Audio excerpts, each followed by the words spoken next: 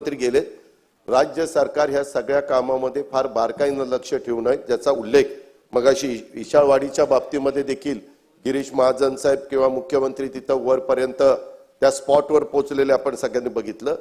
गांभीर्य सरकारला 100% आहे। यामध्ये आज जे काही मुद्दे काढलेले आहेत, मदत दिली पाहिजे। इथं स्वतः अन्न धान्य नागरी पुरवठा मंत्री बसलेले आहेत, त्यांनी स्टँडिंग ऑर्डर दिलेल्या आहेत जिल्हाधिकाऱ्यांना की कुठेही असा प्रसंग झाला तर ताबडतोब तिथं धान्य द्या, ते मोफत धान्य द्या। त्यांना ज्यांना धान्य शिजवता येणार नाही त्यांना आपण म्हणजे जे काही शिजून पॅकेज वगैरे त्या गोष्टी देतोय आणि तातडीची मदत पण आपण अध्यक्ष महोदय देतोय। काल 5000 रुपयाची मदत पण सुरू झाली। तरी आता ज्या काही यांनी तातडीची मदत, प्राथमिक मदत, शासनाने दखल घ्यावी वगैरे जे काही मुद्दे मांडलेले आहेत, मी आपल्याला पुन्हा आपल्या मार्फत सांगू इच्छितो की आजचं कामकाज संपायच्या आत अतिशय विस्तृतपणे निवेदन हे राज्याकडनं सरकारकडनं त्या ठिकाणी केलं जाईल आणि त्याच्यामध्ये निश्चितपणे लोकांचं समाधान होईल। किंवा इतर मुद्दे सुनील केदार साहेबांनी किंवा आमच्या विजय वडेट्टीवार साहेबांनी, नाना पटोले साहेबांनी, असे अनिल देशमुख साहेबांनी सगळ्यांनी जे उपस्थित केले, भास्करांच्या सहित सगळ्यांनी, त्या सर्वांची नोंद सरकारने घेतलेली आहे आणि सरकार काय करतंय आणि काय करू पाहतंय, मागचे जे काही अतिवृष्टी झाली त्याला कुठली मदत मिळाली, किती मदत मिळालेली आहे, भेदभाव न करता ती मदत कशा पद्धतीने दिलेली आहे आणि जो काही पाऊस अतिवृष्टीच्या बरोबरच सतत पावसाच्या बद्दल पण काही मुद्दे उपस्थित केले। अध्यक्ष महोदय, या सगळ्याच्या बद्दल फार व्यवस्थितपणे निवेदन देऊन या सगळ्यांचं समाधान होईल आणि त्याच्या उपर काही पुन्हा असलं तर चर्चा करायची शासनाची तयारी आहे, पण शासन ह्या सगळ्यांच्या पाठीशी उभा आहे हा शब्द मी देतो। ठीक आहे, आता पुढे जाऊया। प्रश्न स्थगन प्रस्तावावरती सत्तारूढ सदस्यांनी कसं बोलता येईल मला सांगा। आता बास झालं। जे हॉस्पिटलचे स्थगन प्रस्ताव अध्यक्ष महोदय 2 महत्वाचे विषय पाहतो सांगतो। मी शासनाचे आभार मानतो की त्यांनी कालपासून सर्वे सुरू केले। याच्यामध्ये एक कन्फ्युजन आहे अध्यक्ष महोदय। सर्वे सुरू करताना तलाठी जे आहेत ते फक्त नदी आणि नाल्याच्या काठाचे सर्वे करून राहिले। शासनाने स्पष्ट आदेश द्यावे की सर्वे कुठले केले पाहिजे, हा एक मुद्दा। दुसरा मुद्दा जो आहे विदर्भातला, विशेषतः नद्या आणि नाले हे प्रवाह बदलतात आणि प्रवाह बदलल्यामुळे त्या नाल्याच्या काठी असणारे घरं वगैरे त्या नदीत चालले जातात आणि याविषयी त्या नदी आणि नाल्याचं पिचिंग करण्याबद्दलचं एकही धोरण ग्रामविकास किंवा शासनाचं नाही आहे, तर त्या बाबतीत शासनाचा स्पष्टता आहे।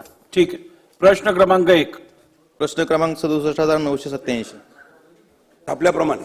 अध्यक्ष महोदय, मला या उत्तराला आक्षेप आहे, कारण जिल्हाधिकारी धाराशिव यांनी 28/4 प्रधान सचिवांना जो अहवाल दिला चौकशीचा, त्यात स्पष्ट असं म्हणलं होतं की पुरवठादार संस्थेने जी देयक सादर केलीत त्यांनी 894 पैकी 88 केंद्राची तपासणी केली मध्यान्ह भोजनच्या।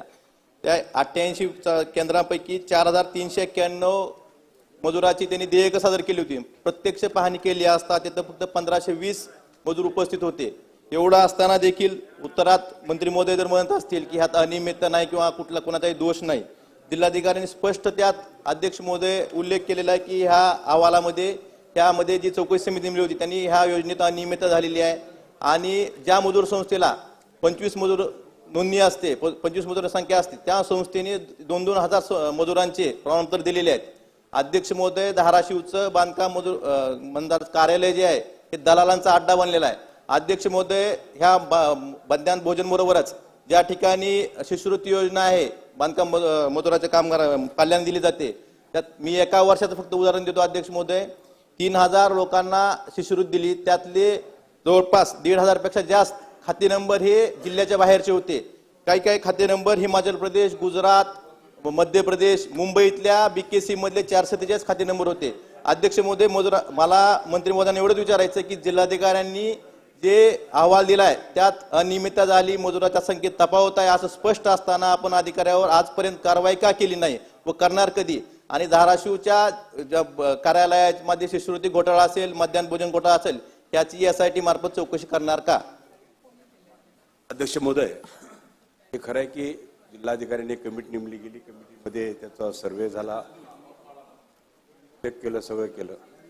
पण त्यामध्ये त्या कमिटीमध्ये एक जर कामगार अधिकारी जर घेतला असता त्यामध्ये, तर त्यांना गाईडलाईन मिळाली असतील की ह्याचं वाटप कुठल्या पद्धतीने होते.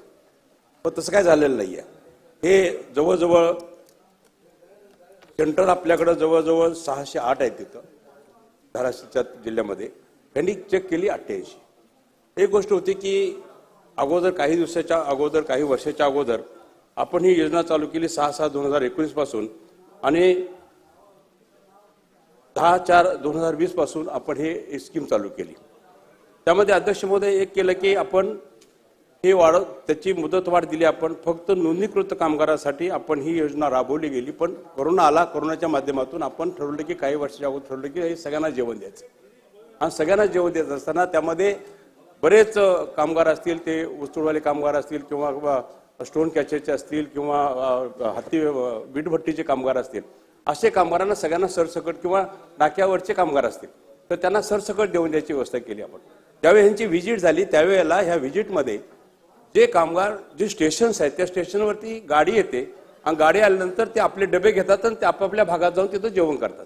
पण ज्यावेळी हे कलेक्टर ऑफिसने ज्यावेळी व्हिजिट केली त्यावेळेला त्यांना लोक कमी आढळले असा त्यांचा दावा आहे. पण अनोंदणी केलेले कामगार आणि नोंदणी केलेले कामगार हे जर आपण टॅली केलं तर हा आकडा बरोबर येतो. त्यामुळं असा कुठेही गैरवापर झालेला नाही आहे. त्या दृष्टिकोनातून निश्चितच आमच्याकडे अहवाल, कलेक्टर ऑफिसचा अहवाल आला. त्यानंतर आमच्या अधिकाऱ्याकडून आम्ही त्यांना क्रॉस चेक केलं. ज्या लोकांना जेवण दिलं त्या लोकांच्या सह्या त्यात झालेल्या सगळ्या, आणि हा आकडा मॅच होतो आणि बिला पण त्यामध्ये कुठं अतिरिक्त गेलेले नाहीत. त्यामुळे हा अफरातफर झालेला नाही आणि कुठल्याही अधिकाऱ्यावर कारवाई करायचा उद्देश उरत नाही. अध्यक्ष महाराज, या प्रश्नामुळे कामगारांच्या जे प्रश्न ऐरणीवर होते त्याला न्याय मिळेल अशी अपेक्षा आहे. अध्यक्ष महाराज, आपण जे रजिस्टर करतोय, कामगारांची नोंदणी करतोय अध्यक्ष महाराज, तर त्याला जे प्रक्रिया यांची आहे फार किचकट आहे अध्यक्ष महाराज. आणि प्रक्रिया किचकट असल्यामुळे अनेक कामगारांच्या नोंदीच होत नाही. आता त्याला कमीत कमी 90 दिवस काम केलं पाहिजे तेव्हा त्याला आपण रजिस्टर करतोय. आता हा जो बांधकाम व्यावसायिक असतो तो फक्त 10 दिवसाचं प्रमाणपत्र देतो, आणि या कामगारांना जे रजिस्ट्रेशन करायचं असतं तर त्याला जवळपास 200-300 रुपये खर्च येतो. हे नॉमिनल आहे, वेळाला तर याला मोफत केलं पाहिजे आणि याला सेंट्रलाइज केलं पाहिजे. हा घोळ निर्माण होतो याच्यामध्ये की आखरी हा प्रश्न निर्माण काय झाला, हा प्रश्न याच्यासाठी निर्माण झाला की आपण कामगारांच्या रजिस्ट्रेशनचा जो आपला जो किचकट प्रक्रिया आहे त्या किचकट प्रक्रियामुळे हा सगळा प्रश्न निर्माण झालेला आहे. आणि मग विटाभट्ट्यावर काम करणारे कामगार असतील, बिल्डिंगमध्ये काम करणारे कामगार असतील, रस्त्यावर काम करणारे कामगार असतील, असे विविध कामगार क्षेत्रामध्ये काम करणाऱ्यांसाठी ही योजना आपण सांगितलं त्याप्रमाणे आपण चालवत आहे. पण जे रजिस्ट्रेशनचा जो प्रक्रिया आहे आपली ती किचकट असल्यामुळे या प्रक्रियेमध्ये सुस्पष्टता आणण्यासाठी शासन काय धोरण घेईल, आणि मला वाटतं की पुढच्या काळात हे प्रश्न निर्माण होणार. अध्यक्ष महोदय, ऍक्च्युली 90 दिवसाचा हा जो नियम लावला गेला हा केंद्राने नियम लागू केला, त्यामुळे तो नियम आपण इथं लागू केला. तरी पण त्यामध्ये आपण थोडंसं सवलत मिळावी आणि लोकांना सोपं जावं या दृष्टिकोनातून जे कामगार नाक्या कामगार काम करतात ते 2 दिवस एका ठिकाणी, 2 दिवस एका ठिकाणी, वेगवेगळ्या ठिकाणी काम करतात, त्यांना मी कार्ड दिलेले आहेत. ज्या ठिकाणी तुम्ही 2 दिवस काम करता त्या 2 दिवसाच्या कामाची नोंद तिथं घ्या. असं करून जर तुमचे 90 दिवस झाले असतील तर त्यांना मी रशीद द्यायची ती मान्यता देऊन टाकलेली आहे. दुसरी गोष्ट आपण सांगितली की हे त्यावेळी 200-300 रुपये देतात, कोण घेतं काय घेतं त्यावरही अंकुश ठेवणं जरुरीचं आहे. त्याबद्दल नाही, सेंट्रलाइज आमचं ऑनलाईन चाललेलंच आहे. आम्ही हे ऑनलाईन केलेलं आहे आणि ऑनलाईन करत असताना कामगारांना 25 रुपये पहिलं नोंदणी खर्च याचा शासनाचा आम्ही 1 रुपया केला. 1 रुपया ह्यासाठी ठेवला गेला की त्याचं बँक अकाउंट आपल्यापर्यंत आलं पाहिजे, त्यासाठी आम्ही 25 रुपये त्यांना 1 रुपये ठेवून त्यांना सवलत दिलेली आहे. हे यामध्ये स्पष्टीकरण आहे. बांधकाम कामगारांसाठी जवळजवळ शासनाच्या 28 योजना आहे अध्यक्ष महोदय. त्यातल्या काही योजना चांगल्या आहे, पण माध्यान्ह जो प्रश्न इथे विचारला आहे की माध्यान्ह भोजन योजना अध्यक्ष महोदय, ज्या पद्धतीनं नोंदणीकृत लाभार्थ्यांना माध्यान्ह भोजनाचा लाभ मिळाला पाहिजे तसा महाराष्ट्रामध्ये मिळत नाही. ज्या ठिकाणी 1,69,359 कामगारांना भोजन दिल्या जातं महाराष्ट्रात रोज असं म्हटलंय, या ठिकाणी नोंदणीकृत कामगारांना भोजन दिल्या जात नाही. नंबर 1. नंबर 2 अध्यक्ष महोदय, यामध्ये या 6 पदार्थ जेवायला द्यायला पाहिजे. 300 ग्राम चपाती, 6 चपाती, 250 ग्राम सुकी भाजी, 250 ग्राम पातळ भाजी, 20 ग्राम गूळ, 2 हिरव्या मिरच्या, 40 ग्राम चटणी, सलाद. या पद्धतीनं तुम्ही 1200 कॅलरी मिळायला पाहिजे. तशी कोणतीही याच्यामध्ये दिल्यात नाही. खिचडी भात देतात अनेक ठिकाणी. अध्यक्ष याची चौकशी या माध्यान्ह योजनेची चौकशी महाराष्ट्रामध्ये झाली पाहिजे. जवळजवळ 350 कोटी दरवर्षी खर्च करतात त्याच्यावर. त्याच्यामध्ये फार मोठ्या प्रमाणात भ्रष्टाचार आहे. अधिकारी आणि कंत्राटदारांचा याच्यामध्ये भ्रष्टाचार आहे. त्यामुळे याची व्यवस्थित महाराष्ट्र शासनाने चौकशी केली पाहिजे. नंबर 1. त्याचबरोबर बांधकाम कामगारांसाठी जी घरकुलची योजना आहे, त्या घरकुलच्या योजनेचा महाराष्ट्रामध्ये किती बांधकाम कामगारांना लाभ मिळाला. कारण की या योजनेचा लाभ मिळू शकत नाही. कारण की याच्या अटी अतिशय जाचक आहेत. कामगारांची नोंदणी होते, तिथून अर्ज नंतर मंडळाचे लोक जागा पाहतात, DRD कडे जाते, पंचायत समितीकडे जाते, ग्रामपंचायतकडे जाते. 1 वर्ष म्हणजे कोणी अर्ज केला घरकुलासाठी 1 वर्ष संपूर्ण प्रक्रियेसाठी लागतो. त्याच्यामुळे ही प्रक्रिया आपण सुलभ करावी आणि किती बांधकाम कामगारांना घरकुल दिलं त्याची माहिती द्यावी आणि त्याचबरोबर माध्यान्ह योजनेची आपण चौकशी लावावी. मोठा भ्रष्टाचार त्याच्यामध्ये आहे. अध्यक्ष महोदय, एकतर हे नोंदीविषयी आपण मुद्दा मांडला. 10 ऑक्टोबर 2022 नोंदणी आपल्याकडे 15,30,000 होती. आज नोंदणी झाली ती 26,38,000 झाली. माझ्या 1 वर्षाच्या कालावधीमध्ये 11,07,000 आपण नोंदणी केली. नोंदणी 11 लाख हे नोंदणीचं आपण केलं, प्रबोधन केलं, आम्ही प्रचार केला, सगळीकडे गेलो, साईडला गेलो, सगळे आमचे अधिकारी गेले, नोंदणी करायचा खूप प्रयत्न केला. पण त्या नोंदणी करायच्या प्रयत्नातून आपल्याला ही एवढी नोंदणी आपल्याला इथं उपलब्ध झालेली आहे. तर ह्या दृष्टिकोनातून आज जे मगाशी म्हणलं गेलं की जे नोंदणीकृत कामगारांना जेवण मिळतं, पण जे अनोंदणी कामगारांना जेवण मिळत होतं ते तारीख आता आम्ही 1 जुलै 2023 पासून आम्ही GR काढला. त्यामध्ये फक्त नोंदणीकृत कामगारांना हे जेवण दिलं जाईल असं आम्ही GR काढला. त्या पत्रात इम्प्लिमेंट चालू झालेलं आहे. त्यामुळं जे वाढीव आकडे दिसतात तुम्हाला ते ऑटोमॅटिक कमी येतील. त्या दृष्टिकोनातून जे नोंदणीकृत कामगार झाले त्यांनाच फक्त जेवण दिलं जाईल. दुसरा मुद्दा आपण घरकुलाचा केला की ज्या ठिकाणी म्हाडा आणि कलेक्टर ऑफिस या 2 एजन्सी आपण नियुक्त केलेल्या आहेत. त्या 2 एजन्सीमधून जर आपल्याला त्यांनी मान्यता दिली, जे आपण सबमिशन करतो एवढी घरकुलाची मागणी आहे, तर त्यामध्ये ते स्क्रुटनी करून आपल्याला सांगतात की एवढ्यांना घरकुल द्या. त्यासाठी आपण त्यांना 2 लाख रुपये देतो आणि त्या दृष्टिकोनातून कुठेही त्यामध्ये अटी शर्ती जास्त नाही आहेत. त्यामुळे नोंदणीचं कार्ड ते रिन्यू असलेलं असलं पाहिजे आणि त्या दृष्टिकोनातून आम्ही कलेक्टरला देतो, नोंदणी करायला सांगतो त्याला. एवढे आमच्याकडे मागणी आल्या, त्या मागणीमध्ये आपण त्यांना सिलेक्शन करून आम्हाला सांगावं हेच आम्ही सांगतो त्यांना. आणि काय चौकशी आणि काय असं असेल त्यामध्ये काय तर अटी शर्ती जास्त असतील त्या सुलभ करण्यासाठी निश्चित आम्ही विचार दिला.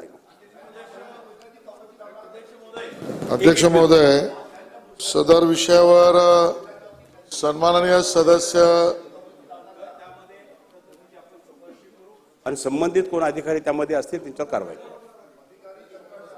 सगळे.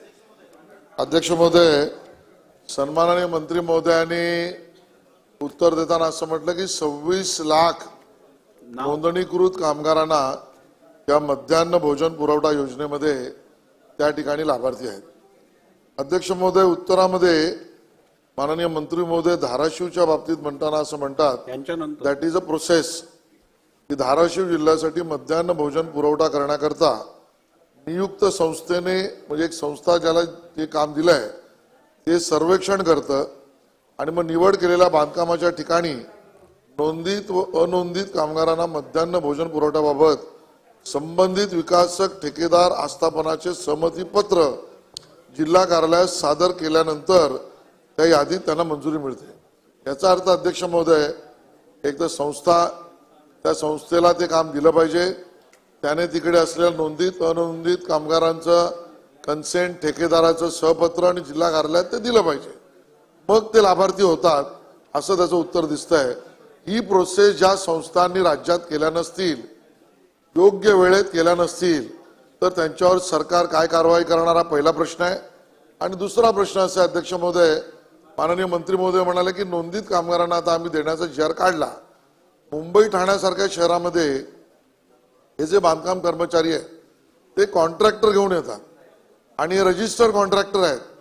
त्यामुळे आपण प्रचार केला, प्रसार केला, जनजागृती केली, सगळं चांगलं केलं, पण या मुंबई ठाण्यातील आयडेंटिफाईड रजिस्टर कॉन्ट्रॅक्टर्स बरोबर आपण आपल्याकडे नोंदीत कामगार बांधकामाचे किती आहेत या संबंधात बैठक घेतली का? नसेल गेली तर कधीपर्यंत येणार? हे माझे 2 प्रश्न आहेत. अध्यक्ष महोदय, शेलार साहेबांनी 2 प्रश्न उपलब्ध केले. एक प्रश्न त्या नोंदणी कामगाराचा आहे, तिथं आता नोंदणी कामगाराचा आणि इथं हा जेवण वाटपाचा हा विषय आहे. पण निश्चितच मगाशी घरकुलाचा लाभ आम्ही जेव्हा द्यायचा त्यांचा विषय राहिला होता, तो ग्रामीण भागात 300 जणांना आम्ही लाभ दिला आणि शहरी आम्ही 900 जणांना आम्ही आतापर्यंत हा लाभ घरकुलाचा लाभ दिलेला. तुम्ही म्हणला किती दिलं हे पण मांडलं तुम्ही, त्यामुळे त्याचं उत्तर आलं ते. पण निश्चितच त्यामध्ये प्रोसिजर सोपी पाहिजे असं तुम्ही म्हणला होता. त्याचा आम्ही बघू, आम्ही पडताळ करू, आम्ही त्यामध्ये काय करता येईल तेवढं आम्ही जेवढं सोपं करता येईल तेवढं आम्ही करू.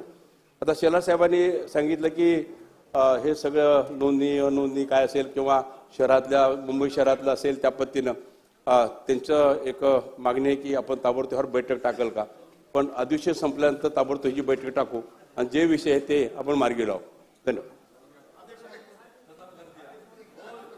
टोपे साहेब 1 मिनिट. आपण विद्यार्थीवर साहेब तुमचा नंबर त्यांच्या नंतर. अध्यक्ष महोदय, ही योजना अध्यक्ष महोदय अतिशय चांगली योजना आहे. माननीय मंत्री महोदय, खरोखर गरीब माणसाला, काम करणाऱ्या, कष्ट करणाऱ्या माणसाला खरोखर चांगल्या पद्धतीनं 28 योजनेच्या माध्यमातून त्याला लाभ मिळतो. ही खूप चांगली योजना आहे.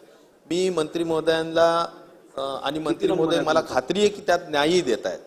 मला एवढंच वाटतं अध्यक्ष महोदय की ही योजना चांगली चालवण्यासाठी याच्यात सुलभता आणावी, हा जो एक सगळ्यांचा सार दिसतो. यामध्ये दुसरी पारदर्शकता आणावी अध्यक्ष महोदय, आणि याला गतिमानता आणावी. हे तिन्ही मुद्दे महत्वाचे आहेत. आणि गतिमानता आणावी म्हणजे आता मी अध्यक्ष महोदय एक जबाबदारीने सांगतो की अनेक लोकांनी समजा ह्याच्या ज्या योजनेचा लाभ मिळवण्यासाठी प्रयत्न करतायत तर त्यांना तो वेळेत मिळतच नाही. त्यांना खूप खेटे मारावे लागतात, आज नेतो, रिक्त जागा खूप आहेत, आणि या सगळ्या कारणांनी एकदम चांगल्या योजनेला निश्चित प्रकारे त्याला पाहिजे तशा पद्धतीनं लोकांच्या अपेक्षा पूर्ण होत नाही. आणि त्यामुळं पैसे पण अध्यक्ष महोदय प्रचंड आहेत. नाही अध्यक्ष महोदय, या सगळ्या सेसच्या माध्यमातून जे पैसे गोळा होतात, करोडो रुपये अध्यक्ष महोदय त्या ठिकाणी पडू नये. प्रश्न एवढाच आहे अध्यक्ष महोदय, या सगळ्या योजना चांगल्या 16,000 ना, 16,000 कोटी तेच माझं म्हणणं आहे. 16,000 कोटी अध्यक्ष महोदय त्या ठिकाणी, आणि हे सातत्याने त्याच्यामध्ये भरती केलीच जाते दरवर्षी. तर अध्यक्ष महोदय माझं एकच सांगणं आहे की याच्यासाठी या तिन्ही गोष्टी सुलभता, पारदर्शकता, गतिमानता आणण्यासाठी सगळ्यात पहिला विषय की रिक्त जागांचं प्रमाण प्रचंड आहे. आणि त्यामुळं मला खाडे साहेबांना, मंत्री महोदयांना सांगणं आहे की रिक्त जागा आज शासनाचं दादा भरू शकतात, दादा सांगू शकतात. आणि मला असं वाटतं की या बाबतीत रिक्त जागा भराव्यात, अन्यथा तुम्ही कॉन्ट्रॅक्च्युअल द्या, काही द्या, पण अध्यक्ष महोदय या रिक्त जागा किती आहेत, केव्हा भरल्या जातील, कारण त्याशिवाय अध्यक्ष महोदय ना जनजागृती होईल ना या योजनेचा लाभ लोकांपर्यंत पोहोचू शकेल. त्यामुळे रिक्त जागा केव्हा भरणार, किती जागा रिक्त आहेत अध्यक्ष महोदय, नंबर 1. आणि नंबर 2, पारदर्शकता आणण्याच्या दृष्टिकोनातून खरोखर अध्यक्ष महोदय इतक्या खेटा माराव्या लागतात, त्यापेक्षा जेवढं ऑनलाईन करून जेवढं कागदपत्र पूर्ण झाले की लगेच झालं पाहिजे, या दृष्टिकोनातून अध्यक्ष महोदय काही प्रणाली राबवली जाणार का अध्यक्ष महोदय, हा पण एक महत्वाचा दुसरा विषय. आणि जनजागृती करण्यासाठी काय केलं जाणार. मंत्री महोदय, निश्चित मंत्री महोदय, सन्मान्य सदस्य टोपे साहेबांनी सांगितल्याप्रमाणे प्रचंड मोठी रक्कम सेसच्या माध्यमातून गोळा झाली अशी माहिती सदस्यांनी दिली. सुमारे 16,000 कोटी संदर्भातली माहिती त्यांनी दिली. तर नेमकी हे 16,000 कोटी तर काय प्लॅनिंग आहे हे जर सभागृहाला समजलं तर सभागृहाच्या माध्यमातून ह्या स्कीमचा फायदा ज्यांना मिळणार आहे त्यांना पण या संदर्भातली माहिती मिळेल. तर या संदर्भात पण शासनाने योग्य माहिती सभागृहात द्यावी. अध्यक्ष महोदय, निश्चितच त्याचा आम्ही प्लॅन करून आपल्याला सबमिट करून आपण पटलावर ठेवू. आपण दुसरी गोष्ट मग सांगितलं की मॅनपॉवर कमी असल्यामुळं काय अडथळे होतात हे मान्य आहे मला की मॅनपॉवर कमी आहे त्यामुळं लोकांची तातडीनं होत नाहीये. पण आम्ही एक नवीन प्रोजेक्ट चालू केला की आम्ही प्रत्येक तालुक्याला सेतू केंद्र, जसं सेतू केंद्र नोंद करतो तसं कामगारांची नोंद करण्याचं एक केंद्र आम्ही उभा करतोय आता. आणि प्रत्येक तालुक्याला ज्या ज्या नोंदणी होतील ते अधिकृत असू द्या, अनधिकृत नोंदणी असू द्या, त्यामध्ये कामगार असू द्या किंवा त्याच्या काही फॅसिलिटीच्या नोंदणी, ह्या सगळ्या नोंदणी त्या सेतू कार्यालयात होतील. आणि त्यामुळं ते फास्ट करण्याचा आम्ही एक तो प्रयत्न आम्ही करतो आहोत. आपण सांगितलं की थोडंसं पारदर्शक व्हायला पाहिजे, लवकर व्हायला पाहिजे, ह्या गोष्टीवर ह्यावर आम्ही लक्ष देऊन आहोत. आणि जिथं जिथं जर आढळलं काय आढळलं तर निश्चित आम्ही कारवाई करायचं आम्ही बंधनकार ठरवलेलं आहे. त्यामुळे अधिकाऱ्यांना ज्या इन्स्ट्रक्शन दिल्या रिक्त जागा आता नवीन आकृतीबंध आमच्याकडे येत आहेत. ह्या महिन्यामध्ये आमच्या आकृतीबंध येते. त्या आकृतीबंध आमच्या राहिल्यानंतर आम्ही ती रिक्त जागा ताबडतोब भरू आणि त्यामध्ये जर कमी पडले तर आम्ही जे कॉन्ट्रॅक्टमध्ये आम्ही जागा मॅनपॉवर भरणार आहे त्यातली मॅनपॉवर भरून आम्ही हे काम चालू करू. अध्यक्ष महोदय, खरं तर हा अत्यंत महत्वाचा असा प्रश्न आहे. या राज्यातील कामगारांना हा जो पैसा निधी मोठ्या प्रमाणात आहे त्याचा उपयोग झाला पाहिजे. पण अध्यक्ष महोदय, या ठिकाणी जबाबदारीने सांगतोय, या संपूर्ण योजनामध्ये प्रचंड असा भ्रष्टाचार आहे. चंद्रपूर जिल्ह्यामध्ये पॉप्युलेशन 18 लाख, 36 लाख लोकांना 6 महिन्याच्या आत भोजन थाळीचं बिल केलं गेलं. दादा, आपण नोंद घ्यावी, याच्यामध्ये फार गैरप्रकार होतोय. आपण म्हणाल, आता टोपे साहेब म्हणाले की याच्यात थोडीशी पारदर्शकता आणली पाहिजे. पारदर्शकता नाही, याची चौकशी करावी. अध्यक्ष महोदय, कंत्राटदार या पैसा संपूर्ण कामगारांना कमी आणि कंत्राटदारांच्या घशात जास्त चाललेला. अध्यक्ष महोदय, अजिबात यामध्ये पारदर्शकता नाही. अध्यक्ष महोदय, खरं तर हक्काचा पैसा कामगारांचा 16,000 कोटी रुपये आहेत. तुमच्याकडे 11 लाख कामगारांची नोंदणी आहे. अध्यक्ष महोदय, त्यांना घरं जर दिली असती तर एवढे कामगार स्वतःच्या हक्काचे घर उभे करू शकले असते. तुम्ही हे भोजन देत असताना, माननीय मंत्री महोदय, अध्यक्ष महोदय, आपल्या माध्यमातून विचारू इच्छितो, हे भोजन देत असताना नोंदणीकृत, खरं सांगू तुम्हाला, हे पेट्या वाटलेत ना कामगारांना, पेट्या, त्या पेट्याची किंमत मार्केटमध्ये मागच्या वेळेसही सभागृहामध्ये हा विषय आपण काढलेला होता. अध्यक्ष महोदय, खरं तर तुमच्याकडून सूचना मिळायला पाहिजे. शोषण आहे हो, ह्या पैशाचं लूट चालली आहे. हे 16,000 कोटी लवकरात लवकर संपवून टाका, म्हणजे विषय संपून जाईल. देऊन टाका. 4-5 लोक आहेत महाराष्ट्राला हे लुटणार आहे, ते लुटून खाऊन टाकतील. 4-5च आहे. मी आता इथे नावं घेण्याची गरज नाही. 2-3च आहेत, 3च लोक आहेत, जास्त नाही, 3च लोक आहेत. मी 5 म्हटलंय. ठीक आहे, बोला.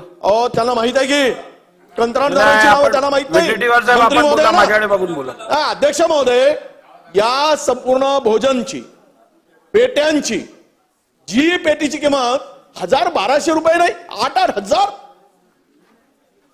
काय म्हणजे चाललाय राज्यात. फार तर 2,000ची किंमत असेल. मी सांगतो तुम्हाला अध्यक्ष महोदय, 3 महिन्याच्या आत तो बूट दिला ना, बूट घालायला 3 महिने सुद्धा टिकत नाही. कामगारांनी सांगितलं, जरा माहिती घ्या. हे वस्तुस्थिती अध्यक्ष. म्हणून हे पैसे कामगारांच्या उत्थानासाठी, कामगारांच्या मदतीसाठी, कामगाराला सहकार्यासाठी, कामगाराला सोयीसाठी हर जेवण तुम्हाला मी आणून दाखवेल. आता माननीय आमचे देशमुख साहेब म्हणाले, नाही भातखळकर साहेब जरा ऐकावं, कामगारांच्या व्यथा ऐकायला आपल्याला काय दुःख होत आहे. बोला बोला. नाही, हे काय आम्ही काही आरोप करतोय का. बोला. बसा बसा बसा बसा. ही कुठली पद्धत आहे. बोला बोला बोला बोला. विजेटीवार साहेब बोला. आपण बोला. केदार साहेब, केदार साहेब बसा तुम्ही. केदार साहेब बसा. इच्छा का झोंब बोला.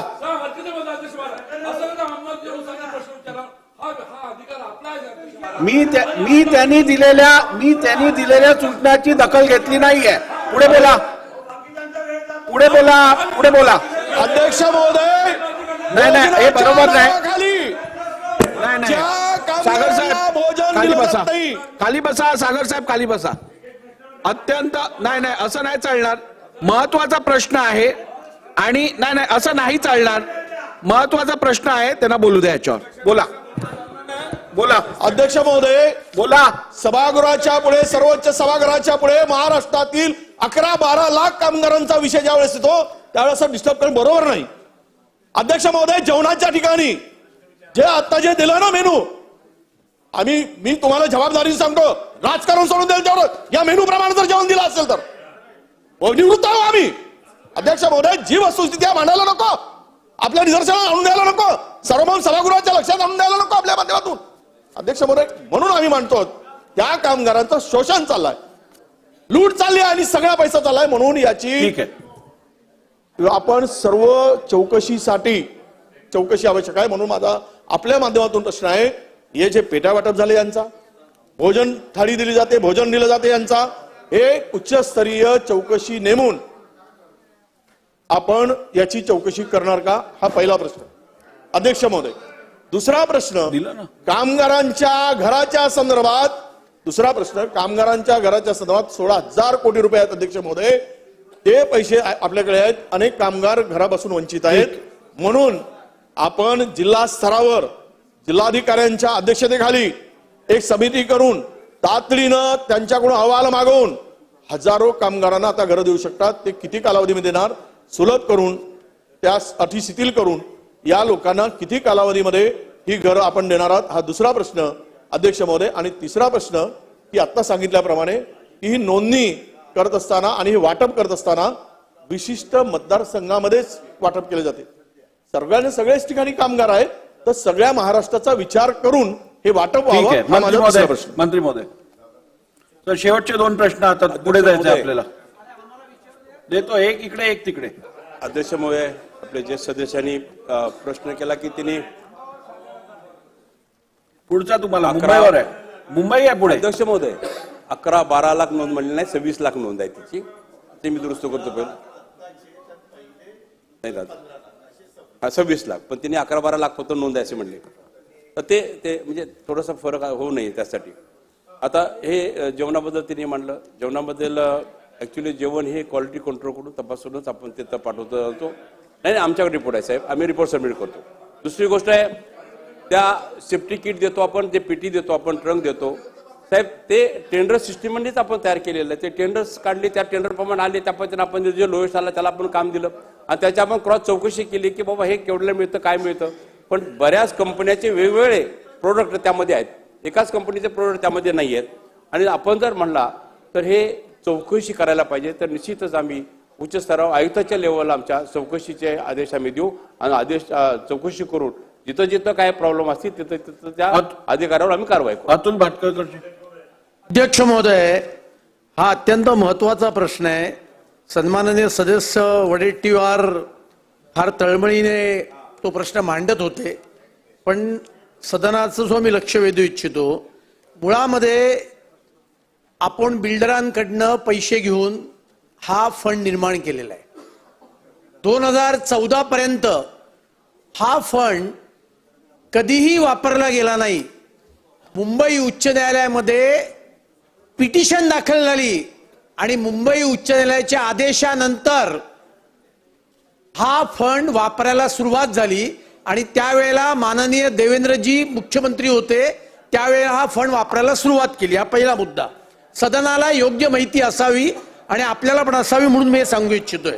माझा मंत्री महोदयांना थेट प्रश्न आहे, नाका कामगार, बांधकाम कामगार या सगळ्यांना यातून किती मदत मिळते याची जिल्हावार यादी ही आपण देणार का? क्रमांक 1, यांचं रजिस्ट्रेशन करत असताना बँक अकाउंट ओपन करून त्याच्यात 90 रुपये हे आधी भरावे लागतात आणि मग या योजनेचा लाभ या कामगारांना त्या ठिकाणी मिळत असतो. तर याची जिल्हाधिकाऱ्यांच्या नेतृत्वाखाली समिती करून त्या ठिकाणच्या स्थानिक लोकप्रतिनिधींना यात इन्व्हॉल्व करून या निधीचा वापर करण्याच्या संदर्भातली काही सुटसुटीत प्रक्रिया आपण, पारदर्शक प्रक्रिया आपण करणार का, असे माझे 2 स्पेसिफिक प्रश्न आहेत. त्यांची हरकत आहे. अध्यक्ष, सन्माननीय अध्यक्ष महोदय, या सदनाचे सदस्य अतुलजी भातकळकर यांनी एक असं विधान केलं की 2014 सालापर्यंत या विभागाअंतर्गत एकही पैसा खर्च झाला नव्हता. सन्माननीय देवेंद्रजी फडणवीस हे मुख्यमंत्री झाल्यानंतर हा विषय कोर्टामध्ये गेल्यानंतर पैसे खर्च झाले, अशा प्रकारचं त्यांनी विधान केलं. ऐका ना जरा, ऐका ना. मला त्यांच्याबद्दल काही म्हणायचं नाही. मुळामध्ये इथं 2 कामगार मंत्री, माजी कामगार मंत्री बसलेले आहेत. एक तर हसनभाई मुश्रफ हे कामगार मंत्री होते, त्याच्यानंतर काही कालावधीकरता आम्ही देखील होतो. अध्यक्ष महोदय, याच्यामध्ये वेगवेगळ्या प्रकारच्या सुधारणा आम्ही केल्या आणि त्या काळामध्ये योग्य तो खर्च झालेला आहे. त्या ठिकाणी मंत्री महोदय सन्मान्य अतुल भातकळकरजी यांच्या माहिती करता आणि आम्ही काहीच केलं नाही, आम्ही निष्क्रिय होतो असं ते दाखवतायत. याकरता आमच्या काळामध्ये किती खर्च झाला याची माहिती आपण सदनाला द्यावी. मंत्री महोदय उत्तर द्या. मंत्री महोदय अध्यक्ष महोदय, त्यांचं उत्तर तर ऐकू दे. उत्तर तर घेऊया त्यांचं. तुम्ही अध्यक्ष महोदय, त्यांचं उत्तर होऊ दे, मग तुम्ही द्या. खात्यावरून नोंदणी करण्यासाठी कामगारांचे 90 रुपये अकाउंटला जात होते. 25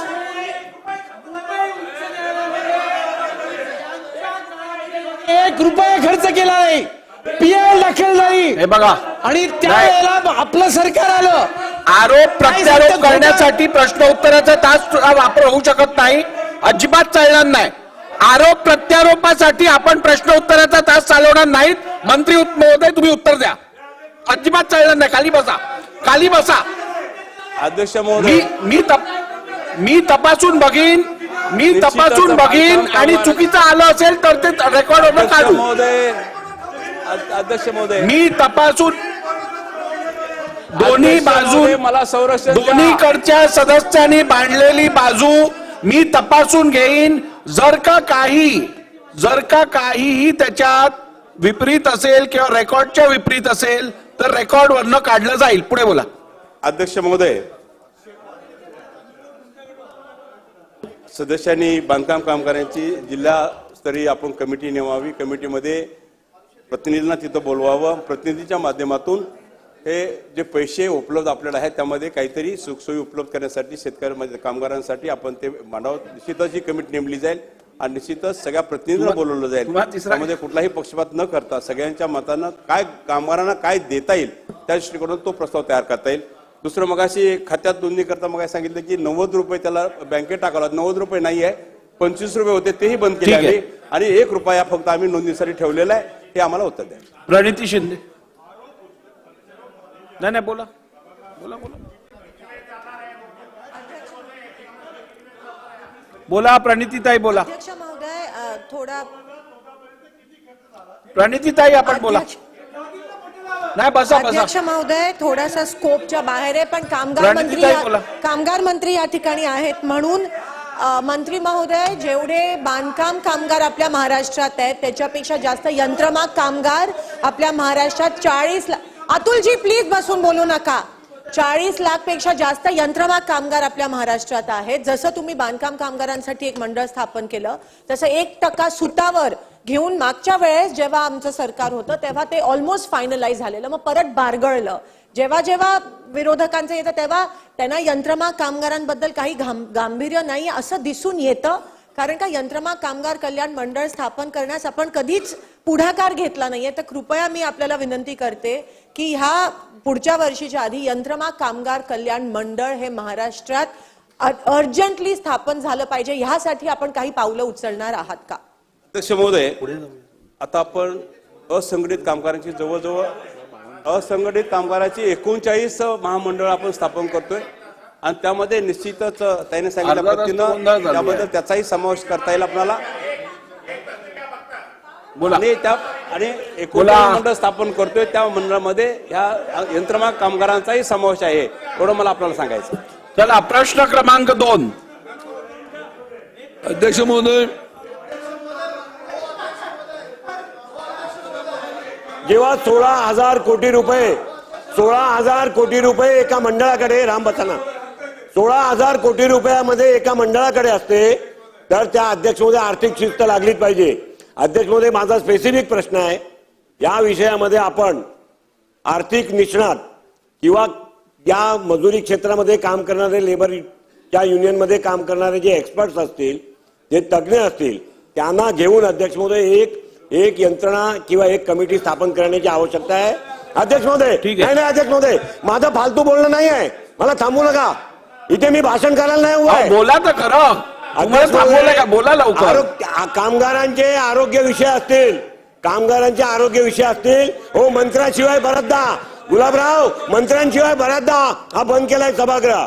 त्यामुळे अध्यक्ष महोदय, कामगारांचे आरोग्य विषयक असतील, कामगारांचे घराचे विषय ज्याचा उल्लेख केलाय ते असतील, कामगारांचे मुलांचे शिक्षणाचे विषय असतील, त्यांचे निवृत्तीनंतरचे जे काही विषय असतील ते विषय असतील, त्यांना काम करताना लागणारी सुरक्षाचे विषय असतील, त्या सगळ्या संदर्भात, नाही अध्यक्ष महाराज, त्या सगळ्या संदर्भात आपण त्याच्या संदर्भामधल्या एक्सपर्ट्सना नेऊन या पैशाचा खर्चावर त्यांचा रेकमेंडेशन किंवा नियंत्रण राहील अशी कमिटी तयार करणार का आणि करणार तर कधी करणार? उत्तर घ्या. अध्यक्ष महोदय, नाही आता नाही. अध्यक्ष महोदय, सजेशन फॉर ऍक्शन. ठीक आहे. प्रश्न क्रमांक 2. प्रश्न क्रमांक 2, 66,025 अध्यक्ष महोदय छापल्याप्रमाणे अध्यक्ष महोदय, सिंधुदुर्ग जिल्ह्यातील मालवण थोड्या वेळात तालुक्यातील होऊ दे ना, पुढे बांदिवडे जातो. बुद्रुक या 4 मिनिटं राहिली आहेत. ग्रामपंचायतीचे ग्रामसेवक हेमंत बलराम तांबे यांनी बांदिवडे बुद्रुक, बांदिवडे खुर्द, कोविल या दोन्ही ग्रामपंचायतीमध्ये मिळून 30,59,176 रुपयाचा अपहार केल्याचे चौकशीमध्ये आढळून आलेले आहेत. ते मंत्री सांगतील ना, बसा तुम्ही. सदर मंत्री उत्तर देतील, तुम्ही बसा. करण्यात आल्यानंतर अवघ्या वर्षभराच्या कालावधीमध्ये पुन्हा तो सेवेमध्ये हजर झालेला आहे. संबंधित भ्रष्टाचारी ग्रामसेवकास हो द्या. पुन्हा शासन घेऊन शासन पुढे उघड करून दिलेला आहे. अध्यक्ष महोदय, सदर दोन्ही ग्रामपंचायतीच्या स्थानिक नागरिकांचा प्रश्न रोष वाढत चाललेला आहे. असो, या संबंधी माझे 4 प्रश्न आहेत. पहिला प्रश्न असा आहे, ग्रामसेवकाला सेवेतून बडतर्फ करणार का? संपूर्ण रकमेची वसुली करणार का? आयुक्तांच्या अहवालांत फौज म्हणून दाखल करणार का? अशा तऱ्हेचे राज्यामध्ये अनेक ठिकाणी ग्रामसेवकांनी भ्रष्टाचार केलेले आहेत. चौकशी होते, अहवाल येतो, पण त्या निलंबित केलं जात नाही. आणि असं झालं नाही तर 15 ऑगस्टच्या दिवशी तिथले ग्रामस्थ उपोषणाला बसणार आहेत. या बाबतीत निर्णय होणं आवश्यक आहे. मंत्री महोदय. अध्यक्ष महोदय, अतिशय महत्वाचा प्रश्न. आता मला फक्त किती मिनिट, 4 मिनिट आहेत सध्या. तर या ठिकाणी तुम्ही हेमंत 5 मिनिटं तांबे उत्तर द्यायला लावू नका. हे बांदिवडे बुद्रुक तालुका मालवण सिंधुदुर्ग जिल्ह्यातले ग्रामसेवक आहेत. आणि या गावामध्ये ग्रामस्थांनी तक्रार केली आणि 14व्या वित्त आयोगाच्या रकमेमध्ये नीतीमध्ये हा अपहार झाल्याची तक्रार होती. आणि त्यामध्ये सुरुवातीला 26/4/22 आपण याच्याकडे चौकशी केली. गट विकास अधिकारी यांनी ती चौकशी केली आणि त्यांचा अहवाल आला. त्यामध्ये कायम अपहार रक्कम म्हणजे चेकने डायरेक्ट काढूनच घेतले अशी रक्कम 16,38,505 अशी एकूण संचयित अपहार रक्कम 2,74,000 अशी एकूण 19. आणि दुसरं जे गाव त्यांच्याकडे 2 गावं त्यांच्याकडे होते, बांदिवडे बुद्रुक आणि बांदिवडे खुर्द कोळी, असे दोनांची मिळून ते जो 30,59,176 रुपयाचा अपहार त्यांनी त्या ठिकाणी केलेला होता. त्यानंतर स्थानिक लेखा अधिकारी जे आहेत त्यांच्याकडे आपण चौकशी दिली, कारण तिथे व्हिडिओच्या चौकशीवर त्याच्यावर कारवाई करता येत नाही आणि म्हणून संबंधित जी यंत्रणा आहे त्यांनी चौकशी केली आणि त्यांनी सुद्धा सांगितलं की 19,60,444 रुपये त्याच्यावर या ठिकाणी अपहार झालेला आहे हे त्या ठिकाणी सांगितलंय. पण काही तांत्रिक अडचणी आहेत, काही कोर्टाचे निर्णय आहेत, काही आपण आपला एक GR सुद्धा आहे मागचा, तर त्यामुळे आपल्याला त्याला डायरेक्ट निलंबित करता येत नाही. हा एक विषय त्या ठिकाणी आहे. पण वसुलीच्या बाबतीमध्ये त्यांनी फक्त 2-2.5 लाख रुपये फक्त आतापर्यंत त्या ठिकाणी दिलेले आहे. त्यांनी अजून वसुली दिलेली नाही. पण त्याच्यावर गुन्हा दाखल व्हायला पाहिजे होता. पण सुप्रीम कोर्टाचे आदेश आहेत, काही मागचे काही निर्णय आहेत, त्याच्यामुळे त्याच्यावर लगेच गुन्हा दाखल म्हणजे त्याला निलंबित करता येत नाही. वसुलीची नोटीस दिली, त्यांनी फक्त 2.5 लाख रुपयापर्यंत पैसे दिलेले आहेत. अजून त्याच्याकडे पैसे घेणे आहेत. पण निश्चित या संदर्भामध्ये 3 महिन्यामध्ये चार्जशीट दाखल व्हायला पाहिजे होतं.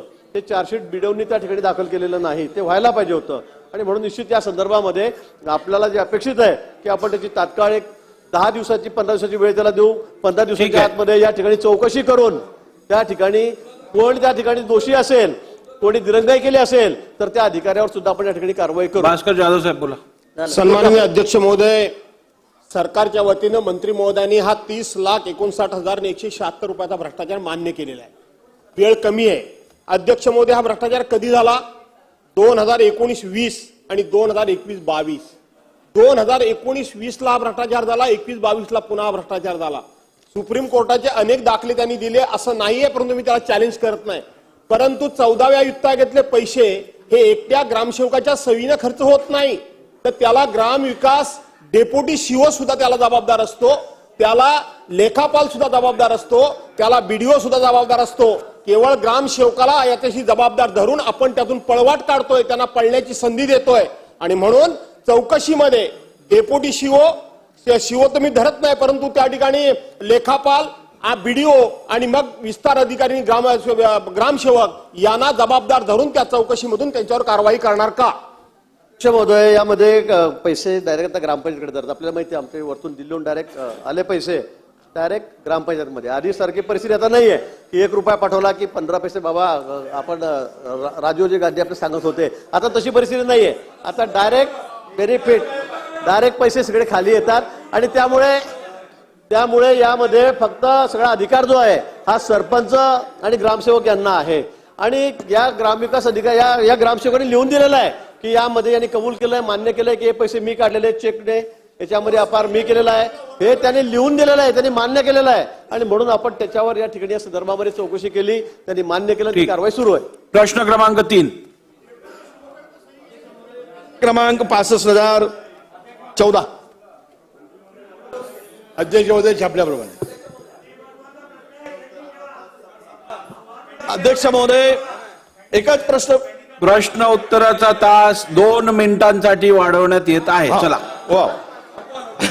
अध्यक्ष महोदय, खर तर डॉक्टर लहानेचं नाव महाराष्ट्रामध्ये एक सेवाभावी डॉक्टर म्हणून आणि पद्मश्री म्हणून महाराष्ट्रातील गडचिरोलीच्या शेवटच्या माणसापर्यंत या माणसाचं नाव आहे सेवेसाठी आणि त्यांनी केलेल्या शस्त्रक्रियेसाठी समर्पित कार्यासाठी. आणि अध्यक्ष महोदय प्रश्न स्पेसिफिक 2च मिनिटं. अशासाठी यांनी राजीनामा देण्यामागचं वैयक्तिक कारण नाही, वृत्तपत्रात छापून आलं किंवा तुम्ही उत्तर दिलं एवढ्यापुरती नाही. माझा स्पेसिफिक प्रश्न असा आहे अध्यक्ष महोदय की यामागे त्या ठिकाणी चालत असलेला गैरप्रकार, याला वैतागून हा राजीनामा दिल्याची माहिती समोर आली आहे. याची सर्वकष चौकशी शासन करणार आहे का? आणि केली करण्यासाठी आपण निर्णय घेतला तो किती दिवसात यामागचं कारण शोधून काढून जर कोणी यामध्ये दोषी असेल तर कारवाई करणार का? अध्यक्ष महोदय, डॉक्टर लहाने एक चांगले डॉक्टर होते, पद्मश्री त्यांना मिळालेली होती. ठीक आहे, बोला बोला. 30 जून 2021ला ते रिटायर झाले आणि 18 ऑगस्टला आपण त्यांना समन्वयक म्हणून मोतीबिंदूचे जो आपला शासनाचा जो एक मिशन होतं त्याचे अध्यक्ष म्हणून आपण नेमलं होतं. परंतु मार्चच्या विद्यार्थ्यांनी नेत्र शल्यचिकित्सक विभाग प्रमुख आणि डॉक्टर लहानेंच्या विरुद्ध तक्रार केली आणि त्या तक्रारीची एक समिती नेमण्यात आली आणि डॉक्टर लहाने यांनी करार संपल्यानंतर आणि त्यानंतर त्यांनी ज्या शस्त्रक्रिया केल्या त्याबद्दलचा एक अहवाल दिलेला होता. यापूर्वी मार्चचे सगळेच विद्यार्थी संपावर गेले. यापूर्वी अशीच तक्रार यापूर्वी सुद्धा करण्यात आलेली होती. स्वतः डॉक्टर लहाने यांनी स्वतःहून आपला राजीनामा दिला आणि 3 महिने मुदत कमी असताना ते क्षमापित करून राजीनामा आपला मंजूर करावा अशी त्यांनी विनंती केली. त्यामुळे आपण राजीनामा त्यांचा मंजूर केलेला आहे. शेवटचा प्रश्न. सन्मान्य सदस्य विजय वडेट्टीवार साहेबांनी सांगितलं. देतो अध्यक्ष एक महोदय, देतो. सन्मान्य सदस्य विजय वडेट्टीवार यांनी सांगितलं. अध्यक्ष महोदय, प्रश्न उत्तराचा तास या प्रश्नावरचं उत्तर संपेस्तोपर्यंत वाढवण्यात येत आहे. चला बोला लवकर. विजय वडेट्टीवार साहेबांनी सांगितलं ती खरी गोष्ट. अध्यक्ष महोदय, डॉक्टर लहाने हे महाराष्ट्रातील नामवंत नेत्रतज्ञ आहेत. संपूर्ण महाराष्ट्रामध्ये त्यांची सेवा आहे. एक त्यांचं या क्षेत्रामध्ये नाव आहे. स्पेसिफिक प्रश्न विचारा. त्यांच्याबद्दलची माहिती सभागृहाला मिळाली आहे. फक्त स्पेसिफिक प्रश्न विचारा. ज्या पद्धतीनं तिथे त्यांच्यावर राजकारण करून त्यांना तिथे त्यांच्यावर आरोप ठेवण्यात आले त्या बाबतीत चौकशी झाली पाहिजे. अध्यक्षमहोदय की त्यांना ते आपली सेवा तिथे देत होते पण शेवटी त्यांना ते राजकारण पाहून राजीनामा द्यावा लागला. अध्यक्षमहोदय, अवहेलना म्हणजे इतक्या मोठ्या नेतृत्वाची अवहेलना त्या ठिकाणी झाली. अध्यक्षमहोदय, त्याच्यामुळे अशा पद्धतीनं राजकारण करून त्यांना तिथे राजीनामा देण्याचे भाग पाडण्यात आलं ही वस्तुस्थिती आहे. अध्यक्षमहोदय, त्याबद्दल निवेदन करावं. अध्यक्ष महोदय, मी मगाशी सांगितलं 30 जून 2021ला ते सेवानिवृत्त झाले होते. शासनानेच त्यांना या मिशनसाठी समन्वयक नेमलेलं होतं. विद्यार्थ्यांनी संप केल्यानंतर स्वतः लहानेने राजीनामा दिला आणि त्यांनी राजीनामा मंजूर करावा अशी 2 वेळा शासनाला विनंती केली. त्यामुळे त्यांचा सेवानिवृत्ती ही मान्य केलेली आहे. शेवटचा प्रश्न योगेश. डॉक्टर तात्याराव लहाने तिकडचे 3 झाले. अध्यक्ष महोदय, हे खरोखर महाराष्ट्राला लाभलेलं एक एकेकाळचं वरदान आहे. आजही सुद्धा ते वरदान आहे. सरकारने त्यांच्या संदर्भामधल्या ज्या भूमिका होता त्याला पद्मभूषण पासून तर सगळ्या पुरस्कार सुद्धा दिले. पण अध्यक्ष महोदय, परिस्थिती काय आहे तिकडे? अध्यक्ष महोदय, महाडचे विद्यार्थी हे दुसऱ्यांदा याच्यावर गेलेत, संपावर गेले होते. याचा अगोदरी अध्यक्ष महोदय महिनाभर हे विद्यार्थी संपावर गेलेत. नवीन जनरेशन जर आपण तयार करणार नसाल तर अध्यक्ष महोदय केवळ मात्र या क्षेत्रामध्ये एकच तज्ञ याचा नाहीये. माझा प्रश्न आहे अध्यक्ष महोदय, काही अध्यक्ष महोदय पुढाऱ्यांना हाताशी ठेवून आपली यंत्रणा चालवत राहणं हे काही मेडिकल क्षेत्रामध्ये चांगलं नाही आहे. आणि त्यामुळे अध्यक्ष महोदय माझा स्पेसिफिक प्रश्न आहे की या संदर्भामध्ये विद्यार्थ्यांचे जे कंप्लेंट्स आहेत की आम्हाला शस्त्रक्रिया करू न देणे, त्यांच्याच मर्जीतल्या व्यक्तीला त्या तिकडे हेड ऑफ द डिपार्टमेंट नेमणे, त्यांच्या व्यक्तीतल्या लोकांच्या यांनी राजीनामे दिलेत ते सगळे ऑनररी डॉक्टर आहेत, ते तिथे येत पण नाही आहेत अध्यक्ष महोदय. आणि त्यामुळे विद्यार्थ्यांच्या ज्या कंप्लेंट्स आहेत अध्यक्ष महोदय ते सुद्धा गंभीरतेने घेतले पाहिजे. या महाराष्ट्राला पुढेही असे डॉक्टर तात्याराव लहाण्याची आवश्यकता आहे. जर विद्यार्थ्यांना संधी मिळाली तर ते होईल. म्हणून आपण जे आता निर्णय घेतला त्या निर्णयावर कायम राहून जी तपास होणार आहे ती निष्पक्ष पद्धतीने करा अशी आपल्याकडे मागणी आहे. ती आपण मान्य करणार का? अध्यक्ष महोदय, सन्मान्य सदस्यांनी सांगितली वस्तुस्थिती खरी आहे. विद्यार्थ्यांनी संप केल्यामुळं आणि राज्यभरामध्ये त्यांनी मारणे पाठिंबा दिल्यामुळं त्यांनी राजीनामा दिला. फक्त डॉक्टर रागिनी पारेख या एकच शासकीय अधिकारी सोडल्या तर बाकीचे सगळे मानसीबी होते आणि हे राजीनामा त्यांनी स्वतःहून दिला. मंजूर कराविषयी त्यांनी विनंती केली, त्यामुळे हा राजीनामा मंजूर केलेला आहे. ते सेवानिवृत्त यापूर्वी झालेले आहे. प्रश्न उत्तराचा तास संपलेला आहे. अजय चौधरी साहेब, पॉइंट ऑफ इन्फॉर्मेशन मांडा. महोदय धन्यवाद अध्यक्ष महोदय. सकाळी अध्यक्ष महोदय, मुंबईकरांच्या दृष्टीने अतिशय देतो अध्यक्ष महोदय, त्यांचं झाल्यावर देतो. मुंबईच्या दृष्टीने अतिशय महत्वाचा असा विषय आहे. सकाळी मुंबईच्या म्हाडाच्या 388 इमारतींमध्ये 38,000 कुटुंब राहतात. या 38,000 कुटुंबातील 1.5 लाख लोकांचा मुलाबाळांसकट मोर्चा हा गुरुवारी आझाद मैदान येथे येणार आहे. अध्यक्ष महोदय, या इमारतीचा पुनर्विकास व्हावा म्हणून गेले अनेक वर्ष आम्ही सातत्याने प्रयत्न करतोय. याच्या पुनर्विकासाकरता 33-24 असं धोरण जाहीर झालेलं आहे. अध्यक्ष महोदय, या धोरणान्वये पुनर्विकास होत नाही, अत्यंत अडचणी आहेत. म्हणून यांना 33-7 अन्वये करा अशा प्रकारची मागणी गेले अनेक वर्ष रहिवासी करतायत. परंतु सरकार वारंवार विनंती करूनही दुर्लक्ष करते. अध्यक्ष महोदय, मी या सदनामध्ये अर्थसंकल्पीय मागण्यांवरती बोलत असताना हा विषय घेतला होता. त्यावेळी तत्कालीन गृहनिर्माण मंत्री आणि माननीय उपमुख्यमंत्री देवेंद्रजींनी असं सांगितलं होतं की अधिवेशन संपण्यापूर्वी सुधारित धोरण आम्ही जाहीर करू, परंतु आजपर्यंत ते झालेलं नाही. अध्यक्ष महोदय, आपल्याला माहित आहे की मुंबईमध्ये साथीचे रोग फैलावलेले आहेत. अशा वेळी एका वेळेला 1.5 लाख लोक रस्त्यावरती उतरणं हे अयोग्य आहे. माझी आपल्याला विनंती आहे की या संदर्भात काही निधी द्यायचा नाही किंवा बजेटमध्ये प्रोव्हिजन करायचं नाही. फक्त धोरणामध्ये 333-24 मध्ये 33-7चं प्रोव्हिजन करायचं आहे. त्यांच्या फार माफक मागण्या आहेत. 33-7 मध्ये घ्या, त्याच्यामध्ये प्रोत्साहनपर FSI वाढवा, त्याच्यामध्ये असणाऱ्या अडचणी दूर करा. माझी आपल्याला विनंती आहे, आपण मुंबईकरात मुंबईतल्या आमदारांना घेऊन आपल्या दालनामध्ये एक बैठक लावा गुरुवारच्या आत आणि कृपया हा मोर्चा टाळा. कारण मुंबई करता मोर्चा येणं सन्मान्य सदस्य अजय चौधरीजींनी जो माहिती सभागृहासमोर मांडली आहे त्याची गंभीर नोंद शासनाने घ्यावी. उपमुख्यमंत्री महोदय शासनाने गंभीर नोंद घ्यावी. होय अध्यक्ष महोदय. कागदपत्रे सभा एक मिनिट, स्थगनवरचा मी पहिली निर्णय देतो, मग तुम्ही 2 मिनिटात आपलं, कारण सकाळी ह्याच विषयावरती आपण चर्चा घेतली आहे. ठीक आहे, आपण मांडला. आज सोमवार दिनांक 24 जुलै 2023 रोजी स्थगन प्रस्तावाच्या एकूण 6 सूचना प्राप्त झाल्या आहेत.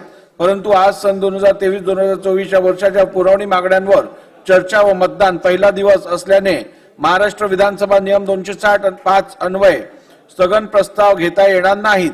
आता मी सर्व सूचनांना मी दालनात अनुमती नाकारली आहे. थोरात साहेब बोला. अध्यक्ष महोदय, माझा जो स्थगन प्रस्तावाचा विषय आहे तो महाराष्ट्राच्या दृष्टीनं महत्वाचा आहे.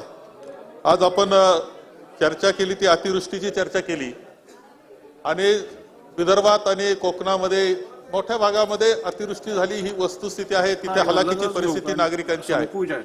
पण अध्यक्ष महोदय, याच वेळेस या महाराष्ट्रामध्ये पाऊस नसलेला असा सुद्धा मोठा भाग आहे. म्हणजे सह्याद्रीच्या पर्जन्य छायेचा जो भाग आहे तिथे आजही पाऊस नाही, पेरण्या वाळून गेलेल्या आहेत, दुबार पेरण्याची परिस्थिती आहे. मराठवाड्यामध्ये सुद्धा हीच परिस्थिती आहे. मराठवाड्याच्या मोठ्या भागामध्ये आज पाऊस नाही अशी परिस्थिती सुद्धा आहे. अध्यक्ष महोदय, या निमित्तानं मी आपल्याला सांगेल का औरंगाबादचे जे आयुक्त होते औरंगाबाद विभागाचे श्री केंद्रेकर हे अधिकारी मी माझ्याबरोबर सुद्धा काम केलं, मी पालकमंत्री होतो किंवा महसूल मंत्री होतो त्यावेळेस ते माझ्याबरोबर काम करत होते. एक अत्यंत संवेदनशील अशा प्रकारचा सक्षम अधिकारी म्हणून आम्ही त्यांना ओळखतो, महाराष्ट्र सुद्धा ओळखतो. अध्यक्ष महोदय, आयुक्त असताना त्यांनी एक महत्वाचा मराठवाड्याचा सर्वे केला आणि तो सर्वे जो आहे तो मोठ्या संख्येनं, अध्यक्ष महोदय, एकंदर जी संख्या त्यांनी सर्वेमध्ये लाखो म्हणजे जवळपास 20 लाख शेतकऱ्यांच्या कुटुंबांचा सर्वे मराठवाड्यातला त्यांनी केला. काही प्रश्न जवळपास 130 प्रश्नांवर त्यांनी त्यामध्ये काम केलं, बारकाव्यानं अत्यंत काम केलं आणि त्यामध्ये त्यांच्या लक्षात आलं की मराठवाड्यामध्ये 1,05,000 शेतकरी असे आहेत की जे आत्महत्येचा विचार करतायत, पूर्णपणे नैराश्यामध्ये गेलेले आहेत. त्यामध्ये अनेक कारणं आहेत. आर्थिक कारणं तर खूप मोठ्या प्रमाणावर आहे, कर्जबाजारी आहेत, कर्जाच्या परतफेडी करता तणाव त्यांच्याकडे आहे, त्यांचा छळ चाललेला अशा प्रकारची परिस्थिती आहे. खूप कारणानं 1 लाखापेक्षा जादा शेतकरी ज्यावेळेस आत्महत्येचा विचार करतात, ही महाराष्ट्राकरता लाजिरवाणी गोष्ट आहे. अध्यक्ष महोदय, हे खरं आहे की बऱ्याच काळापासून महाराष्ट्रात विदर्भ मराठवाड्यामध्ये आत्महत्येचं प्रमाण जादा आहे. त्याकरता आपण काम करत असताना काही मूलभूत गोष्टी केल्या पाहिजे, तो प्रयत्न आपण करतो. परंतु त्याबरोबर श्रीयुत केंद्रेकर यांनी जे काही अहवाल दिलेला आहे तो खूप बारकाव्यानं अभ्यास केलेला अशा प्रकारचा अहवाल आहे त्यांचा. आणि म्हणून या विषय जो आहे हा अहवाल सर्व काही सदस्यांना त्याचं सर्क्युलेट करावं, त्यांना तो देण्यात यावा आणि त्यावर चर्चा, कारण त्यांनी जे बारकावे घेतले ते मुद्दाम चर्चेकरता आहे. हा प्रश्न काय एखाद्या सरकार म्हणून तुमच्या पुढे आज असेल, पण हा कायमच प्रश्न महत्वाचा राहिलेला आहे. शेतकऱ्याची परिस्थिती कशी बदलायची याचा विचार करावाच लागणार आहे. अध्यक्ष महोदय, मराठवाड्यातला शेतकरी असेल किंवा दुष्काळी पट्ट्यातला सगळा शेतकरी असेल, पर्जन्य छायेतला पश्चिम महाराष्ट्रातला शेतकरी असेल जो दुष्काळी पट्ट्यामध्ये आहे, त्याच्या पाठीशी सुद्धा भक्कम उभं राहण्याची गरज आहे. त्यांनी एक म्हटलं की या वेळच्या पेरण्या ज्यावेळेस होतील त्यावेळेस प्रत्येक शेतकरी कुटुंबाला 10,000 रुपये द्या, हेक्टरी 25 द्या. काय मांडणी त्यांनी केली, चर्चा त्यावर होऊ शकते, परंतु त्यावर एक ठोस उपाय आपल्याला करावा लागणार आहे. एवढ्या मोठ्या प्रमाणावर आपण आर्थिक पैशाचे वाटप इतर ठिकाणी करत असताना या शेतकऱ्याच्या पाठीशी भक्कम उभं राहण्याची जबाबदारी आपली आहे. आणि म्हणून माझा आग्रह या स्थगन प्रस्तावना असा आहे की एक श्रीयुत केंद्रेकर यांच्या अहवाल हा सर्क्युलेट करा आणि त्यांच्या अहवालावर सविस्तर चर्चा एक दिवस आपण ठेवावी, या आग्रहाकरता माझं हा स्थगन प्रस्ताव मी दिलेला आहे. आता आपण आपल्या काय मांडायचं बोला. अध्यक्ष महाराज, आपण सकाळी संधी दिलीच आहे. राज्यामध्ये मोठ्या प्रमाणात अतिवृष्टीमध्ये सगळीकडे हाहाकार माजलेला आहे, पावसाचा थैमान चाललेला आहे. पण अध्यक्ष महाराज, शुक्रवारी भंडारा गोंदिया जिल्ह्यामध्ये मोठ्या प्रमाणात वीज कडकडाट आणि त्याच्यामध्ये जवळपास 25 शेतामध्ये काम करणाऱ्या मजुरांवर तो आघात झाला. 5 जणांचा त्याच्यामध्ये मृत्यू झाला. मागच्या वेळेस अध्यक्ष महोदय आपण एक सांगितलं की आपण प्रगत राज्य, प्रगत आपण देश अशा भावना व्यक्त करतो, पण जगाच्या पाठीवर अध्यक्ष महाराज वीज केव्हा पडणार आहे, वादळ केव्हा येणार आहे, पावसाचं प्रमाण केव्हा वाढणार आहे, या पद्धतीच्या आजकाल त्या पद्धतीचं आपल्याजवळ संशोधन आलेलं आहे. माझा या निमित्तानं अध्यक्ष महोदय आपल्या माध्यमातून सरकारला निवेदन आहे की आपण हे सगळे निर्दोष लोक आहेत, ही नैसर्गिक आपत्ती आहे, पण आपल्याजवळ आज यांत्रिकी आणि तांत्रिकी या सगळ्या व्यवस्थेमध्ये मोठे बदल आलेले आहेत. कारण राज्य सरकार या पद्धतीनं पुढच्या काळात अशा घटना होऊ नये आणि वीज केव्हा पडणार आहे हे ज्या पद्धतीचं आधुनिक तंत्रज्ञान आज जगाच्या पाठीवर आपल्याला पाहायला मिळतं, तर का आपल्या महाराष्ट्रामध्ये आणता येईल काय अशा निर्दोष लोकांचं? कारण की मेल्यानंतर आपण पैसे देतोच आहे अध्यक्ष महाराज, पण लोकांचा जीव जाऊ नये यासाठी सरकारच्या काही उपाययोजना, त्या पद्धतीची पावलं, कारण की संध्याकाळी ते निवेदन करणारच माननीय उपमुख्यमंत्री आज सांगितलं त्यांनी, तर आम्हाला याही प्रश्नाचं उत्तर या निमित्तानं पाहिजे अध्यक्ष महाराज. भंडारा आणि गोंदिया जिल्ह्यामध्ये खरं तर अध्यक्ष महाराज त्या दिवशी एक पूर्ण तो दिवसच ब्लॅक फ्रायडे म्हणजे काळा शुक्रवार असा तो दिवस होता आणि एक दहशत लोकांमध्ये, साधी वीज कळकली तरी लोक आता कामावरून पळून जातात अशी परिस्थिती झालेली आहे. तर माझं एवढंच म्हणणं आहे अध्यक्ष महाराज, आणि जे उत्तरात्मक येईलच संध्याकाळी तर आपण त्याच्यावर आम्हाला बोलायला संधी द्या. कागदपत्रे सभागृहाच्या पटलावर ठेवणे सगळ्यांचे महत्त्वाचे आहेत, असं नाही चालणार. अध्यक्ष महोदय, मी आपल्या अनुमतीने महाराष्ट्र जलसंपदा नियमन प्राधिकरण अधिनियम 2005 मधील कलम 19च्या पोट कलम 4 अन्वये महाराष्ट्र जलसंपत्ती नियमन प्राधिकरण मुंबई यांचे सन 2017-18, सन 2018-19 व सन 2019-20 या वर्षाचे वार्षिक लेखा अहवाल आणि त्यावरील भारताचे नियंत्रक व महालेखापरीक्षक यांचा अलग लेखापरीक्षा अहवाल सभागृहासमोर ठेवतो.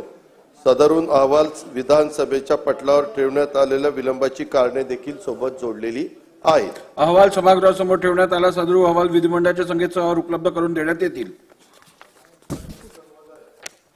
अनुमतीने कंपनी अधिनियम 2013 कलम 395 पोटनियम 1 मधील खंड ब अन्वये क महाराष्ट्र राज्य वीज निर्मिती कंपनी मर्यादित यांचा सन 2021-22 चा वार्षिक अहवाल तसंच ख महाराष्ट्र राज्य विद्युत मंडळ सूत्रधारी कंपनी मर्यादित यांचा सन 2020-21 या वर्षाचा 16वा वार्षिक अहवाल सभागृहासमोर ठेवतो.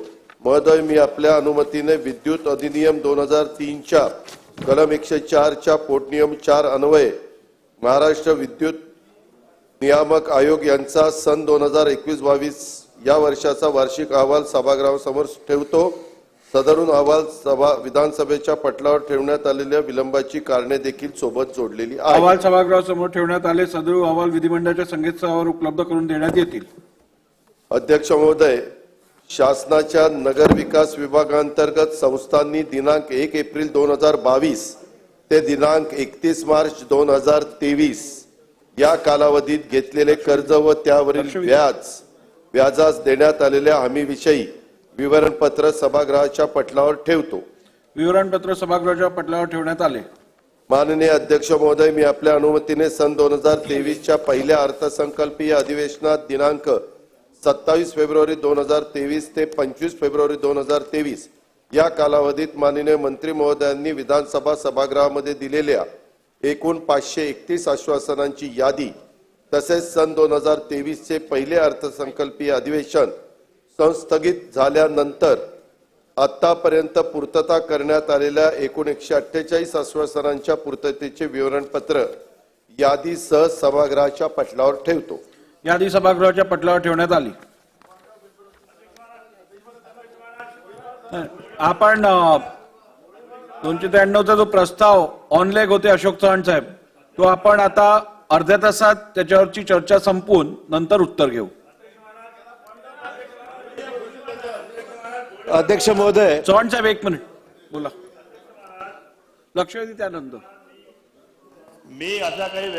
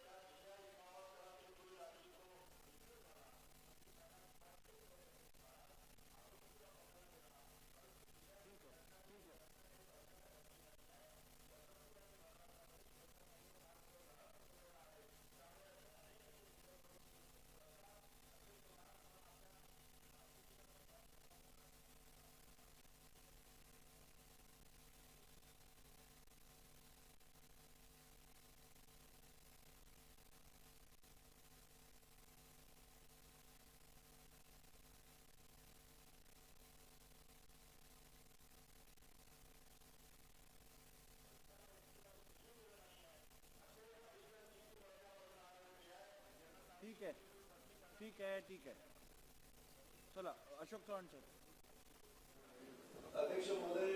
आठवड्यामध्ये 293च्या प्रस्तावावर त्या ठिकाणी चर्चा ही पूर्ण होऊ शकली नाही, म्हणून आज ही चर्चा पूर्ण करण्याचा माझा प्रयत्न आहे. अध्यक्ष महोदय, शेतकऱ्यांच्या आत्महत्या संदर्भामध्ये त्यावेळेस चर्चा आपली सुरू होती आणि मी उल्लेख केला होता की सर्वात जास्त आत्महत्या जे झालेल्या आहेत त्या अमरावती विभागामध्ये 1 जानेवारी ते 31 मे 2023 चा जर आपण माहिती जर घेतली तर अमरावती विभागामध्ये 424 आत्महत्या, औरंगाबाद विभागामध्ये 391 आत्महत्या, नाशिक विभागामध्ये 125, नागपूर विभागामध्ये 107 आणि पुणे विभागात 14 अशा मिळून या कालावधीमध्ये 1062 शेतकऱ्यांच्या आत्महत्या या कालावधीमध्ये झालेल्या आहेत. आणि अध्यक्षमध्ये प्रामुख्याने याच्यामध्ये 2 विषय जे संबंधित आहेत, एक तर नापिकी आणि कर्जबाजारीपणा, या 2 विषयामुळे या सगळ्या गोष्टी उद्भवलेल्या आहेत. अध्यक्ष महोदय, कधी कोरडा दुष्काळ, कधी ओला दुष्काळासारखी नैसर्गिक संकट आणि त्याच्यामध्ये अपेक्षित भरपाई मिळत नाही, याच्यामुळे हे सगळे प्रश्न अतिशय गंभीर होत चालले आणि आत्महत्या होऊ लागलेल्या आहेत. अध्यक्ष महोदय, 1 रुपयामध्ये पीक विम्याच्या बाबतीमध्ये सरकारने घोषणा केली. अध्यक्ष महोदय, मगाशी उल्लेख जो बाळासाहेबांनी केला, आयुक्त संभाजीनगरचे निवृत्त जे झालेले आहेत श्री केंद्रेकर यांनी स्पष्ट शिफारस केलेली आहे की ही जी काही पीक विमा योजना रद्द केली पाहिजे. पण ज्या प्रमाणामध्ये भरपाई मिळायला पाहिजे ती मिळत नाही. कंपन्यांना नफा मोठ्या प्रमाणात होऊ लागलेला आहे आणि सरकारचा जवळपास 450-500 कोटी रुपयाच्यावर आपण खर्च करतो, पण प्रत्यक्षात मात्र शेतकऱ्याला हवा तसा मोबदला मिळत नाही. क्लिष्ट पद्धती आहे, पैसे लवकर मिळत नाही, त्यांचाच नफा जास्त आहे. आणि म्हणून या सगळ्या पार्श्वभूमीवर काही शिफारसी त्यांनी ज्या केलेल्या आहेत त्या सगळ्या अध्यक्ष महोदय कुठेतरी गांभीर्याने याच्यामध्ये विचार केला पाहिजे. आपण निर्णय घेतला की 1 रुपयाला प्रीमियम सरकार 1 रुपया म्हणजे शेतकऱ्यांनी फक्त 1 रुपया भरावा आणि बाकी सरकार भरेल. अध्यक्ष म्हणजे एक म्हण आहे, जखम गुडघ्याला आणि पट्टी डोक्याला, अशा प्रकारची परिस्थिती ही निर्माण झालेली आहे. म्हणजे काय प्रॉब्लेम आहे आयडेंटिफाय न करता आपण चुकीच्या दिशेने चाललेलो आहे अध्यक्ष महोदय, असं म्हणावं लागेल. अध्यक्ष महोदय, सर्वे झाला या अहवालाप्रमाणे 8ही जिल्ह्यातील शेतकरी कुटुंबाचे साधारण सर्वेक्षण करण्यात आलेले आहेत आणि या सर्वेक्षणामध्ये 10 लाख कुटुंबापैकी 1 लाखाहून अधिक शेतकरी हे जे आहेत ते अतिसंवेदनशील हे अशा प्रकारच्या परिस्थितीमध्ये आहेत. म्हणजे त्यांची अति स्ट्रेस्ड कंडिशन आहे आणि ती संख्या 1 लाखापेक्षा जास्त आहे. पण 10 लाखापैकी 1 लाख संख्या ती आहे आणि 3 लाख शेतकरी जे आहेत ते संवेदनशील परिस्थितीमध्ये आहेत. म्हणजे ही परिस्थिती एवढी गंभीर झालेली आहे की या सगळ्या गोष्टीकडे तातडीने सरकारने लक्ष देण्याची गरज आहे.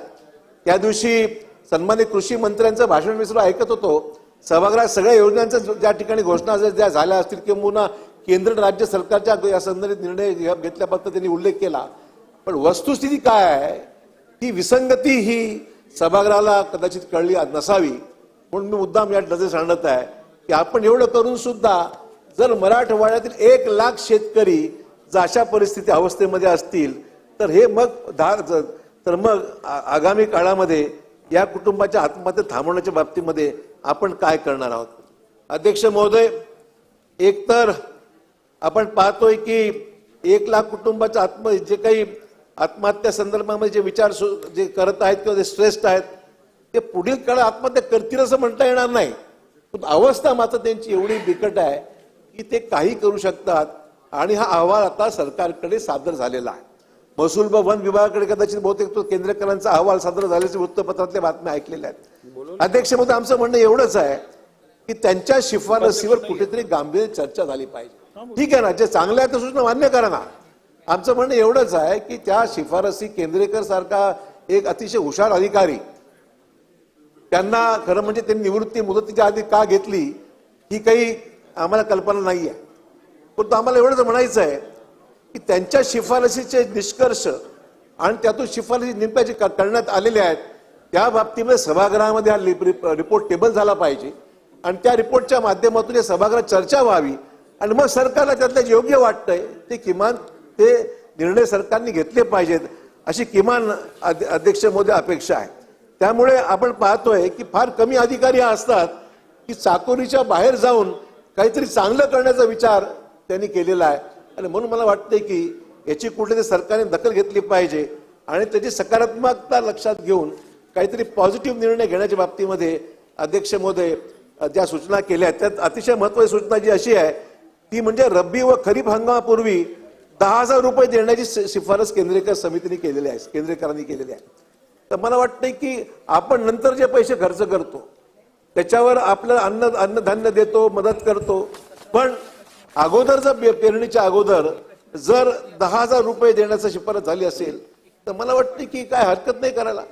शेतकरी सन्मान योजनेमध्ये दर 4 महिन्यांनी 2,000 अनुदान देण्याऐवजी खरीप व रबी हंगामापूर्वी शेतकऱ्यांच्या बँक खात्यात एवढी मोठी रक्कम जमा करता आली तर त्यांना पेरणीपूर्वी मशागत व पेरणीच्या खर्चाची मदत होऊ शकेल. अध्यक्ष महोदय आणि अध्यक्ष महोदय, कॉर्पोरेट सोशल रिस्पॉन्सिबिलिटी CSR मध्ये आपल्याला कल्पना आहे, पंतप्रधान डॉक्टर मनमोहन सिंग साहेबांच्या काळामध्ये कंपनी कायद्यामध्ये तरतूद करण्यात आलेली आहे.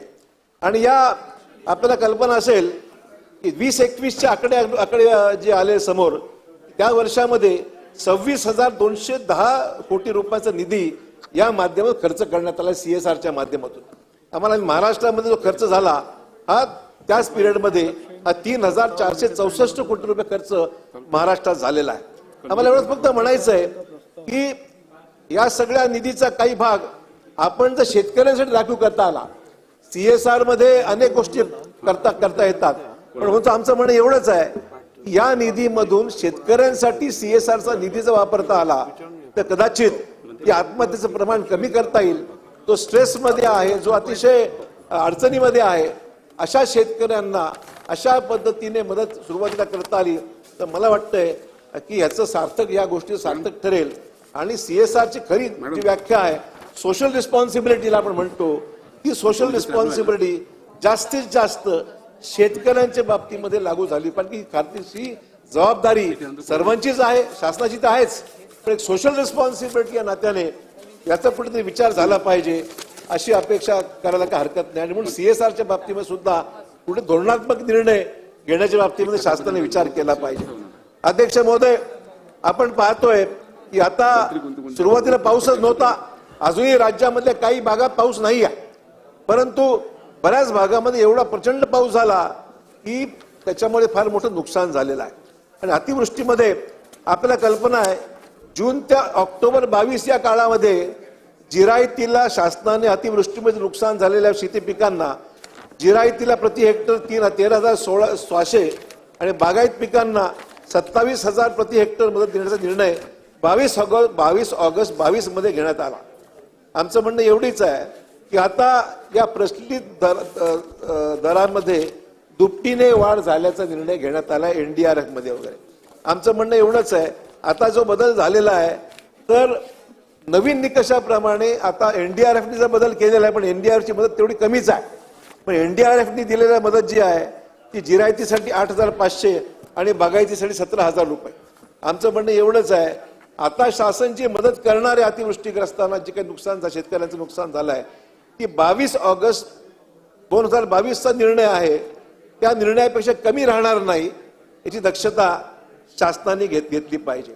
आणि त्याचबरोबर ज्या घरांची पडझड झालेली आहे, त्यांचे छोटे व्यावसायिक आहेत, त्यांच्याही बाबतीमध्ये काहीतरी निर्णय शासनाने बदलला पाहिजे. कारण माझ्या माहितीप्रमाणे छोट्या व्यावसायिकांना आणि घराच्या पडझडीला सुद्धा पुरेसे पैसे मिळत नाहीत, अशा प्रकारचा अनुभव आहेत आणि छोटे व्यावसायिक त्याच्यात इन्क्लुडेड पण नाही आहेत. आणि त्यामुळे या सगळ्या गोष्टीचा विचार शासनाने केला पाहिजे. अध्यक्ष महोदय, सिंचनाच्या बाबतीमध्ये विचार करत असताना मला मुद्दाम 2 महत्वाच्या प्रकल्पाचा उल्लेख या ठिकाणी मुद्दाम मला करायचा आहे. अध्यक्ष महोदय, आपल्याला कल्पना आहे की राज्यामधले सिंचनाची जी अवस्था आहे, एकतर बाबळी बंधारा जो आहे, त्या बाबळी बंधाऱ्याला नांदेड जिल्ह्यामधला बाबळी बंधाऱ्यामध्ये 2.74 म्हणजे 2.74 TMC पाणीसाठा अपेक्षित आहे. त्यापैकी 0.6 TMC पाणी तेलंगणा राज्याला हिश्श्याचे आहेत आणि उर्वरित 2.14 TMC हे आपल्या राज्याचं आहे. आणि परंतु सर्वोच्च न्यायालयाच्या निर्णयाप्रमाणे 1 जुलै ते 28 ऑक्टोबर या कालावधीमध्ये बाबळीच्या धरणाचे दरवाजे उघडे ठेवायचा त्यांचा आदेश आहे केंद्र सरकारचा, आपला सर्वोच्च न्यायालयाचा. आणि हे केल्यानंतर मग काय घडतंय की या कालावधीमध्ये सगळं पाणी हे तेलंगणामध्ये वाहून जातं आणि महाराष्ट्राच्या हिश्श्याचं 2.14 TMC पाणी जे महाराष्ट्राच्या हिस्साचं आहे ते पाणी काही महाराष्ट्रामध्ये मिळत नाही. हा अनुभव आजवरचा आहे. हा टाइम टेबल जो सेट केला आहे सर्वोच्च न्यायालयामध्ये, तो टाइम टेबल काही निसर्गाला बंधनकारक नाही. निसर्गाला आपण टाइम टेबल काही ठरवून देऊ शकत नाही आणि हे सगळं गणित चुकलेलं आहे. आणि म्हणून मला राज्य सरकारला विनंती करायची आहे की हा शेड्यूल बदलण्याची गरज आहे आणि ज्या एकतर त्याला पर्याय एवढाच आहे की गेटची उंची कमी केली पाहिजे आणि गेटची उंची जर योग्य प्रमाणात कमी केलं तर महाराष्ट्राचं पाणी महाराष्ट्रामध्ये उपलब्ध होईल आणि एक्सेस वॉटर जे आहे जास्तीचं पाणी आहे ते तेलंगणामध्ये त्या राज्याला उपलब्ध होऊन जाईल. अशा प्रकारचा एक तोडगा हा त्याच्यामध्ये निघू शकतो. अन्य तोडगे आहेत पण जे प्रॅक्टिकल तो तोडगा हा त्यात हा राहणार आहे. परंतु मला वाटतं की राज्य शासनाने तेलंगणा सरकारी संपर्क साधला पाहिजे आणि दोन्ही राज्यांनी मिळून हा प्रस्ताव सर्वोच्च न्यायालयामध्ये पुन्हा जर मांडला आणि कन्सेंट टर्म्स त्याच्यामध्ये करून घेतले तर मला खात्री आहे की महाराष्ट्राचं हिश्श्याचं पाणी महाराष्ट्राला मिळेल आणि तेलंगणाचं 0.6 TMC पाणी जे आहे ते तेलंगणाला मिळेल. अशा प्रकारचे अध्यक्ष महोदय ही तरतूद करण्याची गरज आहे आणि त्याकरता राज्य सरकारचे संबंध बहुधा BRS चांगले असं ऐकतोय मी आणि त्यामुळे BRSशी संबंध लक्षात घेता राज्य सरकारने त्यांचे संपर्क साधून हा तोडगा काढला पाहिजे अशी अपेक्षा आहे. अध्यक्ष महोदय, दुसरा विषय जो आहे तो अप्पर पेनगंगा प्रकल्प जो आहे तो 320 किलोमीटर लांबीचा कालवा आहे या प्रकल्पाचा. परंतु परिस्थिती अशी आहे हे सर्व कालवे हे नादुरुस्त झालेले आहेत, क्षतिग्रस्त झालेले आहेत. ही परिस्थिती फक्त अप्पर पेनगंगेच्या बाबतीतच नाहीये तर महाराष्ट्रामध्ये धरणामध्ये पाणी उपलब्ध आहेत परंतु कालव्याची दुरुस्ती न झाल्यामुळे या कालव्यातून म्हणावं तशा प्रमाणामध्ये पाणी सोडता येत नाहीये आणि त्याच्यामुळे धरणात पाणी असताना सुद्धा शेतकऱ्याच्या शेताला पाणी मिळत नाही वस्तुस्थिती आहे. आणि म्हणून याही कालव्याच्या बाबतीमध्ये दुरुस्तीच्या बाबतीमध्ये तातडीने सरकारने काही निर्णय घ्यावा अशा प्रकारची अध्यक्ष महोदय अपेक्षा करायला हरकत नाही. अध्यक्ष महोदय, या विषयामध्ये पुढची चर्चा जी आपण करत असताना ज्या स्थगितीचा उल्लेख काय सभागृहामध्ये सर्व सदस्यांनी उल्लेख केलेला आहे की बऱ्याचशा कामाला सरकार बदलल्यानंतर स्थगित देण्यात आलेली आहे. जलसंधारणाच्या प्रकल्पांना सुद्धा मोठ्या प्रमाणात स्थगित देण्यात आलेली आहे. आमचं म्हणणं एवढंच आहे की पाणी राज्यात उपलब्ध आहे, पाऊस जास्त पडतो आहे, हे पाणी जर आपल्याला रोखता नाही आलं ते राजकारणामध्ये नुकसान राज्याचं होऊ लागलेलं आहे. एकीकडे अनुशेष दूर झाला पाहिजे, एकीकडे भावना आपली असते आणि अजूनही स्थगिती राज्यामधल्या बऱ्याच ठिकाणी विशेषतः विरोधी आमदारांच्या मतदारसंघामध्ये स्थगित्या अजून कायम आहेत. आमचं म्हणणं एवढंच आहे कुठेतरी सरकारने राजकारणाच्या पलीकडेचा विचार केला पाहिजे आणि ज्या स्थगित्या दिलेल्या आहेत विशेषतः ज्या भागात टंचाई आहे, पाणी उपलब्ध नाही होत नाही आहे आणि ते पाणी जर आपल्याला साठवता आलं तर मला खात्री आहे की स्थगितीचा या ठिकाणी नाहक जो त्रास होतोय की त्याच्यामुळे जे नुकसान होतंय अध्यक्ष महोदय त्याच्यामध्ये जरूर आपल्याला शेतकऱ्याला फायदा होईल आणि त्यातून आपल्याला काम पूर्ण येता येईल. अध्यक्ष महोदय, सरकार सध्या जाहिरातीवर मोठ्या प्रमाणात खर्च करत आहे. आमचं म्हणणं एवढंच आहे की आपण जाहिरातीवर खर्च करत त्यापेक्षा हाच पैसा जर या कामावर खर्च करता आला तर परवा 41,000 कोटीच्या मागण्या मंजूर झालेल्या आहेत, पुरवणी मागण्या. मला वाटत नाही महाराष्ट्राच्या इतिहासामध्ये कधी 41,000 कोटीच्या मागण्या कधी पुरवणी मागणीच्या माध्यमातून रेग्युलर बजेटमध्ये समजू शकतो पण पुरवणी मागण्यामध्ये 41,000 कोटीच्या मागण्या शासनाकडे तेवढं रेव्हेन्यू जनरेशन आहे का? आणि ही प्रथा प्रश्न असा नाही सरकार कोणाचा हा विषय नाही आहे पण ही प्रथा 41-42,000 कोटी रेग्युलर बजेट सारखंच चाललेलं असेल तर त्या पुरवणी मागण्याला पुरवणी म्हणायचं अजून काय म्हणायचं हा खरा प्रश्न या निमित्ताने या ठिकाणी निर्माण व्हावा लागेल. त्यामुळे मला वाटतं की जाहिरातीवर खर्च करण्यापेक्षा शासनाने जर बचत केली आणि प्रत्येक गोष्टीचं ते इव्हेंट मॅनेजमेंट सुरू झालेलं आहे. अध्यक्ष महोदय, मी तर पाहतोय की आता नियुक्तीचे पत्र सुद्धा सरकार आता रोज कार्यक्रम घेऊन देऊ लागलेले आहे. शासन आपल्या दारीच्या कार्यक्रमाच्या निमित्ताने 15-20 कोटी रुपये डीपीडीसी म्हणून देऊ लागले. आमचं म्हणणं एवढंच आहे डीपीडीसीला आधीच पैसे कमी, मतदारसंघामध्ये आमदारांचे पैसे उपलब्ध होत नाहीत आणि अशा परिस्थितीमध्ये जाहिरातीवर गाडी घोड्याच्या खर्चावर जेवणा खावण्यावर खर्च होणार असेल तर मला वाटतं की हा डीपीडीसीवर भार न टाकता शासनाने करावं ना बजेट प्रोव्हिजन. आमची काही तक्रार नाहीये पण डीपीडीसीचा पैसा या सगळ्या इव्हेंट मॅनेजमेंटसाठी जो खर्च चाललेला आहे किंवा जाहिरातीवर चाललेला आहे अध्यक्ष महोदय याचा कुठेतरी या सगळ्या प्रशासनाच्या प्रशासकीय कामावर कुठेतरी गांभीर्याने विचार केला पाहिजे आणि शासनाची आजची जी अवस्था आहे त्या बाबतीमध्ये आपल्याला काही विचार केला तरच ते राज्य वाचेल. नाहीतर मग आज मला वाटतं 7 लाख कोटीच्या पुढे कर्ज गेलेलं आहे. हीच अवस्था पुढे गेली तर मला वाटतं राज्याला परतफेड करणं सुद्धा कठीण होईल. अशा प्रकारची अवस्था आज निर्माण झालेली आहे. अध्यक्ष महोदय, पायाभूत सुविधा संदर्भामध्ये या ठिकाणी या 293 मध्ये आम्ही उल्लेख केलेला आहे. म्हणजे विशेषतः रेल्वे प्रकल्प जे महाराष्ट्राचे आहेत त्या रेल्वे प्रकल्पाला गती देण्याच्या बाबतीमध्ये आपण पाहतोय की अनेक, आता बुलेट ट्रेनचा विषय जर आपण जर पाहिला तर बुलेट ट्रेनमध्ये आम्हाला महाराष्ट्राला मुंबई नागपूर बुलेट ट्रेनसाठी तरतूद, म्हणजे विशेष म्हणजे याचा उल्लेख आहे.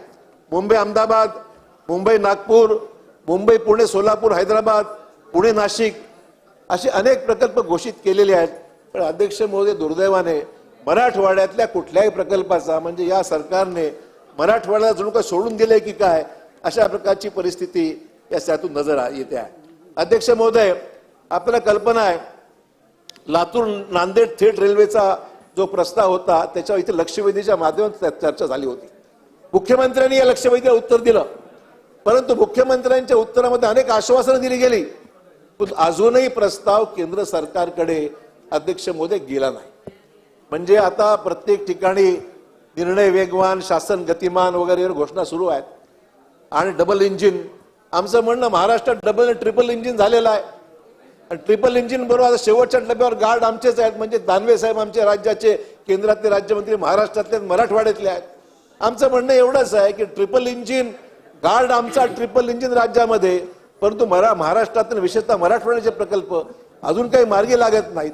हायस्पीड रेल्वेच्या बाबतीमध्ये किंवा बुलेट ट्रेनच्या बाबतीमध्ये समृद्धी महामार्गाचं काम मराठवाड्यात जालना ते नांदेडला सुरू होत आहे, परंतु त्याच्यामध्ये भूसंपादन, कारण बुलेट ट्रेनसाठी काही वेगळी भूसंपादनाची गरज पडत नाही, त्याच मार्गातून त्याला तरतूद केली जाते. परंतु बुलेट ट्रेनचा प्रस्ताव अजूनही मराठवाड्याच्या बाबतीमध्ये कुठेही या सगळ्या प्रकल्पामध्ये उल्लेख होत नाही. दुर्दैवाची बाब आहे.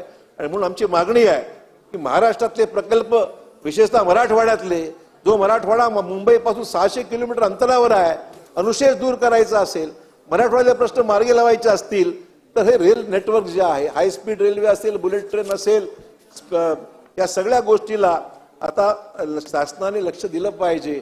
आणि डबल इंजिनचा फायदा किंवा ट्रिपल इंजिन, म्हणजे दुर्दैवाने म्हणावं लागतं शेलार साहेब, डबल इंजिन तिकडे महाराष्ट्रात ट्रिपल इंजिन आहे, पण मराठवाड्यात आलं की स्पीड स्लो होऊन जाते ट्रिपल इंजिन. तर लक्ष द्या, आमचं तुम्हाला लक्ष द्या सांगतोय, काय सांगत आम्ही म्हणतो एवढंच. आता तुम्ही, आमचं अपेक्षा एवढीच आहे की तुम्ही असताना तुमच्या माध्यमातून काहीतरी मराठवाड्यासाठी मिळू द्यावा, हे प्रयत्न तुम्ही जरूर करावा. आणि हे जे प्रश्न जे आहेत प्रलंबित राहिलेले आहेत त्या बाबतीमध्ये कुठेतरी मदत व्हावी म्हणून या गोष्टीचा उल्लेख अध्यक्ष महोदय मी केलेला आहे. फक्त मला परवा लक्षवेधीच्या माध्यमातून विमान सेवेसंदर्भात 293च्या आमच्या सूचनेमध्ये विमान सेवेचा उल्लेख आहे. सावंत साहेब, आपल्याला माहिती आहे, मला मुद्दाम सांगायचं आहे की आपण सर्व्हिस चर्चा झाली आहे, डिटेल चर्चा परवाच्या ह्याच्यामध्ये झालेली आहे, पण मला एवढं त्याच्यामध्ये आपल्याला सांगायचं आहे की आपण जर पाहिलं तर महाराष्ट्रावर फार मोठा अन्याय आहे. म्हणजे अन्याय अशा पद्धतीने आहे की महाराष्ट्रातल्या महाराष्ट्रामध्ये जर आपण जर पाहिलं तर आज महाराष्ट्रातल्या जिल्हे, सर्व जिल्हे जर आपण हिशोब जर काढला तर महाराष्ट्राला या विमान सेवेमध्ये कुठेच अगर स्थान काही मिळत नाहीये. आणि याच्यामुळे परिणाम असं होतोय की विमानतळ आपल्याकडे आहेत, परंतु फायदा मात्र इतर राज्याला, म्हणजे महाराष्ट्रामध्ये आपण पाहाल, महाराष्ट्रामध्ये विमान सेवा जो उपलब्ध असेल तर फक्त 15 ठिकाणी आहे. 15, मुंबई नागपूर, मुंबई औरंगाबाद, मुंबई पुणे, मुंबई सिंधुदुर्ग, मुंबई पुणे नागपूर, एकूण अशा 15 फेऱ्या फक्त महाराष्ट्रामध्ये. आणि एकट्या गुजरातमध्ये पाहिलं 41 स्लॉट्स गुजरातसाठी, 41. मला सांगायचं एवढं, मला काही गुजरातमध्ये विमान सेवा सुरू याचं आम्हाला काही दुःख नाही आहे, पण महाराष्ट्रातले सर्व जिल्हे जर पाहिले तर फक्त 15 ठिकाणी आम्हाला ही सेवा उपलब्ध होते. आणि गुजरात सारख्या राज्यामध्ये 41 ठिकाणी अध्यक्ष महोदय ही सेवा आहे. फक्त एवढंच मला नमूद करायचंय. सामंत साहेब, आपल्याकडे MIDC आहे आणि MIDCच्या माध्यमातून कुठेतरी याचा बारकाईने विचार व्हावा की महाराष्ट्राला न्याय मिळावा. आणि महाराष्ट्रातल्या ही चर्चा परत सर्व झाली, पण अधिक विचार बोलणार नाही, बरीच चर्चा झाली त्याच्यामध्ये. पण महाराष्ट्रामध्ये गुजरातला 41 फेऱ्या आणि महाराष्ट्रातल्या जिल्ह्यामध्ये फक्त 15 फेऱ्या, हा फार मोठा अन्याय आहे. महाराष्ट्रामध्ये नुकसान याचं होऊ लागलं, मला मुद्दाम सांगायचं. त्यामुळे प्रवासही महाग, आपल्याकडे फेऱ्याही कमी, आणि त्यामुळे याचा कुठेतरी बारकाईने परवाच उपमुख्यमंत्र्यांनी उत्तर दिलेलं आहे. यासाठी हे डिपार्टमेंट वेगळ्या पद्धतीने हाताळण्याची गरज आहे असा उल्लेख झाला आहे. अध्यक्ष महोदय, मराठा आरक्षणाचा विषय हा सातत्याने अजूनही काही प्रलंबित काही झालेला नाही. म्हणजे आपल्याला कल्पना आहे की मागील सरकारच्या काळात सुद्धा याच्यावर डिटेल प्रयत्न झाला, मराठा आरक्षण मिळवण्याचा प्रयत्न झाला. आज सुप्रीम कोर्टाने आपलं रिव्ह्यू पिटिशन सुद्धा फेटाळलं. आता पुन्हा नव्याने आयोगाकडे काम सुकून मग पुन्हा रिपोर्ट तो केंद्राकडे किंवा सर्वोच्च न्यायालयात सादर करावा लागणार आहे. आमचं म्हणणं एवढंच आहे की आता ज्या मराठा समाजाच्या मुलांना SC-BC मधून EWS ची सवलत आपण अधिसंख्य पद जाहीर केली होती. दादांना मला एक विषय नजरेस आणायचा आहे. जी मुलं SC-BC मधून EWS मध्ये पर्याय आपण दिला होता, आता आपल्याकडे ऊर्जा विभागातील विद्युत सहाय्यक पदांच्या बाबतीमध्ये एक उदाहरण समोर आलंय. 284 जागा या संदर्भामध्ये ती फाईल GLD मध्ये आणि ऊर्जा विभागामध्ये सातत्याने मागे पुढे सुरू आहे. आपल्याला विनंती, आपण सुद्धा मराठा आरक्षणा संदर्भामध्ये 2-3 वेळा बैठक घेतल्या, पाठपुरावा केला. आमचं म्हणणं एवढंच आहे दादा, ही विद्युत सहाय्यक पदाला अपेअर झालेली मुलं SC-BC म्हणून EWS मध्ये ज्यांना अब्झॉर्ब करण्यासंदर्भात निर्णय झालेला आहे, पण ऊर्जा विभाग तुमचं जे MSc-DCL आणि GLD अशी ती फाईल फिरते आहे. तो निर्णय ती मुलं इथे फिरत राहतात मुंबईमध्ये, त्यांना स्टेशनवर बसावं लागतं, रात्र स्टेशनवर झोपावं लागतं. आमचं म्हणणं एवढंच आहे की ऊर्जा विभागाचे सचिव आणि MSc-DCLची MD यांना बोलून घ्या. या सगळ्या मुलांना 284 जागेचा विषय आहे, फक्त सर्व क्लिअर आहे. आपण अधिसंख्य पदं मान्य केलेली आहेत, सगळा निर्णय झाला आहे. की फाईल फिरत राहिली 6 महिने निर्णयच घेत नाही. मी स्वतः लोकेश चंद्रांना फोनवर बोललो, काही करत नाहीयेत आणि म्हणून या मुलांना फार अडचणी निर्माण झाल्या आणि म्हणून मला या बाबतीमध्ये मी उल्लेख केलेला आहे. आणि अध्यक्ष महोदय, मला दुसराही मुद्दा सांगायचा आहे की महाराष्ट्र लोकसेवा आयोगामार्फत पोलीस उपनिरीक्षकांच्या पदांचा 650 जागांसाठी 2020 मध्ये जाहिरात निघाली. त्याही मराठा समाजाच्या 65 उमेदवारांचा प्रश्न अजूनही मार्गी लागलेला नाही. म्हणजे MPSCच्या मार्फत 650 जागांसाठी 2020 मध्ये जाहिराती निघाल्या आणि अजूनही 65 उमेदवारांच्या मराठा समाजाच्या मुलांचा प्रश्न मार्गी लागलेला नाही. हे दोन्ही विषय दादा आपण जरा माहिती घ्या आणि त्याच्यामध्ये निर्णय घ्या अशी मला विनंती करायची. मध्यंतरी मी या 4-5 मुलांना जे ऊर्जा विभागाचे मुख्यमंत्र्यांकडे स्वतः घेऊन गेलो. मुख्यमंत्री हो म्हणाले, पण अंमलबजावणी शून्य या बाबतीमध्ये काही झालं नाहीये, म्हणून मला मुद्दाम या ठिकाणी उल्लेख करायचा. अध्यक्ष महोदय, वैधानिक विकास मंडळाच्या बाबतीमध्ये आपल्याला कल्पना आहे की वैधानिक विकास मंडळाचा प्रस्ताव हा मागच्या सरकारच्या शेवटच्या कॅबिनेटमध्ये झाला, नंतर याही सरकारने घेऊन पुन्हा त्याचा काही पाठपुरावा केला. पण अध्यक्ष महोदय, वैधानिक विकास मंडळाच्या स्थापनेच्या बाबतीमध्ये या सभागृहाने 371-2 खाली त्या ठराव झाला, केंद्राकडे पाठवला. पण हे सरकार येऊन 1 वर्ष झालं असताना सुद्धा मराठवाड्यातील वैधानिक विकास मंडळाच्या म्हणजे मान्यता देण्याच्या बाबतीमध्ये, एक्सटेन्शन देण्याच्या बाबतीमध्ये जी काही प्रक्रिया अध्यक्ष महोदय ती अद्यापही याच्यामध्ये अध्यक्ष महोदय काही पार पडलेली नाहीये. आणि म्हणून हा विषय मराठवाड्याचा, विदर्भाचा आणि उर्वरित सर्वांसाठी महत्वाचा आहे. कारण पैशाचं नियोजन, त्यासाठी उपलब्ध असणारा निधी आणि तिन्ही विभागामध्ये या ठिकाणी निधी देत असताना त्याच्यामध्ये अन्याय होऊ नये अशा दृष्टिकोनातून जे काही ठरवलेलं आहे त्या बाबतीमध्ये अध्यक्ष महोदय केंद्राच्या माध्यमातून, गृह मंत्रालयाच्या माध्यमातून या सगळ्या प्रक्रियेला वेग देण्याची गरज आहे आणि म्हणून शासनाने याच्याकडे विशेष लक्ष द्यावं अशी माझी या ठिकाणी सूचना मुद्दाम आपल्याला करायची. अध्यक्ष महोदय, मराठवाड्यातल्या विशेषतः जो काही आपला अविकसित भाग आहे, इंडस्ट्री डिपार्टमेंटच्या पॅकेज स्कीम ऑफ इन्सेंटिव्हच्या अंतर्गत एक योजना होती की ज्याच्यामध्ये जे जिल्हे बॅकवर्ड आहेत, सामंत साहेब आपल्याकडे विषय तो येईल पॅकेज स्कीम ऑफ इन्सेंटिव्हचा, आणि त्याच्यामध्ये बॅकवर्ड एरियामध्ये इन्व्हेस्टमेंट केल्यानंतर 100% परतावा हा त्याच्यामध्ये देण्याचा तरतूद विशेषतः सहकारी साखर कारखान्यांच्या बाबतीमध्ये हा घेण्यात आला होता. मला मुद्दाम आठवण करून द्यायची, दादांना माहिती फाईल मी स्वतः हात पाहिलेली आहे, मला लक्षात आहे. आमचं म्हणणं एवढंच आहे की पूर्वीची तरतूद जी आहे ती कायम ठेवावी. सहकारी साखर आपण खासगीला देतो, प्रायव्हेट कारखान्यांना ही तरतूद अद्यापही आहे. नो इंडस्ट्री डिस्ट्रिक्ट असेल, बॅकवर्ड एरियामध्ये असेल, त्यांना पॅकेज स्कीम ऑफ इन्सेंटिव्हच्या अंतर्गत सहकारी साखर कारखान्यांना 100% परतावा हा जो होता पॅकेज स्कीम, तो ती मधल्या काळामध्ये ती तरतूद रद्द करण्यात आलेली आहे. त्याचाही पुनश्च विशेषतः फायनान्स डिपार्टमेंटच्या माध्यमातून इंडस्ट्री डिपार्टमेंट दोघे सकारात्मक व्ह्यू जर घेतला ही तर जुनीच तरतूद आहे, ती मध्ये रद्द केली कारखान्यांसाठी. प्रायव्हेटला चालू आहे, सहकारी तत्वावर नाही आहे. ती फक्त पुनश्च आपण रिस्टोर करावी अशी मला या ठिकाणी मागणी करायची आहे. नंतर दुसरा एक प्रश्न जो महत्वाचा आहे अध्यक्ष महोदय, तो म्हणजे आपण पाहतोय की परवा FRP मध्ये वाढ झालेली आहे. म्हणजे FRP मध्ये केंद्र सरकारने वाढ केलेली आहे. आमचं म्हणणं दादा एक धोरणात्मक निर्णय घेत असताना FRP मध्ये वाढ होत असताना MSP मध्ये वाढ का होऊ नये? दादा आपल्याला हा विषय मला मुद्दाम नजर आणायचा आहे. परवा साखरेच्या ह्याच्यामध्ये FRP मध्ये आपण वाढ केली, हरकत नाही, शेतकऱ्याला FRP प्रमाणे पैसा दिला पाहिजे. पण MSP मध्ये वाढ नाही, अनुषंगिक नाही केली, ते गणित बसणार कसं सगळं? आमचं म्हणणं एवढंच आहे, हा कारखान्यांचा तोटा जो वाढत चाललेला आहे तो MSP मध्ये वेळोवेळी, हा धोरणात्मक स्वरूपाचा निर्णय आहे. केंद्र सरकारकडे आपल्याला ह्याचा पाठपुरावा करून MSP ला वाढ जर केली, अनुषंगिक ज्या वेळेस FRP वाढेल त्या वेळेस MSPचा कुठेतरी त्या पद्धतीने विचार झाला तर नुकसान होणार नाही आणि व्हायबिलिटी दृष्टिकोनातून हा विषय निश्चित फायदेशीर ठरेल. अध्यक्ष महोदय, आपण आपल्या सगळ्या पायाभूत सुविधाच्या चर्चा आपण मगाशी केली. ते करत असताना आपण रेल्वेचा झाला, विमानतळाची चर्चा झाली, दळणवळणाच्या सुविधेचा विषय झाला. अध्यक्ष महोदय, करत असताना गुंतवणूकदारांचा जर आपण विषय पाहिला तर आपल्याकडे महाराष्ट्रामध्ये मुंबई पासून विचार, मुंबई पुण्यामध्ये सर्वात जास्त पसंती लोकांची मुंबई, पुणे, नागपूरला असते. त्यानंतर आपण जर पाहिलं की गुंतवणूक पसंतीमध्ये मराठवाडा व विदर्भातील 19 जिल्ह्यापैकी फक्त नांदेड, आपला नागपूर आणि औरंगाबादच आहे. म्हणजे गुंतवणूकदारांची जी पसंती आहे ती मराठवाडा व विदर्भातील 19 जिल्ह्यापैकी केवळ नागपूर आणि औरंगाबाद पुरतीच मर्यादित आहे.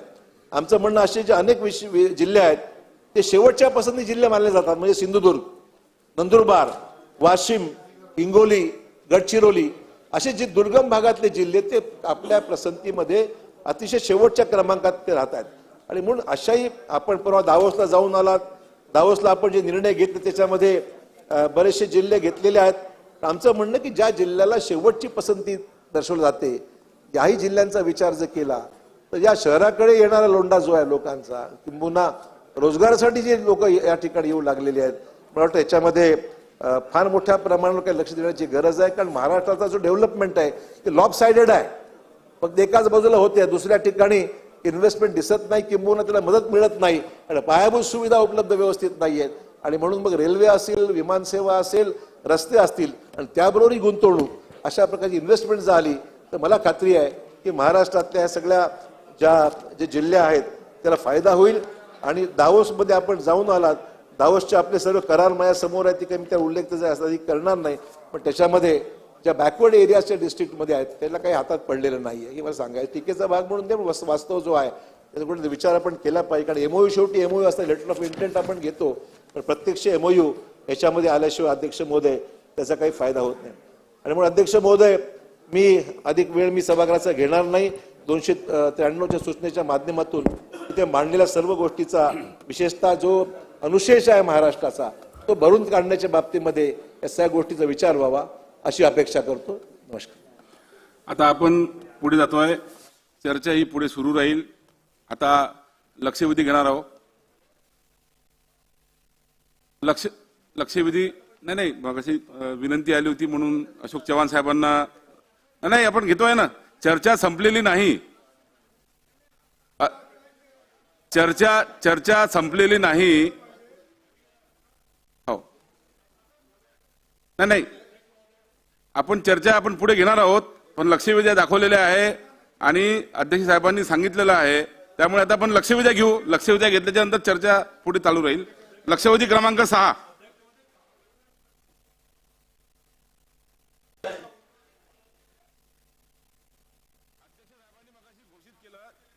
अध्यक्ष साहेबांनी मगाशी घोषित केलं, सांगितलं की साहेबांना जायचं होतं म्हणून त्यांनी विनंती केली, म्हणून ते अशोक चव्हाण साहेब बोललेत. आपल्याला आता लक्षवेधी घ्यायची आहे. परत पुरवणी मागण्या आहे, त्याच्यानंतर पुरवणी मागण्या घेणार आहे. आता बघूया जितक्या काढतील जेवढ्या काढूया. काय सांगा ना, काय करणार ते सांगा. 293 चर्चा चालू केलेली आहे. एकदा अशोकराव बोलल्यानंतर परत आपण लक्षवेधी घ्यायचं आणि परत नंतर नाही, असं ठरलं होतं मगाशी. अध्यक्ष महोदय, आता आपण लक्षवेधी घेऊया. एक 2-3 लोकांना बोलू द्या, 2-3 लोकांना बोलू नाही द्या. नाही, चव्हाण साहेब, आपली चर्चा दाखवलेली चर्चा होणार आहे, चर्चा पुन्हा होणार आहे. अनेकांना बोलायचं आहे, अनेकांची नावं आहेत, त्यामुळे ही आता आटोपणार नाही. त्यामुळे लक्षवेधी घेऊन घेऊ. आणि आहेत बरीच नावं आहेत, आणि 2 वाजता पुरवणी मागण्या आपल्याला घ्यायच्या आहे. त्यामुळे नाही, असं ठरलेलं मगाशी असं ठरलेलं. आता लक्षवेधी घेतल्यावर 2 वाजता पुरवणी मागण्या घेतोय, आणि त्याच्यानंतर पुन्हा चर्चा सुरू राहील.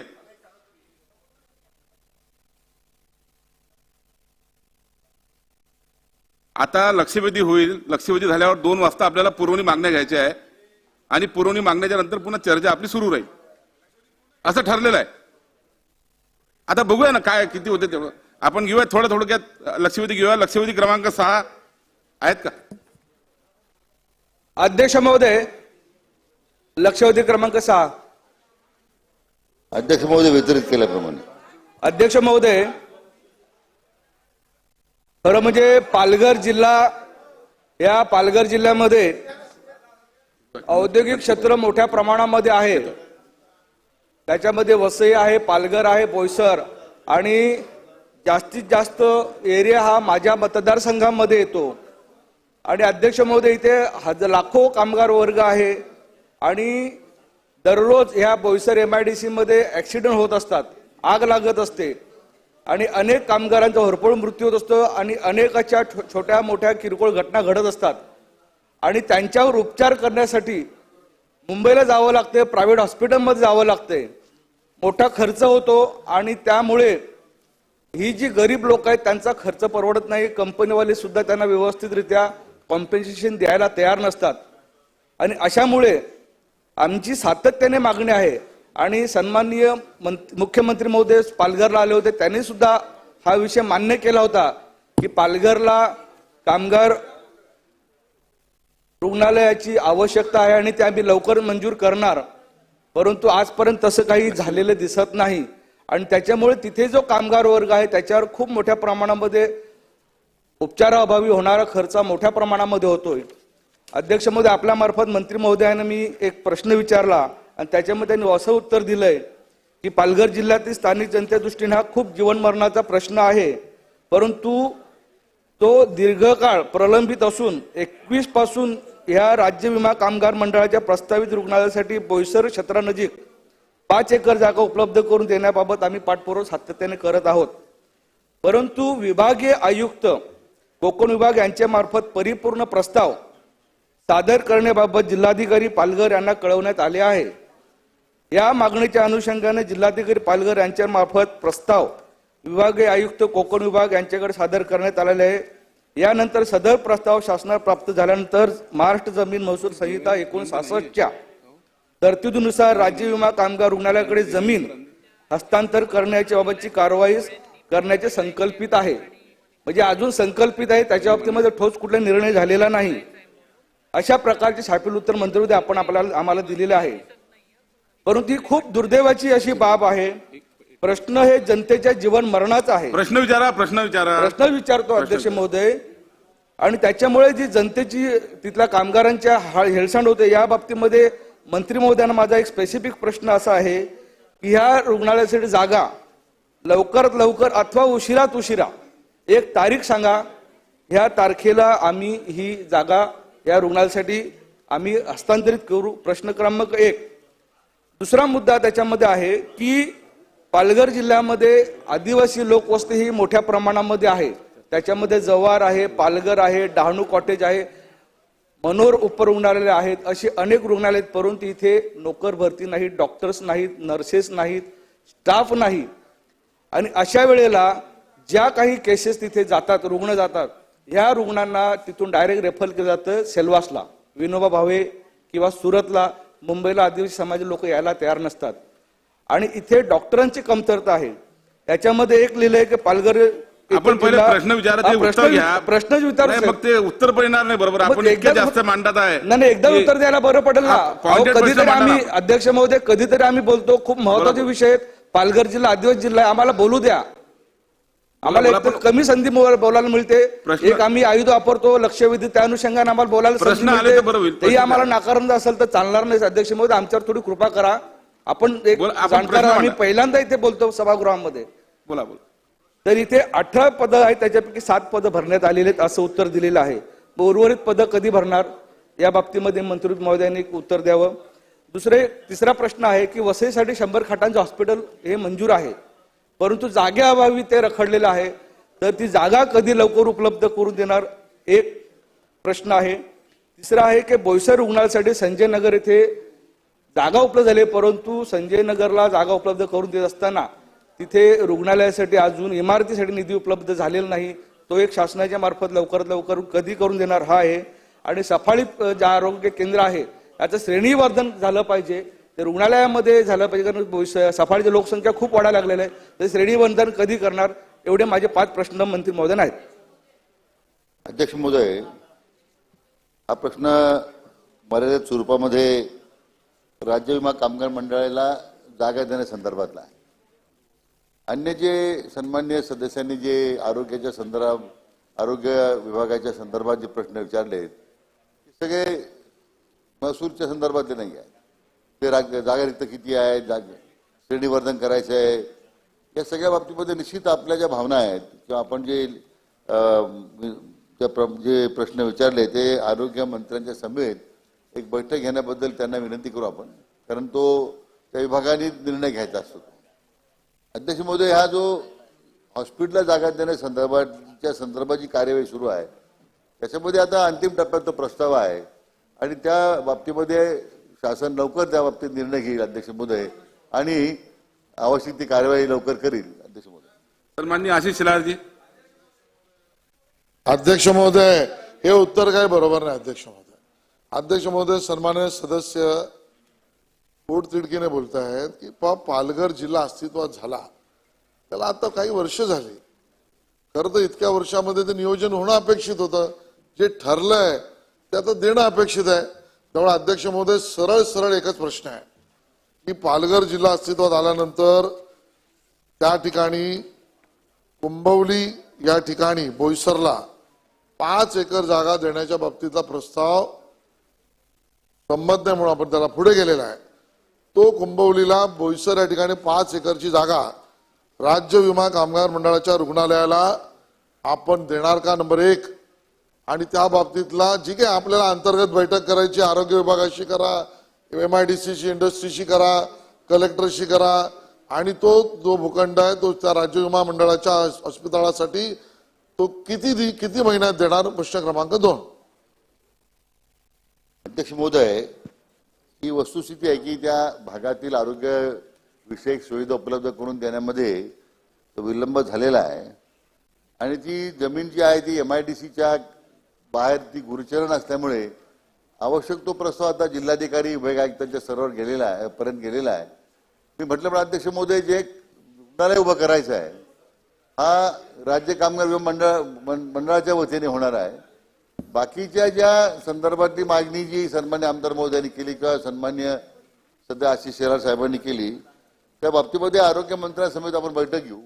पण त्यांनी जी आता या दवाखान्यासंदर्भात जागा उपलब्ध करून देण्याबाबतीत जी मागणी केलेली आहे अध्यक्ष महोदय, साधारण एक पुढच्या 15 दिवसामध्ये ही जागा राज्य विमा मंडळ कामगार विमा मंडळाकडे अध्यक्ष सुपूर्द करण्यात येईल असं मी आपल्याला आश्वासित करू इच्छितो. चला पुढे जाऊया. बोला मनीषा ते बोला. अध्यक्ष महोदय, पालघर जिल्ह्यामध्ये तारापूर त्याचबरोबर वाडा आणि पालघर हे औद्योगिक क्षेत्र आहे आणि बोईसर तारापूर येथील औद्योगिक क्षेत्रामध्ये अनेक फॅक्टरीमध्ये ऍक्सिडेंट होत आहेत. आज आमची मागणी आहे का तिकडे हॉस्पिटल व्हावं, पण जर ती सन्माननीय मंत्री महोदयाने आता उत्तरात सांगितलं की कुंभवली येथील जागा जी आहे ती जर MIDC अंतर्गत येत असेल तर माझी सन्माननीय मंत्री महोदयांना विनंती आहे का पालघरला जिकडे आपलं जिल्हा परिषदेचं कार्यालय आहे, जिकडे कलेक्टरचं कार्यालय आहे त्याच्या बाजूलगत सिडकोचे प्लॉट आहेत. ह्या सिडको मधील 5 एकर जागा ही आपण ह्या हॉस्पिटलसाठी देणार का, त्याच्यासाठी आपण मागणी करणार का? आणि दुसरी गोष्ट आहे अध्यक्ष महोदय, ऍक्सिडेंट झाल्यानंतर शेलवासला लोक बॉडी घेऊन जात आहेत आणि रस्त्यामध्ये जाता जाताच लोक मरत आहेत. आणि आज आपण बघितलं तर पालघर पासून मुंबईला यायला ज्या पद्धतीची रस्त्याची आज चाळण झालेली आहे की पालघर पासून बोरिवलीला यायला किमान 4 तास लागतात असा आपला हायवे झालेला आहे. तर माणूस हा मुंबईला येईपर्यंत रस्त्यातच मरून जातोय. तुम्ही आदिवासी बहुल जिल्हा तिकडे 2014ला डिक्लेअर केला, त्याच्यानंतर जर एक साधं तिकडे हॉस्पिटल नसेल तर ह्याच्यापेक्षा ह्या तिकडे राहणाऱ्या लोकांचं दुर्दैव काय. मी म्हणून कळकळीची विनंती करते सन्माननीय मंत्री महोदयांना, रोज MIDC मध्ये ऍक्सिडेंट होत आहेत, रोज मरतायत. त्या वर्करांच्या त्यांचे आईबाप कुठेतरी ओरिसाला आहेत, कुठेतरी ते उत्तर प्रदेशला आहेत, पण स्फोट होऊन लोक मेली जातात. त्यांना हॉस्पिटल नसल्या कारणाने जर शेलवास वापी किंवा मुंबईला आणण्यामध्ये त्यांचे मृत्यू होत असेल तर शासनाने तातडीने पालघर जिल्ह्यामध्ये तुम्ही हे कामगारांसाठी हॉस्पिटलसाठी जागा देऊन मंत्री महोदयाने त्याबद्दल मला उत्तर द्यावं अशी मी आपणास विनंती करत आहे. सन्माननीय मंत्री महोदय. सन्मान्य अध्यक्ष महोदय, सन्मान्य सदस्य मनीषाताईंनी जो मुद्दा उपस्थित केला तो बरोबर आहे की नॅशनल हायवे आहे, MIDC मोठ्या प्रमाणात तिथं विस्तार झालेला आहे. पण ही जागा जी आहे अध्यक्ष महोदय, त्यासाठीच आपण हे राज्य कामगार मंडळाकरता जागा हस्तांतर करायची होती. ही जागा MIDC मध्ये नाही आहे. MIDCच्या बाजूला ती गुरुचरांची जागा होती अध्यक्ष महोदय, आणि ती आता रुग्णालयाला मी सांगितलं, सन्मान्य सदस्य आशिष शेलार साहेबांनी जो प्रश्न विचारला होता, पुढच्या 15 दिवसामध्ये ही जागा त्या हॉस्पिटल उभारणी करता आपण सुपूर्द करतोय. साधारण 1 वर्षभरामध्ये हे रुग्णालय उभं राहील अध्यक्ष महोदय, आणि त्या भागातील असणाऱ्या वाढत्या औद्योगिक वसाहतीमध्ये कामगारांची त्यामध्ये सोय होईल अध्यक्ष महोदय. तथापि अन्य ज्या जिल्ह्यातल्या प्राथमिक आरोग्य केंद्र आहेत, ग्रामीण रुग्णालय आहेत, तिथं पदं रिक्त बरीच आहेत. ही पदं भरण्याच्या संदर्भात सुद्धा तातडीनं कारवाई करण्याबाबतीमध्ये आरोग्य मंत्र्यांची बैठक घेऊन अध्यक्ष महोदय कारवाई करण्यात येईल. चला शेवटचा प्रश्न प्राध्यापक तनपुरेजी. प्रश्न जरी पालघर जिल्ह्यातला असला तरी मंत्री महोदय माझ्या जिल्ह्यातले आहेत, पालकमंत्री आहेत. तर माझ्याही मतदारसंघामध्ये राहुरी शहरामध्ये तालुक्याचं ठिकाण आहे, तिथल्या ज्या ग्रामीण रुग्णालयासाठी आम्ही नगरपालिकेची जागा उपलब्ध करून दिलेली आहे, थोड्या अडचणी होत्या त्याला दूर केलेल्या आहेत. परंतु आम्हाला असं समजतं की जरी मी तिथला आमदार आहे पण मला काय माहित नाही, पण चर्चा आमच्या कानावर अशा येतात बाहेरनं की शहराच्या लांब कुठेतरी बाहेर 5 किलोमीटर जागा ग्रामीण रुग्णालयाकरता हस्तांतरित करण्याचा शासनाचा काहीतरी प्रस्ताव आहे. वास्तविक लोकप्रतिनिधी म्हणून मलाही तसं माहिती व्हायला हवी होती, पण आता नाहीये. तर नेमकं त्याबाबत आपण एक जर बैठक माझ्या उपस्थित आरोग्य मंत्र्यांच्या उपस्थित जर घेतली, कारण लोकांची भावना अशी की शहर 50,000 लोकसंख्येचं शहर आहे, ते शहरामधल्या गोरगरीब लोकांची भावना की तिथंच ते रुग्णालय व्हावं. तर एक बैठक जर आपण या बाबतीत लावणार का? निश्चितपणे अध्यक्ष महोदय, मला आता माझ्याकडे माहिती नाही, परंतु बैठक या अधिवेशनामध्येच एक बैठक घेऊ. त्याच्यामध्ये हा जो काही प्रश्न आहे, निश्चितच ही गोष्ट गावाच्या बाहेर नेऊन ते ग्रामीण रुग्णालयाचा फार उपयोग होणार नाही. गावामध्ये जागा असेल, नगरपालिका तयार असेल अध्यक्ष महोदय, तर निश्चितपणे त्याचा विचार केला जाईल. चला लक्षवेधी क्रमांक 1. लक्षवेधी क्रमांक 1 नाही म्हणतो. ठीक आहे,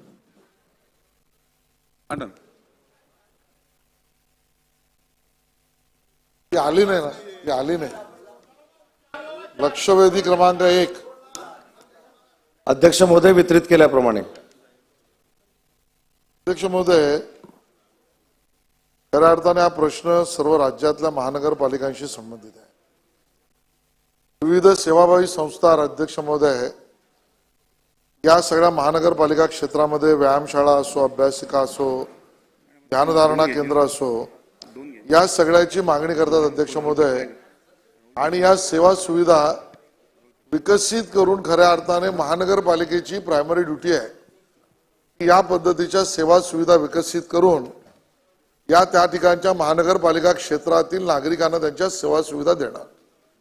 अध्यक्ष महोदय, पण या सगळ्यामध्ये होतं काय आरक्षण जे असतं त्या आरक्षणाप्रमाणे कधी कधी सेवा सुविधा खाजगी विकासक असेल तर तो विकसित करून महापालिकेला देतो, किंवा ज्या ठिकाणी स्वतः महानगरपालिका विकसित करते ते केल्यानंतर त्या विकसित अशा जागेचं करायचं काय, मग ते ध्यानधारणा केंद्र असो, ग्रंथालय असो, अन्य काही असो, मग त्यामध्ये मुंबई महानगरपालिकेत तरी सुनील प्रभूजी ते आहेत, आपण एक टेंडर काढतो आणि त्या टेंडरमध्ये सेवाभावी संस्थांच्या ग्रेडेशन प्रमाणे त्यांच्या आर्थिक स्थितीप्रमाणे त्यांना देण्याच्या बाबतीतलं खुलं टेंडर काढतो.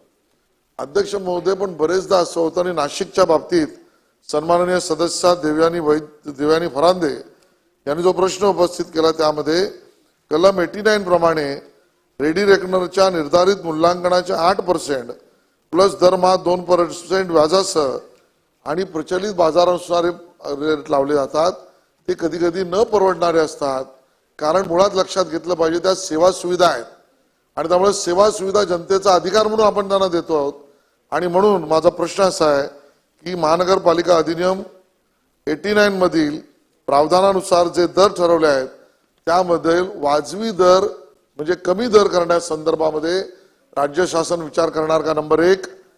ती आवश्यकतेनुसार कमी दर करायचे असतील तर त्यासाठीची समिती तातडीने घोषित करणार का? नंबर 2. आणि त्या समितीचा अहवाल किती दिवसात घेणार? नंबर 3. मंत्री महोदय. अध्यक्ष महोदय, सन्मान्य सदस्य आशिषजींनी जो या ठिकाणी मुद्दा मांडलाय तो अख्ख्या महाराष्ट्रासाठी आहे, परंतु ही लक्षवेधी नाशिकच्या संदर्भातली आहे. आणि जे प्रचलित नियम आहेत मिळकतीच्या बाबतीतले ते असे आहेत की रेडी रेकनरच्या 8% किंवा बाजार मूल्य याच्यापैकी जास्त जी अमाऊंट असेल त्या पद्धतीने ती कार्यवाही करावी, अशा पद्धतीची सध्याची प्रचलित पद्धत आहे. परंतु त्याच्यानंतर 23/4/2023 एक अधिसूचना आपण काढलेली आहे शासनाच्या मार्फत. त्याच्यामध्ये निवासी आणि शैक्षणिक आणि धर्मादायाला जर जागा पाहिजे असतील तर 8% 2% कमी दरानं ती कार्यवाही व्हावी अशा पद्धतीची भूमिका या अधिसूचनेमध्ये आहे. व्यावसायिक आणि औद्योगिक क्षेत्रासाठी 3% आहे आणि दंड न भरल्यास जे 2% व्याज आपण देत होतो ते 1% वर आणलेलं आहे. परंतु या सगळ्या बाबतीमध्ये पुन्हा एकदा मुख्यमंत्री आणि दोन्ही उपमुख्यमंत्र्यांनी अशी चर्चा केलेली आहे की याच्यामध्ये देखील सवलत देता येते का, हा निर्णय घेण्यासाठी हे सगळं विचाराधीन आहे. शासनाकडे प्रस्ताव आलेला आहे. मला सन्मान्य सदस्यांना या ठिकाणी सांगितलं पाहिजे की जो प्रस्ताव आलाय आणि त्या प्रस्तावामध्ये आहे त्याच्यापेक्षा देखील दर शासनाला कमी करायचे असल्यामुळं येत्या 8 दिवसामध्ये योग्य तो निर्णय या संदर्भातला दर कमी करून घेतला जाईल. चला, सन्मान्य सदस्य अजय चौधरी. धन्यवाद अध्यक्ष महोदय.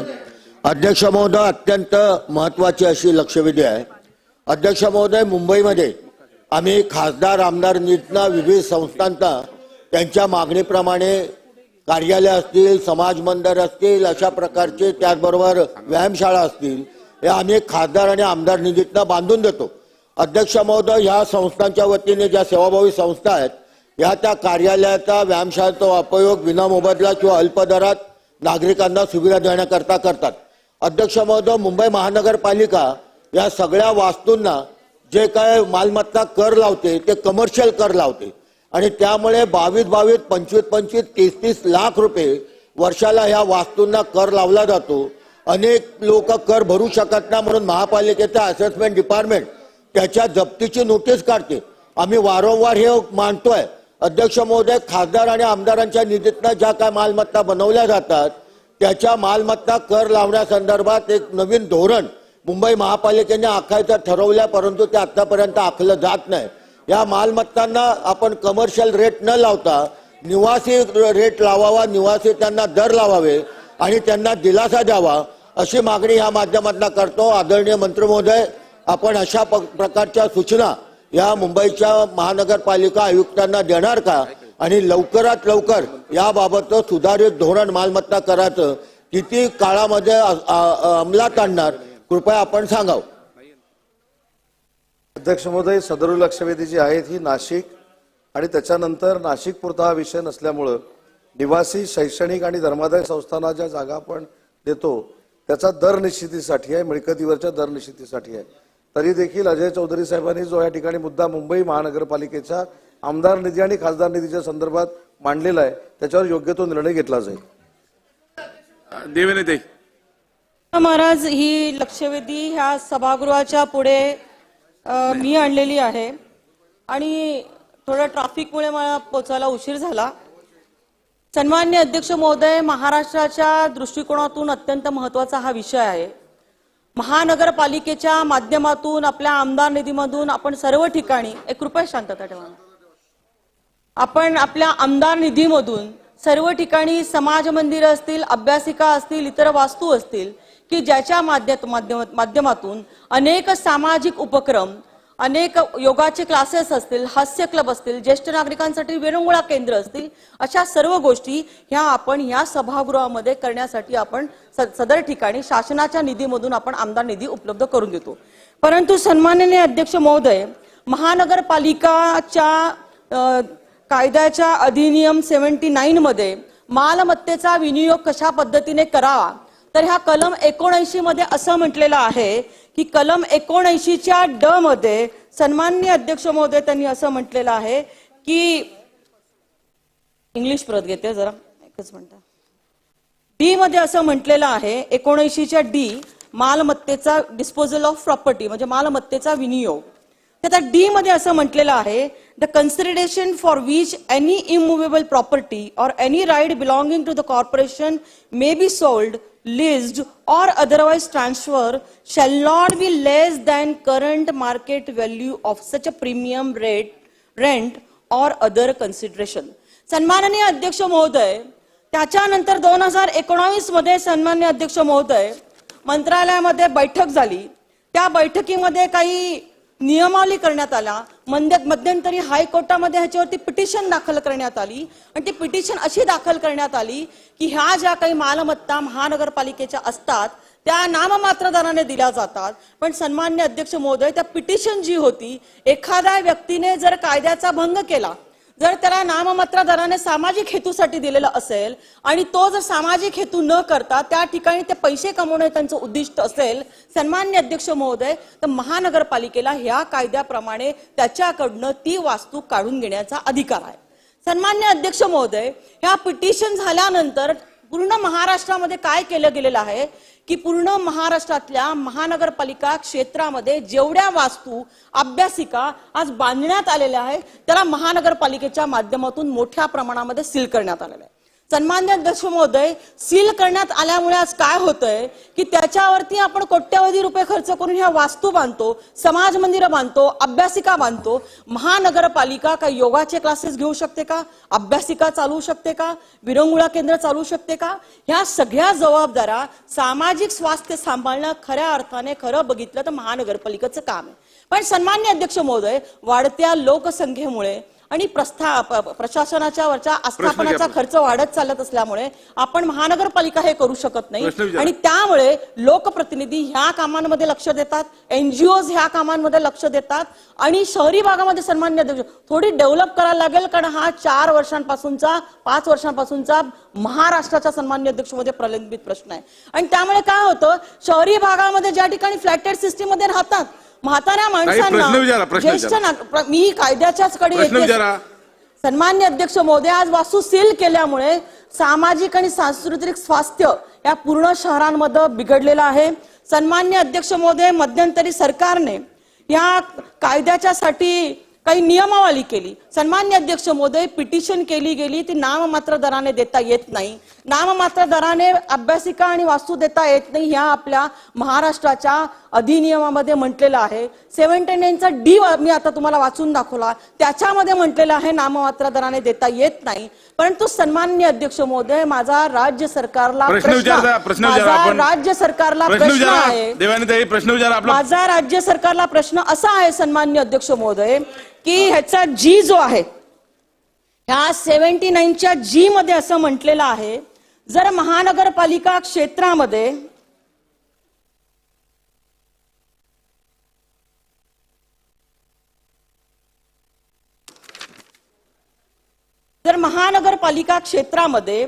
स्लम वस्त्या ज्या असतात त्या स्लम वस्त्यांच्या डेव्हलपमेंट वगैरे जर करायच्या असतील तर त्या डेव्हलपमेंटच्या साठी कायद्यामध्ये तरतूद करण्यात आलेली आहे की त्यांना आपण त्या डी मधून त्यांना वगळण्यात आलेला आहे. म्हणजे स्लम वस्त्यांच्या डेव्हलपमेंटसाठी, त्यांच्यासाठी सुविधा पुरवण्यासाठी, त्यांच्यासाठी निधी उपलब्ध करून घेण्यासाठी प्रश्न विचारा. आपण गेल्या 3 सन्माननीय मिनिटांपासून बोलत अध्यक्ष आहात. महोदय, माझा स्पेसिफिक प्रश्न असा आहे की ज्या पद्धतीने डी मध्ये आपण तरतूद करता येत नाही असं म्हटलेलं आहे, त्यामुळे आज समाज मंदिरांचा वापर बंद झालेला आहे. तर सन्माननीय अध्यक्ष महोदय, राज्य सरकार ह्या 79 मध्ये दुरुस्ती आणणार का? दुरुस्ती आणत असताना हा जो मी जी सांगितला आहे त्या जी मध्ये काही गोष्टींना सूट देण्यात आलेली आहे. तर सन्माननीय अध्यक्ष महोदय, मी राज्य सरकारला एक अमेंडमेंट ह्याच्यामध्ये सुचवते की ग चा ग म्हणजे डबल जी करून त्या डबल जी मध्ये अशा सगळ्या वास्तू आपण टाकाव्यात की अशी समाज मंदिरं, अभ्यासिका, व्यायामशाळा, विरंगुळा केंद्र ह्यांना आपण नाममात्र दराने द्यायला पाहिजे. सन्माननीय अध्यक्ष महोदय, याचं महत्वाचं कारण आहे. मी आपले अजून एक 2 मिनिटं घेते की याच्यामध्ये जे उत्तर दिलेलं आहे सन्माननीय नाही बघा देवानीताई, बघा प्रशांतजी बन, तुम्ही ग्रामीण आपण प्रश्न विचारा पाहिजे. आपण प्रश्न विचारा. सन्मान्य अध्यक्ष महोदय, हा अतिशय शहरातला महत्वाचा प्रश्न आहे, आपण समजून घ्या. सन्मान्य अध्यक्ष महोदय, ह्याच्यामध्ये मध्यंतरी 13 सप्टेंबर 2019 मध्ये राज्य सरकारने ह्याच्यामध्ये एक नियमावली आणली. ह्या नियमावलीमध्ये राज्य सरकारने असं म्हटलेलं आहे की जर आपल्याला महानगरपालिकेच्या वास्तू जर अशा पद्धतीने जर कोणाला द्यायच्या असतील तर रेडी कमर्शियल दराने जर कमर्शियल वापरासाठी द्यायच्या असतील तर 8% रेडी रेकनरच्या 8% आणि जर आपल्याला सामाजिक हेतूसाठी द्यायच्या असतील तर सन्मान्य अध्यक्ष महोदय रेडी रेकनरच्या 3%. सन्मान्य अध्यक्ष महोदय, मी माझ्या मतदारसंघातलं एकच उदाहरण सांगते. माझ्याकडे एक मुरकुटे नावाची एक अभ्यासिका आहे, अत्यंत चांगली. एका तुम्हाला गांभीर्य उत्तर घ्या. अध्यक्ष महोदय 2च मिनिटं. त्या ठिकाणचा रेडी रेकनरच्या रेट प्रमाणे त्या अभ्यासिकेला 6000 स्क्वेअर फुटला जर आपण 0.5% ने भाडं लावलं तर दर महिन्याला 6 लाख रुपये लागतात. सन्मान्य अध्यक्ष महोदय, 72 लाख रुपये अभ्यासिका चालवणारे तिथं 10 लोक ठेवायला लागतात. कुठून आणतील? किती फी आकारतील? सन्मान्य अध्यक्ष महोदय, म्हणून माझा राज्य सरकारला प्रश्न आहे. मी 6 महिन्यांपूर्वी 8 महिन्यांपूर्वी माननीय मुख्यमंत्री महोदयांनी या विषयाच्या बाबतीमध्ये पत्र दिलेलं आहे. मी अमेंडमेंट तयार करून दिलेली आहे. सन्मान्य अध्यक्ष महोदय, आजच्या या महत्वाच्या प्रश्नाला माननीय मुख्यमंत्री महोदय खरं त्या ठिकाणी अपेक्षित होते, परंतु आज मंत्री महोदय उद्योग मंत्री आहेत. मी त्यांना विनंती करेल की तुम्ही हा जो रेडी रेकनरचा दर जो तुम्ही याच्यामध्ये घेतलेला आहे तो रद्द करावा आणि मी सांगितल्याप्रमाणे जी कायद्यामध्ये मी आपल्याला तरतूद सुचवत आहे की 79च्या ग मध्ये दुरुस्ती करून ग चा ग आणून अशा पद्धतीच्या वास्तूंना आपण भाडे तत्वावरती देण्याच्या बाबतीमध्ये नाममात्र दराने देण्यासाठीचा आपण कायदा आणणार का? आणि हा कायदा राज्य सरकार किती दिवसात आणेल? आणि तिसरा शेवटचा प्रश्न असा आहे की जोपर्यंत आपण हा कायदा आपला येत नाही तोपर्यंत महाराष्ट्रातल्या सगळ्या अभ्यासिका, सगळी समाज मंदिरं खुलं करण्याचा आदेश शासन आजच्या आज देणार का? त्याचा चौथा प्रश्न माझा असा आहे की नाशिक महानगरपालिकेच्या हद्दीमधनं जिथून हे उत्तर आले, सन्मान्य अध्यक्ष महोदय, माझं उत्तराला हरकत आहे. सन्मान्य अध्यक्ष महोदय, नाशिक महानगरपालिकेच्या मिळकत व्यवस्थापकाने आज राज्य सरकारची दिशाभूल राज्य सरकारची दिशाभूल केलेली आहे. सन्मान्य अध्यक्ष महोदय, सन्मान्य अध्यक्ष महोदय, इतक्या महत्वाच्या विषयावरती मी पोट तिडकीने बोलत असताना आपण सगळं किती गांभीर्याने घेतायत? हे दुर्दैव आहे. काय चाललंय? सन्मान्य अध्यक्ष महोदय, माझी आपल्याला विनंती आहे की ह्या सगळ्या आपण वास्तू खुल्या करणार का? आणि महानगरपालिकेच्या मिळकत व्यवस्थापकाने ह्याच्यामध्ये चुकीचं उत्तर दिलेलं आहे. तर या मिळकत व्यवस्थापकाची चौकशी करून त्याला या सभागृहाला आपण चुकीची माहिती दिली म्हणून त्याला निलंबित करणार का? हा माझा शेवटचा प्रश्न आहे. बोला मंत्री महोदय. अध्यक्ष महोदय, सन्माननीय सदस्य देवयानीताईंनी लक्षवेधी एवढी डेव्हलप केली की मी सगळंच विसरलोय. त्याच्यामुळं ऐका ना, त्याच्यामुळे माझी विनंती अशी आहे देवयानीताईंना की मला स्पेसिफिक 1-1, 2-2 जर प्रश्न विचारले तर सगळा अभ्यास करून मी आलोय. पण एवढी डेव्हलप झाल्यामुळे नक्की सगळं पहिलं जे होतं माझ्या डोक्यामध्ये तर मी विसरलो. ते 1-1 प्रश्न विचारावा. प्रश्नच विसरलो ना मी. मला प्रश्न 1-1 विचारावा. चला आता थांबा. चला सुनील प्रभू. अध्यक्ष महोदय,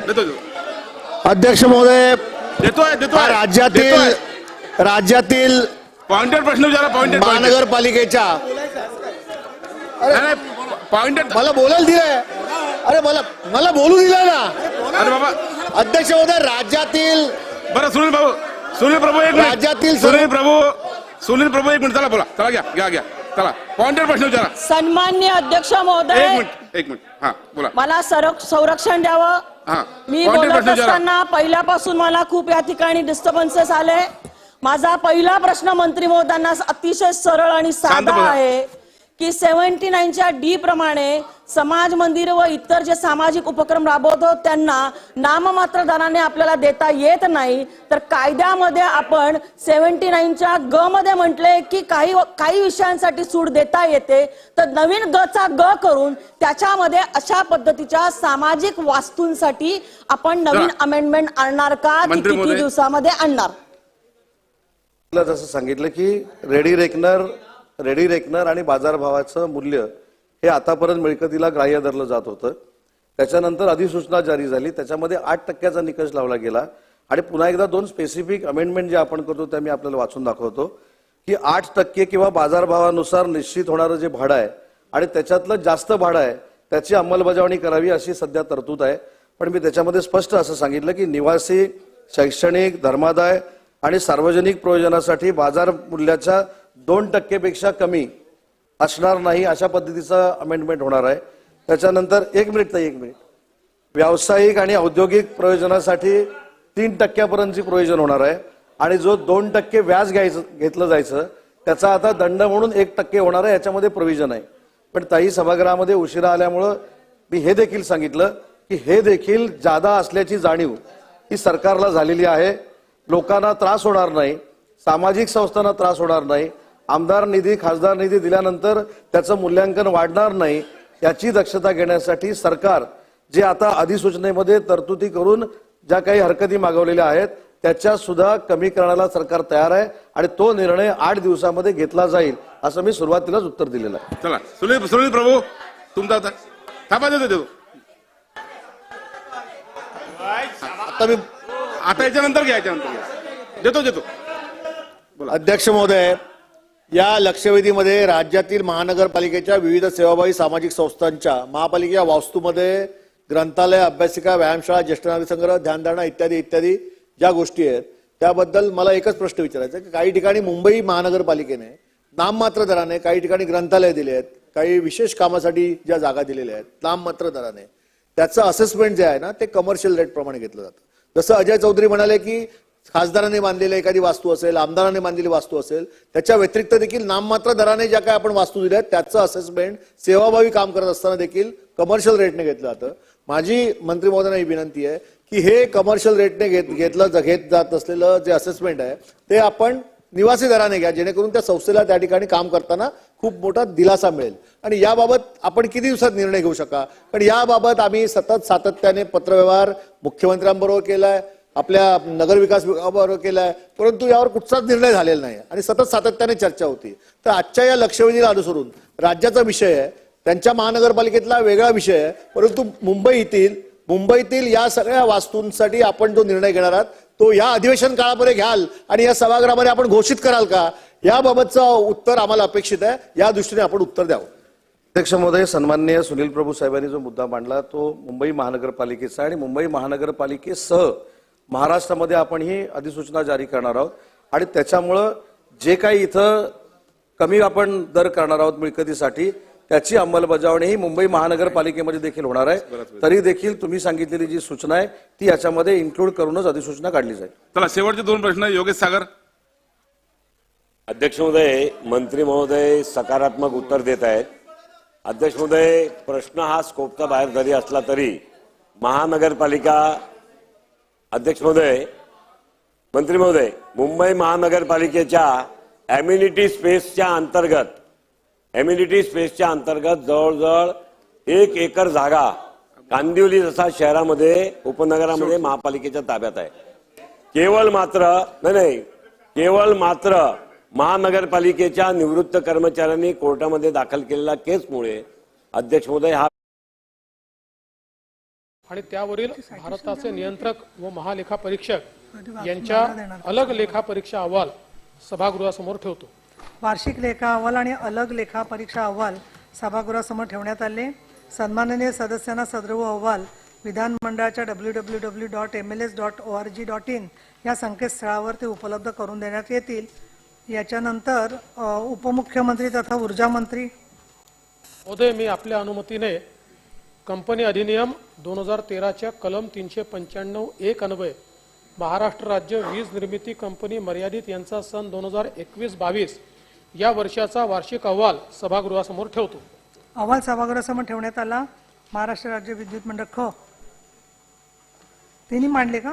नाही, मांडायचे ख मांडून देतो. महोदय, मी आपल्या अनुमतीने कंपनी अधिनियम 2013च्या कलम 395(1) अन्वये महाराष्ट्र राज्य विद्युत मंडळ सूत्रधारी कंपनी मर्यादित यांचा सन 2020-21 या वर्षाचा 16वा वार्षिक अहवाल सभागृहासमोर ठेवतो. ग महोदया, मी आपल्या अनुमतीने विद्युत अधिनियम 2003च्या कलम 104(4) अन्वये महाराष्ट्र विद्युत नियामक आयोग यांचा सन 2021-22 या वर्षाचा वार्षिक लेखा अहवाल सभागृहासमोर ठेवतो. 2 ग आणि ख हे दोन्ही अहवाल सभागृहासमोर ठेवण्यात आले. उपमुख्यमंत्री तथा वित्तमंत्री शासनाच्या नगरविकास विभाग. सभापती महोदय, मी आपल्या अनुमतीने शासनाच्या नगर विकास या विभाग अंतर्गत संस्थांनी दिनांक 1 एप्रिल 2022 ते 31 मार्च 2023 या कालावधीत घेतलेले कर्ज व त्यावरील व्याजास देण्यात आलेल्या हमी विषयीचे विवरणपत्र सभागृहाच्या पटलावर ठेवतो. संस्थांनी घेतलेले कर्ज आणि त्यावरील व्याजास देण्यात आलेल्या हमी विषयीचे विवरणपत्र सभागृहाच्या पटलावर ठेवण्यात आले. याच्यानंतर 289 आणि 93 घेण्याच्या आधी माझ्याकडे पुराविषयक काही औचित्याचे विनंती आलेल्या आहेत. तेवढ्या मी अगदी 1-1 मिनिटात आपण मांडा. सन्माननीय अमोल मिटकरी, त्याच्यानंतर रामराव पाटील रातोळीकर. धन्यवाद सभापती महोदय. अकोला थांबा रामराव थांबा. त्यांना अमोल मिटकरी. अकोला जिल्ह्यातील 6 मंडळात मोठ्या प्रमाणात झालेल्या अतिवृष्टीमुळे नदी नाल्यांना मोठ्या प्रमाणात पूर येऊन अनेक गावांचा संपर्क तुटला असून अकोला जिल्ह्यातील अकोला तालुक्यात 860 हेक्टर, अकोट तालुक्यात 92 हेक्टर, मूर्तिजापूर तालुक्यात 397 हेक्टर आणि बार्शी टाकळी तालुक्यात 72 हेक्टरवरील शेतजमीन खरडून गेली असून पिकांचे मोठ्या प्रमाणात नुकसान झाले आहे. प्रथमदर्शी जवळजवळ 45,000 हेक्टरवरील पिकांचे नुकसान झाल्याचे प्राथमिक अहवालात माहिती वर्तवण्यात येत आहे. तसेच शेतीसहित शेतामधील शेती साहित्य सुद्धा वाहून गेले असून कपाशी, सोयाबीन, संत्रा, केळी या पिकांचे मोठ्या प्रमाणात नुकसान झालेले आहे. नुकतेच पेरणी केलेले शेतकऱ्यांचे पीक खरडून गेले असून पाऊस आणि पुराच्या तडाख्यात अकोला जिल्ह्यातील नदी नाल्यांना पूर आल्याने 7 तालुक्यातील जवळजवळ 1424 घरांची पडझड होऊन मोठ्या प्रमाणात नुकसान झाले असून काही घरांचे पूर्णतः नुकसान झाले आहे. तसेच अनेक घरातील वस्तू पुरामध्ये वाहून गेल्या असल्याचे प्राथमिक अहवालातून माहिती समोर आलेली आहे. परिणामी शेतकऱ्यांना व नुकसानग्रस्तांना दिलासा देण्याच्या दृष्टीने तातडीने पंचनामे करून नुकसानग्रस्तांना मदत देण्याची मागणी या औचित्याच्या मुद्द्याद्वारे मी शासनास करीत आहे. सन्माननीय रामराव पाटील रातोळीकर. माझ्या नांदेड जिल्ह्यातील काय तुमचं रोज चालू आहे? 68 मंडळापैकी 45 मंडळामध्ये 65 mm पेक्षा जास्त पाऊस पडलेला आहे, जो हेवी रेन आपण मानला जातो. त्यापैकी 10 मंडळामध्ये 21/7/2000 रोजी 150 mm च्या वर काही मंडळात पाऊस पडला आहे. काही मंडळात 200 mm च्या वर पाऊस पडला आहे. मुखेडमध्ये एक मीडियम प्रोजेक्ट आहे जो 10 mm³ साठा क्षमतेचा आहे, जो 20 तारखेला 70% भरलेला होता. 21 तारखेला 4 तासामध्ये तो 100% भरलेला आहे. यावरून आपल्याला कशा प्रकारची अतिवृष्टी झाली हे आपल्याला लक्षात येईल. आणि ह्या अतिवृष्टीमुळे माझ्या जिल्ह्यातील 2 व्यक्ती 51 जनावरे जवळजवळ वाहून गेलेले आहेत. 2 लाख हेक्टरच्या वर जमीन बाधित झालेली आहे. 10,000 हेक्टरच्या वर जमीन खरडून गेलेली आहे. आपल्या आता स्कोपच्याही बाहेर चाललो. नाही आता नाही. माफ करा. लक्षवेधी क्रमांक 2. अध्यक्ष महाराज, लक्षवेधी क्रमांक 2. अध्यक्ष महोदय वितरित केल्याप्रमाणे. अध्यक्ष महाराज, माझ्या या उत्तराला आक्षेप आहे. सातत्यानं 2-3 अधिवेशनापासून हा प्रश्न मी उपस्थित करतोय. अध्यक्ष बैठक घेतो म्हणून सांगितलेलं आहे. सांस्कृतिक नगरी आहे. एक मिनिट. परभणी सांस्कृतिक नगरी. सांगा. आदरणीय सन्माननीय सदस्य देवानंद फरांदे यांनी उत्तराला हरकत घेतली. उत्तर ज्या महापालिकेकडून आलंय, ज्यांनी उत्तर दिलंय त्याच्यावर काय कारवाई करणार हे माननीय मंत्री महोदयांना विचारलं. हा अधिकार नाहीये त्यांचा. ज्या महानगरपालिकेतून, ज्या क्षेत्रातून त्या येत आहेत, ज्या क्षेत्राचं प्रतिनिधित्व करतायत, ज्याची सगळी त्यांना माहिती आहे, जर त्या बाबतीत उत्तर चुकीचा अधिकारी देत असतील आणि त्याच्यावर जर सभागृह त्या अधिकाऱ्यावर जर कारवाई करणार नसेल तर हा पूर्णपणे अन्यायकारक आहे. माझी माननीय मंत्री महोदयांना विनंती आहे की जे उत्तर चुकीचं दिलं गेलंय त्या अधिकाऱ्यांवर आपण काय कारवाई करणार. प्रश्न क्रमांक 1. प्रश्न क्रमांक 2, अशा प्रकारच्या अनेक वास्तू मुंबई महानगरपालिकेमध्ये अशाच पडून आहेत. त्या वास्तूंच्या अध्यक्ष महोदय काय चुकीचं आहे? या ठिकाणी सभागृहात जे सदस्य बोलत असेल त्याला प्रथा परंपरेनुसार ते खरं आहे असं धरून आपण पुढे चालतो. जेव्हा त्या या ठिकाणी मांडतात की उत्तराला त्यांची हरकत आहे तर आपण कसं काय म्हणू शकतो चुकीचं आहे? त्यांनी उत्तर दिली आता सर्व. माझा तो पहिला प्रश्न.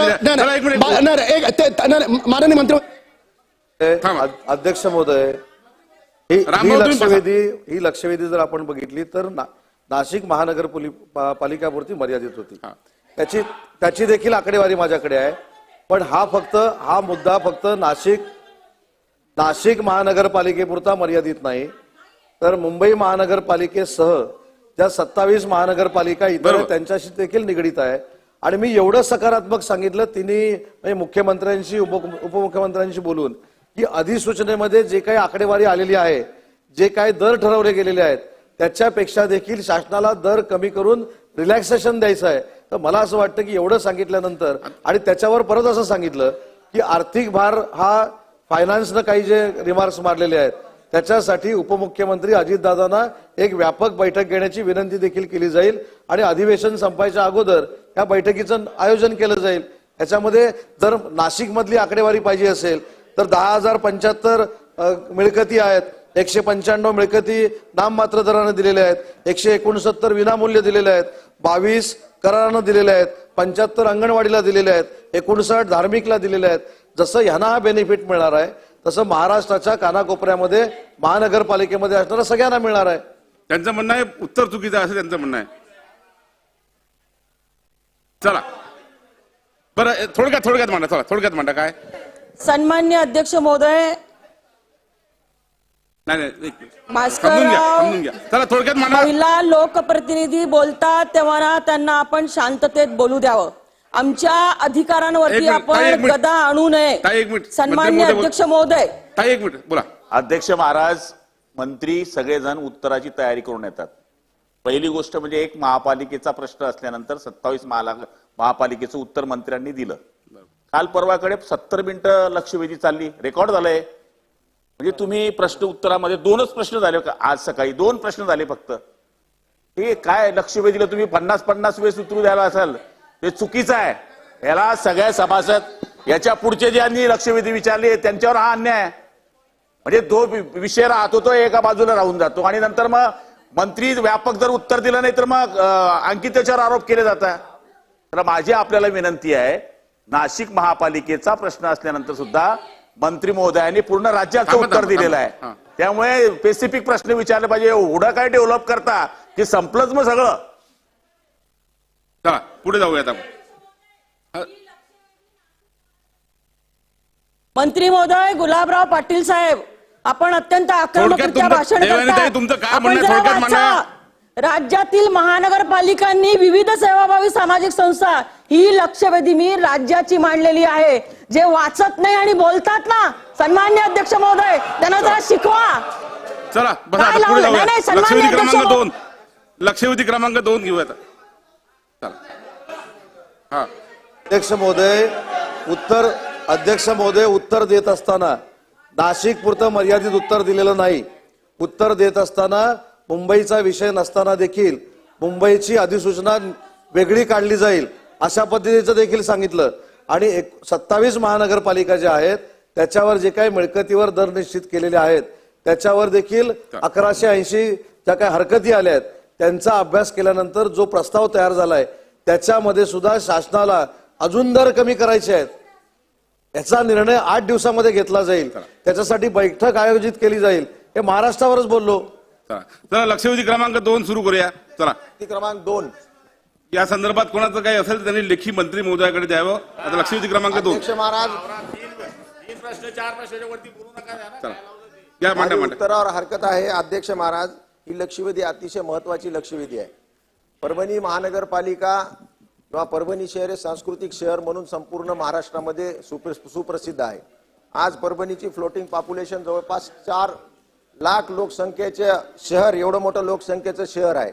आणि 2017 पासून इथं नाट्यगृहाची मागणी आमची 2005 पासून आहे आणि 2017 पासून नाट्यगृहाचं बांधकाम आजपर्यंत सुरू आहे.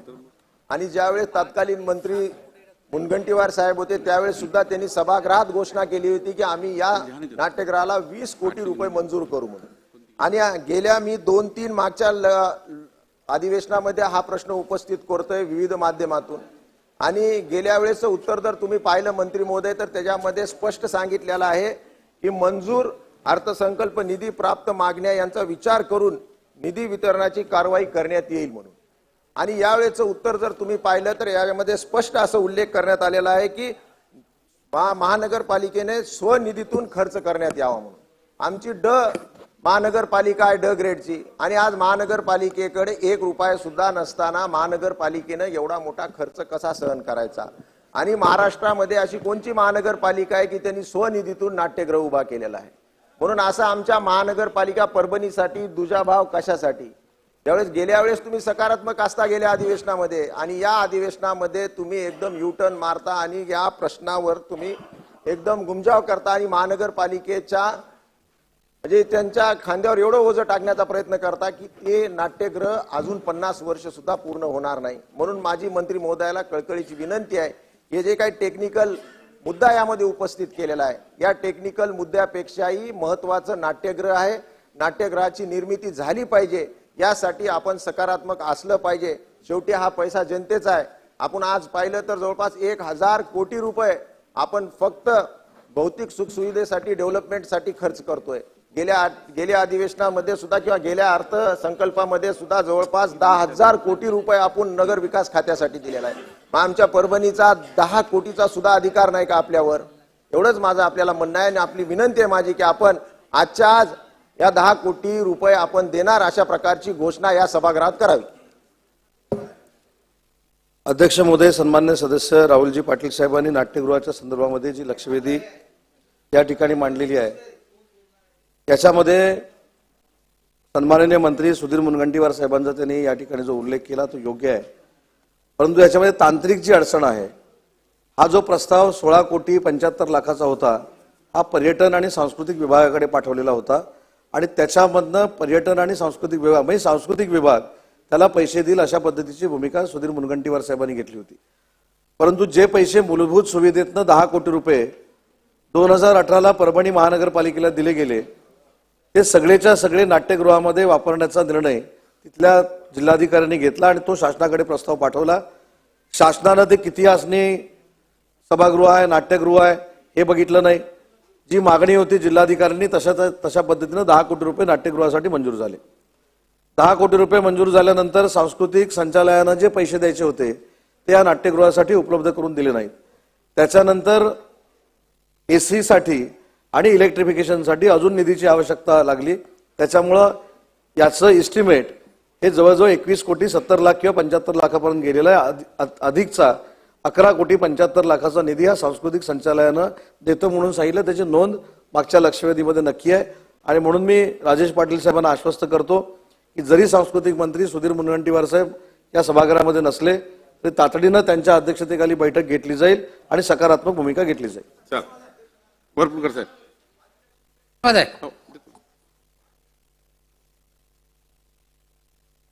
तुम्हाला देतो. बोला. नाही देतो. अध्यक्ष महोदय, परभणी महानगरपालिकेच्या नाट्यगृहाच्या संदर्भात माननीय राहुल पाटील आमदार यांनी जे लक्षवेधी मांडलेली आहे त्या संदर्भामध्ये परभणी शहराचा जे पॉप्युलेशन आहे जवळपास 4,60,000 आहे. महानगरपालिका ड वर्गाची आहे आणि नुकतीच जे 3 महानगरपालिका झाल्या होत्या लातूर, चंद्रपूर आणि परभणी त्यामध्ये राज्याच्या गेल्या वर्षी 5 वर्ष सुरुवातीला राज्यानं पूर्ण पगार त्या महानगरपालिकेला केला होता. आज जीएसटी मधून जे अनुदान मिळतं ते फक्त 2 कोटी मिळतं, पगार मात्र 4 कोटीचा होता. असा असताना सुद्धा या पूर्ण महानगरपालिकेमध्ये आजपर्यंत परभणी महानगरपालिकेमध्ये आधी एक फार वर्षापूर्वीचं एक नाट्यगृह होतं. मंत्री महोदय, फार वर्षापूर्वीचं एक नाट्यगृह होतं नटराज नाट्यगृह म्हणून. ते सुद्धा आता पूर्णपणे बंद पडलेलं आहे, कोलॅप्स झालेला आहे. आज परभणी शहरामध्ये महानगरपालिका असताना सुद्धा एक सुद्धा नाट्यगृह नाही आहे. आणि असा असताना सुद्धा पूर्वीच्या काळामध्ये फार मोठ्या एकांकिका स्पर्धा होत्या. या एकांकिका स्पर्धेमध्ये मकरंद अनासपुरासारखे सुद्धा नट आणि सकर्षण कराडीसारखे नट जे परभणी शहराचे आहेत, इथून हे निर्माण झालेले आहेत. फार मोठे कलावंत त्या शहरामध्ये राहत असतात. आणि म्हणून त्या नाट्यगृहाला जे अर्धवट बांधकाम झालेलं आहे, ते 10 कोटी रुपयाचं अर्धवट काम झालेलं आहे, एक तर बंदच पडलेलं आहे. एकही नाट्यगृह शहरामध्ये नाही. असं असताना सुद्धा शासनानं एक वेगळा विचार करून ह्या 11 कोटी रुपयाचा जे काही निधी आहे तो उपलब्ध करून द्या, अशा प्रकारची विनंती माननीय राज्याचे उपमुख्यमंत्री देवेंद्र फडणवीस साहेब यांना सुद्धा करण्यात येते की परभणी शहरासारख्या विकासाच्या दृष्टिकोनातून आपण निश्चित विचार कराल का, या मंत्री महोदय.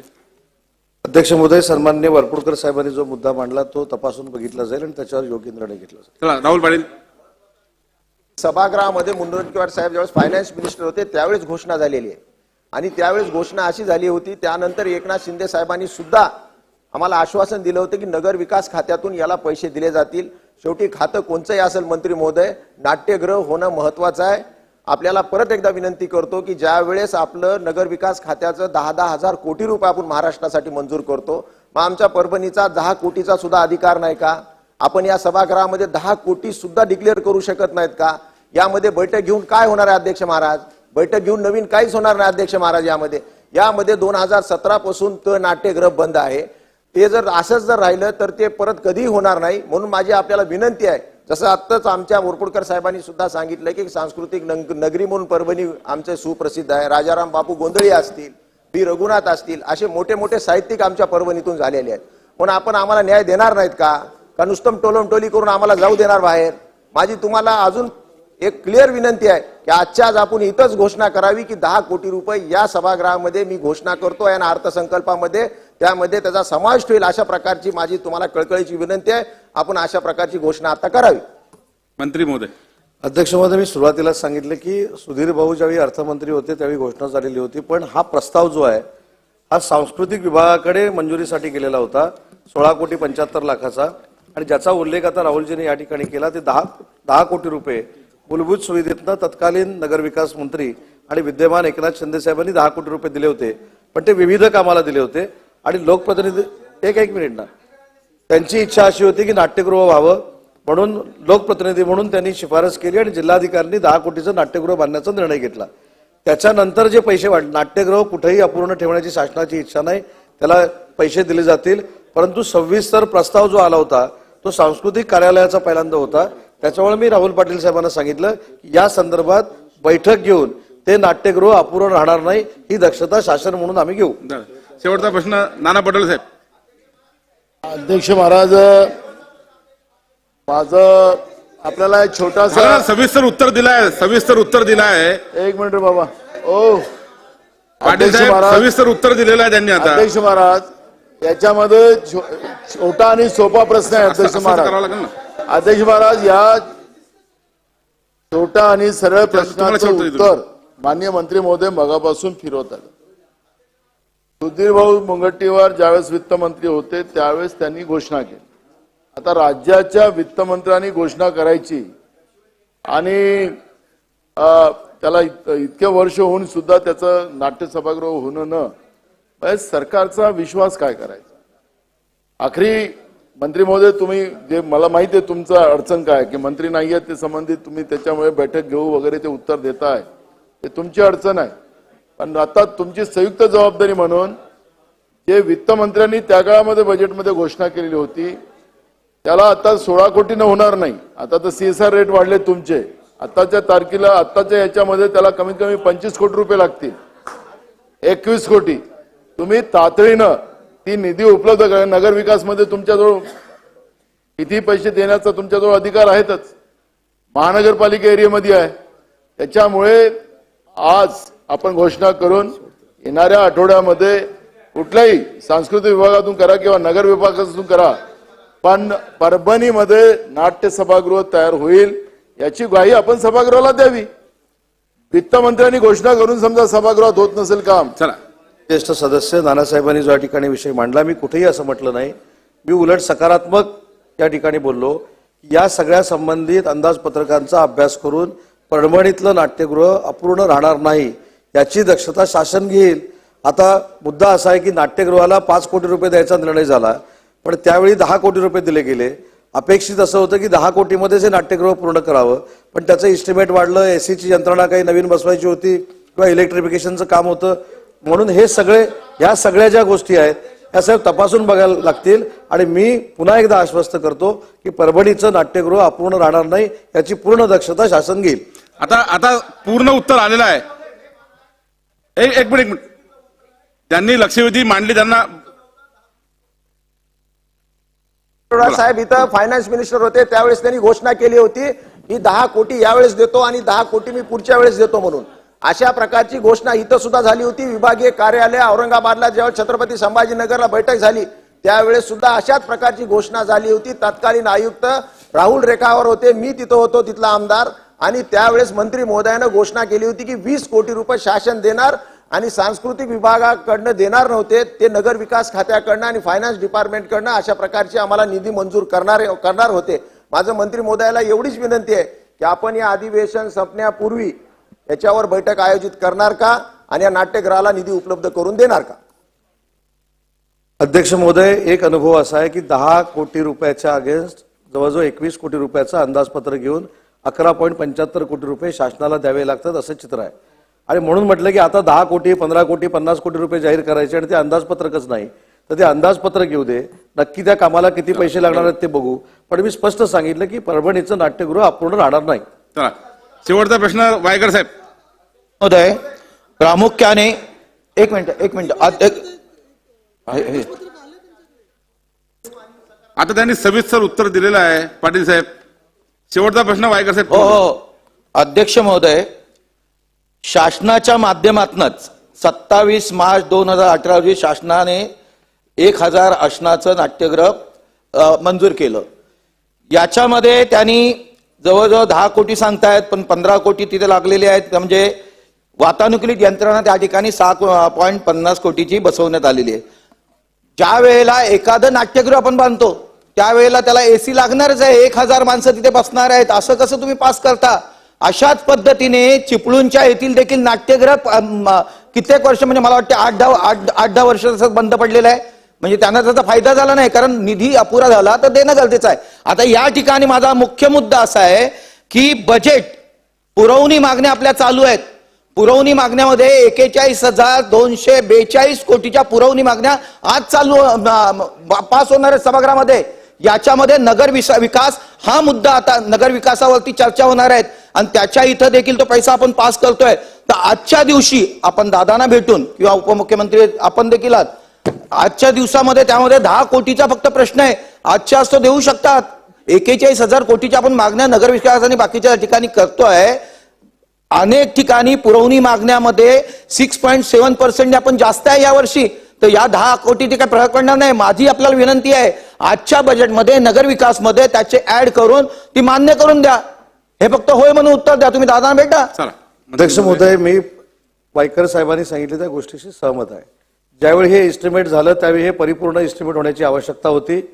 ज्यावेळी हे एस्टिमेट झालं 16 कोटी आणि 75 लाखाचं बिलो टेंडर आलं, त्याच्यानंतर 15 कोटी 50 लाखाला हे टेंडर फायनल झालं.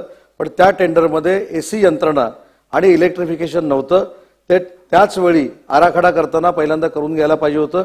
आणि आता जे पैसे वाढलेले आहेत याच्यामध्ये आता पुन्हा राहुल पाटील साहेबांनी मागणी केलेली आहे की बैठकीचं आयोजन करावं.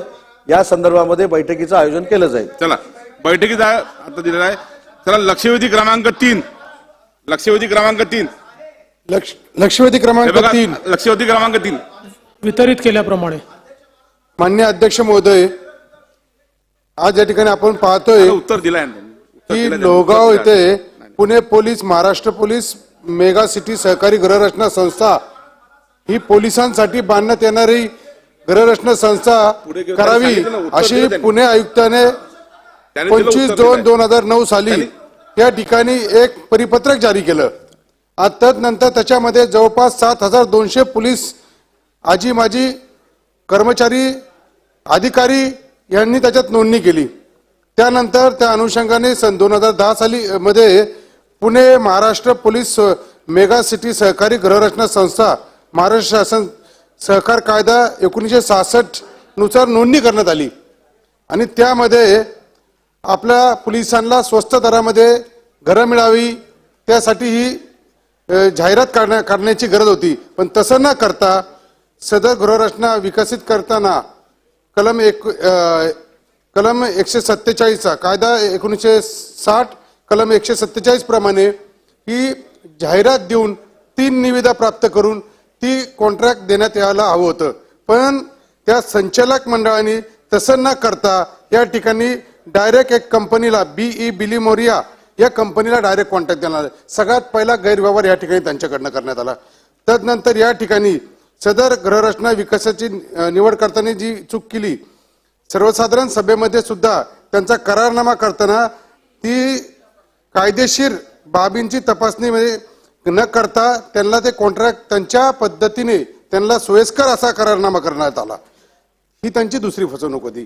कारण ते कायद्यामध्ये कलम 147 प्रमाणे त्या ठिकाणी सर्वसाधारण सभेची मंजुरी घेण्यात मी तेच सांगतो. फसवणूक कशी केली तेच सांगतो तुम्हाला की आपल्या 7,200 कर्मचाऱ्यांना म्हणजे जे पोलीस आपले ज्यांच्याकडे आपण आपल्याही फसवणूक झाली तर न्याय मागतो त्यांचीच फसवणूक झालेली. त्यामुळं मग या ठिकाणी सदर गृहरचनेसाठी जमीन जी खरेदी करण्यात आली ती खरं तर ही सगळं ह्या जे सभासद होते यांच्या मार्फत पैसे जमा करण्यात आले आणि ते पैसे जमीन खरेदीसाठी दिले होते. परंतु त्या ठिकाणी ती संस्थेच्या नावाने रजिस्टर करायला हवी होती.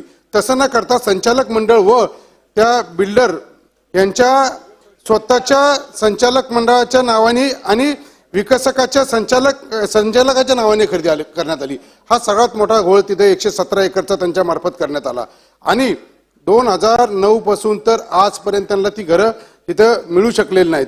खरं तर या ठिकाणी उत्तरामध्ये मला काही गोष्टी देण्यात आल्या की या गृहरचनेच्या आता 34 बिल्डिंगांचं कामकाज चालू आहे. प्रत्यक्ष जाग्यामध्ये फक्त 4 बिल्डिंग त्यातल्या 2 बिल्डिंग आता बऱ्यापैकी उचललेल्या आहेत आणि 2 बिल्डिंगचं काम अर्धवट परिस्थितीमध्ये बंद आहे. प्रश्न विचारा सुनीलजी, प्रश्न विचारा. आपण काय बोलत आहे नंतर उत्तर येत नाही. आपण प्रश्न विचारा. पॉइंटेड प्रश्न विचारा. आपल्याला या ठिकाणी एवढंच विचारायचं की ह्या ज्या आपल्याला 4,988 सभासदांचे यांनी पैसे घेतलेत, 525 कोटी रुपयाची त्यांची फसवणूक केलेली आहे. तर ही सगळी चौकशी आपण SIT मार्फत करणार आहात का? दुसरे आपल्या पोलीस कर्मचाऱ्यांच्या ह्या घरासाठी राज्य सरकारच्या माध्यमातून त्यांना लवकरात लवकर घरे बांधून देण्यासाठी काय करण्यात येईल? तिसरा प्रश्न असा आहे की जर ह्या बिल्डरचे 1ही रुपया त्याच्यामध्ये इन्व्हेस्टमेंट नसेल तर त्यांनी जी फसवणूक केली त्याला त्या ठिकाणी कायदेशीर कारवाई करून ही जमीन 117 एकर जमीन ही राज्य सरकारच्या म्हाडाच्या मार्फत किंवा अन्य संस्थेच्या मार्फत विकसन करून या ठिकाणी आपल्या पोलीस बांधवांना ही घरं देण्यात लवकरात लवकर येतील का? अध्यक्ष महोदय, सन्मान्य सदस्य श्री सुनील टिंगरे यांनी जो विषय या ठिकाणी मांडलेला आहे, वस्तुस्थिती आहे की एक अतिशय महत्वाकांक्षी अशा प्रकारचा हा प्रकल्प पोलिसांनीच पोलिसांकरता तयार केलेला प्रकल्प आहे. शासनाचा सहभाग याच्यातला फक्त त्यांना मदत करण्या इतपतच होता आणि साधारण 2008 साली या प्रकल्पाची सुरुवात करण्यात आली. त्यानंतर ती जमीन घेण्यात आली. मात्र याच्यामध्ये मध्यंतरीच्या काळामध्ये बराच काळ निघून गेला आणि ऍक्च्युअल जी मान्यता पर्यावरण खात्याकडनं मिळाली ती 2018 साली मिळाली, म्हणजे जवळजवळ 10 वर्षांनी मिळाली. आणि त्याच्यानंतर मग मध्ये कोरोनाचा काळ देखील होता. ही कंपनी जी आहे त्या कंपनीची आर्थिक परिस्थिती काय आहे ही देखील आता तपासण्याची वेळ या ठिकाणी आलेली आहे. आणि म्हणून या संदर्भात पोलीस आयुक्त पुणे, कारण शेवटी सगळे पोलीसच आहेत, त्यामुळे पोलीस आयुक्त पुणे यांनी एक बैठक घेतली आणि त्या बैठकीमध्ये 2 गोष्टी त्या ठिकाणी ठरवण्यात आल्या. एक तर गृहनिर्माण संस्थेचं एक लेखापरीक्षण करून घ्यायचं, जेणेकरून आता माननीय सदस्यांनी ज्या अनियमितता समोर आणलेल्या आहेत त्या अनियमितता आहेत किंवा काय परिस्थिती आहे त्याप्रमाणे आपल्या उपनिबंधकांच्या माध्यमातून गृहनिर्माण संस्थेचं एक ऑडिट आपण करतोय आणि दुसरं पोलिसांच्या माध्यमातून एक फॉरेन्सिक ऑडिट देखील करतो की ज्याच्या माध्यमातून कुठे पैसे सायफन झाले आहेत का, कुठे पैशाचा गैरव्यवहार झाला आहे का किंवा कुठे डायव्हर्शन झालं आहे का, अशा दोन्ही गोष्टी आपण करतो आहोत. त्यामुळे आपण जी या ठिकाणी लक्षवेधी विचारली यातले दोन हेतू आहेत. पहिला हेतू की ज्यांनी गैरकारभार केला असेल त्यांच्यावर कारवाई झाली पाहिजे, तर ती कारवाई करण्याकरता एकदा फॉरेन्सिक ऑडिट झालं की मग त्याच्यामध्ये जे काही डायव्हर्शन लक्षात येईल त्या आधारावर आपण कायदेशीर कारवाई करू. दुसरा हेतू आहे की पोलिसांना घरं मिळाली पाहिजेत.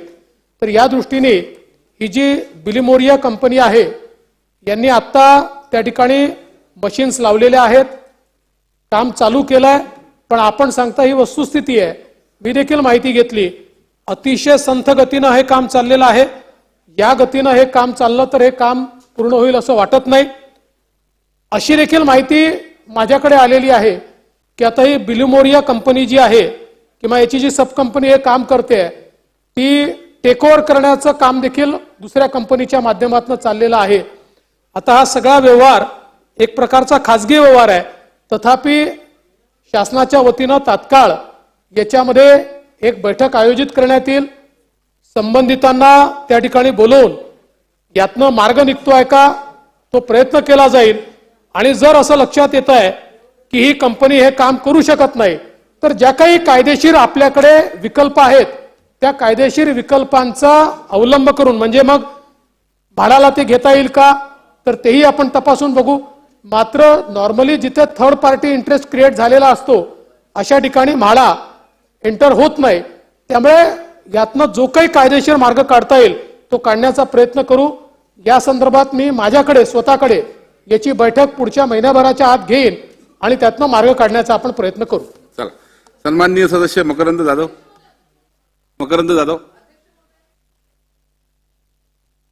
ठीक आहे, थांबा.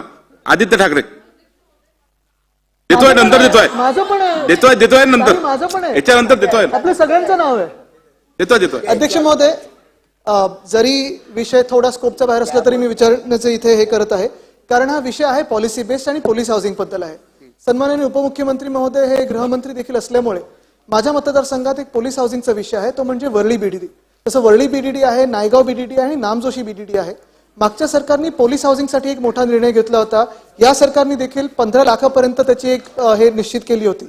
अध्यक्ष महोदय, 1 वर्ष होऊन गेलेलं आहे पण अजून पात्रता निश्चित झाली नाहीये. मी आपल्या माध्यमातून गृहमंत्री महोदयांना विनंती करेन की लवकरात लवकर त्यांची पात्रता निश्चित व्हावी आणि मग जी काही कारवाई असेल ती एका यंत्रणेकडून व्हावी. आता काय झालं, थोडं विस्कळीत झालेलं आहे.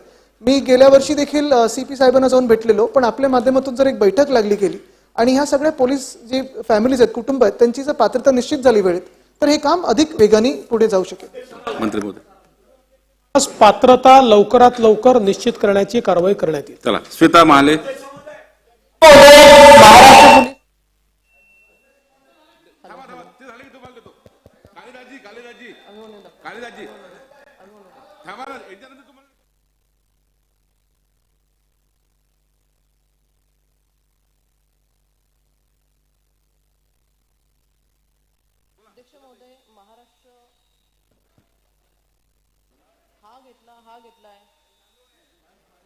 अध्यक्ष महोदय, महाराष्ट्र पोलीस मेगा सिटी सहकारी गृहनिर्माण संस्थेची सन 2009 साली त्या ठिकाणी स्थापना झाली आणि स्थापना झाल्यानंतर कुठलीही निविदा काढता त्या ठिकाणी परस्परच बिलिमोरिया या कंपनीला त्या ठिकाणी हे काम देण्यात आलं. सन्माननीय सुनीलजी टिंगरे यांनी या संदर्भामध्ये संपूर्ण माहिती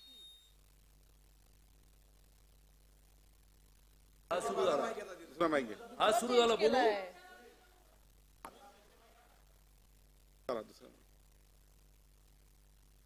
अध्यक्ष महोदय, आय थिंक या रो मध्ये प्रॉब्लेम दिसतोय. अध्यक्ष महोदय, माझा एक स्पेसिफिक प्रश्न आहे त्याच्यामध्ये. बिलिमोरिया या कंपनीला त्या ठिकाणी हे काम देण्यात आलं आणि बिलिमोरिया कंपनीने परस्परच 2015 साली हे काम वेंकोनका डेव्हलपर्स यांना त्या ठिकाणी हस्तांतरित केलं अध्यक्ष महोदय. आणि सोबतच 116 एकर जागेची जी झोन बदलीची मान्यता 2014 साली महाराष्ट्र शासनाकडून दिली असताना परस्पर प्रकल्पाची नोंदणी विकासकाने महारेराकडे करताना इंद्रायणी संकल्प नावाने त्या ठिकाणी केली. अध्यक्ष महोदय, ही बाब खरी आहे का? आणि ही बाब जर खरी असेल तर याबाबत शासन वरिष्ठ स्तरावरून Maharashtra real estate regulatory authority, सहकार आणि आर्थिक गुन्हे अन्वेषण शाखेकडून सदर संपूर्ण याची चौकशी करणार आहे का? दोषी संचालक, कंत्राटदार यांच्यावरती फौजदारी स्वरूपाचे गुन्हे दाखल करणार आहे का? सन्मान्य सदस्य श्वेताताई महालेंनी जो विषय उपस्थित केला आहे, मगाशी देखील सांगितलं की आपण ही सहकारी गृहनिर्माण संस्था असल्यामुळे उपनिबंधकांकडनं एक चौकशी करतोय आणि पैशाचं काही सायफनिंग झालं आहे का किंवा कुठली अशा प्रकारची अनियमितता झाली आहे का या संदर्भात आपण फॉरेन्सिक ऑडिट देखील त्याचं करतोय. या दोन्हीचे अहवाल आल्यानंतर त्यात जो काही दोष असेल त्याच्या आधारावर फौजदारी कारवाई केली जाईल.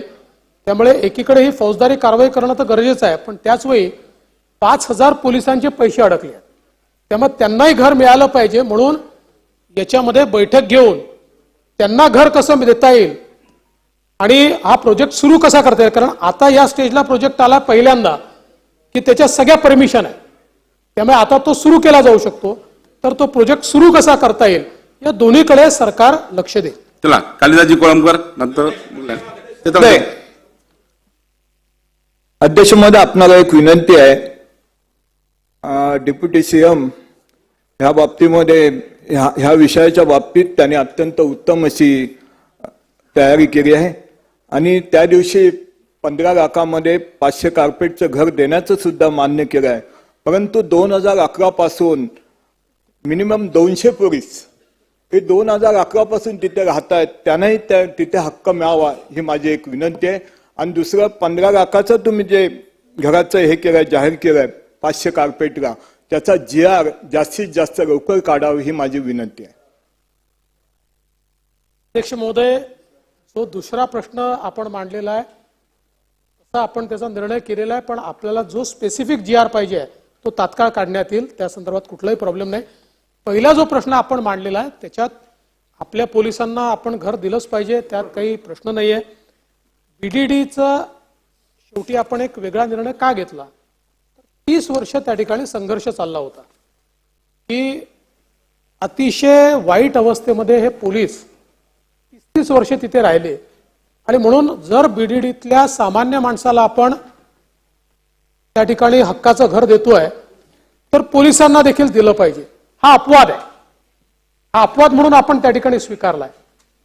हा स्वीकारल्याबरोबर अर्थातच आपल्याकडे शासनाच्या इतर विभागातनं लोकांनी सांगितलं, कोणी म्हणाला आम्ही त्या ठिकाणी बांद्राला इतके वर्ष राहतोय आम्हालाही द्या, कोणी सांगितलं आम्ही फलाण्या ठिकाणी इतके वर्ष राहतोय आम्हालाही द्या.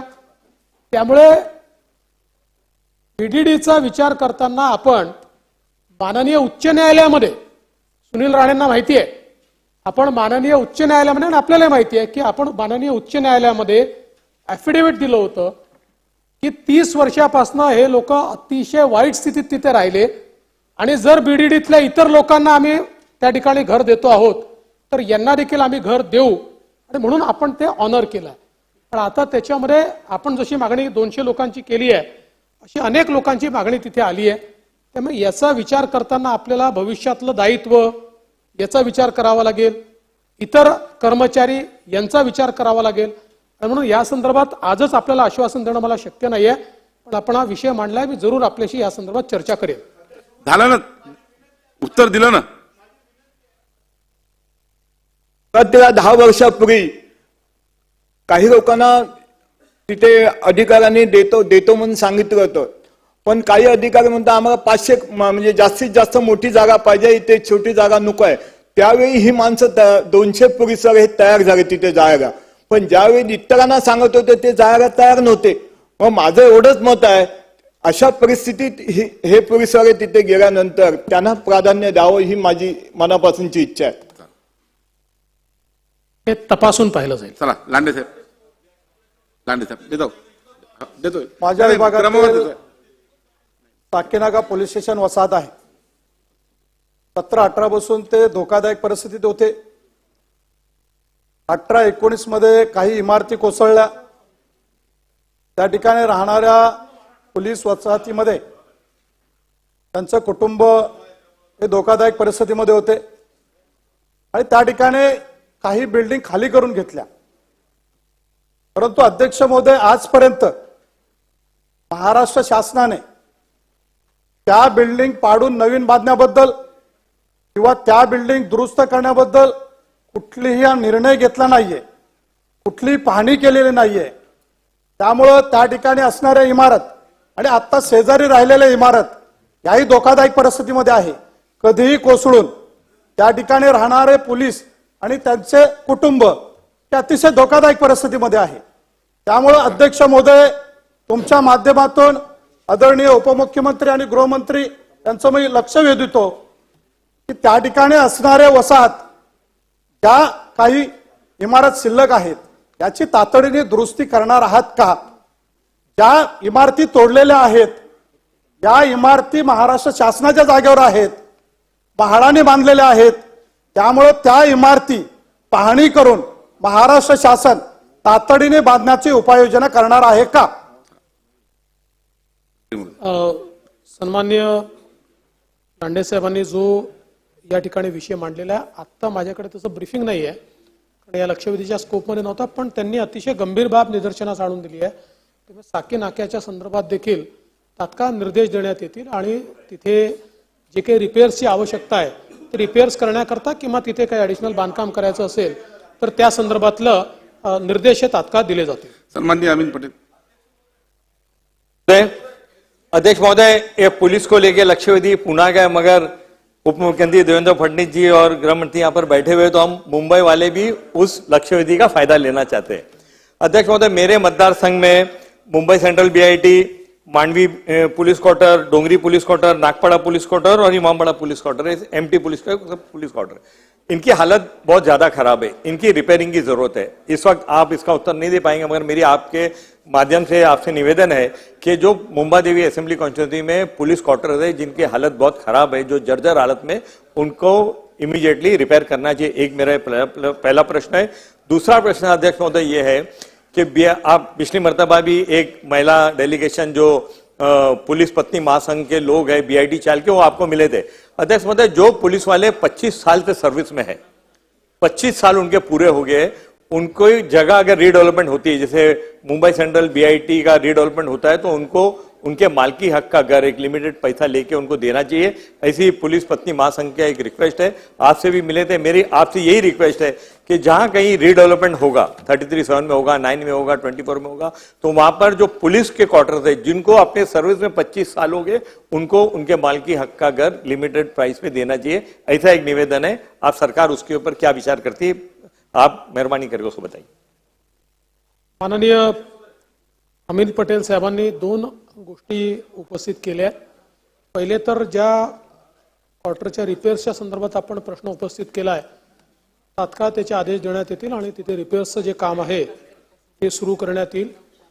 बीआयटी चाळीतल्या जे काही पोलीस पत्नींचा विषय आपण मांडलेला आहे, खरं म्हणजे आता आपण ज्यावेळेस बीडीडीचा निर्णय घेतला त्याच्यानंतर सातत्याने अशी मागणी येते. तीच मागणी आता कालिदास कोळंबकरजींनी देखील 200 पोलिसांकरता केलेली आहे. आपण तीच मागणी केली आहे. यातला शासनासमोरचा प्रश्न एवढाच आहे की सगळीकडेच पोलिसांकडनं ही मागणी येते, मग पोलिसांची केली की तीच मागणी इतर कर्मचाऱ्यांकडनं येते. शेवटी कर्मचारी रिटायर होत जाणार आहे, नवीन कर्मचारी येणार आहे, मग त्यालाही राहायला घर द्यावं लागणार आहे. त्यामुळे याला आपल्याला मनातनं वाटतं की आपल्या पोलिसांना घरं ती आपण मालकी हक्काची दिली पाहिजेत, पण ती देताना काही आपल्यासमोर लिमिटेशन्स देखील आहेत. तथापि आपण जो विषय मांडलेला आहे, जसं मी यांना सांगितलं, आपण जरूर तपासून पाहू, त्याच्यातनं काही मार्ग काढता येईल का आपण त्याचा विचार करू. चला आता पुढे जाऊया. बघा पुण्याची लक्षवेधी आहे, आता ही पूर्ण महाराष्ट्रामध्ये चाललेली आहे. ऐका आपल्याला पुणे नाही आता पुढे जाऊया.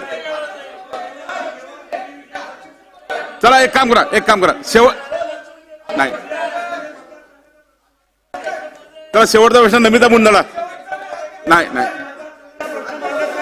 धन्यवाद अध्यक्ष महोदय. बसा, अध्यक्ष बसा. महोदय खाली बसा. हा खाली प्रश्न बसा. पोलीस खाली बसा. हाऊसिंगचा आहे. अध्यक्ष महोदय हा प्रश्न पोलीस हाऊसिंगचा आहे. त्याच्याबद्दल एक इश्यू माझ्या मतदारसंघात सुद्धा आहे की जे पोलीस हाऊसिंग आहे त्याचं रिपेअर्सचा खूप प्रॉब्लेम आहे.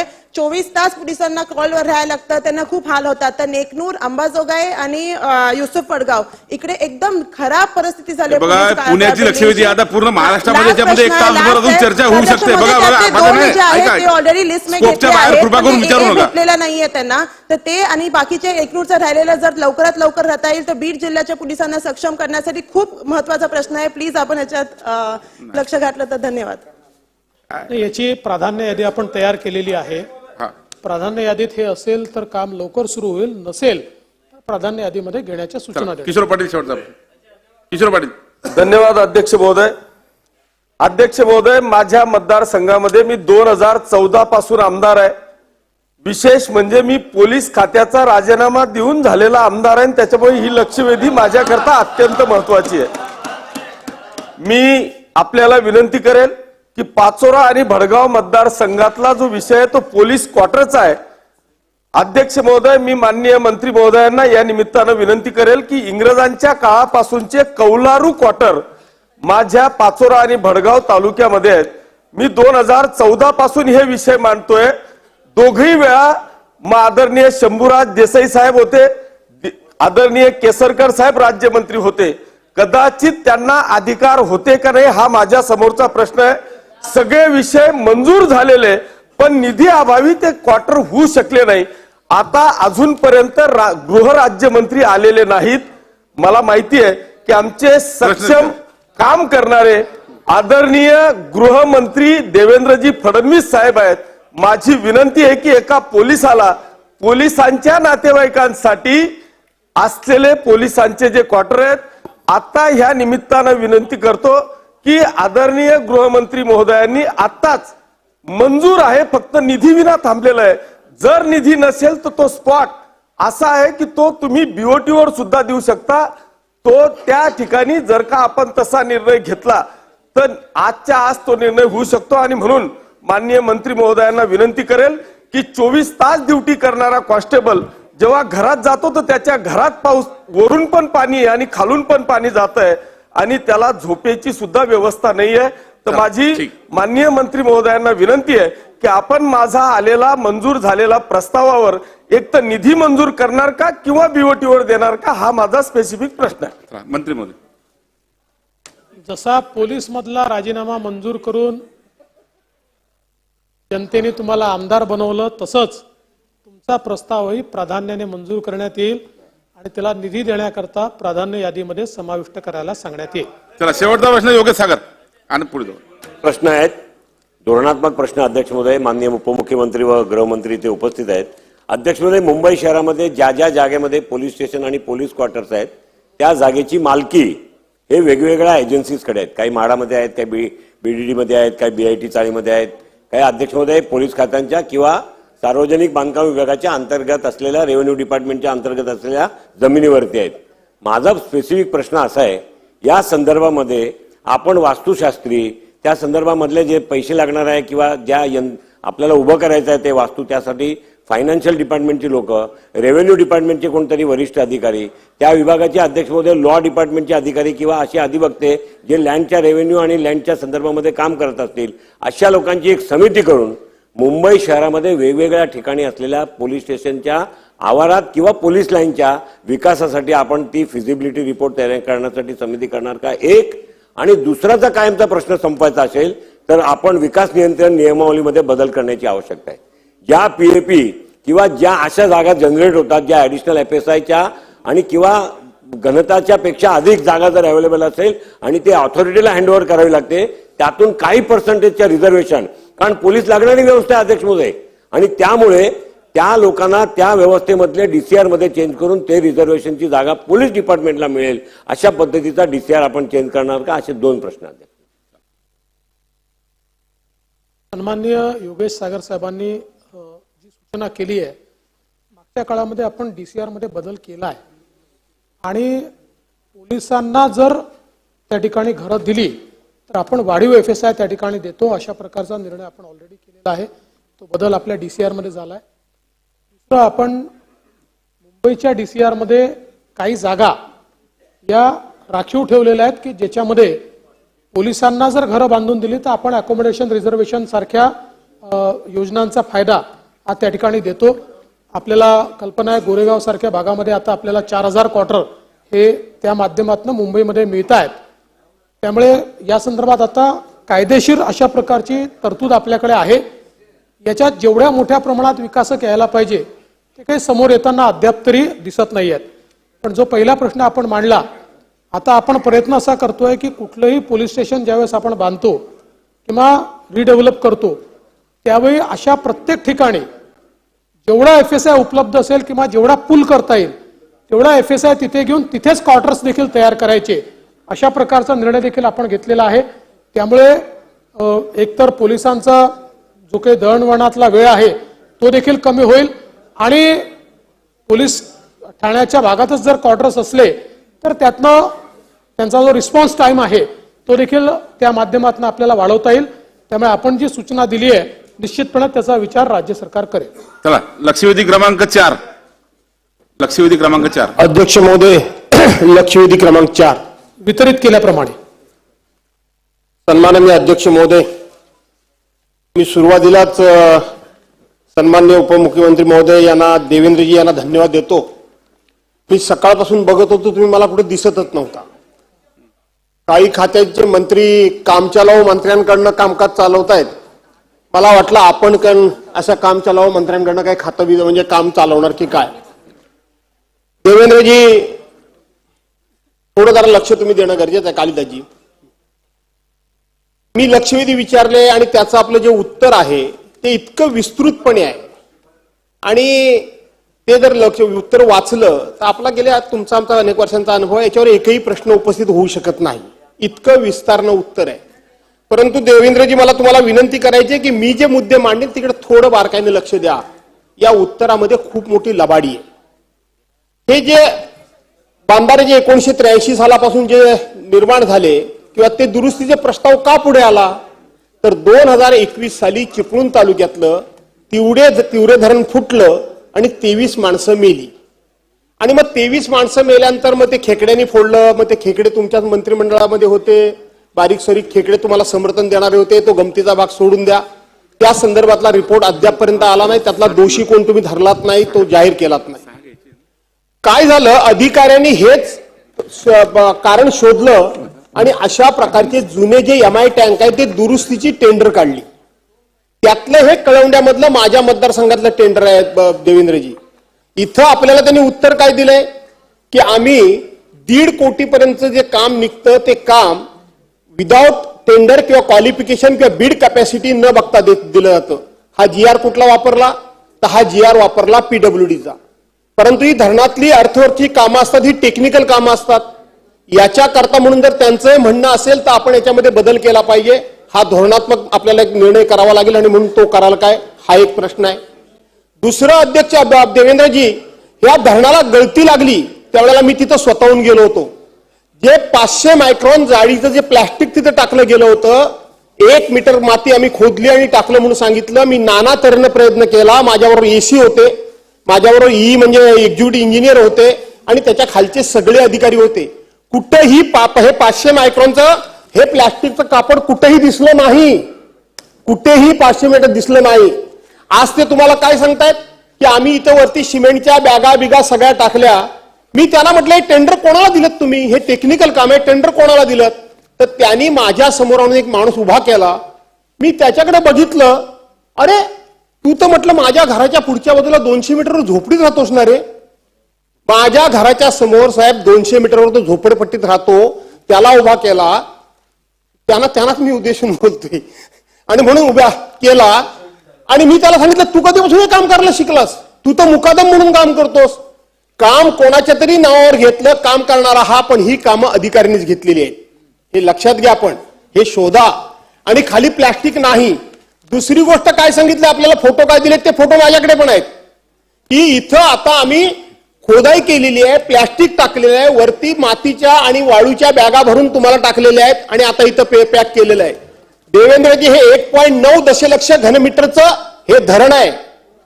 त्याही वेळेला 8% पाणी होतं आणि आता एवढा प्रचंड पाऊस पडून सुद्धा आजही 8%च पाणी आहे. याचा अर्थ यांनी पाणी थांबवलेलं नाही. आणि पाणी थांबवलेलं नसल्यामुळं हे प्लास्टिक टाकल्यामुळे हे पाणी पाझर थांबलाय की नाही थांबलाय हे सिद्ध कसं होणार. पण उत्तरामध्ये त्यांनी दिलंय की सगळं आम्ही व्यवस्थितपणे केलेलं आहे आणि त्यामुळं हे सगळं आता व्यवस्थित आहे. कुठली अडचण नाही. ही पूर्णपणे दिशाभूल आहे, फसवणूक आहे. तिसरी गोष्ट मी तुम्हाला देतो. माझ्यासमोर पत्र माझ्या हातामध्ये आहे. मी थोडा अधिक खोलात गेलो की त्यांनी सांगितलंय की आम्ही हे कॉन्ट्रॅक्टर कडनंच करून घेतोय. देवेंद्रजी तसं नाहीये. एसींचं पत्र आहे, सीने लिहिलेलं. त्यांनी त्याच्यामध्ये 25 लाख रुपये दुरुस्ती करता अधिकची मागणी केलेली आहे. दुरुस्तीची मागणी अधिकची केलेली आहे. म्हणजे आपली तिथेही फसवणूक करतायत. आणि म्हणून ते काय सांगतील 1 रुपयाचा मी पेमेंट केलेलं नाही. मी त्यांना सांगितलं की जोपर्यंत त्याची खात्री होत नाही तोपर्यंत पेमेंट करू नका. आणि म्हणून तो GR आहे तो PWDचा न वापरता इरिगेशन करता स्वतंत्र कराल का. देवेंद्रजी मी कधीही, तुम्ही मला अनेक वर्षापासून बघताय, मी कधीच कोणावर भ्रष्टाचाराचा आरोप करत नाही. ना मंत्र्यांवर करत, ना कुठल्या पुढाऱ्यावर करत, ना अधिकाऱ्यांवर करत. पण माझी आपल्याकडे आग्रही मागणी आहे की अशाच पद्धतीनं माझ्या मतदारसंघामध्ये कळवंडे, कापसाळ, कोंडिवली आणि रत्नागिरी जिल्ह्यामध्ये ह्या तिवरे धरणाच्या फुटीचा आधार घेऊन, म्हणजे मेलेल्या मड्यावरचं टाळू कसं खातात ते बघा, आधार घेऊन यांनी अशा पद्धतीने ह्या अधिकाऱ्यांनी कामं काढली आहेत.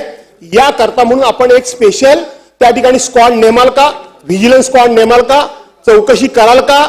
आणि जर याच्यामध्ये ते दोषी सापडले नाही, तुमच्या जर प्रांजल मनाला असं वाटलं की याच्यामध्ये दोषी नाहीत, ते ह्यांच्यावर कारवाई करा असा माझा आग्रह नाही. आणि म्हणून जर हे याच्यामध्ये दोषी सापडले, मी सांगितलेली कारण त्यामध्ये, खालच्या एखाद्या छोट्या मोठ्या अधिकाऱ्यावर कारवाई करू नका. कारण इथे एसीचं पत्र आहे, इथं एक्झिक्युटिव्ह इंजिनियरचं पत्र आहे, इथं सीईची व्हिजिट आहे. हे सगळं मिळून राकेट आहे. आणि म्हणून याच्यावर कारवाई कराल का 1, तो GR बदलाल का 2, आणि जोपर्यंत ही चौकशी होत नाही तोपर्यंत कोणालाही 1 पैसा पेमेंट होऊ देणार नाही. ही 2-3 मुद्दे माझे धोरणात्मक आहेत. व्यक्तिगत माझा कधीच कोणावर आकस नसतो. प्रश्न सन्माननीय सदस्य भास्कर जाधव साहेबांनी जो मुद्दा मांडला मोठ्या प्रमाणात वस्तुस्थिती आहे. या ठिकाणी जे काम झालं ते काम अतिशय निकृष्ट दर्जाचं झालं आणि त्याच्यामुळे त्यांनी जो आक्षेप घेतला तो आक्षेप अतिशय योग्य आहे. आणि म्हणून आपण 3 गोष्टी या ठिकाणी ज्या म्हटलेल्या आहेत, निश्चितपणे हा जो काही GRचा विषय आपण मांडलेला आहे की 2014 साली आपण GR काढला होता की 1.5 कोटीपर्यंतची जी कामं आहेत त्याच्याकरता आपण कुठली एक्सपिरियन्स किंवा या गोष्टी मागत नाहीत, थेट आपण देतो. तर हा इरिगेशनच्या संदर्भात जो काही बदलला पाहिजे असं आपलं मत आहे. जरूर ते तपासून बघू आणि कशा प्रकारे त्याला आणि कितपत बदललं पाहिजे, किंवा नवीन GR काढला पाहिजे किंवा या GR मध्ये बदल केला पाहिजे. मात्र आपण जे सांगितलं त्याचा मतितार्थ लक्षात ठेवून इरिगेशनची कामं ही अतिशय टेक्निकल कामं असल्यामुळे त्याच्यावर याचा काय परिणाम होतोय लक्षात ठेवून त्याच्यामध्ये योग्य तो बदल हा निश्चितपणे केला जाईल. तिवरे धरणानंतर अशा प्रकारे जी कामं सुरू झालेली आहेत त्याची स्पेशल व्हिजिलन्स स्क्वॉडच्या माध्यमातून एक चौकशी केली जाईल. तिसरं आपण जे सांगितलंय, पूर्ण चौकशी होतपर्यंत 1 पैशाचंही पेमेंट केलं जाणार नाही. आणि आता आपण हे काम जे आता जे फोटो तुमच्याकडे माझ्याकडे आहे हे यांत्रिकी विभागाच्या माध्यमातून करतोय.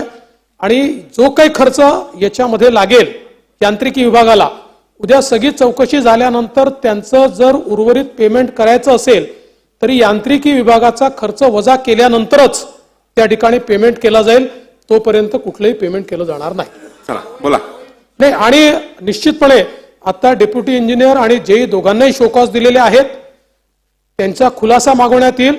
आणि आपल्याकडे नियम आहे की किती टक्के कोणी त्याच्यावर व्हिजिलन्स करायचा, म्हणजे जेईला किती टक्के, त्यांनी 100% करायचा, अजून डेप्युटी इंजिनियरने 75% करायचा, अजून ईनी 25% करायचा, असा एक त्याचा नियम आहे.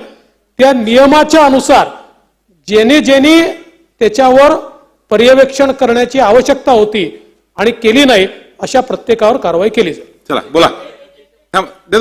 देतो.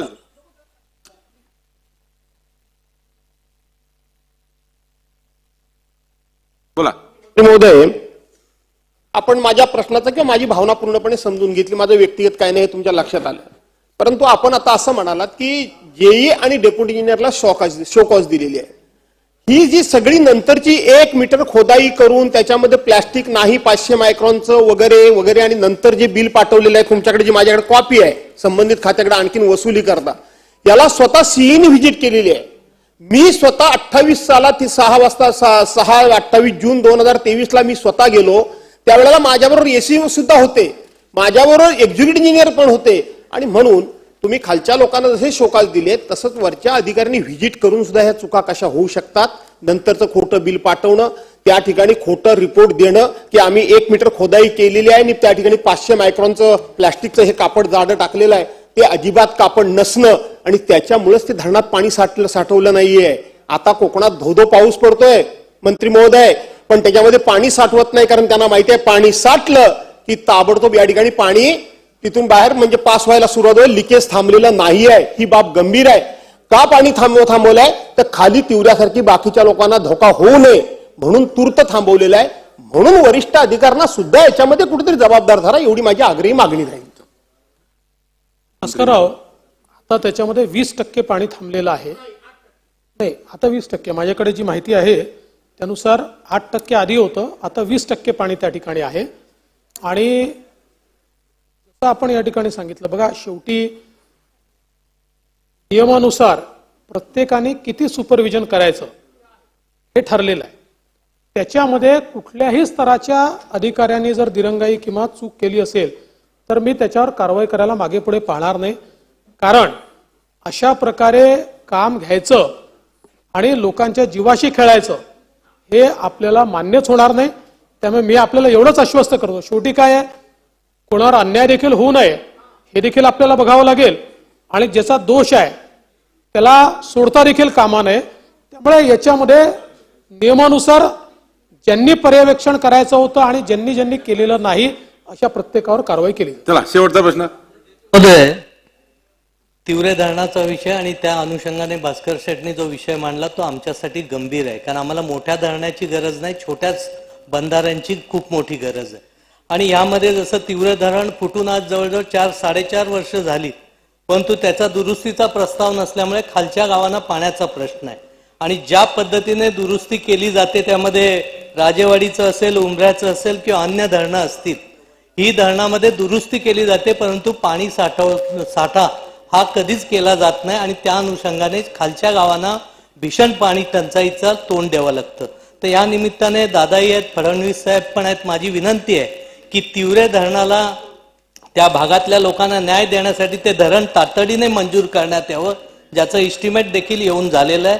त्याचबरोबर राजेवाडी असेल आणि उमरे धरण असतील, ही देखील छोटी पाझर तलाव देखील तातडीने दुरुस्त करून त्याच्यामध्ये पाणी साठा, अजून वेळ आहे, अजून जुलैमध्ये पाऊस पडणार आहे, पाणी साठा अजून साठू शकतो, तर ते व्हावं. आणि तिवऱ्या धरणामध्ये हा जरी अनुषंगाने प्रश्न नसला तरी तिवरे धरणामध्ये 53 कुटुंब उद्ध्वस्त झाली, पैकी फक्त 24 लोकांचं पुनर्वसन झालं. उरलेल्या 31 लोकांचं पुनर्वसनाचा विषय हा आपण गंभीरतेने घेणं खूप गरजेचं आहे. कारण त्यावेळी सगळ्यांनी शब्द दिले होते, तरी ह्या गोष्टी तातडीने कराव्यात. अध्यक्ष महोदय, तिवरे धरणाच्या संदर्भातलं ब्रीफिंग आता माझ्याकडे नाही, पण जी भावना व्यक्त केली आहे ती निश्चितपणे गंभीर आहे. त्यामुळे ज्या 30 लोकांचं पुनर्वसन झालं नसेल ते का झालं नाही हे लगेच आपण बघू आणि त्याच्या पुनर्वसनातल्या ज्या अडचणी असतील त्या अडचणी आपण निश्चितपणे दूर करू. आणि या व्यतिरिक्त आपण 2 तलावांचा जो विषय सांगितलेला आहे जरूर त्याच्याही सूचना देण्यात येतील. चला लक्षवेधी क्रमांक 5 आणि नाही आता नाही बराच वेळ दिला आहे, आता पुढे जाऊया. नाही बोला. नाही अध्यक्ष महोदय, आपल्याला वेळेची मर्यादा पाळावं लागेल. अध्यक्ष महोदय, बसा शेवटचा प्रश्न. कोल्हापूर जिल्ह्यामध्ये काळामोडी धरण एक फार मोठं धरण आहे आणि त्या धरणामध्ये गेल्या वर्षी 30% पाणी कमी भरलं. त्याचं कारण गेल्या वर्षी डेप्युटीच्या मीटिंगमध्ये आम्हाला इरिगेशन डिपार्टमेंटच्या सगळ्या अधिकाऱ्यांनी सांगितलं. या धरणातून फार मोठ्या प्रमाणामध्ये पाणी गळती होत्या. 28 TMCचं धरण आहे, सेकंदाला 650 लिटर पाणी त्यातून जात आहे. आम्ही त्या धरणाचं लिकेज काढणार आहे. 30% काढल्यानंतर जसं पाणी कमी होईल तसं साधारण सर्व त्या धरणाचं लिकेज 1 वर्षात काढलं जाईल आणि 84 कोटीचं आम्ही टेंडर काढणार आहे. आणि यावर्षी कोल्हापूर जिल्ह्यामध्ये प्रचंड अशी पाण्याची टंचाई झाली, धरण पूर्ण भरलं नाही. आणि पुन्हा गेल्या वर्षभरामध्ये आपल्या मार्फत मी राज्याचे उपमुख्यमंत्री साहेबांना विनंती करतोय, गेल्या वर्षभरामध्ये त्या धरणावर 1 रुपया खर्च केला नाही, ते म्हणजे आमचं टेंडरच झालं नाही. आणि पुन्हा यावर्षी ते 30% धरण भरणार आहे. म्हणजे कोल्हापूरच्या जनतेला प्यायला सुद्धा पाणी मिळायची अशी परिस्थिती शेवटच्या 2 महिन्यामध्ये आली होती. पाऊस लेट झाल्यामुळे फार अडचणीत आम्ही त्या ठिकाणी आलो होतो. आणि ती जी त्या ठिकाणी 84 कोटीचं टेंडर काढायला पाहिजे, आता पुन्हा टेंडर काढणं अशा पद्धतीचं परवाच्या डेप्युटीची मिटिंगमध्ये त्यांनी सांगितलं. ते लवकर धरण होणार, तिची रिपेरी होणार का ते धरण फुटल्यानंतर त्या लोकांची त्या ठिकाणची वाईट परिस्थिती झाली, धरण धोका आहे असं आम्हाला सांगितलं आणि त्याच्यावर काम व्हायला तयार नाही. ह्यासाठी काय आपण लवकर निर्णय करणार ही माझी आपल्याला विनंती. आपण कोल्हापूरला पोहोचलो आहोत. स्कोपच्या बाहेर. कोल्हापूरची माहिती माझ्यापर्यंत अजून पोहोचलेली नाही. मात्र सन्माननीय सदस्यांनी जे सांगितलेलं आहे ते गांभीर्याने या ठिकाणी घेण्यात येईल आणि त्या संदर्भात उचित कारवाईचे आदेश हे विभागाला दिले जातील. चला, लक्षवेधी क्रमांक 5 आणि 7 ह्या पुढे ढकलण्यात आलेले आहे. आता आपण लक्षवेधी क्रमांक 8 ही घेऊया. लक्षवेधी क्रमांक 8. लक्षवेधी क्रमांक 8.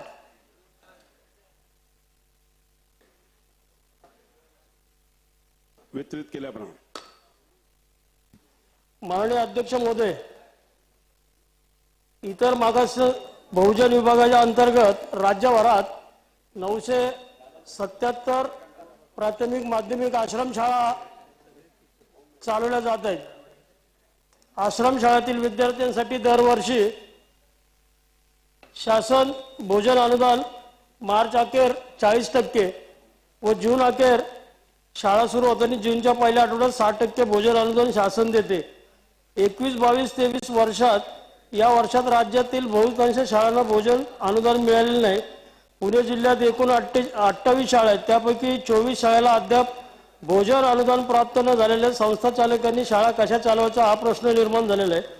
अधिकाऱ्यांनी भोजन अनुदान मनमानी पद्धतीने इतर ठिकाणी वळवल्याने विद्यार्थ्यांवर उपासमारीची वेळ आलेली आहे.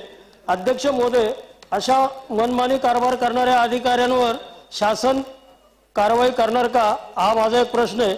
अध्यक्ष महोदय, दुसरा एक प्रश्न माझा, विजाभजा आश्रमशाळेच्या कर्मचाऱ्यांचं वेतन दरमहा हे जिल्हा स्तरावरून होते, परंतु मंजुरी विभाग स्तरावरून दिली जाते, त्याला उशीर होतो. खरं तर शासनाचा एकीकडे निर्णय आहे की 1 तारखेपर्यंत सर्व शिक्षकांना किंवा सर्व कर्मचाऱ्यांना त्यांचा पगार मिळाला पाहिजे, परंतु या ठिकाणी इतर मागास बहुजन विभागाच्या या संदर्भातल्या गेले कित्येक वर्ष शिक्षकांना वेळेवर पगार न मिळाल्यावर त्यांची उपासमार होती. तर अशा ह्याच्यावर शासन काय निर्णय घेणार असाही आपल्या माध्यमातून मी प्रश्न विचारतो अध्यक्ष महोदय. दुसरा एक प्रश्न, माझा स्पेसिफिक प्रश्न असा आहे की गेले अनेक वर्षाच्या आश्रमशाळा आहेत, आपल्याकडं केंद्राचं शैक्षणिक धोरण एक वेगळं आहे आणि आपल्याकडे शासनाकडे खऱ्या अर्थाने या पहिली ते प्राथमिक शाळा 1 ते 5 आणि 5 ते 8 अशा आणि नंतर 9 ते 10 अशी ज्या आपल्याकडे या आहे. परंतु गेल्या काही वर्षात ज्या शाळा आश्रमशाळा 1ली ते 7वी पर्यंत आहेत, परंतु त्या शाळांना माध्यमिक किंवा याची चुकीच्या पद्धतीने नैसर्गिक वाढ अशी एक मुदत हे दिली जाते. परंतु माझं शासनाला माझा एक प्रश्न आहे की याच्यातून ज्या संस्थाचा गेल्या अनेक वर्षापासून या ज्या शाळा चालू आहेत आणि या ठिकाणी विद्यार्थ्यांकडे ज्या पालकांची मुलांना शाळेत शिकवण्याची ऐपत नसल्यामुळं किंवा ज्या यांची परिस्थिती नसल्यामुळं किंवा आई किंवा असते किंवा वडील नसतो, अशा मुलं या आश्रमशाळांमध्ये शिक्षण घेत असतात. परंतु दरवर्षी या ठिकाणी 30-40 विद्यार्थी 7वी पास झाल्यानंतर पुढच्या त्यांना 8वीच्या वर्गात कुठं जायचं, त्यात अर्ध्या विद्यार्थ्यांचं शैक्षणिक नुकसान होतं आणि ते शाळा सोडून जातात.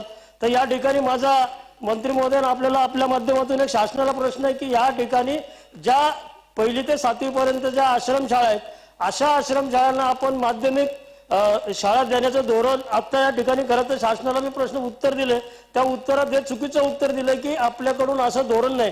परंतु माझा एक विनंती आहे शासनाला की अशा विद्यार्थ्यांचं नुकसान होते जे विद्यार्थी अर्धवट शिक्षण घेऊन ज्यांची परिस्थिती नाही, शासन एकीकडे भरमसाठ खर्च करत असताना अशा विद्यार्थी उत्तर राहून जाईल, प्रश्न विचारा. प्रश्नच विचारतो माननीय अध्यक्ष महोदय की अशा ह्याच्यातून ज्या विद्यार्थ्यांना आपण माध्यमिक शाळांना हे देणार आहात का, आणि दुसरीकडे ज्या शिक्षकांना पदोन्नतीचा विषय आहे, वर्षानुवर्ष त्यांच्यावर अन्याय होतो. शैक्षणिक शालेय विभागाचं धोरण वेगळं आणि या बहुजन विभागाचं शैक्षणिक विभागाचं ह्याचं वेगळं हे होतं. तर या ठिकाणीच्या शिक्षकांवर जो आणि कर्मचाऱ्यांवर जो अन्याय होतो त्याचा अन्याय आपण दूर करणार का, एवढंच आपल्याकडे मी प्रश्न विचारतो. चला मंत्री महोदय.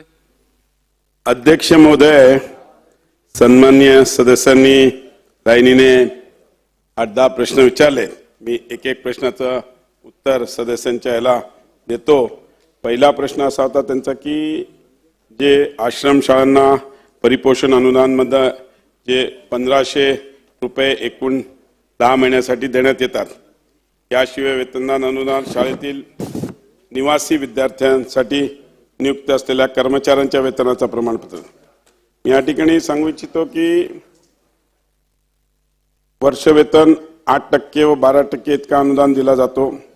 तसेच त्यामध्ये इमारत भाडे देखील देण्यात येते. सार्वजनिक बांधकाम विभागाच्या माध्यमातून ठरवून दिलेल्या रकमेचा 50% अनुदान दिला जातो. हे सगळं करत असताना म्हणजे आता जे 2022-23 चे वेतनानुसार 200 कोटी रुपयांची तरतूद करण्यात आली होती.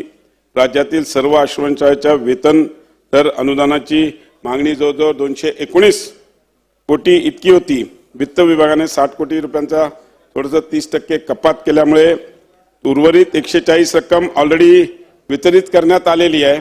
राहिलेल्या रकमेसाठी आम्ही 79 कोटीची शासनाकडे वित्त विभागाकडे मागणी केलेली आहे. ती झाल्याबरोबर बाकीचे. त्यात वित्त विभागाने जे 12/4/2023 रोजी जून ते ऑगस्ट महिन्यासाठी 20% निधी वितरित करावा असं निर्देशन दिलेलं आहे. जे पूर्वी 60% निधी वितरित करावा असा प्रस्ताव होता, त्याच्यातला 20% निधी ऑलरेडी आलेला आहे. बाकीचा दर 3 महिन्याला पैसे येतील. त्या पद्धतीने जे पूर्वी 60% होतं त्याच्याऐवजी ते 20-20-20 अशा 3 टप्प्यामध्ये ते पैसे येतील आणि शेवटच्या टप्प्यामध्ये हे येतील.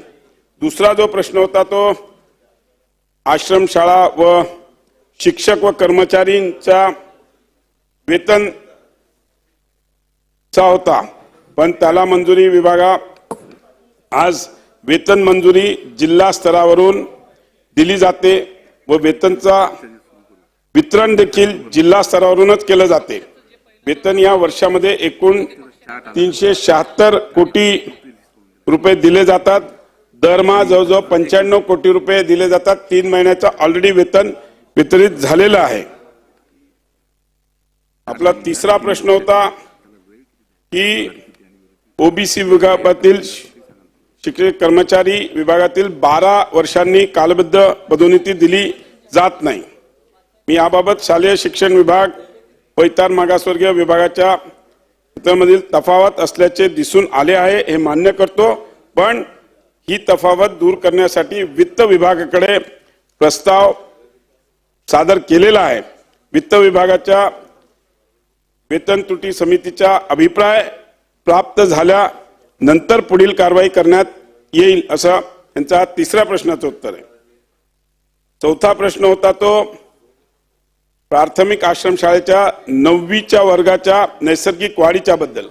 कसं आहे की आश्रमशाळा ही 1ली ते 4थी, 4थी ते 8वी ही मान्यता आपण पूर्वीपासून दिलेली आहे. आणि तिसरा होता तो 9वी 10वी हा दुसरी शाळा होत्या. आणि आपण 2006 मध्ये असा निर्णय घेतला होता की 1ली ते 8वी यांना आपण दिल्या होत्या आणि 9वी 10वी आपण 2006 नंतर कुठल्याही नवीन शाळेला मान्यता दिलेली नाही.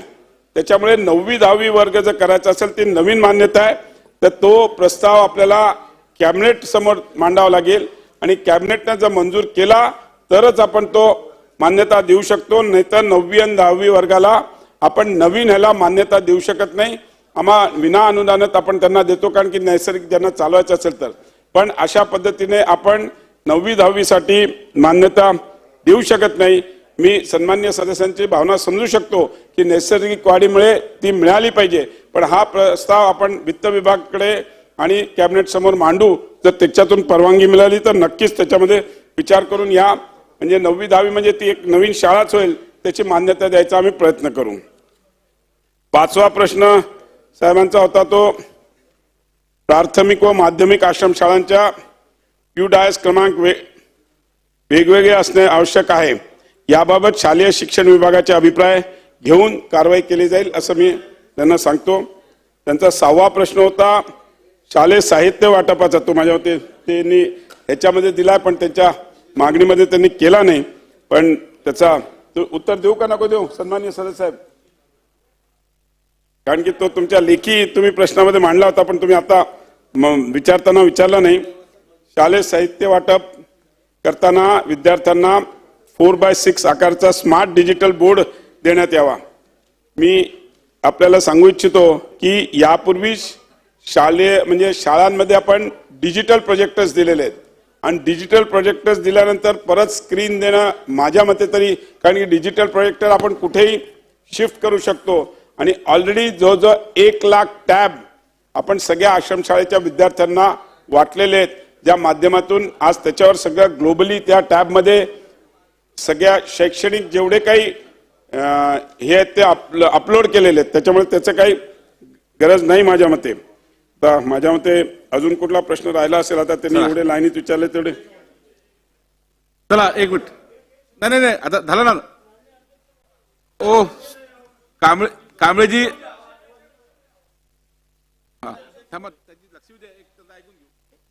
माननीय अध्यक्ष महोदय, माझी मंत्री महोदयांना एक विनंती आहे की ह्या ज्या शाळेत शिक्षण घेणारे जे विद्यार्थी आहेत तर त्यांच्याकडे त्यांना आई वडील नसणारे किंवा त्यांच्या घरी शिकवण्याची त्यांची परिस्थिती नसल्यामुळं हे विद्यार्थी आश्रम शाळेत प्रवेश घेतात. आणि आता आपण या ठिकाणी सांगितलं की 8वी 9वी 10वीच्या याला मान्यता देता येणार नाही, शासनाचं धोरण नाही. खरं तर हा गोरगरीब ज्या विद्यार्थ्यांना शिक्षण घेतात त्यांच्यावर अन्याय होणारी असा अन्याय होतोय. तर आपण माझी शासनाला विनंती आहे की आपल्या माध्यमातून माननीय अध्यक्ष महोदय, मंत्री महोदय, या आपल्याला याचं शासनाने याचं धोरण ठरवलं पाहिजे. याच्यात काय फार मोठ्या शाळा नाहीत, 977 पैकी मला वाटतं 10-15 शाळांनाच 9वी 10वीचा वर्ग देण्याचा विषय आहे आणि हा असा आर्थिक भार का आपल्यावर येणार नाही. तर शासनाला माझी विनंती आहे आपल्या माध्यमातून की आपण याचं निश्चित धोरण करावं आणि 9वी 10वीच्या वर्गाला आपण या माध्यमिक आश्रम शाळांना मान्यता द्यावी अशी विनंती करतो. महोदय, मी सन्माननीय सदस्यांना सांगू इच्छितो की आपण जी विनंती केली आहे ती नक्कीच वित्त विभागाला आणि कॅबिनेटमध्ये प्रस्ताव मांडून त्यासाठी योग्य ती कारवाई करायचा पूर्णपणे प्रयत्न करू. सन्माननीय सदस्य विजय वडेट्टीवार. चांगली लक्षवेधी सन्माननीय सदस्यांनी या ठिकाणी उपस्थित केली. अध्यक्ष मध्ये 2-3 विषय महत्वाचे आहेत. या आश्रमशाळा या भटक्या जमातींच्यासाठी आहे. यामध्ये सातत्यानं भटकती करणाऱ्यांची मुलं या आश्रमशाळामध्ये शिकावीत हा त्यामागचा उद्देश होता. अध्यक्ष महोदय, पहिला प्रश्न असा आहे की माननीय मंत्री महोदयांना की या सगळ्या आश्रमशाळामध्ये मोठ्या प्रमाणामध्ये रिक्त पद आहे आणि हे रिक्त पद आपण किती कालावधीमध्ये भरणार आहोत? कारण शैक्षणिक नुकसानीसाठी त्या ठिकाणी अनेक वर्षापासून पदभरती नाही आहे. हा पहिला प्रश्न. दुसरा प्रश्न असा आहे की अध्यक्ष महोदय की अनुदान जे वाटप केलं जातं, अनुदान नियमाप्रमाणे ते अनुदान त्यावेळेस द्यायला पाहिजेत, पण खालच्या स्तरावर आपण पाठवतो. एक तर विभागीय स्तरावर खूप लेट करतात, त्यांची पिळवणूक किंवा छळ होते. मी पण त्या खात्याचा काही काळ मंत्री होतो कोरोना काळात. अध्यक्ष महोदय, आणि खालच्या जिल्हा स्तरावर सुद्धा पैसे देत असताना इतका फॉलोअप करावा लागतो त्या संस्थांना, ते वेटीसच धरल्या जातात अक्षरशः. त्यामुळे डायरेक्ट आपण या संदर्भात एक तर संस्था चालकांची बैठक घ्या आणि अधिकाऱ्यांची बैठक घ्या. यातून हे जे काही अडथळे आहेत ते दूर करता येईल आपल्याला. ही एक माझी त्यांना विनंती आहे की एक बैठक आपण लावावी संस्था चालकाबरोबर, त्या संस्था चालकाचे संघटना आहेत आणि हा विषय त्या ठिकाणी सोडवावा. तिसरा अत्यंत महत्वाचा विषय असा आहे अध्यक्ष महोदय की ही मुलं 8व्या वर्गापर्यंत आपण परमिशन दिली, 8व्या वर्गापर्यंत ते शाळेत शिकतात. 9वी 10वीला या भटक्या जमातीच्या मुलांना 9वी पासून ऍडमिशनच मिळत नाही आणि अनेक मुलांना शाळा सोडावी लागते. हा अत्यंत महत्वाचा प्रश्न आहे. तुम्ही ज्या शाळा आता आहेत, आश्रमशाळा ज्या संस्था चालवत आहेत, त्या संस्थालाच 8वा आणि 9वा जोडूनच दिलाय. 9वा आणि 10वा त्यालाच जोडून द्या. त्यांच्याकडे इन्फ्रास्ट्रक्चर थोडं वाढवतील आणि काम सुलभ होईल असा प्रस्ताव आपण कॅबिनेटकडून मंजूर करून घ्या. हे भटक्यांची पोरं 9व्या वर्गाला कुठे ऍडमिशनसाठी जातील 8व्या वर्गानंतर? कुठल्या शाळांना ऍडमिशन देणार आहेत? हा फार मोठा प्रश्न आहे आणि अनेक मुलांना यामुळे शाळा सोडावी लागते. याचं प्रमाण फार मोठं आहे. तर म्हणून तुम्हाला या माध्यमातून विनंती आहे की या शाळांना जोडून 9वा आणि 10वा वर्ग देणार का? हा एक पुन्हा प्रश्न आहे. असे 3 प्रश्न मी विचारले. मंत्री महोदय.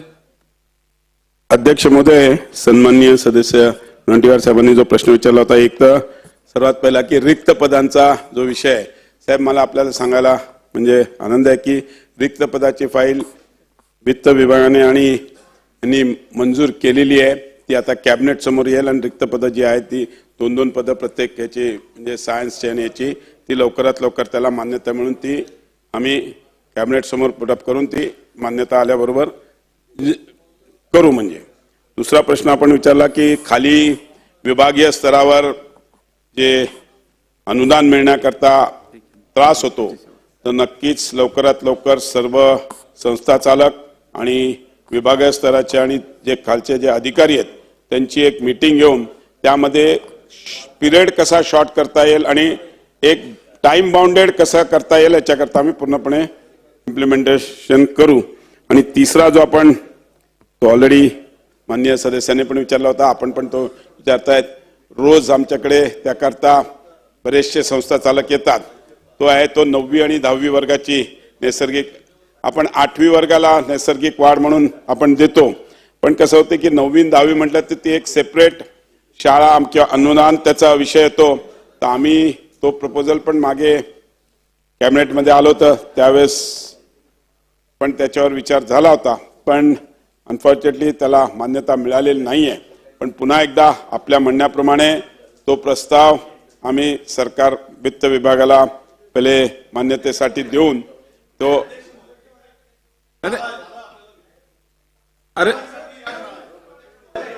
अरे माझं उत्तर पूर्ण होऊ द्या ना. ओ विजय भाऊ, उत्तर होऊ द्या. एक मिनिट, उत्तर झाल्यावर साहेब उत्तर झाल्यावर हरकत घ्या. माझं उत्तर होऊ द्या. उत्तर झाल्यावर हरकत घ्या.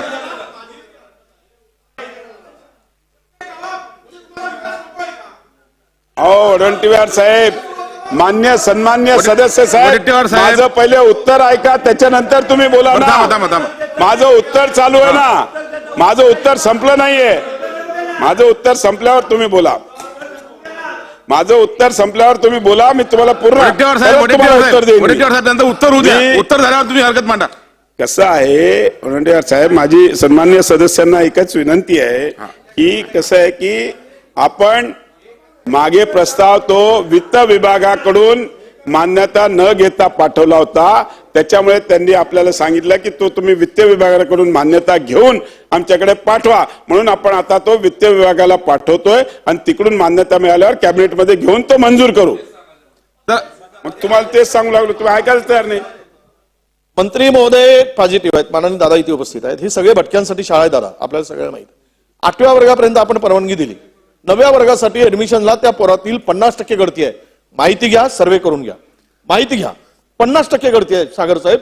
म्हणून हा माझं म्हणणं होतं की तुम्ही 9व्या आणि 10व्या वर्गाला नवीन शाळा देणार, म्हणजे 2 वर्गासाठी नवीन शाळा सुरू करणं त्या कोणी संस्था चालक सुरू करेल का? त्यापेक्षा तुम्हाला द्यायचं असेल तर या भटक्या लोकांसाठी 9व्या वर्गापासून 8वीला जोडून 9वा आणि 10वा जोडून द्या. त्या संस्थांमध्ये तीच मुलं शिकू शकतील. इन्फ्रास्ट्रक्चरही जागा लागणार नाही.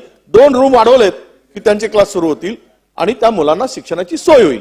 म्हणून माननीय वित्त दादांना माझी विनंती आहे की आपल्याकडे हा प्रस्ताव मागच्या वेळेस आपण असताना आलेला होता. आपण कोरोनाच्या काळामध्ये थांबवायला सांगितलं होतं, त्यावेळेची परिस्थिती नव्हती. पण आता तो असेल प्रस्ताव तर 9वा आणि 10वा वर्ग त्याला जोडून देण्यासाठी परवानगी द्यावी अशी माझी विनंती आहे. अध्यक्ष महोदय, सन्मान्य विजय वडेट्टीवार साहेबांनी एक महत्वाचा मुद्दा इथं उपस्थित केला. अतुल सावे साहेब पण त्याचं उत्तर देत आहेत.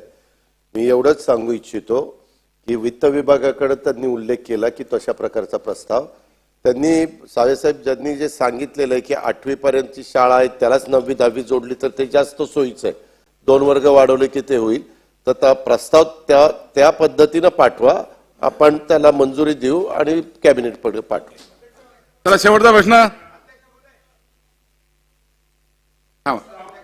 अध्यक्ष महाराज, माझा प्रश्न आहे की मागच्या सरकारने किंवा त्याच्या आधी कधीतरी आता बरीच चर्चा झाली त्यावर. ज्या शाळांना इरादा पत्र दिलेत, ज्या शाळांना इरादा पत्र दिले त्या शाळा चालू आहे, पण अजूनही त्यांना अनुदान मिळत नाही. त्यामुळे अशा शाळांचा आपण काही विचार करणार आहात का? त्यांना इरादा पत्र दिले, ते शाळा चालू आहे, 10-10, 12-12 वर्ष झालेत काही राज्यामध्ये अशा शाळा आहेत. तर त्यांना आपण अनुदान देण्याची व्यवस्था करणार का? एक प्रश्न. दुसरा प्रश्न असा आहे की अनेक शाळांमध्ये शाळा तर चांगल्या आहेत, परंतु वसतिगृह काही शाळांचे नाहीत. तर अशा वसतिगृहासाठी सरकार काही अनुदान देऊ नका, कर्ज द्या बिगर व्याजी, आणि 12% अनुदान जे आपण देतो त्याच्यातून तुम्ही फेडून घ्या किंवा आणखी त्या संस्थेकडून फेडून घ्या. पण एक अद्यावत वसतिगृह देखील त्या संस्थेला मिळू शकतं, त्या विद्यार्थ्याला राहण्यासाठी मिळू शकतं. हे दोन माझे प्रश्न आहेत. चला मंत्री महोदय. अध्यक्ष महोदय, आदरणीय नानांनी जे प्रश्न विचारले त्याच्यामधला जो एक पहिला प्रश्न आहे नाना, त्या केसमध्ये ऑलरेडी कोर्टामध्ये मॅटर चालू आहे आणि कोर्टामध्ये ज्यांना परवानगी दिली होती कोर्टाने त्यांना आम्ही मान्यता दिली, त्यांना आम्ही अनुदानही देतोय. पण बाकीच्यांना कोर्टाने त्याच्यात कुठल्याही प्रकारचा निर्णय न दिल्यामुळे त्या शाळांना आम्ही कुठल्याही प्रकारचा, कारण की या गोष्टीसाठी मी मंत्री व्हायच्या अगोदर आपण त्यावेळेस माननीय मुख्यमंत्र्यांना भेटलो होतो, पण कोर्ट मॅटर असल्यामुळे त्याच्यामध्ये काही आपण करू, पण नक्कीच त्याच्यामध्ये इंटरव्ह्यू करून जसं आता आदरणीय वित्तमंत्री साहेबांनी दादांनी सांगितलं, जर त्या पद्धतीने याच्यामध्ये जर मान्यता झाली तर त्या सगळ्या शाळांना ऑटोमॅटिकली अनुदान मिळेल. दुसरा जो आपण हॉस्टेलचा, अरे एक मिनिट उत्तर देऊ ना साहेब, मी उत्तरच देऊ देत नाही. बोला बोला बोला. दुसरा जो आपण हॉस्टेलचा, जर असे काही प्रस्ताव असतील तर ते प्रस्ताव जर सरकारच्या समोर दाखल केले तर नक्कीच त्यांना आम्ही अनुमती देऊ, परवानगी देऊ आणि त्यांना मदतही करू. चला शेवटचा प्रश्न देवराव होळी. धन्यवाद. याच ठिकाणी शाळा आणि हॉस्टेल मधला शाळा तर आहेतच, परंतु गेल्या 7व्या वेतन आयोगापासून महाराष्ट्रातील 158 वसतिगृहातील अधीक्षक 158 वसतिगृह अधीक्षकांना जो 4200 ग्रेड पे गेल्या काही वर्षापासून लागलेला नाही. काही लोकांनी हायकोर्टात गेले, त्यांचे लागल्या. तर माझी स्पेसिफिक विनंती आहे, महाराष्ट्रातील 158 अधीक्षक या हॉस्टेल चालवणार आहे, त्या अधीक्षकांना 4200 ग्रेड पे तात्काळ लागू करावी ही विनंती. चला थोडक्यात उत्तर. सन्माननीय सदस्यांनी जी मागणी केली ती नक्कीच त्याचा विचार करून करण्यात येईल. चला लक्षवेधी क्रमांक 9.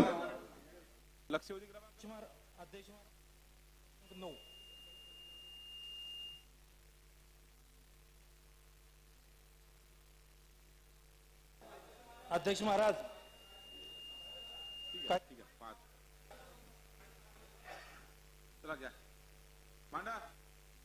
काही अंशतः उत्तरामध्ये थोडस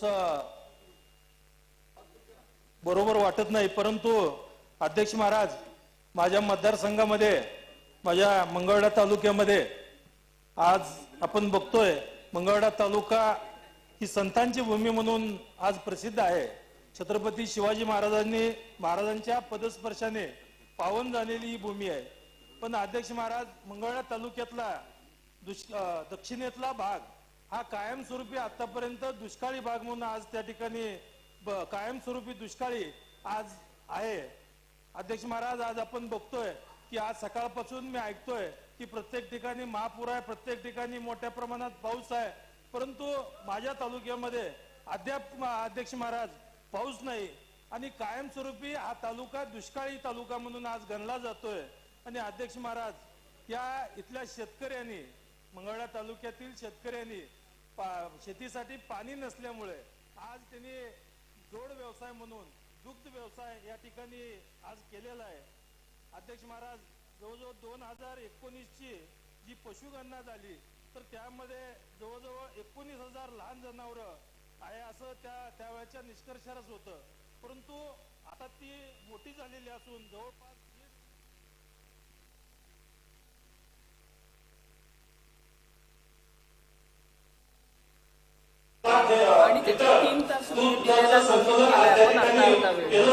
आणि सुरुवात कोण करेल? आपण वाटत जवळजवळ 1200 ते 1500 फुटावरती अध्यक्ष महाराज खाली गेलेले आहे. त्यामुळं जनावरांना आणि पिण्याच्या पाण्यासाठी आज त्या शेतकरी बांधवांना पाणी उपलब्ध होत नाही. तसेच पाणी नसल्यामुळे अध्यक्ष महाराज जनावरांसाठी आवश्यक चारा मिळण्यासाठी शेतकऱ्यांना इतर तालुक्यातून किंवा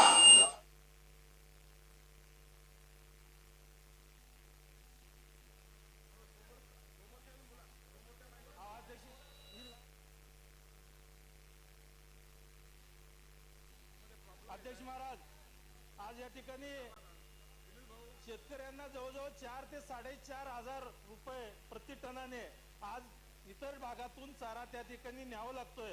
तर अध्यक्ष महाराज त्यामुळं आर्थिक भार पडल्यामुळं दुग्ध व्यवसाय सुद्धा त्या ठिकाणी परवडणारा नाहीये अशा पद्धतीनं आज केलं जातंय. तर अध्यक्ष महाराज मला खात्री आहे सरकार भक्कमपणाने शेतकऱ्याच्या पाठीमागे राहणार आहे आणि मंगळवेढा तालुक्यामध्ये सुद्धा भक्कमपणाने नक्कीच राहणार आहे याची मला खात्री आहे. आणि अध्यक्ष महाराज उत्तरामध्ये देत असताना आज आपण बघतोय की भोसे प्रादेशिक नळ पाणी पुरवठा योजना ही त्या ठिकाणी जवळजवळ आता चालू झालेली आहे. परंतु त्यातल्या 20 गावांनाच पाणी मिळतंय. परंतु 20 गावांना पाणी मिळालेलं हे फक्त गावातल्या लोकांना मिळतं. परंतु आता आपण बघताय अध्यक्ष महाराज की ग्रामीण भागामध्ये अध्यक्ष महाराज प्रश्न विचारतो पण हे पार्श्वभूमी कारण उत्तरामध्ये जे दिलं होतं ते उत्तरामधल्या काही गोष्टी संभ्रमात आहेत. अध्यक्ष महाराज ग्रामीण भागामध्ये आज लोक राहतात, गावात कमी राहतात, परंतु जनावर आणि शेतीची निगा राखण्यासाठी त्या ठिकाणी प्रत्येक शेतकरी हा आपल्या शेतात जाऊन राहू लागलाय. अध्यक्ष महाराज ही भोसे प्रादेशिक नळ पाणी पुरवठा योजना आहे ही 40 गावची योजना आहे. परंतु अद्याप 20 गावांनाच पाणी त्या ठिकाणी मिळालेलं आहे आणि 20 गावातच पाणी मिळतंय. परंतु वाड्या वस्त्यावर जनावरांना माणसांना पाणी त्या ठिकाणी पिण्यासाठी मिळत नाही. आणि अध्यक्ष महाराज माझा या निमित्तानं मी आपल्याला अध्यक्ष महाराज मी विचारतो मंत्री महोदयांना माझा स्पेसिफिक प्रश्न आहे की अध्यक्ष महाराज अधिवेशन संपेपर्यंत माननीय मंत्री महोदय माझ्या मंगळवेढा तालुक्यातील दुष्काळग्रस्त भागासाठी तातडीने चारा छावणी तथा चारा डेपो चालू करणार काय? तसेच आवश्यक पिण्याच्या पाण्याचा गावांना व वाडी वस्तींना पुरवठा करणारे टँकर सेवा त्वरित चालू करणार काय? आणि तिसरा अध्यक्ष महोदय सगळ्यात महत्वाचा की जुन्या जे चारा छावणी चालक आहेत जवळजवळ मंगळवेढा आणि सांगोला दोन्ही तालुक्यातून 60 छावणी चालकांचे सुमारे 12 कोटी मंगळवेढा तालुक्यातून आणि 22 कोटी सांगोला तालुक्यातून त्या ठिकाणी जुनं म्हणजे सन 2018-19 बिलं त्या ठिकाणी अद्याप दिलेली नाहीत. तर ती त्वरित देणार काय?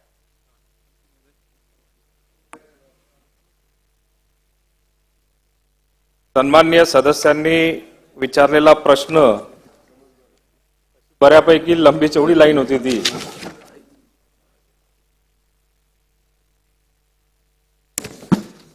पण त्यांचा विचारण्याचा जो मतीत अर्थ होता तो उद्देश जो होता तो उद्देश हा खरोखर योग्य उद्देश होता. मी स्वतः मंगळवेढा आणि पंढरपूर तालुक्यामध्ये गेलो त्यावेळेला खऱ्या अर्थाने त्या ठिकाणी आवर्षण प्रवण तालुका असल्यामुळे त्या पाण्याची पिण्याच्या पाण्याची आणि चाऱ्याची प्रश्न हे बऱ्याचदा त्या ठिकाणी उद्भवत असतात.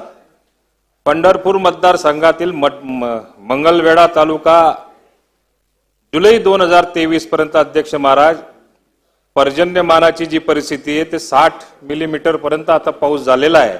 जवळपास 82% आता पाऊस झालेला आहे. सन्माननीय सदस्यांनी जो प्रश्न विचारला तो थोडा आधी असल्यामुळे आता पावसाची परिस्थिती त्या ठिकाणी बदललेली आहे. याच मतदारसंघात पंढरपूर तालुक्यातल्या जवळपास 20 गावांचा समावेश असून त्या गावाची सुद्धा पर्जन्यमानाची जी स्थिती आहे ती जवळपास 46.7 मिलीमीटर आणि 54% आसपास तिथं पर्जन्यमान झालेलं आहे. अध्यक्ष महाराज सन्माननीय सदस्यांच्या प्रश्नानुसार जवळपास त्या ठिकाणी 20व्या पशुगणनेच्या नुसार मंगळवेढ्यामध्ये जवळपास 2,06,888 व पंढरपूर तालुक्यातील 20 गावांमध्ये 1,74,388 असे एकूण 3,81,000 पशुधन आहे. अध्यक्ष महाराज जुलै 2023 2023 मध्ये याच भागामध्ये 1369 हेक्टर इतके क्षेत्र चारा पिकासाठी किंवा चारा पिकाचे उपलब्ध क्षेत्रफळ जे होतं ते आपल्याला उपलब्ध झालं होतं. काही अध्यक्ष महाराज, काही नदी काठावर गावं असल्यामुळे सदर मतदारसंघामध्ये इतर गावांचा चारा सुद्धा पुरवला जाऊ शकतो. नदी काठाच्या गावामध्ये आत्ताच्या तारखेला चारा हा आपल्याला उपलब्ध अध्यक्ष महाराज झालेला आहे किंवा आता पुढे सुद्धा येणाऱ्या झालेल्या पावसामुळे उपलब्ध होऊ शकतो. अध्यक्ष महाराज, 2 ते 3 दिवसापासून पाऊस सतत भविष्याचा चारा पिकाचे क्षेत्र वाढलेलं असल्यामुळे चाऱ्याचा त्या ठिकाणी आता मला असं वाटतं अध्यक्ष महाराज फार काही प्रश्न उपस्थित होणार नाही. पंढरपूर तालुक्यात समाविष्ट 20 गावांमध्ये एकाही गावाचा टँकर मागणीचा आताच्या तारखेला अध्यक्ष महाराज सन्माननीय सदस्यांनी विचारलेल्या एकाही गावाचा आता टँकर मागणी आता झालेली नाहीये. मागच्या काळामध्ये ज्यावेळी या परिसरातून या तहसीलच्या आणि बीडीओच्या माध्यमातून ज्यावेळेला मागणी झाली, अध्यक्ष महाराज 5 गावांसाठी मागणीचा प्रस्ताव मागच्या कालावधीमध्ये ज्यावेळेला प्राप्त झाला त्यातल्या 2 गावांचा भोसी प्रादेशिक योजनेतून पाणी पुरवठा सुरू आहे. एका गावासाठी 8 दिवसात भोसी प्रादेशिक नळ पाणी पुरवठा सुरू करण्याचा प्रस्तावित आता झालेला आहे आणि काही प्रमाणात सुरूही झालेली आहे. अध्यक्ष महाराज 2 गावांचा पाणी पुरवठा योजनेतूनच त्यांच्या हातपंपातून किंवा खासगी उद्भव वाहिनीतून त्या ठिकाणी येणाऱ्या काळामध्ये तो सुद्धा सुरू होईल. सध्या स्थितीत पंढरपूर मंगळवेढा मतदारसंघात टँकर पिण्याच्या पाण्याचा पुरवठा करण्याबाबत कोणतीही मागणी आतापर्यंत नाही. जुलै 2022 अखेरपर्यंत पर्जन्यप्रमाणे 201 मिलीमीटर व 127% एवढे होते. पर्जन्याचे एकूण सर्वत्र होते. जुलै 2022 चारा उपलब्ध एकूण क्षेत्र 5647 इतकं होतं. पर्जन्याचं प्रमाण जास्त असल्याने पेरणी झालेल्या क्षेत्रावरील पिकाचा वाढीव पोषक वातावरण असल्यामुळे चारा उत्पादन झाले व टंचाई भासली आतापर्यंत नाहीये. अध्यक्ष महाराज, मंगळवेढा तालुक्यातल्या 35 गावे हे दुष्काळ सदृश आहेत. काही गावे नदीकाठाच्या असून गावातून इतर भागाला चारा पुरवठा होऊ शकतो. पशुधन अधिकारी पंचायत समिती पंढरपूर यांच्या अहवालानुसार 2019च्या 20 पशुगणनेनुसार पंढरपूर तालुक्यामध्ये एकूण 1,74,338 जनावरे असून प्रतिदिन लागणारा ओला चारा 22,27,965 किलो व कोरडा चारा 8,91,186 किलो याप्रमाणे सरासरी 90 दिवस ओला चारा पुरेसा पडेल याप्रमाणे अहवाल आपल्याला प्राप्त झालेला आहे. अध्यक्ष महाराज, मंगळवेढ्याचे तहसीलदार आणि पंढरपूर तहसीलदार यांच्या अहवालानुसार सन्माननीय सदस्यांनी जो काही प्रश्न विचारलेला आहे त्याच्यानुसार सध्या स्थितीमध्ये चाऱ्याची टंचाई आता काही भासणार नाही आणि येणाऱ्या काळामध्ये आतापर्यंत मागील 2 ते 3 दिवसात जो काही पाऊस पडलेला आहे त्याच्यानुसार मला असं वाटतं की चाऱ्याची टंचाई भविष्यामध्ये भासणार नाही. सन्माननीय सदस्य अध्यक्ष महोदय, सन्माननीय सदस्य समाधान आवतडे यांनी जो प्रश्न उपस्थित केला तो जरी मंगळवेढ्यापुरता आपल्याला दिसत असला त्याच वेळेस तो महाराष्ट्राच्या अनेक जिल्ह्यांचा अनेक तालुक्याचा आहे ही वस्तुस्थिती आपण लक्षात घेतली पाहिजे. आपण सकाळपासून अतिवृष्टीची चर्चा केली, महापुरांची चर्चा केली, हे खरं आहे. एक भाग विदर्भाचा काही मराठवाड्याचा असा परिसर जरी अतिवृष्टी आणि महापूर असं चित्र दिसत असलं कोकणाचा हा, त्याच वेळेस रेन शॅडो म्हणजे पर्जन्य छायेचा जो आपला भाग आहे किंवा सोलापूर पासून सांगलीपासून आपण सुरू होतो असा त्या क्षेत्रामध्ये आजही पाऊस नाही. आज नाशिकमध्ये पाऊस नाही, जळगावमध्ये पाऊस नाही. अध्यक्ष महोदय, स्वतःला मंत्री महोदयांच्या मतदारसंघात तुम्ही ज्यावेळेस सांगता ना की इतके टक्के पाऊस पडला, 82% पाऊस पडला, ज्यांची सरासरी 200 मिलीमीटरची असेल तर ते 82% काय अर्थ असतो असं आहे ना. त्यातून काहीच होत नसतं, म्हणजे त्या टक्केवारीला काही अर्थ नाही. अध्यक्ष महोदय, परिस्थिती अत्यंत गंभीर असणारा फार मोठा भाग आहे. पूर्णपणे पेरण्या ह्या सुकून गेलेल्या आहेत, ही परिस्थिती आहे. दुबार पेरणीची वेळ आलेली आहे. टँकर अनेक गावांना टँकर आता सुरू आहेत. म्हणजे एका वेळेस महापुराची चर्चा आणि अतिवृष्टीची करीत असताना हे सांगायला सुद्धा आम्हाला कठीण वाटतं कधी कधी. कसं सांगायचंय? अशी परिस्थिती का टँकर चालू आहे, टँकर पोहोचवणं आवश्यक आहे. दुबार पेरणीची वेळ पुन्हा आलेली आहे आणि म्हणून अध्यक्ष महोदय, चारा ही गोष्ट आहे की ज्याची व्यवस्था जिथं आवश्यक असेल ते करावंच लागेल. पाण्याचे टँकरची आवश्यकता तिथं पाणी पोहोचावं लागेल. परंतु दुबार पेरणी करता जिथे पूर्णपणे पेरणी मोडली गेलेली आहे अशा ठिकाणी दुबार पेरणीची वेळ आल्यानंतर दुबार पेरणी करता सरकार त्या शेतकऱ्यांना मदत करणार आहे का? अध्यक्ष महोदय, सन्माननीय सदस्यांनी जो काही प्रश्न या ठिकाणी उपस्थित केलेला आहे तो अतिशय गंभीर घेण्यासारखा आहे. अध्यक्ष महोदय, काही ठिकाणी अशा मी काल जे काही आता अतिवृष्टी झाली त्या दोन्ही तिन्ही चारही जिल्ह्यांमध्ये दौरा केला, त्या ठिकाणी आढावा घेतला. आपण जो प्रश्न उपस्थित केला तो अतिशय महत्वाचा प्रश्न आहे. येणाऱ्या काळामध्ये या सगळ्या गोष्टींचा आढावा घेतल्यानंतर याच्यावरती मदत पुनर्वसन विभागाच्या माध्यमातून नजर ठेवून असणारे चाऱ्याची ज्या ठिकाणी आवश्यकता असेल आणि पाणी ज्या ठिकाणी कमी पडत असेल त्या ठिकाणी संबंधित जिल्हाधिकाऱ्यांशी संवाद साधून शासनाच्या ते निदर्शनास आणून लवकरात लवकर दिलं जाईल. जशी परिस्थिती निर्माण होईल तशा पद्धतीने ते निर्णय सन्माननीय सदस्यांनी विचारल्याप्रमाणे योग्य वेळी योग्य कारवाई केली जाईल. त्याला आर्थिक मदत सुद्धा करावं लागणार आहे. त्याकरता तुम्ही निर्णय घेणार का? परिस्थिती झाली परिस्थिती निर्माण, दुबार पेरणीची वेळ आलेली आहे, पिकं गेलेले आहे पूर्णपणे. अध्यक्ष महोदय, मंत्री महोदयांच्या भागामध्ये सुद्धा तीच परिस्थिती, वेगळी परिस्थिती नाहीये. अध्यक्ष महोदय, सन्माननीय सदस्यांनी विचारलेल्या प्रश्नाचं उत्तर मी यापूर्वीच थोडंसं द्यायचा प्रयत्न केला. पण दुबार पेरणीच्या बाबतीमध्ये आता ज्या पद्धतीने अतिवृष्टी होते, पिकाचं नुकसान झालेलं आहे, शेतकरी त्या ठिकाणी निस्तानाबूत होण्याच्या म्हणजे वेळेवरती त्या ठिकाणी आलेला आहे. अध्यक्ष महोदय, सन्माननीय सदस्यांनी जो प्रश्न विचारलेला आहे त्यानुसार शेतकऱ्याला मदत केली जाईल. चला, समाधान आवडे.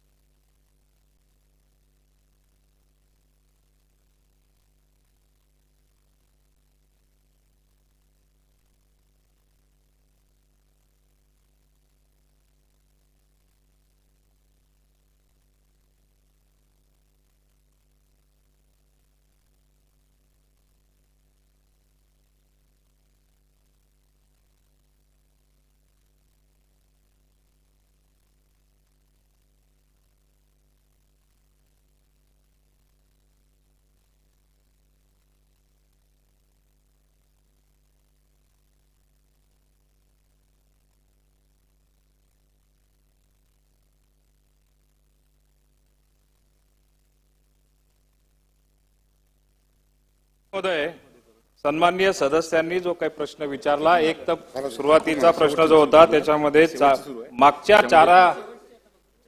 चाऱ्याच्या बाबतीमध्ये जे काही छावणीचं प्रलंबित देयक जे आहे त्याच्या बाबतीमध्ये त्यांनी जो प्रश्न विचारला, सोलापूरच्या जिल्हाधिकाऱ्यांबरोबर याची चर्चा करून त्यांच्यासोबत मीटिंग लावून याच्यावरती लवकरात लवकर निर्णय घेईल. सन्माननीय सदस्यांनी यावं आणि त्याचा निर्णय जो असेल जिल्हाधिकाऱ्यांकडे अहवाल मागून त्याच्यावर निर्णय घेऊ. अध्यक्ष महोदय, त्यांनी दुसरा एक प्रश्न त्यांनी असा विचारला की चाऱ्याच्या बाबतीमध्ये आत्ताच पाऊस पडला आणि नंतर लगेच त्याचं चाऱ्याची उगवण होणार नाही, परंतु तहसीलदारांकडनं जो काही अहवाल प्राप्त झालेला आहे त्याच्यानुसार येणाऱ्या 2 ते 3 महिन्यापर्यंत आपल्याला चारा पुरू शकतो आणि त्याहून परिस्थिती जर का उद्भवली, बिकट परिस्थिती जर का उद्भवली तर आपल्या सांगण्यानुसार चाऱ्यांची छावणी त्या ठिकाणी निर्माण केली जाईल. सन्मान्य सदस्य रोहित पवार. अध्यक्ष महोदय, मंत्री महोदयांनी आता उत्तर देत असताना काही प्रमाणात मोघम उत्तर दिलं असं आम्हाला वाटतं. आता पावसाची परिस्थिती बघितली, 19 जिल्ह्यामध्ये 10% ते 20% मायनस पाऊस झालेला आहे. 9 जिल्हे असे आहेत की जिथं 20% आणि पुढं मायनस अशी पावसाची परिस्थिती आहे. नगर जिल्हा त्याच्यातला एक जिल्हा आहे. अध्यक्ष महोदय, आपल्या माध्यमातून मंत्री महोदयांना मला विचारायचं, मगाशी तुम्ही बोलत असताना टँकरची मागणी आतापर्यंत तुमच्यापर्यंत आली नाही असं तुम्ही बोलला. अध्यक्ष महोदय, माझ्या मतदारसंघाबद्दल बोलायचं झालं तर आता कर्जत आणि जामखेडमध्ये 40 टँकर पुरवणी इथं का पूर्ण वाचायचं चालू ठेवलेले आहेत. मुख्य कारण असं, मागणी ही गेलेली आहे तहसीलदारापर्यंत, पण त्याच्यावर कुठलीही कारवाई केली गेली नाही.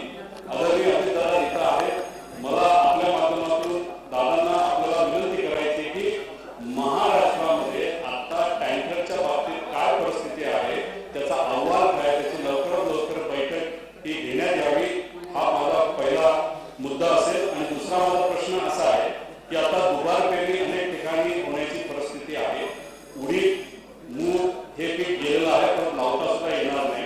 त्यामुळे त्या शेतकऱ्यांना त्यांचं वर्ष काढायचं कसं आर्थिक व्यवस्थेतून, हा मोठा प्रश्न त्यांच्या समोर आहे. या बाबतीत आपण सरकारच्या मदतीने तिथं असलेल्या कलेक्टरला आदेश देणार का की बैठका घेऊन आत्ताची त्या जिल्ह्याची परिस्थिती त्या बाबतीतली कशी आहे एक आढावा बैठक घेण्याची जरूरत आहे. पण काहीही झालं तरी पिण्याच्या पाण्याची अडचण मोठ्या प्रमाणात आता आपल्याला पुढे बघावी लागेल. तुम्ही 4 दिवस पाऊस झाले म्हणून त्याच्यात आपल्याला खुश राहण्याचं काही कारण नाही. जे फोरकास्टिंग IMD आणि इंटरनॅशनल सगळ्या एजन्सीच्या बघितल्या, पुढच्या 2 महिन्यामध्ये आपल्या महाराष्ट्रात कमी पाऊस राहणार आहे. आता राहणार आहे असं फोरकास्टिंग असेल, आपण पण फोरकास्टिंग करून जर फोरकास्टिंग करून आता बैठका घेतल्या की जर पाऊस कमी झाला अजून तर काय परिस्थिती राहील याची बैठक घेऊन काहीतरी नियोजन करण्याची जरूरत आहे. उगाच अडचणांनंतर नियोजन करण्यापेक्षा आता ती नियोजनची बैठक आधीच फोरकास्टिंगच्या बेसिसवर आपण घेणार आहोत का, असा 30वा प्रश्न आपल्याला मंत्री महोदयांनी मी करतो. अध्यक्ष महोदय, सन्माननीय सदस्यांनी जो प्रश्न उपस्थित केला की टँकरची मागणी आली नाही, बहुतेक ते कदाचित आपल्या लक्षात आलं नसेल, मी ते मंगळवेढ्याच्या बाबतीमध्ये बोललो. परंतु महाराष्ट्रातल्या कुठल्याही कानाकोपऱ्यातून कुठल्याही तालुक्यातून अशा स्वरूपाची टँकरची जर का मागणी असेल तर त्या बाबतीमध्ये जिल्हाधिकाऱ्यांना स्पष्ट सूचना आहेत.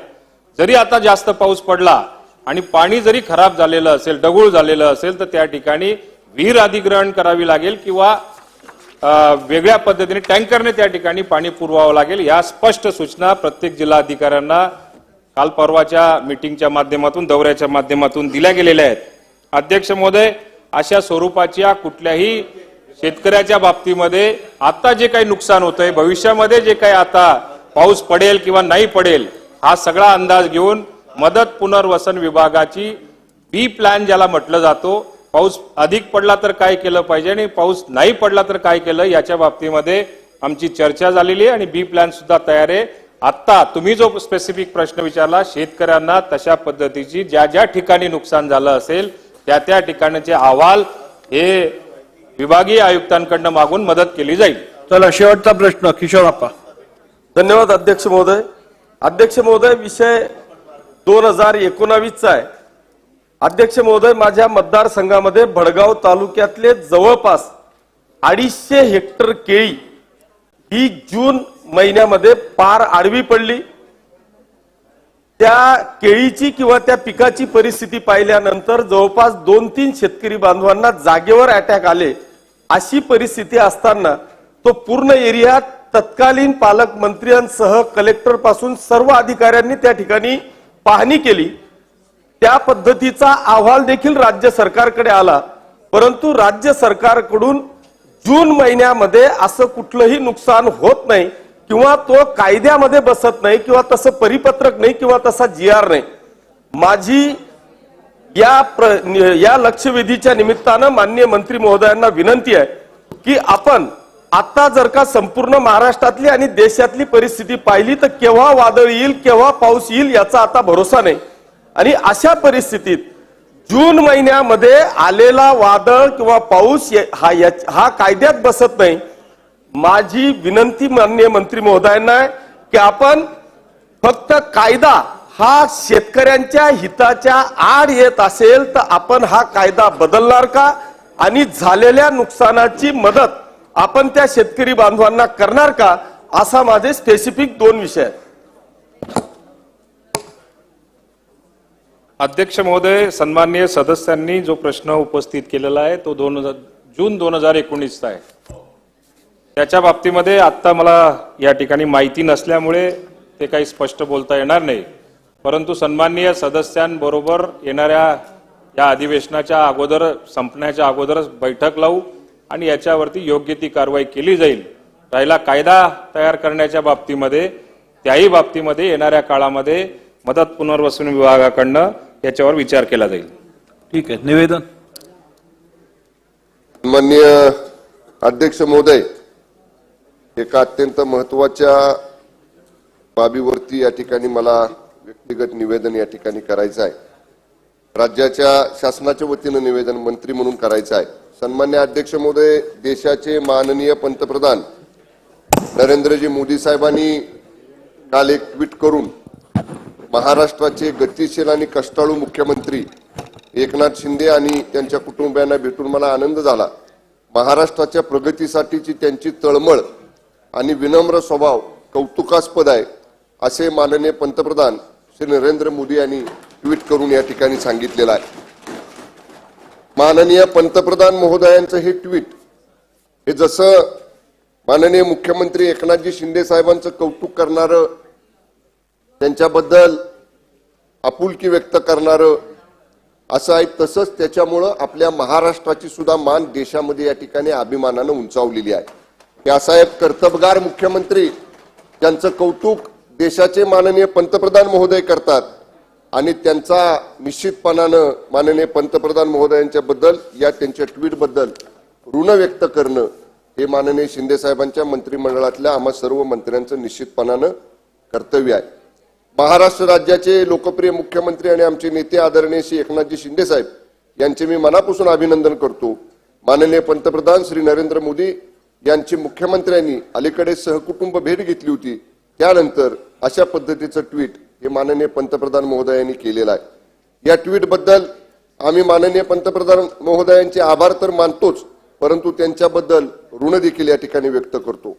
मी आणि आम्ही सर्व सहकारी मंत्रिमंडळामधले मुख्यमंत्री माननीय श्री एकनाथजी शिंदे यांना जवळून ओळखत असलेली प्रत्येक व्यक्ती पंतप्रधानांच्या मताशी निश्चितच सहमत होईल. त्यांचा एक जवळचा सहकारी म्हणून मी सतत आणि आम्ही सगळ्यांनी सततच या गोष्टीचा अनुभव घेतलेला आहे.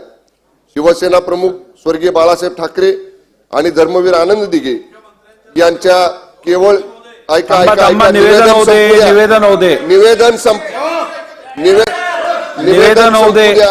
मंत्री महोदय, गावित साहेब, हो गावित साहेब, शिवसेना प्रमुख बाळासाहेब ठाकरे स्वर्गीय बाळासाहेब ठाकरे आणि धर्मवीर आनंद दिघे यांच्या केवळ विचारांचाच वारसा शिंदे साहेबांनी घेतला नसून त्या आचरणात कृतीत आणण्याची वृत्ती ही अंगीकारली आहे.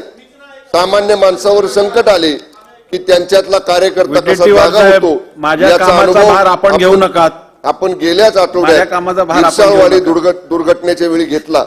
चिखला पावसाची पर्वा न करता 1.5 तास उभा डोंगर चढून जाणारा मुख्यमंत्री महाराष्ट्राने यापूर्वी कधी पाहिला नसेल. डोंगर चढून जात ज्यांनी स्वतःच त्या दिवशी मदत कार्याची सूत्रे हाती घेतली, यंत्रणांना दिशा आणि वेग दिला, त्याच वेळी विविध यंत्रणांशी संपर्कही करत होते. सामान्य माणसांविषयी तळमळ त्या दिवशी उभ्या महाराष्ट्राने या ठिकाणी पाहिली. एवढंच नाही, या दुर्घटनेमुळे अनाथ झालेल्या मुलांचे पालकत्वही त्यांनी स्वीकारले. कणखर बाप आणि जीवापाड प्रेम करणारे आई अशी दोन्ही रूप त्या दिवशी आपण त्या ठिकाणी पाहिली. स्वर्गीय बाळासाहेब ठाकरे म्हणायचे, मला घरात बसून राहणारा कार्यकर्ता नको आहे, मला रस्त्यावर उतरणारा, सामान्यांच्या सुखदुःखात सहभागी होणारा कार्यकर्ता हवा आहे. मुख्यमंत्री श्री एकनाथजी शिंदे यांनी सदैव हे लक्षात ठेवले आणि ते तसेच वागत आणि कृती करत आहेत. विनम्रता हा त्यांच्या स्वभावाचा मूळ गाभा आहे. कोणतेही पद मिळाले, सन्मान मिळाला तरी एकनाथजी शिंदे साहेब यांच्या नावातला शिवसैनिक कायम तेवढाच साधा, सरळ आणि विनम्र राहतो, याचा आवर्जून उल्लेख माननीय पंतप्रधान महोदयांनी त्यांच्या ट्विटमध्ये या ठिकाणी काल केलेला आहे. अवकाळी पूरग्रस्त शेतकऱ्यांना मदतीचा हात मिळावा, पीक विम्याचे पाठबळ असावे, यासाठी माननीय शिंदे साहेब यांनी विविध योजनांचा पुढाकार घेतला. शेतकरी सन्मानाचा ध्यास घेतला, हे आपण सगळेजण जाणतो. ज्येष्ठांना आधार, महिलांना पाठबळ देण्याच्या विचाराने त्यांच्या नेतृत्वात सरकार काम करत आहे. झोपडपट्टीमध्ये आयुष्य घालवणाऱ्यांच्या वाट्याला सुखाचे 4 क्षण यावे, यासाठी ते प्रयत्नशील आहेत. गरिबांसाठीची ही कणव त्यांच्या कृतीतून दिसते.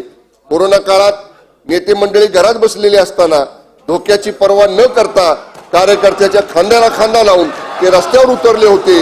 लोकांना लागेल ती मदत पुरवण्यासाठी ते जातीने लक्ष देत होते, सामान्य नागरिकांना. त्यामुळेच ते आपले नेते वाटतात. मुख्यमंत्री श्री एकनाथजी शिंदे यांना उत्कृष्ट मंत्री, उत्कृष्ट लोकप्रतिनिधी असे पुरस्कार मिळाले आहेत. डी.वाय. पाटील विद्यापीठाने त्यांना मानद दिल्लीत बहाल केले आहे, परंतु अशा पुरस्कारांनी त्यांना अधिक जोमाने जनसेवा करण्याची प्रेरणाच मिळाली आहे. आपणच मुख्यमंत्री पदासाठी श्री एकनाथ शिंदे यांचे नाव सुचवल्याचे उपमुख्यमंत्री श्री देवेंद्रजी फडणवीस यांनी कालच एका मुलाखतीत सांगितले.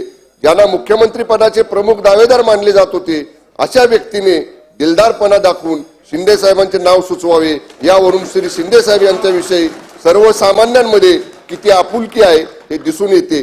या आपुलकीचा जाहीर उच्चार केल्याबद्दल पुन्हा एकदा माननीय पंतप्रधान नरेंद्र मोदी साहेब यांचे आम्ही मनापासून ऋण व्यक्त करतो आणि माननीय मुख्यमंत्री महोदयांच्या बद्दल केलेल्या या गौरव उद्गाराबद्दल माननीय मुख्यमंत्री महोदयांचे आम्ही सर्वजण विशेष अभिनंदन करतो. धन्यवाद. चला 2024 या वर्षाच्या पुरवणी मागण्यांवर चर्चा व मतदान. पहिला दिवस.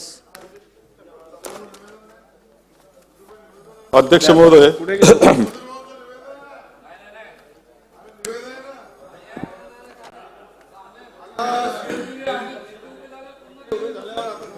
आता महसूल भवन विभाग, शालेय शिक्षण व क्रीडा विभाग, नगर विकास विभाग, सार्वजनिक बांधकाम विभाग, आदिवासी विकास विभाग या विभागांच्या पुरवणी मागण्या चर्चेला घेण्यात येतील. विभागांच्या मागण्यांच्या तपशील व स्वीकृत कपात सूचनांची यादी सदस्यांना टपालखान्याद्वारे वितरित करण्यात आली आहे. कपात सूचना न मांडता मान्य करण्यात आलेल्या कपात सूचनांची उत्तरे माननीय मंत्री महोदयांच्या स्वाक्षरीने 30 दिवसांच्या कालावधीत सदस्यांना पाठविण्यात प्रथा जुलै 2010 पासून मान्य झाली असल्यामुळे आता कोणीही कपात सूचना मांडणार नाहीत असे मी गृहीत धरतो. या चर्चेसाठी एकूण 3 तास वेळ देण्यात येईल. या 3 तासापैकी सत्तारूढ पक्षास संबंधित मंत्र्यांच्या उत्तरासह निम्मा वेळ आणि विरोधी पक्षास निम्मा वेळ देण्यात येईल. सदस्य वेळेचे बंधन पाळून मला सहकार्य करतील अशी मी अपेक्षा व्यक्त करतो. प्रत्येक सदस्यांनी भाषण सुरू करण्याच्या वेळी विभाग, त्याचबरोबर बाब क्रमांक व पूरक विवरणपत्रातील पृष्ठ क्रमांक यांचा उल्लेख करावा. पुरवणी मागण्यांवरील चर्चा संबंधित बाबींपुरतीच मर्यादित असल्यामुळे सदस्यांना मूळ अनुदान अथवा मूळ मागणी यावर चर्चा करता येणार नाही. आता चर्चेला सुरुवात करण्यात येईल. अध्यक्ष महोदय, पुरवणी मागण्यांच्या चर्चेमध्ये मी सार्वजनिक बांधकाम विभागाच्या पुरवणी मागणी क्रमांक H3 बाब क्रमांक 88 यावर चर्चा करण्यासाठी उभा आहे. अध्यक्ष महोदय, या पुरवणी मागणी या वर्षाची सादर करत असताना जे सरकार आपलं आलं, शिंदे आणि फडणवीसजींचं सरकार आलं, त्याला 1 वर्ष पूर्ण झालेलं आहे आणि हा अर्थसंकल्पामधल्या पुरवणी मागण्याचा त्यांचे 4 अधिवेशन आपण झालेले आहेत आतापर्यंत. आणि आता जे अधिवेशन आहे त्यामध्ये आपण जी पुरवणी मागणी एकंदर मंजूर केलेलं आहे त्या आहे 41,000 कोटी रुपयाच्या. अध्यक्ष महोदय, 41,000 कोटी रुपये म्हणजे कमी नाही, 41,000 कोटी रुपयाच्या पुरवणी मागण्या या इथे त्यांनी मंजुरीसाठी आपल्याला दिलेल्या आहे. अध्यक्ष महोदय, यापूर्वी सुद्धा मागील पावसाळी अधिवेशनामध्ये 25,000 कोटी रुपयाच्या पुरवणी मागण्या होत्या. त्यानंतर डिसेंबरच्या जे अधिवेशन नागपूरचं झालं त्यामुळे 52,327 कोटी रुपयाच्या पुरवणी मागण्या होत्या. अध्यक्ष महोदय, पुरवणी मागणी जे आपण करतो ती करण्याच्या मध्ये काही नियम आहेत, एक प्रघात आहेत, काही संकेत आहेत आणि त्या संकेताचा विचार केला तर अर्थसंकल्प अंदाज तयार करताना अंदाज करता आला नाही अशा कारणाच्या खर्चासाठी किंवा नव्याने वाढीव तरतूद करायची झाल्यास किंवा अकल्पित तातडीचा खर्च भागविण्याकरता आकस्मिक निधीतून आगाऊ रकमेची भरपाई करण्याचं झालं तर पुरवणी मागणी ही असते. अशा प्रकारची पद्धत आहे.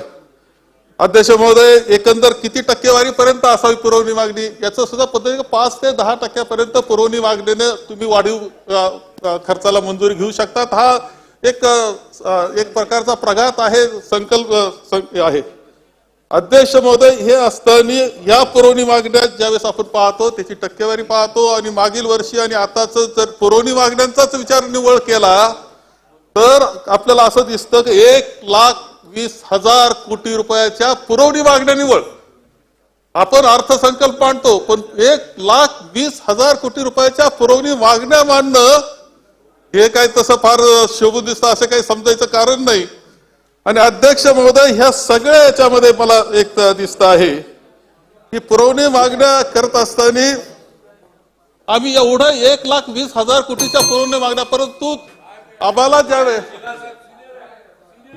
अध्यक्ष महोदय खरं म्हणजे शेलार साहेब अत्यंत सिनियर आणि मुंबईचे अध्यक्ष असलेले आणि केवळ त्यांच्यावर अन्याय म्हणून मंत्री न बनलेले असे सदस्य ते आता आम्हाला तरी अडथळा करू नये त्यांनी. अध्यक्ष महोदय, एकंदर ही पुरवणी मागण्याच्या याच्यामध्ये असं स्पष्टपणे दिसतं की एवढी मोठी पुरवणी मागणी तुम्ही मंजूर करीत असताना आम्हाला जे काही पूर्वी अर्थसंकल्पातून निधी दिलेले होते आणि आम्ही विरोधी पक्षात बसल्यानंतर स्थगिती केली गेली ते कदाचित 2,000-2,500 कोटी रुपयाचे असतील. त्या स्थगिती उठावा असा विनंती तत्कालीन आमचे विरोधी पक्ष नेते होते, त्यावेळेचे ते अर्थमंत्री होते, ते मागणी करीत होते. हे साधे 2,000 कोटी रुपयाची स्थगिती ही उठवण्याऐवजी हायकोर्टात एकत्र करणं, सुप्रीम कोर्टाकडे जाणं आणि कोणत्या परिस्थितीत निधीच मिळू द्यायचा नाही या विरोधी पक्षाला ही भावना आता कमीत कमी त्यांच्याकडून तरी अपेक्षा आमची साहजिकपणे राहणार होती की त्यांनी स्थगिती उठवावी आणि सगळ्यांना न्याय द्यावा. पण दुर्दैवानं तसंही घडलेलं दिसत नाही अध्यक्ष महोदय. आणि एकंदर अजूनही एक गोष्ट मला दिसते की महाराष्ट्रामध्ये ज्या आतापर्यंत खर्च झालेला आहे त्यामध्ये सार्वजनिक बांधकाम खात्याचे 50,000 कोटी रुपयाचं देणं त्या ठेकेदारांचं हे दिलेलं नाही. केवळ नगर जिल्ह्याची माहिती घेतली तर 620 कोटी रुपयाचे देणं अद्याप ठेकेदारांना दिलेलं नाही. असं असताना नवीन खर्च नवीन हे करण्यात येतंय ही वस्तुस्थिती आहे. अध्यक्ष महोदय, 41,000 कोटी रुपये ज्यावेळेस आता हे वितरण करण्याचं ठरवलं त्यामध्ये ज्यावेळेस हे सर्व पाहिलं, हे पुस्तक तर मोठंच आहे परंतु थोडासा आम्ही तालुका निहाय आणि मतदारसंघ निहाय काढण्याचा प्रयत्न केल्यानंतर त्यामध्ये प्रचंड तफावत ही दिसते आहे, ही वस्तुस्थिती आहे. आपण 288 मतदारसंघ आपले 288 प्रतिनिधी आहेत. यापूर्वी सुद्धा मी 95 ते 99चा कालखंड जो युतीचा कालखंड होता तो मी पाहिलेला आहे. अध्यक्ष महोदय, 2014 ते 19चा विरोधात बसलेला कालखंड आम्ही पाहिलेला आहे. फरक असायचा अध्यक्ष महोदय, त्या कालखंडामध्ये सुद्धा तक्रार केली गेली नाही. तुम्हाला या निमित्तानं सांगेल त्यावेळेस सुद्धा तक्रार नाही. मी मुख्यमंत्री आम्ही मुख्यमंत्री पाहिले, अशोकराव चव्हाण साहेब होते, पृथ्वीराज चव्हाण साहेब होते, विलासरावजी होते, सुशील कुमार, या मुख्यमंत्र्यांच्या कालखंडामध्ये सुद्धा विलासरावजींचं आम्ही पाहत असायचो. कसं वाटप करायचं असायचं. 1000 कोटी वाटायचं असेल तर 5-50 कोटी रुपये ते बाजूला काढून ठेवायचे. बाकी सगळ्यांना समान वाटणी करायची, जशी आवश्यक असेल तशी वाटणी करायचे. मग थोडंफार निधी इकडे तिकडे ते एखाद्याला द्यायचं ठरलं तर तो हाताशी ठेवायचे. याच्यापेक्षा कधी कोणावर अन्याय करण्याचा प्रयत्न त्यांनी केलेला नाही हे दिसतं. अध्यक्ष महोदय, अशोकरावजी चव्हाण साहेब मुख्यमंत्री असताना सुद्धा तेच चित्र आपल्याला दिसतं.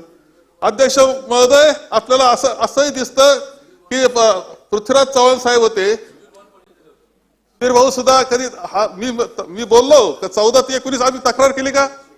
आम्ही नाही तक्रार केली. कारण असं 19-20 असू शकतं थोडंफार, परंतु असं जे आता घडतं आहे, पृथ्वीराज चव्हाण साहेब होते त्या तो कालखंड पहा. त्या कालखंडामध्ये वैशिष्ट्यपूर्ण करता नगरपालिका करता जे वाटायचं असायचं, आम्ही म्हणायचो आम्हाला जास्त लागतील, ते म्हणायचे नाही आपल्याला सगळ्यांना सांभाळावं लागेल, सगळ्यांना शेवटी नागरिक सगळे एक आहेत ही परिस्थिती. अध्यक्ष महोदय, ही ज्यावेळेस 41,000 कोटी रुपयाचं आलंय त्यावेळेस काय पाहायला मिळतं अध्यक्ष महोदय, त्यामध्ये स्पष्टपणे असं आपल्याला दिसतं की काही ठिकाणी निधी किती आहेत, किती फरक असावा. 288 मध्ये फरक. जेव्हा तुम्ही सगळे सदस्य आहेत, तुम्ही सगळे सदस्य आहोत, आपला मतदारसंघ आहे, आपल्याला मतदारसंघ सांभाळायचा आहे, काम करायचं आहे. सरकारची सुद्धा जबाबदारी ही असते की राज्याचा समतोल विकास झाला पाहिजे, समान संधी सगळ्यांना मिळाली पाहिजे, समतोल विकास झाला पाहिजे, कोणावर अन्याय झाला नाही पाहिजे. ही जबाबदारी सरकार म्हणून कोणतंही सरकार असलं तरी शेवटी नागरिक जे आहेत, ते महाराष्ट्राचे नागरिक, त्याच्यामध्ये राजकारण न आणता त्यांना समान वागणूक द्यायची ही सुद्धा पद्धत असते. अध्यक्ष महोदय, तुम्हाला असं आता आकडेवारीत मी सहज करून सांगेन, तुम्हाला काही मतदारसंघ असे दिसतील की 742 कोटी, 580 कोटी, 482 कोटी, 456 कोटी, 436 कोटी, 392 कोटी हे दिसतील. आणि अध्यक्ष महोदय, त्यावेळेस असे मतदारसंघ आहेत की तिथे शून्य आहे. अध्यक्ष महोदय, तिथं शून्य म्हणजे तरतूदच नाही, त्यांना काहीच दिलं नाही, असेही मतदारसंघ आहेत.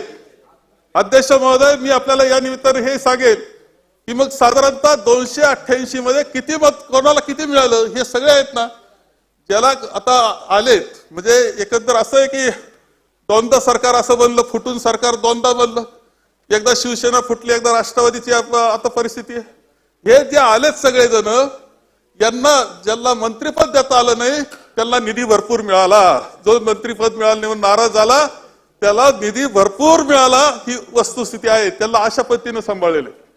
अध्यक्ष महोदय, असं स्पष्टपणे दिसतं की फुटून आलेल्या आमदारांना सांभाळण्याकरता, एक तर अन्याय करता आणि त्यांना सांभाळायचंय, याच्याकरता सगळा निधी, जास्तीत जास्त निधी वापरला जातोय. अरे हा पैसा जो आहे हा संपूर्ण जनतेचा पैसा आहे, त्यांच्या काबड कष्टाचा पैसा आहे. त्या निधी जो कर देतात त्याच्यातून निर्माण होणार असेल, आमचा व्यापारी असेल, शेतकरी असेल, प्रत्येक खरेदीवर करतो, त्या जनतेतून निर्माण झालेला पैसा काही ठराविक लोकांना मात्र सांभाळण्याकरता, म्हणजे आमदार आणण्याकरता एकदा आणि एकदा सांभाळण्याकरता सगळं निधीचं वाटप हे पूर्णपणे दिसतं आहे. अध्यक्ष महोदय, आमची अर्थमंत्री म्हणून आणि उपमुख्यमंत्री म्हणून अजितदादांकडून खूप अपेक्षा खरं आहेत असं मला तर हरकत नाही. दुर्दैवाने हे जे घडलंय ते अत्यंत दुर्दैवी असं प्रकारचं चित्र आहे. शून्य निधी काही ना शून्यच आहे. एकंदर 288 मध्ये तुम्हाला असं दिसेल, तुम्ही मुद्दाम आपले निधी पहा, तुम्हाला स्पष्टपणे असं दिसेल की तुमच्या फार तर फार 100 सांभाळलं गेलंय, 188 अवघड परिस्थिती आहे तुम्हाला दिसेल. अवघड परिस्थिती आहे. खरं म्हणजे भारतीय जनता पक्षाचे सदस्य 108 काय आकडा झाला तुमचा आता नवीन, तुमचे काय असतील ते सदस्य, तुम्ही केवळ आता पूर्वीचे आहेत तिथंच आहेत म्हणून तुम्हाला किती मिळाले. माझं मत असं की 65% निधी हा केवळ 100 लोकांना मिळालेला दिसतोय. 188 मध्ये 35% आहेत. ही वस्तुस्थिती आहे. तपास डॉक्टर तुम्हाला बरं मिळालेलं दिसतोय.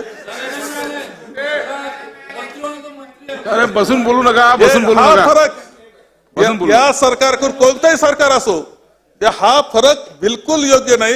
हा अन्याय करणारा त्या सदस्यावर नाही निवळ, तर या राज्यातल्या नागरिकांवर अन्याय करणारा फरक तुम्ही करतात हे स्पष्टपणे मला सांगायचंय. म्हणजे एका बाजूला तुम्ही स्थगिती उठवित नाही पूर्वीची, दुसऱ्या बाजूला त्या मतदारसंघामध्ये काहीच निधी देत नाही आणि पूर्णपणे 41,000 कोटीमध्ये काही जिल्हे काही आहेत अध्यक्ष महोदय. सहज म्हणून जिल्ह्याचं जरी काही वाटणी केली तुम्हाला लक्षात येईल की जिल्ह्यामध्ये एखाद्या 2 मतदारसंघाला आहे बाकी जिल्हा नाही असं सुद्धा आहे. तुम्हाला का आकड्याचे फरक तुम्हाला नीट पाहून घ्यावे लागतील.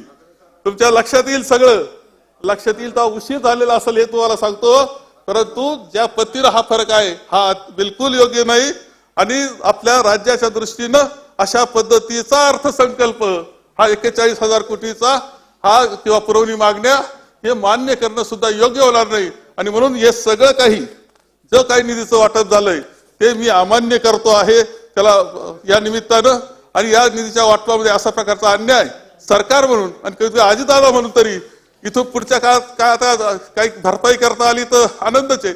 आम्हाला वाटा शोधावं लागतील, न्यायालयाच्या याच्यात काय होतं करता येतं का ते पाहावं लागेल. परंतु अशा प्रकारचा अन्याय खूप मोठ्या संख्येवर आहे हे लक्षात घ्या. हा अन्याय दुर्दैवी अन्याय होऊ नये अशाच अपेक्षा या निमित्तानं करतो आणि माझे 2 शब्द संपवतो. चला एक निवेदन आहे उपमुख्यमंत्री अजितदादा पवार अध्यक्ष महोदय, सकाळी सन्माननीय डॉक्टर साहेबांनी, संजय कुटे साहेबांनी, तसंच नाना पटोले साहेबांनी, बाळासाहेब थोरातांनी, सुनील केदार साहेबांनी, अनिल देशमुख साहेबांनी असं अनेक मान्यवरांनी जो काही पाऊस पडतोय त्याच्याबद्दल मत त्यांची व्यक्त केली. तेव्हाच मी सांगितलेलं होतं की आज सभागृह संपायच्या आत आम्ही विस्तृत अशा प्रकारचं निवेदन त्या ठिकाणी करू. दिनांक 19 ते 23 जुलै 2023 मध्ये झालेल्या अतिवृष्टीमुळे राज्यातील यवतमाळ, अकोला, बुलढाणा, वाशिम आणि इतर अनेक जिल्ह्यामध्ये शेती पिकांचं व इतर माल म्हणजे चंद्रपूर वगैरे सगळेच मालमत्तेचं मोठ्या प्रमाणावर नुकसान झालं. आपण त्याच्यामध्ये माननीय मदत पुनर्वसन मंत्री आपत्ती व्यवस्थापन यांनी 23/7/2023 रोजी अतिवृष्टीच्या बाधित झालेल्या यवतमाळ, बुलढाणा, वाशिम 3 जिल्ह्याचा प्रत्यक्ष पाहणी दौरा केला. तसंच त्यांच्याबरोबर संजय राठोड होते. काही भागामध्ये आमचे गिरीश महाजन साहेब गेले, काही भागामध्ये इतर देखील मंत्रीगण गेले आणि हा आढावा सगळा घेतला. या पाहणी दरम्यान वाशिम जिल्ह्याचे पालकमंत्री तसंच संबंधित जिल्ह्याचे स्थानिक आमदार पण उपस्थित होते आणि या भेटी दरम्यान काही बाबी अध्यक्ष महोदय तिथं निदर्शनास आल्या. यवतमाळ जिल्ह्यात दिनांक 19 ते 23 जुलै 2023 या कालावधीत 224.1 मिलीमीटर एवढ्या पावसाची नोंद झाली. कवठा बाजार, धनोडा, तिवसा, बेचखेड, खैरगाव, वडगाव आणि अनंतवाडी, तांडा येथे पूर परिस्थिती निर्माण झाली होती. येथील 218 लोकांना SDRFच्या 2 व स्थानिक बचाव पथकाच्या सहाय्याने बचाव कार्य करण्यात आलं. अनंतवाडी, तांडा हे गाव पाण्याने वेढलेले गेले होते. तेथील 110 लोकांना SDRF व जिल्हा शोध बचत पथक यांच्या मदतीनं सुरक्षित बाहेर काढण्यात आलं. बचाव कार्यासाठी भारतीय वायुसेनेचे हेलिकॉप्टर तैनात करण्यात आलं होतं. तथापि अनुकूल वातावरण नसल्यामुळे त्याची मदत घेता आली नाही. अकोला जिल्ह्यामध्ये देखील 19 ते 23 जुलैच्या दरम्यान 148 मिलीमीटर पावसाची नोंद झाली. अतिवृष्टीमुळे पूर परिस्थिती निर्माण झाल्यामुळे जिल्ह्यातील मोरणा, पूर्णा, काटेपूर्णा, विद्रुपा, गौतमी, पठार नद्यांना पूर आल्याने पाणी पातळी वाढ झाल्याने आगर ते उगवे रस्ता बंद झाला होता. तसेच तालुक्यातील अकोट, वणी, वारुळा, मुनगाव रस्ता बंद झाला होता. सदर ठिकाणी पूर परिस्थिती निर्माण झाल्यामुळे होण्याच्या शक्यतेमुळे NDRF नागपूरचे एक पथक रवाना करण्यात आले. त्यांच्या मदतीने स्थानिक पथकाच्या मदतीने शोध व बचाव कार्य करून 30 लोकांना सुरक्षित बाहेर काढण्यात आलं. बुलढाणा या जिल्ह्यात 19 ते 23 जुलै 2023 या कालावधीत 102.1 मिलीमीटर एवढ्या पावसाची नोंद झाली. जिल्ह्यातील जळगाव, जामोद व संग्रामपूर या तालुक्यात पूरजन्य परिस्थिती निर्माण झाली होती. त्यावेळी नदी नाल्यांना पूर आले होते. त्यावेळी जळगाव, जामोद मधी सातळी, असलगाव, जळगाव, जामोद मधील वॉर्ड क्रमांक 1, 2, भीमनगर या भागात मध्ये पाणी साचले होते. पूर्णा नदीला पूर असल्याने स्थानिक नदी नाल्यांना पाणी पूर्णा नदीच्या पात्रात घेत नसल्यामुळे पूर परिस्थिती निर्माण झाली होती. तसेच संग्रामपूर तालुक्यातील कातरगाव या ठिकाणी पाण्यात अडकलेल्या 20 ते 25 लोकांना जिल्हा प्रशासनानं शोध व बचाव पथक व एसडीआरएफच्या पथकांनी साहाय्याने बाहेर काढण्यात आलं. तसेच संपूर्ण जिल्ह्यात एकूण 107 लोकांना या दलांच्या मदतीने सुरक्षित बाहेर काढण्यात आलं. वाशिम या जिल्ह्यात 19 ते 23 जुलै दरम्यान 139.7 मिलीमीटर एवढ्या पावसाची नोंद झाली. अतिवृष्टी पावसामुळे मौजे, पोहरादेवी, वसंतनगर, उमरी, पोस्ट उमरी, बुद्रुक, उमरी खुर्द येथील नदी नाल्यांना पूर येऊन लोकांच्या घरात पाणी शिरून अन्नधान्याचं नुकसान झालं. वाशिम जिल्ह्यात असलेल्या स्थानिक बचाव दल तयारीत होतं, तथापि पूरस्थिती निवळल्याने बचाव कार्य करण्याची आवश्यकता भासली नाही. त्याच्यामध्ये एनडीआरएफचे अकोला जिल्ह्यात 1, एसडीआरएफचे यवतमाळ जिल्ह्यात 2, बुलढाणा जिल्ह्यात 1 अशा पद्धतीनं दल तैनात करण्यात आलेली होती. त्यामध्ये प्रशासनाला तिथं मंत्री महोदयांनी आढावा दरम्यान सूचना दिल्या. धोकादायक परिस्थिती असलेल्या भागातील नागरिकांना सुरक्षित स्थळी हलवण्यात यावे. या पूर परिस्थितीत मृत पावलेल्या व्यक्तींना कुटुंबियांना प्रत्येकी 4 लाख रुपये मदत तातडीने देण्यात यावी. शेती पिकांचं नुकसानाचे पंचनामे तातडीने सुरू करण्यात यावे. ज्या ठिकाणी शेत जमीन खरडून गेल्या असतील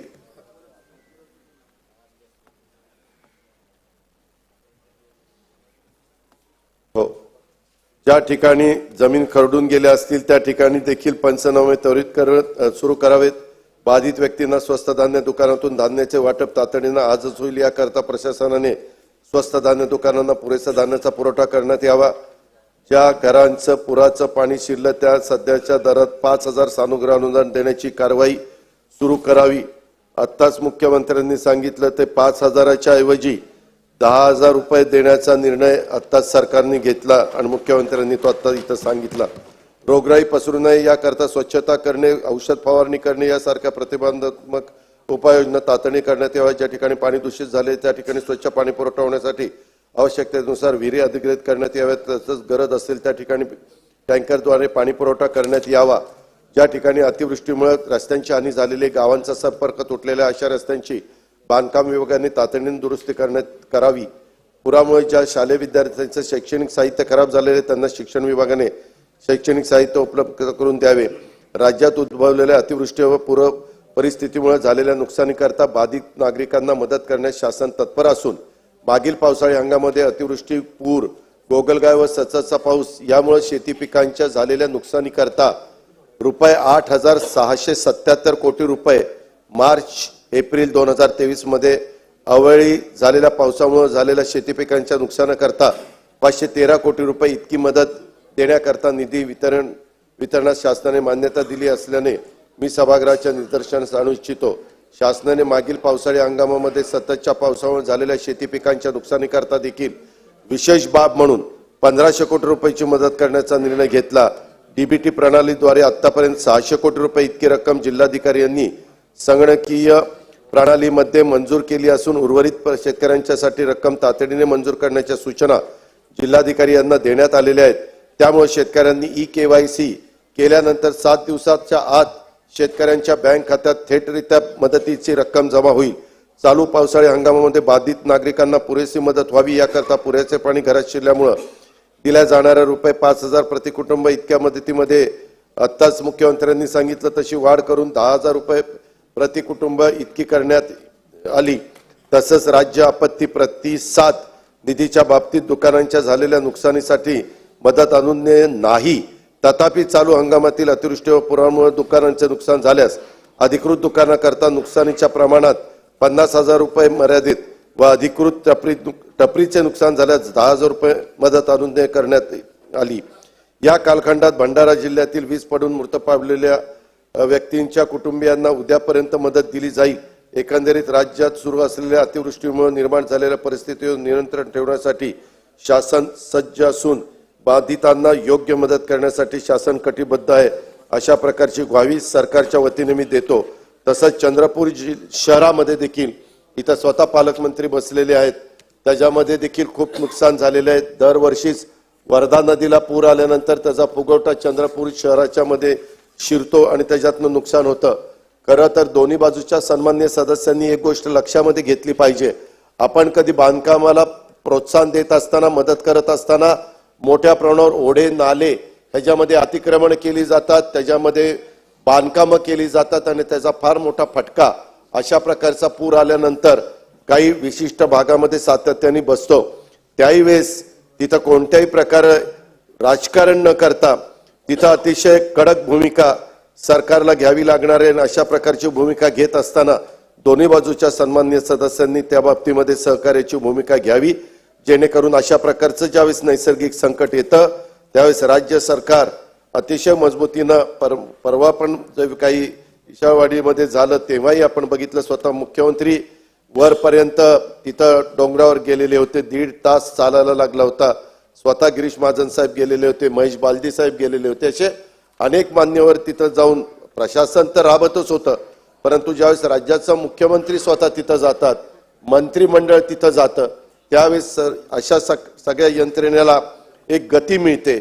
आणि तशाच पद्धतीचं काम हे 19 जुलै ते 23 जुलैच्याही काळामध्ये झालेल्या अतिवृष्टीच्या बाबतीमध्ये सरकारच्या वेगवेगळ्या मंत्रिगणांच्या तर्फे करण्यात आलेला आहे.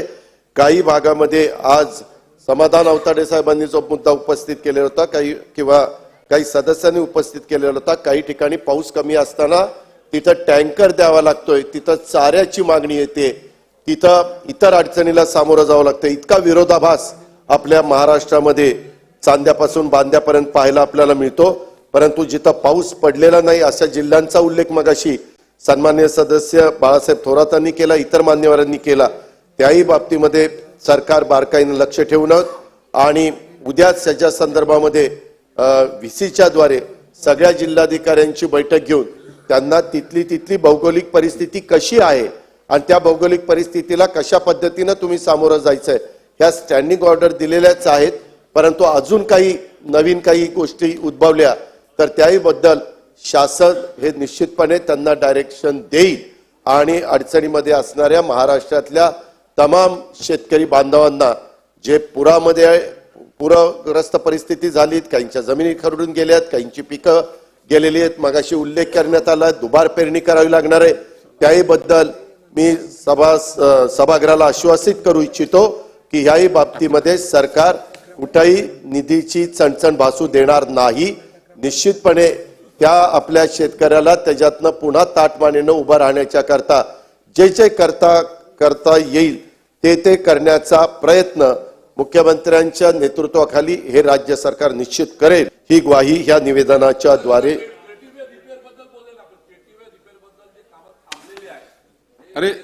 अध्यक्ष महोदय, मगाशी सन्माननीय सदस्यांनी सकाळी मुद्दे उपस्थित करत असताना आता सुनील केदार साहेबांनी जो मुद्दा उपस्थित केला तोही मांडलेला होता. मी उद्याच्याला सकाळी ज्यावेळेस व्हीसीच्या द्वारे सगळ्या कलेक्टरांची आढावा बैठक घेईल त्यावेळेस त्या भागातल्या कलेक्टरांना त्या बाबतीतल्या सूचना त्या ठिकाणी देईल, त्याबद्दल आपण काळजी करू नका. चला, चर्चा आता पुढे न्यायची आहे.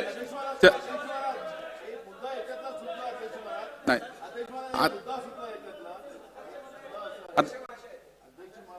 आपण मान्य केलेलं आहे की शेतामध्ये पाणी जाऊन सगळं पीक खरवडून गेलेलं आहे, उद्ध्वस्त झालेलं आहे. माझा एवढाच आहे की तुम्ही या निमित्तानं शेतकऱ्याला एवढं एक शब्द द्या आणि आश्वासन नाही म्हणणार, कारण आश्वासन दिलं तर ते पाळलं जात नाही. खरं तर आमची भूमिका याच्यात स्पष्ट अशी आहे की हे वर्ष वाया गेलं शेतकऱ्यांचं. दुबार पेरणी म्हटलं तर मग आपल्याला रब्बीची वाट पाहावं लागणार आहे. अशा वेळेस त्यांच्या झालेल्या नुकसानाला आपण किती भरीव मदत करणार आहे. हे 10,000 रुपये हे आपण अनुग्रह अनुदान देतो आहे, पण भरीव मदत देण्याच्या बाबतचं शेतकऱ्यांना एक आश्वासित करा की जेणेकरून शेतकऱ्यांच्या डोळ्यातलं अश्रू त्या निमित्तानं थांबेल, त्यांच्या चेहऱ्यावरही थोडं स्मित की सरकार आमच्या पाठीशी आहे. अशा पद्धतीची एक भूमिका त्याच्यामधून गेली पाहिजे. ठीक. महोदय, सन्माननीय ज्येष्ठ सदस्य नाना पटोले साहेबांनी मुद्दा उपस्थित केला.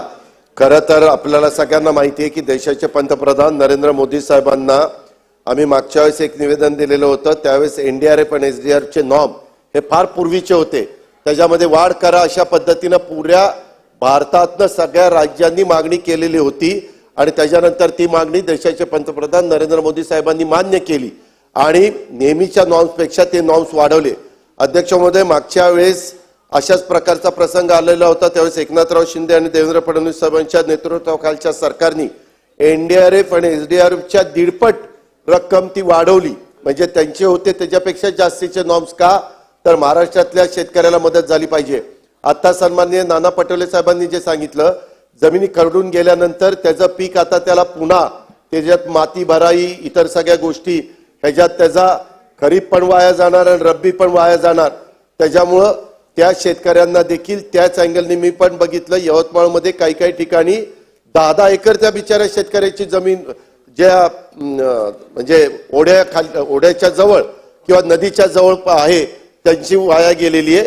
तर त्याही बाबतीमध्ये त्या शेतकऱ्याला पुन्हा व्यवस्थितपणे उभं राहता येईल याकरता जे काही नॉर्म्स आहेत त्या नॉर्म्सच्या बाबतीमध्ये मुख्यमंत्र्यांच्या नेतृत्वाखाली वेळ पडली तर आम्ही वाढ करू, परंतु त्या शेतकऱ्याची पुढच्या वेळेस शेतीवाडी नीट करता येईल अशा प्रकारची परिस्थिती आम्ही त्या ठिकाणी निर्माण करून देऊ, ही खात्री मी तुम्हाला देतो. कुठे शेवटचे?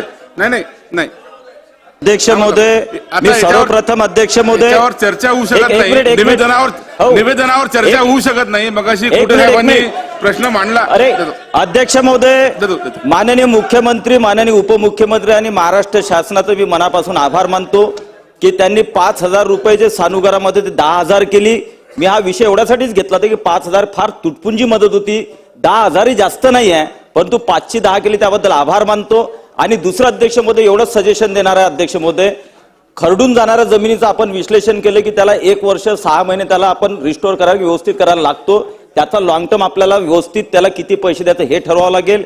बाकी आपले जे नॉर्म्स आहेत त्यानुसार आपण पंचनामे झाल्यावर निधी देणार आहे. परंतु फक्त सुरुवात तातडीचा विषय एवढाच अध्यक्ष महोदय की आपण जे टपरीधारक वगैरे, आता काय आहे की जळगाव जामोद शहर छोटा आहे, बाकी संग्रामपूर असतील छोटे छोटे गाव आहेत, तिथं कोणी ऑथराईज जे आहेत ते टपरीधारक किंवा दुकानधारक नाही आहेत दादा, ते ऑथराईज नाही आहेत. तुम्ही ऑथराईज दुकानदारांना म्हटलं, परंतु ह्या ग्रामीण भागामध्ये ऑथराईज दुकानदार नागण्य आहेत, नाहीच्या बरोबर आहेत. त्यामुळे कमीत कमी त्यांना काही रक्कम की जे अनऑथराईज होते पण त्या पंचनामे होऊन ग्रामपंचायत किंवा नगर परिषदेने कळवले, त्यांना तातडीने आपण मदत द्यावी. आणि त्यामध्ये दुसरा अध्यक्ष महोदय विषय की जे घर वाहून गेले लोकांचे अध्यक्ष महोदय, आसलगाव सारख्या गावामध्ये जवळपास 150 घरं नदीच्या काठचे वाहून गेले जे अतिक्रमण मध्ये होते, परंतु त्यांना आता आपण सानुग्राम मदत देणार, पण त्याचं कायम पुनर्वसन करण्यासाठी घरकुलांची आपल्याला आवश्यकता लागणार आहे, जागांची आवश्यकता लागणार आहे. आणि त्याचा प्रस्ताव आम्ही 7 ते 10 दिवसामध्ये जळगाव मतदारसंघाचा तयार करून आणू. त्या घरकुलांच्या प्रस्तावाला आपण मान्यता द्यावी, एवढीच आपल्याला विनंती अध्यक्ष महोदय. चला पुढे जाऊया.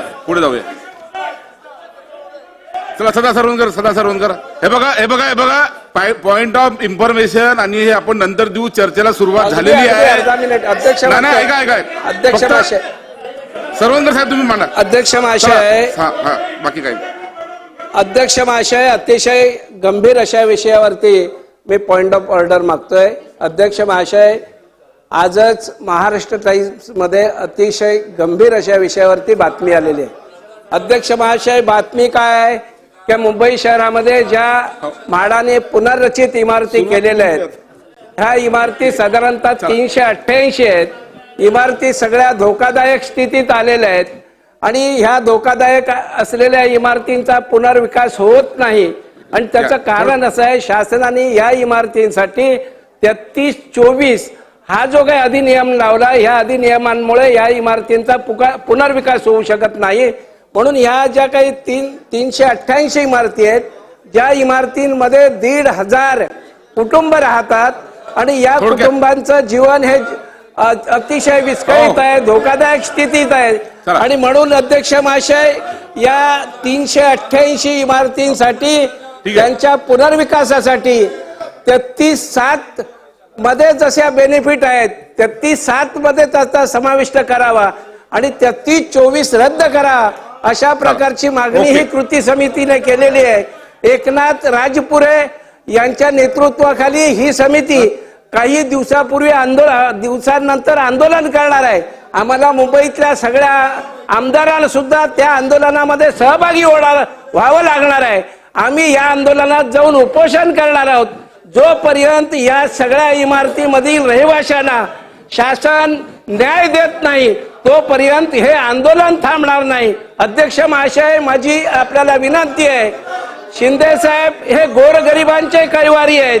या सगळ्या इमारतींमध्ये राहणारे रहिवासी हे अतिशय गोरगरीब आहेत आणि या गोरगरिबांना न्याय मिळवून देण्यासाठी ज्या 388 इमारती आहेत या इमारतीमधल्या भाडेकरूंसाठी 33/7 जे फायदे मिळतात तसे मिळावेत.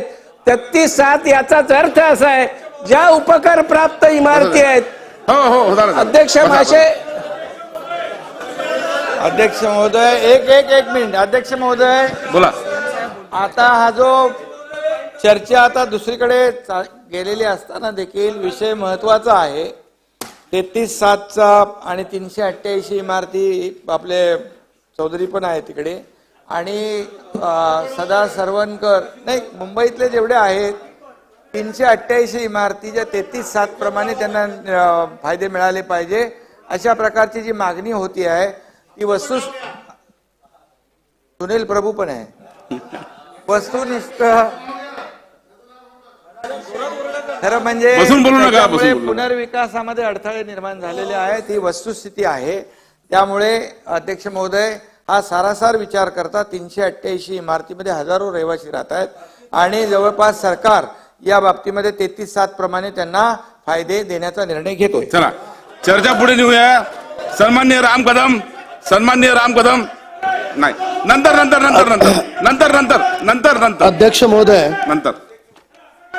अध्यक्ष महोदय मी पुरवण्या मागण्यांवर बोलत असताना नगर विकास, सार्वजनिक बांधकाम आणि सामाजिक न्याय विशेषतः पृष्ठ क्रमांक 46 ते 52, 57 ते 59, 113 ते 122 आणि बाब क्रमांक नमूद करायची झाली तर 72, 80, 75, 79, 89, 172, 175, 173, 91, 93, 88 या बाब क्रमांकावर मी या ठिकाणी बोलण्यासाठी उभा आहे. अध्यक्ष महोदय, काही वेळापूर्वी सदनात माननीय मंत्री शंभूराजे देसाई यांनी जे माननीय पंतप्रधानांनी माननीय मुख्यमंत्र्यांबद्दल जे गौरवाचे उद्गार काढले त्या संदर्भात एक आभाराचा अभिनंदनाचा प्रस्ताव सभागृहात मांडला आणि त्यानंतर सदनाचे ज्येष्ठ नेते बाळासाहेब थोरात बोलायला उभे राहिले आणि बोलत असताना त्यांना एक फरक कळायला हवा होता की वर्तमान कष्टाळू मुख्यमंत्री आणि त्या अगोदर असणारे कष्ट टाळू मुख्यमंत्री यातला फरक जर त्यांनी समजून घेतला असता तर कदाचित त्यांनी जी काही विधानं केली होती ती केली नसती.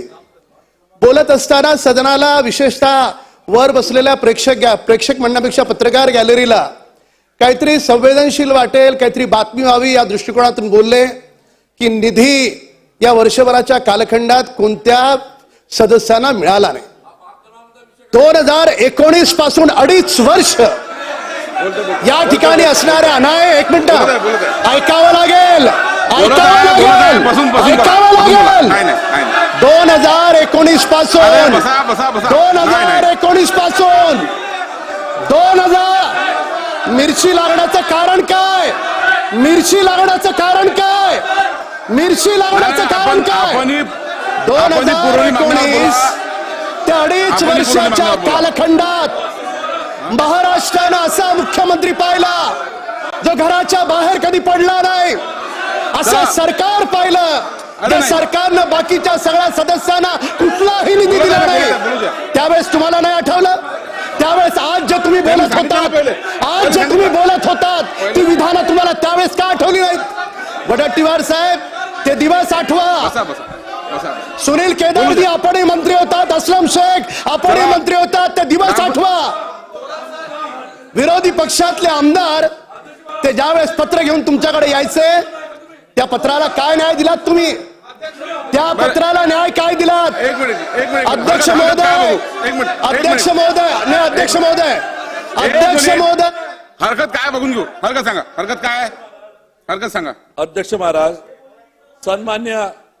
सन्मान्य आमदार कदम साहेब आमचे अत्यंत जवळचे मित्र आहे, अभ्यासू आहे, आम्हाला मान्यच आहे. त्या ठिकाणी ह्या सभागृहामध्ये प्रत्येक सन्मान्य आमदाराला आपापला विषय मांडण्याचा पूर्ण अधिकार आहेच आणि तो अधिकार त्यांनी काही कोणी चॅरिटी भरून दिला नाही, तर प्रत्येक आमदारांना आपापल्या मतदारसंघातून आले.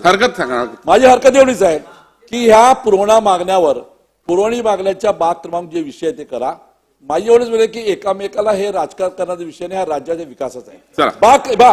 तुम्ही ऑब्जेक्शन घेतो तर बाग क्रमांक सांगा. सन्मान्य आमचे नेते बाळासाहेब थोरात साहेबांनी जे लिहिलेलं आहे त्यांच्यावर ऑब्जेक्शन घेत असताना तो बाग क्रमांक बोलू सांगा. कारण एक मिनिट, चर्चा सुरू व्हायच्या अगोदर सन्मान्य त्या ठिकाणी सन्मान्य अध्यक्ष साहेबांनी आपल्या त्याच्यामध्ये बोलून दाखवलेलं आहे. ठीक आहे, की तुम्ही जे मांडणार ठीक आहे, ते बाग ठीक क्रमांक आहे. बोलून दाखवा. मी सर्वांना आणि जी गोष्ट सांगतो, बाग क्रमांक नाही, सर्वांना विनंती आहे की आपण सुरुवातीला बाब क्रमांक हे सांगून आपण पुढे बोललं पाहिजे आणि पूरक मागण्यावरती बोललं पाहिजे. बोला, चला कंटिन्यू करा. अध्यक्ष महोदय करमकार. अध्यक्ष महोदय, या ठिकाणी विरोधी पक्षाचे सदस्य मी बाब क्रमांक सांगितली न सांगितली याबद्दल उभे नाही राहिलेत. ते सगळं रेकॉर्डवर आहे, सगळं सांगितलंय. त्यांना झोंबलं एकाच गोष्टीचं, वर्तमान कष्टाळू मुख्यमंत्री आणि माजी कष्टटाळू मुख्यमंत्री या वाक्याचं त्यांना झोंबलंय. ज्या वेळेस इर्षाळाच्या त्या ठिकाणी गेले माननीय मुख्यमंत्री 2 तास वन सोडून गेले, हे तुम्ही नाकारणार आहात. राज्याचे उपमुख्यमंत्री देवेंद्र फडणवीस 20-20 तास काम करतात, हे तुम्ही नाकारणार आहात. काय नाकारणार आहात तुम्ही? त्यामुळे जे सत्य आहे, सूर्याला कितीही झाकण्याचा प्रयत्न केला वडेट्टीवार साहेब, वडेट्टीवार साहेब, सूर्याला कितीही झाकण्याचा प्रयत्न केला तरी सूर्य सूर्यच आहे. तर त्याच्यामुळे तुम्हालाही हे मान्य करावं लागेल की या सरकारमध्ये मुख्यमंत्री आणि 2 उपमुख्यमंत्री हे 18-18, 20-20 तास काम करणारे आहेत. आता मी माझ्या मूळ मुद्द्यावर मागण्यावर बोला. हा, बोला राम कदम बोला. आता झाली अध्यक्ष महोदय, बोला राम कदम बोला. आपण मागण्यावरती बोला. वायकर साहेब माझ्या शब्दामध्ये काय चूक आहे पटवून द्या बरं. एक मिनिट वायकर साहेब, हा विषय नाही त्या ठिकाणी, पण ज्यावेळेस विषय येईल त्यावेळेस मी बोलीन. मी काय चुकीचं म्हणालो? माजी मुख्यमंत्री घर सोडत नव्हते हे चुकीचं म्हणालो. माजी मुख्यमंत्री कष्ट टाळत होते हे चुकीचं बोललो. मागच्या तुमच्या सरकारच्या काळात कोणाला 1 रुपया निधी दिला नाही हे चुकीचं बोललो. काय चुकीचं बोललो? चला मागण्यावर बोला. काय चुकीचं बोललो? चला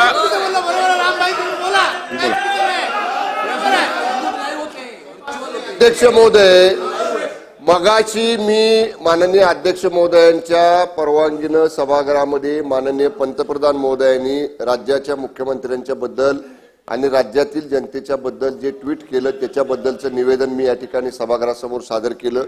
त्यावेळी वेगवेगळे सन्माननीय सदस्य या ठिकाणी बोलायला परवानगी मागत होते. माननीय अध्यक्ष महोदयांनी स्पष्ट सांगितलं की निवेदनावरती या सभागृहामध्ये चर्चा करण्याची पद्धत नाही. त्यामुळे तो विषय त्यावेळी सर्वानुमते आपण ते निवेदन सभागृहासमोर ठेवलं, मी वाचून दाखवलं. आता त्याच्यावरती मागण्या सुरू झाल्या. जर मागण्या सुरू असताना सन्मान्य सभासदांना काही बोलायचं असेल, काही बोलले, कोणाचा आक्षेप असेल, त्यांचं बोलणं झाल्यावर तुमची संधी येईल त्यावेळी बोला ना.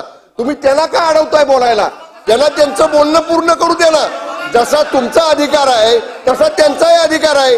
आणि जर माननीय अध्यक्ष महोदय, सन्मान्य वायकर साहेब, जर सन्मान्य सदस्यांच्या बोलण्यामध्ये आपण म्हणताय तसं काही आक्षेपार्ह असेल, काही योग्य नसेल, माननीय अध्यक्ष आहेत ना, त्याला ते तपासून घेतील. त्यांना योग्य वाटलं तर ठेवतील, योग्य नाही वाटलं तर काढून टाकतील. पण त्यांना त्यांचं वचन पूर्ण करू द्या. तुमची संधी येईल तेव्हा तुम्ही बोला. अध्यक्ष महोदय, आता त्यांना बोलायला संधी आपण द्या. आणि आधीमध्ये जर कोणी इंटरप्ट करत असेल तर आपण आपल्या अधिकारामध्ये योग्य त्याप्रमाणे निर्णय अध्यक्ष महोदय आपण घ्या. चला, धन्यवाद. राम कदम कंटिन्यू करा. अध्यक्ष महोदय, पुन्हा एकदा मी कष्टाळू मुख्यमंत्री आणि उपमुख्यमंत्र्यांचं महाराष्ट्राच्या 12 कोटी जनतेच्या वतीनं आभार आणि अभिनंदन व्यक्त करत माझ्या पुढच्या विषयाला हात घालतो. माननीय अध्यक्ष महोदय, महापालिकेमध्ये एक AMC नावाचा आयोग आहे. काय आयोग आहे हा? मुंबई कला आणि संस्कृती नावाचा हा आयोग तयार केला आहे. आणि हा आयोग असा आहे, म्हणजे बघा, कधी कधी आपण लोकप्रतिनिधी बाकीच्या आपल्या व्यस्त कामांमध्ये असतो आणि IAS अधिकारी रिटायर्ड आपली स्वतःची व्यवस्था कशी लावत असतात पहा. हा आयोग काय आहे? हा आयोग म्हणतो भिंतीवर चित्र जरी काढायचं असेल तरी मुंबईमध्ये या आयोगाची परवानगी घ्यायची. सदनात माननीय मुख्यमंत्री आहेत, आपण अतिशय सुंदर मुंबई केली, पण या आयोगाप्रमाणे त्यांची परवानगी घेणं आवश्यक आहे असं आयोग म्हणतं.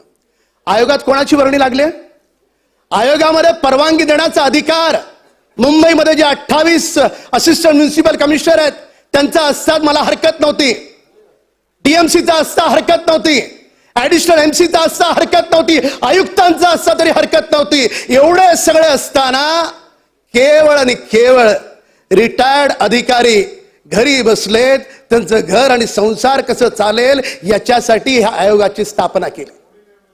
अशा पद्धतीने तुम्ही पैशाचा, लोकांच्या पैशाचा गैरवापर करणार आहात, अशा पद्धतीने त्यांची तुम्ही घरं चालवणार आहात. आणि सेम प्रकार सामाजिक न्याय विभागात केलाय. सामाजिक न्याय विभागामध्ये आपण अनुसूचित जातीच्या प्रवर्गासाठी परदेशात जाण्यासाठी देशमुख साहेब शिष्यवृत्ती देतो. आणि त्याच्यामध्ये क्यूएस रँकिंग प्रमाणे जगभरातल्या ज्या 100 विद्यापीठ आहेत त्याच्यामध्ये जर कोणाला प्रवेश मिळाला तर माननीय शेलार साहेब त्याचा सगळा लाखो नाही कोट्यावधी रुपये खर्च आपलं सरकार करतं. मी सहज माहिती घेतली मंत्रालयात, मी संपूर्ण माहिती घेतली की मागच्या 10 वर्षात या क्यूएस रँकिंग मध्ये जगातल्या 100 युनिव्हर्सिटीजमध्ये कोणाची मुलं शिकली आहेत. जर नावं सांगितली तर या क्षणापासून ब्रेकिंग लागायला सुरुवात होईल. त्याच्यामध्ये कुठल्याही गोरगरिबाचं पोरग नाही हो. त्यात कुणाचं पोरग आहे? बसून बोलू नका, बसून बोलू नका. त्या नियमाला माननीय मुख्यमंत्री महोदय आपण लक्ष द्यावं. बसून बोलू त्याच्यामध्ये नका, नियम वेळ ठेवा आहे. साहेब, बसून बोलू नका.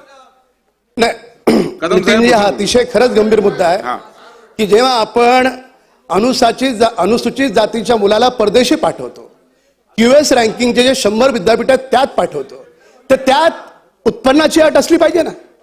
म्हणजे ज्याचं उत्पन्न दर महिन्याला कोटी रुपये आहे, पण त्याचा पण खर्च सरकार करेल. वा रे वा. जो सिनियर IAS अधिकारी आहे, जो सिनियर IPS अधिकारी आहे, त्याचाही सरकार खर्च करेल. वा रे वा. म्हणजे योजना कुणासाठी आहे? IAS IPS अधिकारी यांच्या मुलांना पोसण्यासाठी आहे का माझ्या महाराष्ट्रातल्या गोरगरीब जनतेसाठी आहे? मी त्यांच्या विरोधात नाहीये, पण या ठिकाणी देखील कुठे ना कुठे बदलाची आवश्यकता आहे. अध्यक्ष महोदय, आपण विरोधाभास पहा. मुंबईमध्ये सध्या जो काही विकास सुरू आहे, माननीय शेलार साहेब आपल्या UD मध्ये आपला आणि अमित साटम साहेबांचा अभ्यास चांगला आहे. योगेश सागर या ठिकाणी नाहीत. UD मध्ये सध्या मुंबईमध्ये सरासपणे लोक कुठल्या कलमाखाली डेव्हलपमेंट करतात? 3311 मध्ये. आता 3311 मध्ये डेव्हलपमेंट करत असताना त्याचं प्रपोजल कोणाकडे द्यायचं? मुंबई महानगरपालिकेच्या बिल्डिंग प्रपोजलकडे.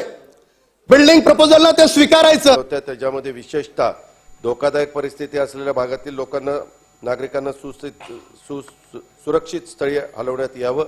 या पूर परिस्थितीमुळे मृत्यू पावलेल्या व्यक्तींच्या कुटुंबियांना ताबडतोब 4 लाख रुपयाप्रमाणे मदत तातडीने द्यावी. शेती पिकांच्या नुकसानीचे पंचनामे तातडीने सुरू करावेत. ज्या ठिकाणी शेतजमिनी खरडून गेल्या असतील त्या ठिकाणी देखील पंचनामे करून पुन्हा त्या जमिनी पूर्ववत करण्याच्या दृष्टिकोनातून जो काही खर्च येईल त्याच्या संदर्भात निर्णय घ्यायचा. बाधित व्यक्तींना स्वस्त धान्य दुकानातून धान्याचे वाटप तातडीने आजच होईल याकरता प्रशासनाने स्वस्त धान्य दुकानात पुरेसा धान्याचा पुरवठा करायचा. ज्यांच्या घरात पुराचे पाणी शिरले होते त्यांना सध्याच्या दराने 5,000 सानुग्रह देण्याची कारवाई सुरू करायची. पण आत्ताच मुख्यमंत्री, उपमुख्यमंत्री यांनी निर्णय घेतला की ते 5,000 सानुग्रह 10,000 करण्याचा निर्णय आत्ताच खाली घेण्यात आला. रोगराई पसरू नये याकरता स्वच्छता करणे, औषध फवारणी करणे यासारख्या प्रतिबंधात्मक उपाययोजना तातडीने करण्यात याव्यात. ज्या ठिकाणी पाणी दूषित झालेले आहे त्या ठिकाणी स्वच्छ पाणी पुरवठा होण्यासाठी आवश्यकतेनुसार विहिरी अधिग्रहित कराव्यात. तसेच गरज असेल त्या ठिकाणी टँकरद्वारे देखील पिण्याच्या पाण्याचा पुरवठा करण्यात यावा. ज्या ठिकाणी अतिवृष्टीमुळे रस्त्यांची हानी झालेली आहे, गावांचा संपर्क तुटलेला आहे, अशा रस्त्यांची बांधकाम विभागाने तातडीने दुरुस्ती करावी. पुरामुळे ज्या शालेय विद्यार्थ्यांचे शैक्षणिक साहित्य खराब झालं असेल त्यांना शिक्षण विभागाने शैक्षणिक साहित्य ताबडतोब उपलब्ध करून द्यावे.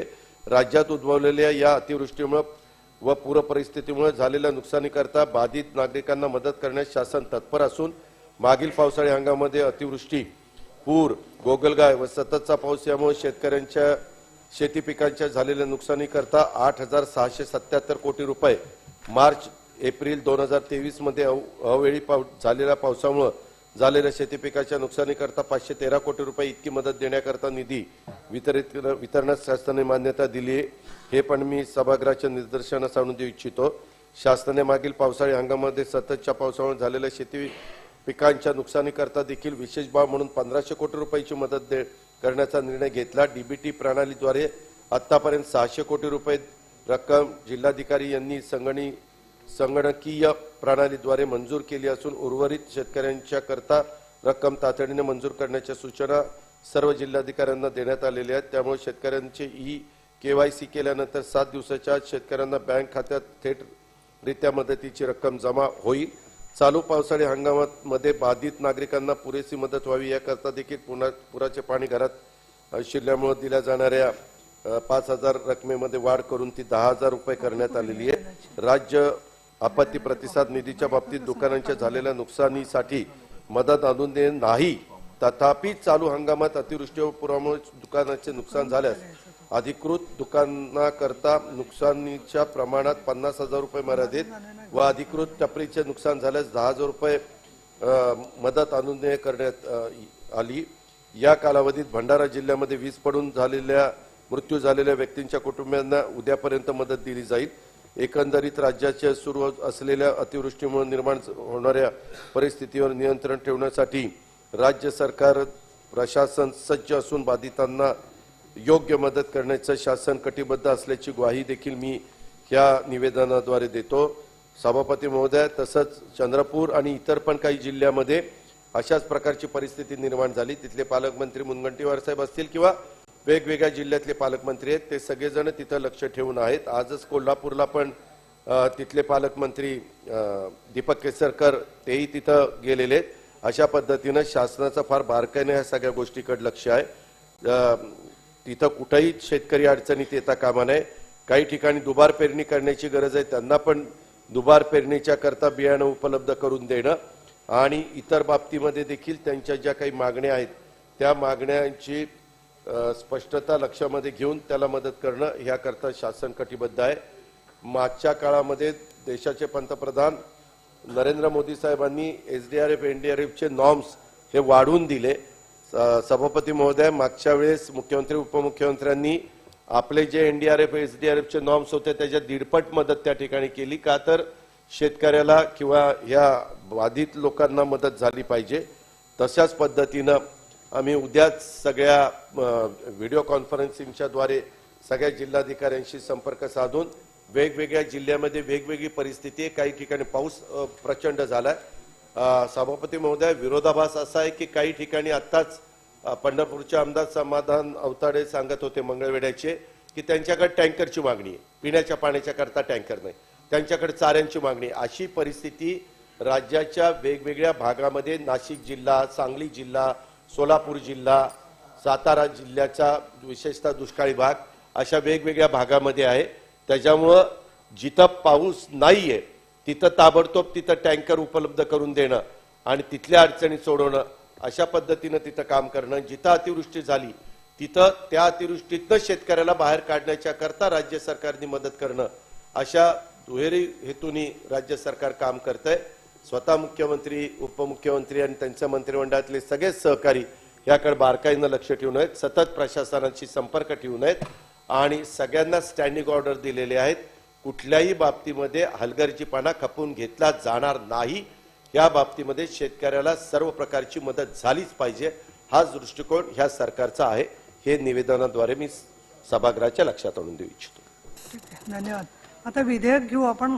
20 नंबरचं विधेयक, सन्माननीय उदयजी सामंत, प्रभारी मंत्री.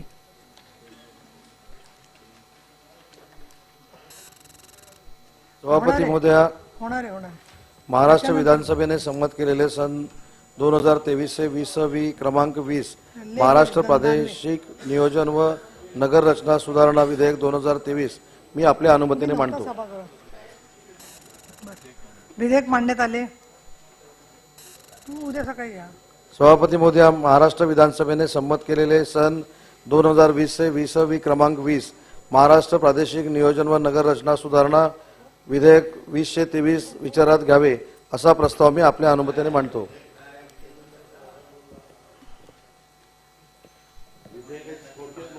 एक कोटीपेक्षा कमी आणि 10 लाखापेक्षा जास्त लोकसंख्येच्या महानगरपालिकेचा जो विकास आराखडा तयार करायचा आहे त्याची मुदत जी 6 महिने आहे ते अजून 6 महिन्याने वाढवण्याचे विधेयक आहे. प्रस्ताव असा आहे की महाराष्ट्र विधानसभेने संमत केलेले सन 2023 विधानसभा विधेयक क्रमांक 20 महाराष्ट्र प्रादेशिक नियोजन व नगररचना सुधारणा विधेयक 2023 विचारात घ्यावे. प्रभारी सदस्य हो ते दानवे, विरोधी पक्षनेते अंबादासजी दानवे, तुमचा प्रस्ताव आपण मागे घ्या. सभापती महोदय, हा जो मुद्दा मांडलेला आहे 10 लाख लोकसंख्येचा, पण काही महानगरपालिकेचे उदाहरण मी देईल की 2-2, 3-3 वर्ष सुद्धा डेव्हलपमेंट प्लॅन होत नाही.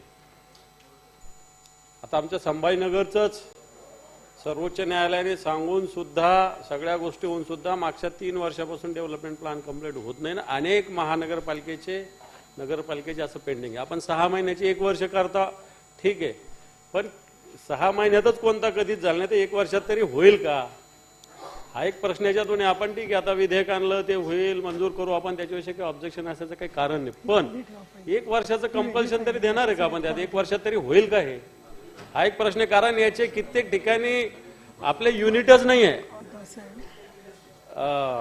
फडणवीस साहेब, याचे युनिटच नाही आपल्याकडे, याचे युनिटच नाही आपल्याकडे सगळे करणारे. 2-3 युनिटच पूर्ण महाराष्ट्रासाठी काम करतात आणि मग हे करून तरी काय होणार आहे. पण एक तर युनिट वाढवण्याचं सुद्धा तरी काहीतरी आपण ठरवलं पाहिजे याच्यामध्ये, डेव्हलपमेंट प्लॅन बनवणार आहे आणि मग मुदत वाढवली पाहिजे. नाही तर हे असंच पुन्हा 1 वर्षाचं पुन्हा 1.5 वर्ष होऊ शकतं, 2 वर्ष होऊ शकतं, असं माझं मत आहे याच्यामध्ये.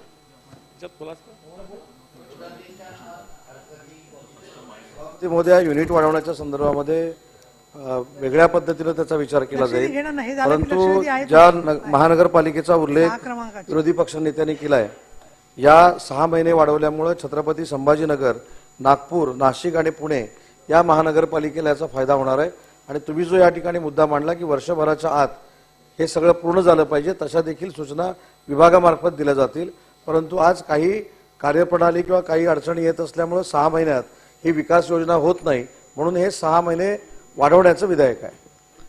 सन्माननीय दानवेजी, तुम्ही तर मागे घेता का प्रस्ताव प्लीज? नाही, बोलायला देते ना, त्यांनी मागे घेतल्यावरती बोलायला देते ना. मागे घ्यायला लागेल तुम्हाला, त्याच्यानंतर बोलू दे, सभासदांना बोलू दे. सभापती महोदय, मी याच्यावर मत मांडलेलं आहे, आणखी मांडू द्यावं, मी मागे घेणार, काही अडचण नाही. ठीक आहे. मग सन्माननीय सचिन अहिर, सुनील शिंदे घ्या, त्याच्यानंतर खडसे साहेबांना बोलायचं ना, देते. या विधेयकाच्या अनुषंगाने 1-2 प्रश्न आहेत की असं की 6 महिन्यावरून टाउन प्लॅनिंग स्कीम, जिथे टाउन प्लॅनिंग डिक्लेअर आहे तिथे हा सगळा मसुदा 6 महिन्यावरून वर्षभर त्याची आपण मुदत वाढ मागताय. आपल्याकडे असं नाही की एक तर कुठे नैसर्गिक आपत्ती नाही किंवा इतर काही अशी परिस्थिती नाही की या सगळ्या गोष्टी त्याच्यामुळे आपण करू शकत नाही. आज आपल्याकडे आपण एवढे गतिमान झालेलो आहे, म्हणजे आपल्याकडे सगळ्या यंत्रणा आहेत, जे ऑनलाईन सिस्टम आहेत, आपल्याकडे वेगवेगळ्या सगळ्या सिस्टम असताना हा जो कालावधी आपण वाढवतोय त्याच्याबद्दल कुठेतरी हा म्हणजे याचा हेतू काय नक्की, या कालावधी वाढवण्याच्या मागे आम्हालाही प्रश्न पडलेला आहे की सगळ्या यंत्रणा सक्षम असताना आपल्याकडून 6 महिन्याच्या ऐवजी वर्षभर कार्य करतायत. कदाचित दरम्यानच्या काळात या अनुषंगाने बऱ्याचशा गोष्टी लक्षात आल्यानंतर वेगवेगळ्या बाबतीत रेट वाढू शकतात, महागाई वाढू शकते वेगवेगळ्या गोष्टींची, आणि ते मग ते जनतेला परवडतील की नाही, ह्या अनुषंगाने बऱ्याच गोष्टी या ठिकाणी आपल्याला समोर ठेवता येतील. परंतु मुळात आमच्यासारखेलाच पडलेला हा प्रश्न आहे की आपल्याकडे सगळ्या यंत्रणा सक्षम असताना, आपण गतिमान असताना, खरं म्हणजे हे 6 महिन्यात व्हायला पाहिजे असताना त्या ठिकाणी 1 वर्षाची मुदत वाढवून कुठेतरी यामागे त्या ठिकाणच्या लोकल सगळ्या वेगवेगळ्या या आहेत विभाग आहेत त्याच्यामध्ये महागाई वाढण्याची शक्यता निश्चित आहे. हे आम्हाला या ठिकाणी या बाबतीत माझं मत या ठिकाणी मांडायचं आहे. सन्माननीय खडसे साहेब. माननीय सभापती महोदय, मंत्री महोदयांना माझे 2-3 छोटे छोटे प्रश्न आहेत. एक तर 6 महिन्याची मुदत 1 वर्ष करत असताना ठीक आहे, तर वर्षभरासाठी तुम्ही करणार आहात, पण हे वर्षभरामध्ये तरी होणार आहे का? काय झालेलं आहे की टाउन प्लॅनिंग मध्ये असेल का डीपी प्लॅन तयार करत असताना त्यासाठी जो पुरेसा कर्मचारी वर्ग लागतोय तो आपल्याकडं महाराष्ट्रामध्येच कुठे उपलब्ध नाही आहे. आणि उपलब्ध नसल्यामुळे काय होतं की एखादी एजन्सी नेमायची आणि त्या एजन्सीच्या माध्यमातून काम करत असताना त्या एजन्सीकडून त्या ठिकाणी ऑब्जेक्शन्स आहे, म्हणजे ज्या ठिकाणी हरकती असतात त्या ठिकाणी सुनावणी असते, मग या ठिकाणी इतका विलंब लागत राहते, तुमचं वर्षभरी कमी पडेल त्याच ठिकाणी एका वेळेस. ह्याला काही कालमर्यादा घातली पाहिजे. ज्या ठिकाणी हरकती येतील त्या कमीत कमी वेळेमध्ये कशा सुटतील, ज्या ठिकाणी आपल्याला प्लॅन करायचा आहे तो ओपन करायचा आहे, त्यातले रिझर्वेशन्स असतील, त्याच्यामधल्या आणखी बाबी नागरिक सुविधांच्या संदर्भात सिव्हिक कम्युनिटीचे असतील, अन्य असतील, तर या मध्ये आपण ज्यावेळेस अशा स्वरूपाचा डीपी प्लॅन तयार करतो त्यावेळेस प्रत्यक्ष तो जनतेसमोर खुला करत असताना त्याच्यावर आलेल्या ऑब्जेक्शन नंतरच्या कालखंडामध्ये जो फायनल प्लॅन होईल तो जातो टीपीकडे, तर त्या टीपीकडून त्याला मंजुरी मिळणं, यासाठी काही विशिष्ट कालावधी प्रत्येक स्टेजवर आपण करण्याची आवश्यकता आहे, तरच ते वर्षभरामध्ये होऊ शकेल. नाही शेवटच्या क्षणाला आपण म्हणू की असं करतो होणं शक्य नसतं. बऱ्याचदा ह्या अडचणी येतात, तर ह्या अडचणी सोडवण्यासाठी पहिलं तर काय आहे की कर्मचारी वर्गच दिला पाहिजे. टाउन प्लॅनिंगमध्ये आज इतका कमी वर्ग आहे स्टाफचा आणि त्यामुळे भ्रष्टाचार इतका मोठ्या प्रमाणावर असतो, प्रचंड भ्रष्टाचार. म्हणजे या नगरविकास खात्यामधलं जर सर्वात भ्रष्ट खातं असेल तर हे टाउन प्लॅनिंग खातं आहे. म्हणजे छोट्या छोट्या गोष्टीसाठी सुद्धा त्या टीपीकडे जा, डीटीपीकडे जा, त्याच्याकडे भानगडी करा, त्याच्याकडे भानगडी म्हणजे पैसे बिसे देणं गेले याच्याशिवाय भानगडी दुसरी नाही आहे. ह्या फार मोठ्या प्रमाणात सर्रास महाराष्ट्रामध्ये चालतात. मग ह्याला कुठेतरी आळा बसेल की नाही? मग त्या ठिकाणी तुमच्या अधिकाऱ्यांनाही मर्यादा दिली पाहिजे की एखादा प्लॅन आला, एखादा एने आला किंवा अन्य काही आलं तर विशिष्ट मुदतीमध्ये तुम्ही केलाच पाहिजे. वारंवार क्युरी काढत राहतात, वारंवार पाठवत राहतात आणि मग त्यांची पूर्तता झाली की मग बाकीची पूर्तता करा. पैसे दिल्याशिवाय टाउन प्लॅनमध्ये एका ठिकाणचं जरी एक काम झालं असेल तर मला सांगायला यावं की हे झालं होतं बिना पैसे. हे महाराष्ट्रामधला कोणताही आमदार हे मान्य करेल किंवा त्या ठिकाणी मग याला काही करणार की नाही, नुसत्या ते आपण टिपे करणार, हे करणार, ते करणार, पण याच्यासाठी सुद्धा तुम्ही करणार. हे कशामुळे होतं? हे कर्मचारी नाही आहे. हे कशामुळे होतं आहे की तुमच्याकडे ज्या ठिकाणी ज्या व्यवस्था आहेत अत्याधुनिकरणाच्या त्या नाही आहे. मग या सर्व परिपूर्णता कराव्या आणि नंतर मग याच्या संदर्भातला निर्णय घ्यावा. त्याने तर आश्वस्त करावं की आम्ही या सगळ्या व्यवस्था करून देऊ आणि कोणत्याही स्थितीमध्ये आता महिन्याची वर्षाची मुदत घेत आहात तो वर्षाच्या आत तरी ते होईल अशी काळजी घेऊ. सन्मान्य शिंदे. हे विधेयक आलंय त्यामध्ये सूचना करण्यासाठी मी उभा आहे. खरं म्हटलं तर मगाशी खडसे साहेबांनी सांगितलेली वस्तुस्थिती आहे. एखाद्या 1 कोटीच्या आणि 10 लाखाच्या असे लोकसंख्येच्या महानगरपालिकेमध्ये नियोजन पद्धतीने त्या शहराचा विकास व्हावा, त्या शहराचं प्लॅनिंग व्हावं, अशा प्रकारचं नियोजन आपण करतो. आणि हे अधिकार आपण टाउन प्लॅनिंगच्या माध्यमातून, विकास आराखड्याच्या माध्यमातून करत असताना अनेक ठिकाणी नियोजन नसतं. काही ठिकाणी ज्यावेळेला एखादा प्लॅन मंजुरीला येतो त्यावेळेला तो प्लॅन मंजुरीला आल्यानंतर प्रत्यक्ष साईड व्हिजिट न करता तिथल्या तिथे लगेच टाउन प्लॅनिंग मंजुरी करून देते आणि टाउन प्लॅनिंगने मंजुरी दिल्यानंतर या बाबतीमध्ये अडचण अशी निर्माण होते की मग त्याचे रस्ते अडले जातात. त्याचबरोबर तिथे गटाराची सोय करायची असते, बाकीच्या सुविधा द्यायच्या असतात. व्यवस्थितपणे प्लॅनिंग नसल्यामुळे अनेक वेळेला या सर्व अडचणीला आपल्याला सामोरं जावं लागतं. कधी कधी तर मला आश्चर्य वाटतं की सामुदायिक असल्या जलवाहिनी असते किंवा गटाराचे काम असतात, त्याचबरोबर ओढ्याची मार्ग असतो, याच्यावर सुद्धा परवानगी देण्याचा प्रयत्न टाउन प्लॅनिंग करतो. आणि वस्तुस्थिती आहे बऱ्याच ठिकाणी जर आपण बघितलं तर नाल्यावर सुद्धा बिल्डिंग बांधण्याचा प्रयत्न आणि प्रस्ताव या ठिकाणी मंजूर करण्याचा प्रयत्न होतो. आपण ज्यावेळेला या ठिकाणी विकास आराखडा तयार करण्यासाठी मुदत मागता आपली प्रोसिजर अशी होते की त्यामध्ये या असलेल्या आराखड्याच्या संदर्भामध्ये मग कुठेतरी आरक्षण टाकलं जातं. आरक्षण असं टाकतात की ठराविक ठिकाणी अशा प्रकारची आरक्षणं टाकायची, ते राजकीय पण असतात, कदाचित राजकीय नसले तर मग काहीतरी उद्देश ठेवून टाकले जातात आणि मग ते आरक्षण टाकल्यानंतर एक कमिटी नेमली जाते. अधिकाराने ती कमिटी असते, त्यामध्ये महापौर असतो किंवा नगराध्यक्ष असतं, उपनगराध्यक्ष असतो किंवा उपमहापौर असतो आणि एक समितीच्या माध्यमातून त्याचं अपील घेतलं जातं आणि ते अपील तिथं मान्य केल्यानंतर परत त्याची मंजुरी परत महानगरपालिका किंवा तिथल्या असलेल्या मोठ्या महानगरपालिकेला द्यावी लागते. आणि ह्यामध्ये अशा पद्धतीने आरक्षण टाकण्याचा जो हेतू असतो त्याचा उल्लेख मगाशी खडसे साहेबांनी केला, तो फार प्रामाणिक असतो असं नाही. मी अनेक ठिकाणच्या टीपी प्लॅनिंग किंवा डीपी प्लॅन बघताना मी बघितलेला आहे की मग दानवे साहेबांची जागा आहे तिथं मग मुद्दाम आरक्षण टाकायचं, तो विरोधातला आहे म्हणून तिथं आरक्षण टाकायचं, अशा प्रकारचा जो नियम होतो त्यामुळे फार मोठ्या प्रमाणामध्ये त्या ठिकाणच्या असलेल्या या हेतूच्या बद्दल शंका घेतली जाते. माझी विनंती एवढीच आहे की या प्रक्रियेमध्ये कुठेही भ्रष्टाचार होऊ नये अशा प्रकारचा जर उद्देश असेल तर त्यामध्ये काही प्रमाणामध्ये बदल करणं हे फार गरजेचं आहे. या नियमामध्ये आपण मुदतवाढ घेताना तो अधिकार आपण परत एकदा त्या कमिटीतून परत महानगरपालिकेकडे जातो, त्याच्यावर अपील करण्याच्या संदर्भातला कुठेही संधी नाही. ती अपील करण्याच्या संदर्भातली संधी किमान त्या असलेल्या अपीलकर्त्याला मिळणं फार गरजेचं आहे. त्याच्याबद्दल काही आपण बदल करण्याच्या बाबतीत मला निर्णय घेणं फार गरजेचं आहे. कारण एखाद्याच्या असलेल्या जमिनीचा मोबदला किंवा त्याच्या असलेल्या आरक्षण, आता काही ठिकाणी गार्डनचं आरक्षण टाकलं, काही ठिकाणी वेगवेगळ्या प्रकारचे आरक्षणं टाकली जातात आणि ती आरक्षण उठवता येत नाही, ग्रीन झोन टाकलं की उठवता येत नाही.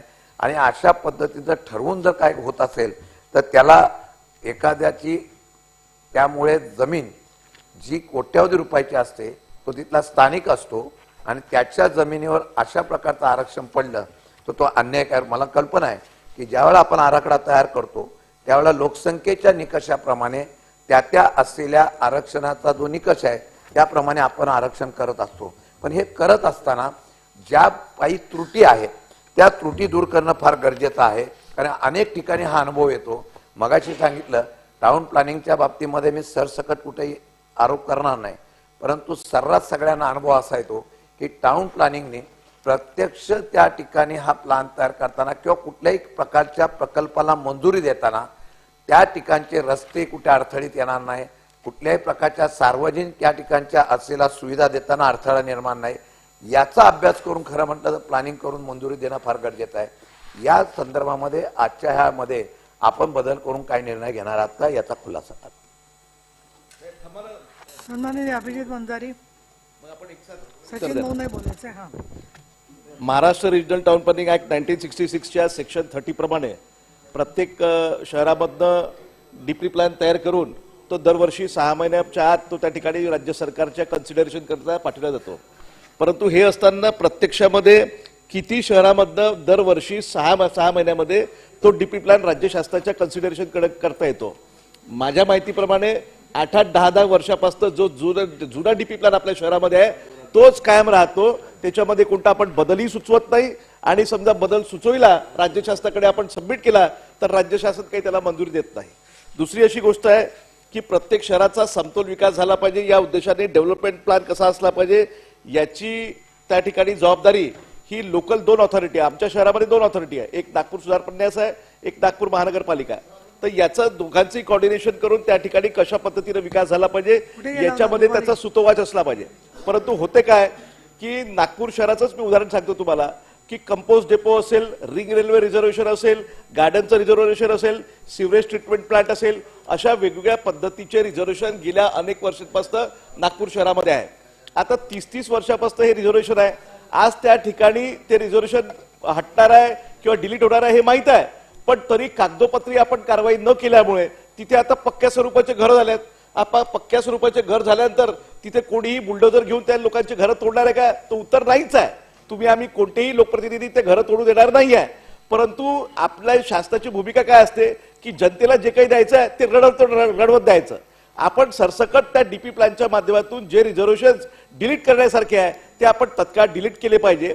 तशा सूचना आपण लोकल ऑथॉरिटीला दिल्या पाहिजे आणि त्याच्या माध्यमातून शासनाने सुद्धा आता आपण 6 महिन्याची मुदत वाढवून ही 1 वर्षाची करणार आहोत.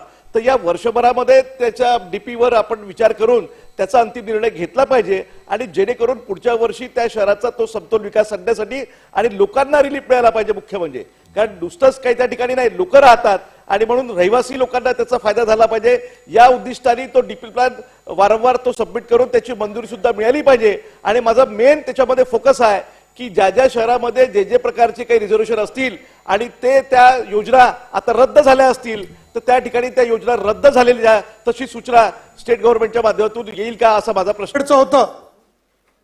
ते 292 बेडचं केलं, ते 250 कोटी होतं, ते चांगलं अनेक सुविधायुक्त 500 कोटी रुपयाचं टेंडर काढून माझ्या विभागातील लोकांच्या दर्शनासाठी, त्यांचा आशीर्वाद घेण्यासाठी महाराष्ट्राचे मुख्यमंत्री एकनाथ शिंदे साहेब स्वतः त्या झोपडपट्टीमध्ये येऊन लोकांच्या हिताच्या, लोकांच्या आरोग्यासाठी त्या ठिकाणी हॉस्पिटल बांधायचं काम सुरू झालं. त्याबद्दल मी माझ्या विभागातील लोकांच्या वतीने अभिनंदन करतो. अध्यक्ष महोदय, नगर विकास खात्याबद्दल बोलायचं झालं तर माझी तुमच्या माध्यमातून मुख्यमंत्र्यांना विनंती आहे की मुंबई महानगरपालिकेमध्ये सार्वजनिक शौचालयाचं टेंडर त्या ठिकाणी तयार आहे. काही तांत्रिक अडचणी असतील किंवा काही लोकांना वेगळे प्रयोग करायचे असतील, परंतु त्या ठिकाणी 2 वर्षापासून मुंबई महानगरपालिकेमधलं सार्वजनिक शौचालय नूतनीकरण तोडून नवीन बनवणे याबद्दल असणारा ठेका तातडीने देऊन ते काम सुरू करावं अशा पद्धतीने या ठिकाणी विनंती आहे. अध्यक्ष महोदय, मुंबई शहरातील अनेक रस्ते या पावसाळ्यामध्ये पूर्वीचा आम्हाला अनुभव आहे की लोक खड्डे पडले की स्थानिक स्थानिक लोकप्रतिनिधींना त्या ठिकाणी शिव्या ऐकायला लागायचे. आज परिस्थिती अशी आहे की महाराष्ट्राचे मुख्यमंत्री एकनाथ शिंदे साहेबांच्या आशीर्वादाने मुंबई शहरामध्ये सिमेंट कॉन्क्रीटचे रस्ते बनवायचं काम सुरू आहे. विशेषतः माझ्या विभागामध्ये 5 रस्ते अतिशय चांगले बनलेले आहेत. अनेक लोक त्या ठिकाणी मुख्यमंत्र्यांच्या आशीर्वादाने आम्हाला त्या ठिकाणी आशीर्वाद देत आहेत. चांगली कामं झालेली आहेत.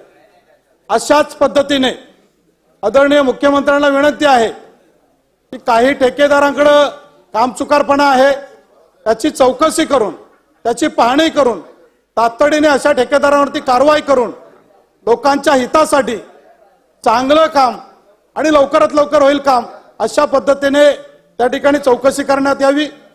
उर्वरित मुंबई शहरातील जे रस्ते आहेत त्याचा ठेका तातडीने काढण्यात यावा. अध्यक्ष महोदय, आता आपण महाराष्ट्रामध्ये डोंगर कोसळून आपण परिस्थिती पाहिलेली आहे. माझी तुमच्या माध्यमातून महाराष्ट्र शासनाला, मुख्यमंत्र्यांना विनंती आहे की या चांदिवली विभागामध्ये डोंगराळ भाग जास्त आहे. आत्ताच 4 दिवसापूर्वी संघर्षनगर या ठिकाणी डोंगर कोसळला. अशा माझ्या विभागामध्ये शंभूराजे देसाई साहेब अशा पद्धतीने 2 ते 3 ठिकाणी डोंगर कोसळून, देवाची कृपा आहे की जीवितहानी झालेली नाहीये, परंतु त्या ठिकाणी वित्तहानी झालेली आहे. माझी तुमच्या माध्यमातून मुख्यमंत्र्यांना विनंती आहे की या विभागामध्ये याच्या पूर्वी आतापर्यंत 166 लोक हे मृत्युमुखी पडलेले आहेत. आणि म्हणून माझी मुख्यमंत्री साहेबांना विनंती आहे की अशा डोंगराळ भागाच्या शेजारी संरक्षण भिंत बांधणं हे अत्यावश्यक गरजेचं आहे. म्हणून या चांदिवली विभागामध्ये निधी कमी पडतोय. विशेष बाब म्हणून त्या ठिकाणी संरक्षण भिंती बांधण्यासाठी निधीची तरतूद करण्यात यावी. आणि ज्या संरक्षण भिंत पूर्वी बांधलेल्या आहेत, जसं आता विक्रोळी पार्क साईटला पूर्वीचीच भिंत कोसळली, अशा पद्धतीने ज्या जुन्या भिंती नादुरुस्त झालेल्या आहेत याची तातडीने पाहणी करून त्याच्यावरती तरतूद करण्यात यावी. अध्यक्ष महोदय, तुमच्या माध्यमातून मुख्यमंत्र्यांचा आभार मानतो की असलपा या ठिकाणी धोकादायक डोंगराच्या बाजूला असणाऱ्या लोकांचं पुनर्वसन केलं. अशाच पद्धतीने ज्या धोकादायक डोंगर आहेत त्याच्या शेजारी 10 मीटर पर्यंत असणारी जी घरं आहेत ती तातडीने आपण विशेष बाब म्हणून जर आपण त्यांचं पुनर्वसन केलं तर अध्यक्ष महोदय जे रायगडमध्ये झालं ते मुंबईमध्ये होणार नाही अशी या ठिकाणी विनंती करतो. अध्यक्ष महोदय, या माध्यमातून आपल्याला विनंती करतो की मुंबई शहरामध्ये कोहिनूर सिटी, कुर्ला या ठिकाणी 250 बेडच्या हॉस्पिटलचं काम 8 ते 10 माळे बांधून गेले 6-7 वर्ष अर्धवट परिस्थितीमध्ये पडलेला आहे. माझी मुख्यमंत्री साहेबांना विनंती आहे, MMRD खातंही त्यांच्याकडेच आहे, त्यामुळं नगर विकास आणि या दोन्ही खात्याच्या माध्यमातून 250 बेडचं हॉस्पिटल त्या ठिकाणी अर्धवट अवस्थेत आहे ते पूर्ण करून कुर्ला वासियांना एक चांगली आरोग्य सेवा मिळण्यासाठी हे हॉस्पिटल बांधण्यात यावं अशी या ठिकाणी विनंती करतो. अध्यक्ष महोदय, सार्वजनिक बांधकाम खात्याच्या माध्यमातून सरकारला विनंती करतो की माझ्याकडे पोलीस वसाहत आहे, अतिशय धोकादायक आहे. या इमारतींचं पाहणी करून, ऑडिट करून जर राहण्याच्या योग्य असतील तर त्या रिपेअरिंग करण्यात यावेत. त्याला जोडणारे रस्ते एकदम खराब आहेत, हे तातडीने बनवण्यात यावे. विशेष निधी त्या ठिकाणी मंजूर करण्यात यावा. शासकीय अधिकारी ते हिरानंदाने या ठिकाणी राहतात. हिरानंदाने वस्ती आजची चांगली आहे, परंतु माझे जे शासकीय अधिकारी राहतात त्यांच्या बिल्डिंगच्या पॅसेजमध्ये पेवर ब्लॉक नाहीयेत, पॅसेज नाहीये, त्यांच्या बिल्डिंगकडे जाणारे रस्ते खराब आहेत. माझी शासनाला विनंती आहे की आपल्या शासकीय अधिकाऱ्यांच्या रहिवाशांची घरं ही चांगली असली पाहिजेत, त्यांची मुलं बाळं हे आनंदात असली पाहिजेत, जेणेकरून शासकीय अधिकारी चांगलं काम करतील अशी माझी विनंती आहे.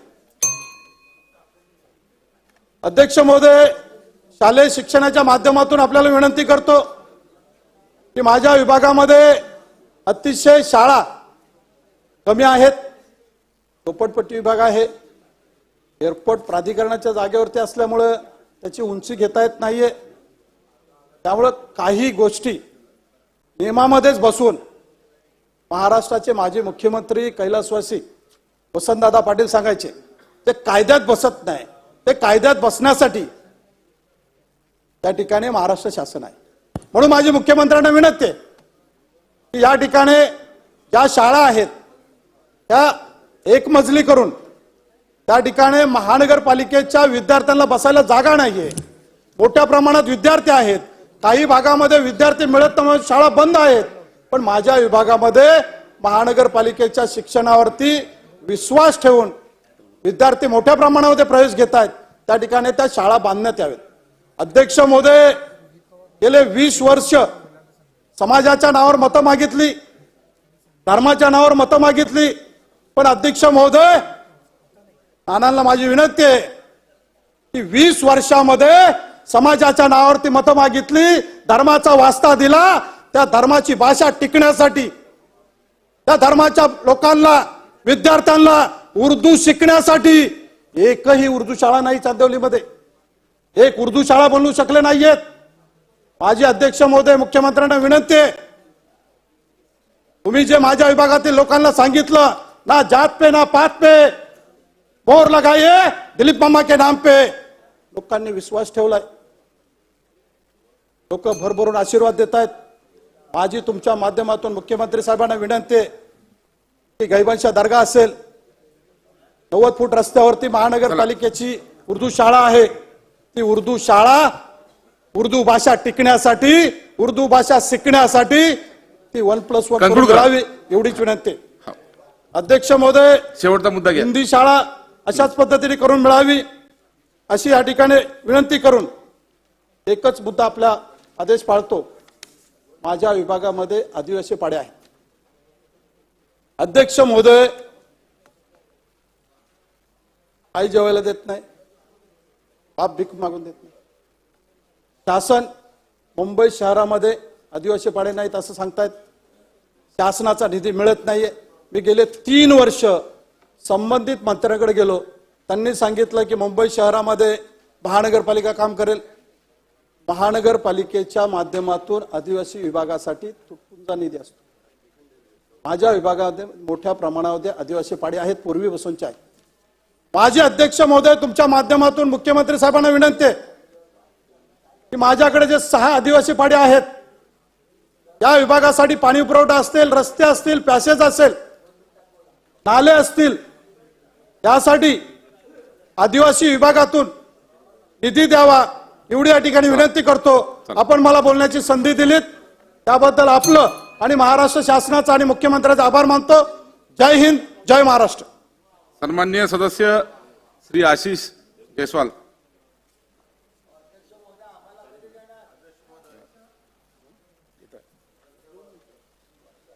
पुरवणी मागणीवर काही महत्वाच्या विषयावर मी शासनाचं लक्ष वेधू इच्छितो. अध्यक्ष महोदय, सर्वप्रथम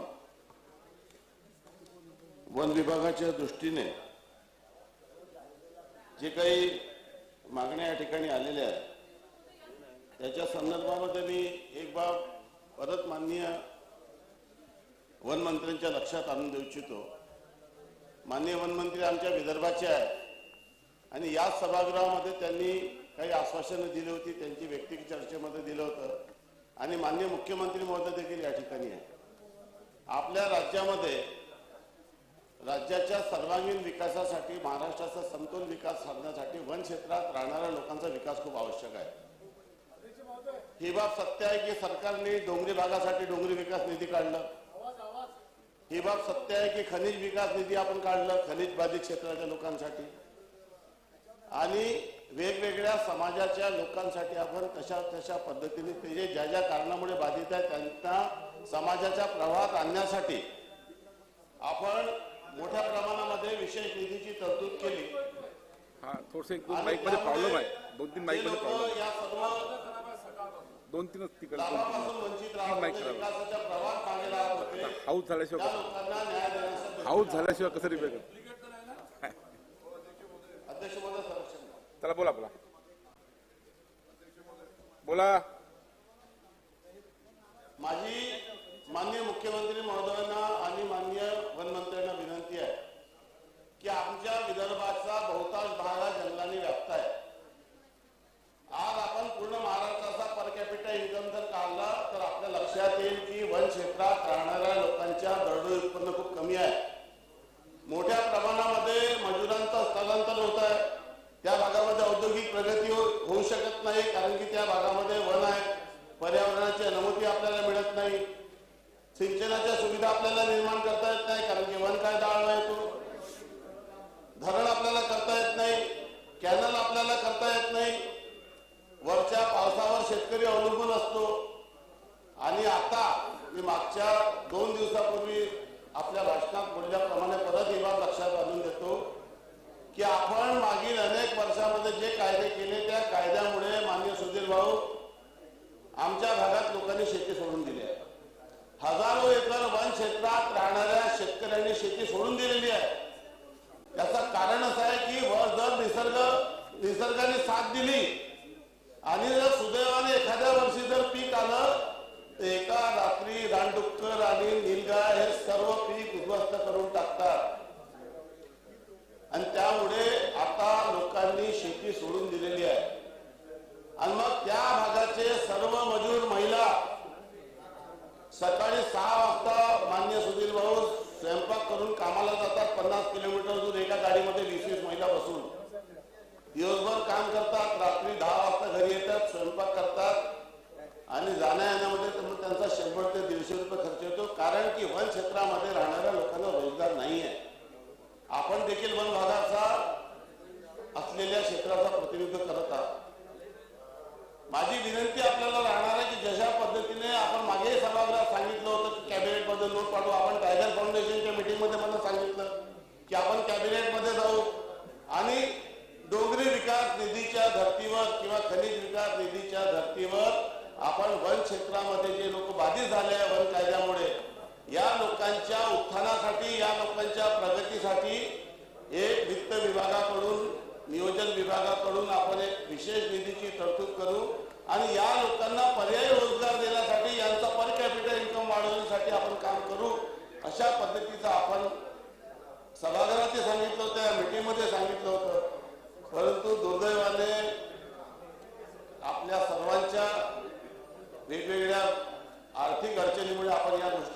देत नाही आहोत, परंतु तुमची फार मोठी जबाबदारी आहे की आपल्याला विशेष करून महाराष्ट्रामध्ये आपल्या विदर्भाच्या सर्व जिल्ह्यामध्ये मोठ्या प्रमाणामध्ये गडचिरोली असेल, चंद्रपूर असेल, नागपूर असेल, भंडारा असेल, गोंदिया असेल, या भागात राहणाऱ्या लोकांची परिस्थिती अत्यंत खराब आहे आणि आपण वनाचं संरक्षण करावं, त्याचे परिणाम दुष्परिणाम आपण भोगावे.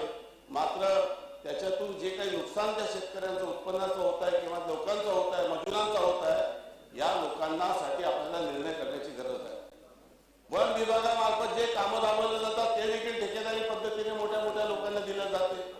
मग वन क्षेत्रामध्ये जेवढे काही काम आहे वन विभागामार्फत होत असलेले किंवा आपल्या STPF या कुठल्याही नियुक्तीमध्ये 100% ट्रायबल लोकांना प्राधान्य त्या ठिकाणी असलं पाहिजे. वन क्षेत्रामध्ये जे बफरचे गाव आहे त्या सर्व गावाच्या लोकांना त्या ठिकाणी घेतलं गेलं पाहिजे. देशामध्ये बाहेरच्या लोकांना तिथे येऊन काम करण्यामध्ये अडचणी निर्माण होतात. या संदर्भामध्ये देखील जर आपण निर्णय करता आला तर तो आपण करायला पाहिजे, अशी देखील माझी आपल्याला या संदर्भात विनंती आहे. तिसरा अतिशय महत्वाचा विषय अध्यक्ष महोदय की जे पट्ट्या आहेत, आज इंदोरमध्ये जे दावे असतात किंवा ज्या लोकांचे अतिक्रमण करणाऱ्या शेतकऱ्यांचे पट्टे आहेत, हे वर्षानुवर्षापासून छोट्या छोट्या कारणामुळे लोक प्रलंबित ठेवतात. माझी विनंती राहणार आहे की एकदा सर्व पेंडन्सी आपण संपवली पाहिजे. आपला सरकार कार्यक्षम मंत्री या विभागाला मिळाल्यानंतर लवकरात लवकर अशा पद्धतीचे जेवढे दावे पेंडिंग आहेत अध्यक्ष महोदय ते सर्व लवकरात लवकर मार्गी लागले पाहिजे, अशी देखील माझी या माध्यमातून विनंती आहे. दुसरी विनंती माझी माननीय सार्वजनिक बांधकाम विभागाच्या मंत्र्यांनी या ठिकाणी आहे. आम्ही अनेक वर्षापासून सर्व आमदारांनी त्यांना निवेदन दिले आहे.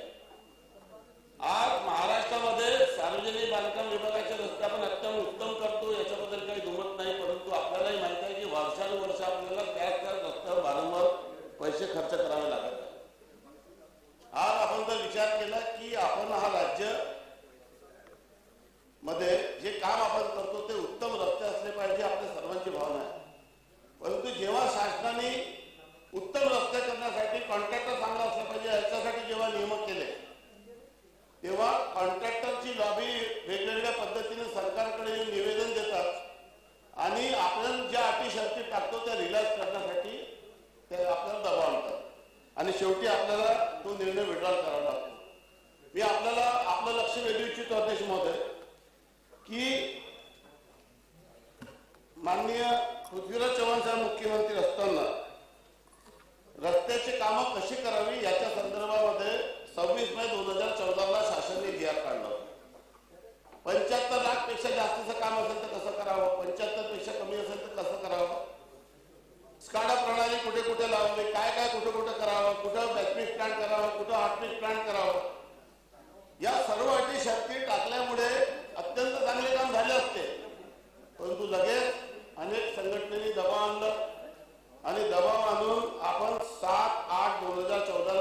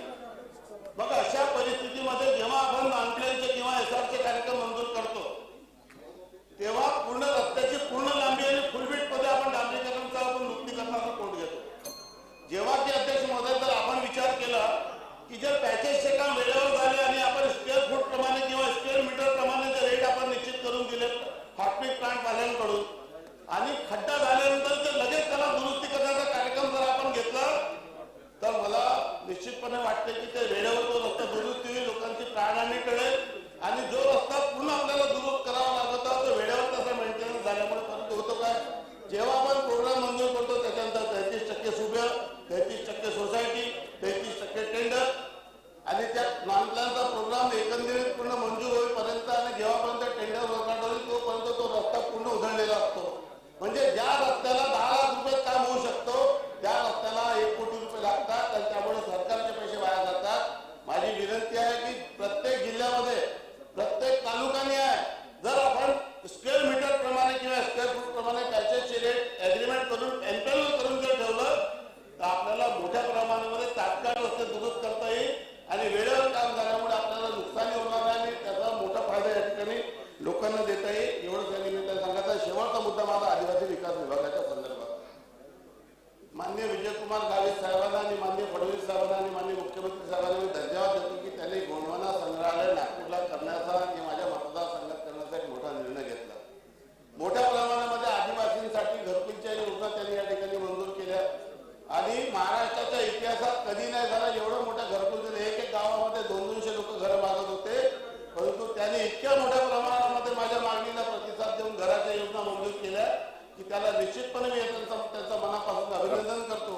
आणि भविष्यामध्ये आदिवासी क्षेत्राला जो भरीव निधी आपण या ठिकाणी दिलं, या अर्थसंकल्पात देखील मोठा निधी आपण या ठिकाणी दिलं, त्यासाठी मी शासनाचं अभिनंदन करतो आणि मला बोलण्याची संधी दिली त्याबद्दल धन्यवाद देतो. जय हिंद, जय महाराष्ट्र.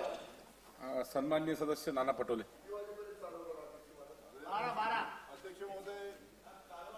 अध्यक्ष महाराज,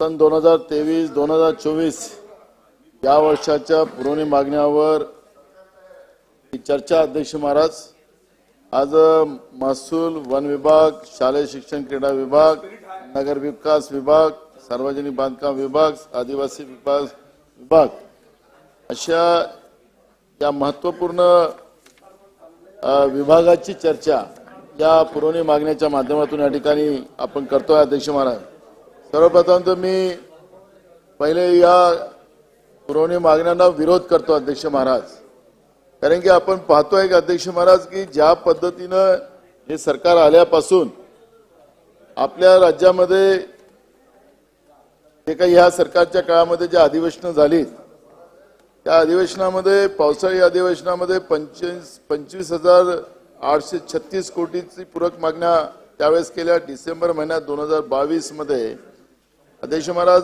52,327 कोटी आणि आता आपण 41,000 कोटी, जवळपास 1,20,000 कोटीपेक्षा जास्त पुरवणी मागण्या मंजूर करून आपण करतोय. अध्यक्ष महाराज, आपला रेशो जो आहे अध्यक्ष महाराज, राजे महाराजे, आपला रेशो आहे अध्यक्ष महाराज की अखेरी आपण जेव्हा बजेट तयार करतो अध्यक्ष महाराज, जेव्हा आपलं मार्च बजेट येतं अध्यक्ष महाराज, त्याच्यामध्ये आपण ठरवतो अध्यक्ष महाराज की आपल्याला वर्षभरात किती पैसे लागणार होतं. अध्यक्ष महाराज, थोडं प्रमाणात आपल्याला आतापर्यंत आपण पाहतोय अध्यक्ष महाराज, मी आणि राज्याचे उपमुख्यमंत्री देवेंद्र फडणवीस साहेब आम्ही दोघंही एकत्रित या सभागृहात आलो आणि तेव्हापासून आम्ही या सभागृहात आहे अध्यक्ष महाराज. आम्ही जेव्हापासून पाहत होतो की त्याच्यामध्ये 3,000, 5,000, 7,000 पर्यंतच पुरवणी मागण्या यायच्या. आता 41,000 कोटी, 42,000 कोटी अशा पद्धतीच्या पुरवणी मागण्या आणून अखेरी या सरकारचा दिवाळा निघालाय का हा प्रश्न या ठिकाणी निर्माण होतो अध्यक्ष महाराज. अखेरी आपल्या आमदारांना सांभाळण्यासाठी करतात, काय करतात तो त्यांचा प्रश्न आहे अध्यक्ष महाराज, पण मूळ प्रश्न आहे की आर्थिक जी तरतुदी आपल्याला जे काही नियमावली तयार करून दिलेली आहे त्या नियमावलीला उल्लंघन करण्याचं काम, त्या सीमारेषेला तोडण्याचं पाप हे सरकार या सदनामध्ये करताय अध्यक्ष महाराज. खऱ्या अर्थानं हे दुर्दैव आहे महाराष्ट्राचं की या पद्धतीनं दिवाळा निघालेलं हे सरकार या राज्यामध्ये काम करते आहे आणि महाराष्ट्राच्या जनतेला लुटते आहे असं चित्र आपण पाहतो अध्यक्ष महाराज. खरं तर त्याच्यामध्ये सार्वजनिक बांधकाम विभागाचा बाब क्रमांक 102, नगर विकास विभागाचं बाब क्रमांक 72, महसूल विभागाचे बाब क्रमांक 27 असे अनेक याच्यामध्ये मी बाब क्रमांकाचा आधार घेऊन अध्यक्ष महाराज महसूल विभागाचं आपण पाहतो की या सरकारनं, हे सरकार आल्यानंतर या सरकारने वाळू धोरण एक नवीन आणलं. आता या वाळू धोरणामध्ये यांनी डेपो तयार केला अध्यक्ष महाराज. त्यांच्या बगल बच्चाला त्या ठिकाणी ते ठेका दिला अध्यक्ष महाराज. आपण जे घरकुल असेल की शासकीय कामासाठी त्यांना आपण रेती देण्याचं सांगितलं, त्या पद्धतीचं तो धोरण बनवलं अध्यक्ष महाराज. त्याच्यातही कशी कंची मारायची ते लोक ठरवतात. आपल्याही मतदारसंघात होतं, सगळीकडे महाराष्ट्रामध्ये आपण पाहतो की वाळू धोरणाच्या या बगलबच्च्यांना फायदा देण्यासाठी सरकारनं अक्षरशः पर्यावरणाचं नाश करण्याचं पाप आणि मोठ्या प्रमाणात रेती माफिया तयार करण्याचं पाप हे सरकार करते अध्यक्ष महाराज. अध्यक्ष महाराज, आम्ही मागच्या वेळेस सूचना सरकारला केली होती, मी विधानसभा अध्यक्ष असताना त्यावेळेस, कारण की आपण पाहतोय की तेलंगणा असेल, आंध्र प्रदेश असेल, अनेक राज्यांनी आपण पाहतोय की रेतीला ज्या पद्धतीने खुलं करून, कारण की याच्यामध्ये दोन गोष्टीचं नुकसान सरळ होतं. त्या भागातल्या ओव्हरलोडमुळे सगळे रस्ते खराब होऊन जातात अध्यक्ष महाराज. कोट्यावधी रुपयाचे रस्ते खराब होतात. आपल्याला जेवढं काही इन्कम येतं त्याच्यापेक्षा जास्त नुकसान आपलं त्या माध्यमातून होते. नुसतं त्याच भागातल्या रस्त्याचे नुकसान होते असं नाही, तर हायवेमध्ये सुद्धा आपल्याला त्या पद्धतीचं चित्र पाहता येतं. आणि मोठ्या प्रमाणात दुर्घटना आणि रेती माफियाचे ते बॉन्सर आणि लोकांना भयभीत करणं असं चित्र होत आहे. कारण महाराष्ट्रामध्ये या पद्धतीचं गुंडाइझम आणि माफिया वृत्ती तयार करण्याचं काम या नवीन धोरणाच्या माध्यमातून होते आहे. माझी तर सर्रास मागणी अध्यक्ष महाराज, रेती खुली करून टाकली पाहिजे. हा माफिया वृत्ती संपली पाहिजे. कारण की त्या रेतीपासून जेवढं आपल्याला पैसे मिळतात त्याच्यापेक्षा जास्त नुकसान आणि सामाजिक व्यवस्थेमध्ये मोठ्या प्रमाणात बिघाड आपल्याला पाहतोय. व्यसनाधीन, कारण की ते माफिया लोक पुरत गोळा करतात, त्याला व्यसनाधीन करतात आणि मोठ्या प्रमाणात पर्यावरणाचं आणि समाजाचं नुकसान करण्याचं पाप केलं जातं. आणि त्या पद्धतीचा निर्णय सरकारने करावा. ज्याप्रमाणे आशिष जयस्वालनी वन्य प्राणी आणि याच्याबद्दलचं सांगितलं अध्यक्ष महाराज, या वन्य प्राण्यामुळे तर तुमच्याही मतदारसंघात पाहतोय वन्य प्राण्यांमध्ये केवढं मोठं नुकसान आहे. शेतकऱ्यांना मग एकीकडे आसमानी संकट रोज आपण येतो, आता आसमानी संकट आपल्या भागामध्ये आहे आणि मग हे सुलतानी संकट वन्य प्राण्याचं आहे. डुकरं ज्या पद्धतीनं शेतकऱ्यांच्या शेतीचं नुकसान करते, इथं माणसं मेली तरी चालेल पण डुकरं वाचली पाहिजेत, असे कायदे आपण करत असू तर अध्यक्ष महाराज हे खऱ्या अर्थानं घोषणावं नाही अध्यक्ष महाराज. जे डुकरं शेतकऱ्यांचे नुकसान करते, शेतीचं पिकाचं नुकसान करते, त्याला मारायची परवानगी आपण दिली पाहिजे. कारण की आपण आमचे अधिकारी सांगतात किंवा मंत्री सांगतात, जे अधिकारी सांगतात त्याप्रमाणे मंत्री उत्तर देतात. आपण पाहिलं की वाईल्ड लाईफ ऍक्ट जो आहे अध्यक्ष महाराज, वाईल्ड लाईफ ऍक्ट मध्ये असं प्रोव्हिजन केलंय की तृणावर जगणारी जी प्राणी आहेत, वन्य प्राणी आहेत, ज्यावेळेस हा कायदा आला त्यावेळेस हिंस्रपणाची संख्या जास्त होती आणि तृणावर जगणाऱ्यांची संख्या कमी होती. पण वाईल्ड लाईफ ऍक्ट प्रमाणे त्याच्यामध्ये निर्णय केला होता की जेव्हा तृणावरच्या जगणाऱ्यांच्या प्राण्याची संख्या जास्त होईल तर त्यांना शेड्यूलच्या बाहेर काढण्याची त्या पद्धतीची व्यवस्था केली गेलेली आहे. मी मागच्या काळात ही सूचना केली होती सरकारला की राज्य सरकारने केंद्र सरकारकडे या तृणावर जगणाऱ्यांची संख्या जास्त झाल्यामुळे त्याला शेड्यूलच्या बाहेर काढून शेतकऱ्यांच्या शेतामध्ये आलेले मग डुकरं असतील, हरणं असतील, जे पिकाचं नुकसान करते त्याचा मोबदला पण आपण नाममात्र देतो. कारण की वन विभागामध्ये पहिलेच कर्मचारी कमी आहेत आणि त्याच्यामध्ये ना सर्वे होत ना पंचनामा होत आणि शेतकरी त्याच्यामध्ये उद्ध्वस्त होतात आणि शेतकऱ्यांच्या आत्महत्याचे जे काही कारणं आहेत त्याच्यामध्ये या वन्य प्राण्यामुळे मोठ्या प्रमाणात होणारं नुकसान हे त्याच्यामध्ये ग्राह्य पकडलं येतं अध्यक्ष महाराज. आणि म्हणून त्या पद्धतीची भूमिका सुद्धा सरकारनं या निमित्तानं घ्यावी अशा पद्धतीची मागणी आम्ही या निमित्तानं करतो अध्यक्ष महाराज. दुसरा महत्वाचा प्रश्न असा आहे की वन जमिनीच्या अतिक्रमणाचा प्रश्न हा खूप वर्षाचा महाराष्ट्रामध्ये प्रलंबित आहे. नुसता विदर्भातच नाही तर नाशिक भागामध्ये आहे अध्यक्ष महाराज, म्हणजे उत्तर महाराष्ट्रातही आहे. अनेक भागामध्ये हे प्रकरण आहे. अनेकदा मोर्चे काढले जातो. जो लाल बावट्याचा मोर्चा निघाला होता तो अतिक्रमण धारकांचाच होता.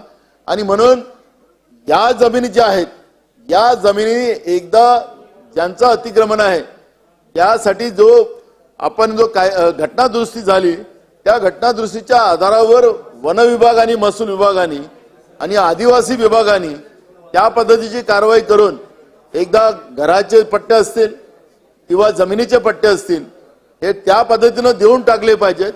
आज आपण विदर्भातली परिस्थिती पाहतोय. मागच्या वेळेस या माननीय मंत्र्याकडे एक मीटिंग झाली, त्याच्यामध्ये सूचना पण देण्यात आल्या अध्यक्ष महाराज.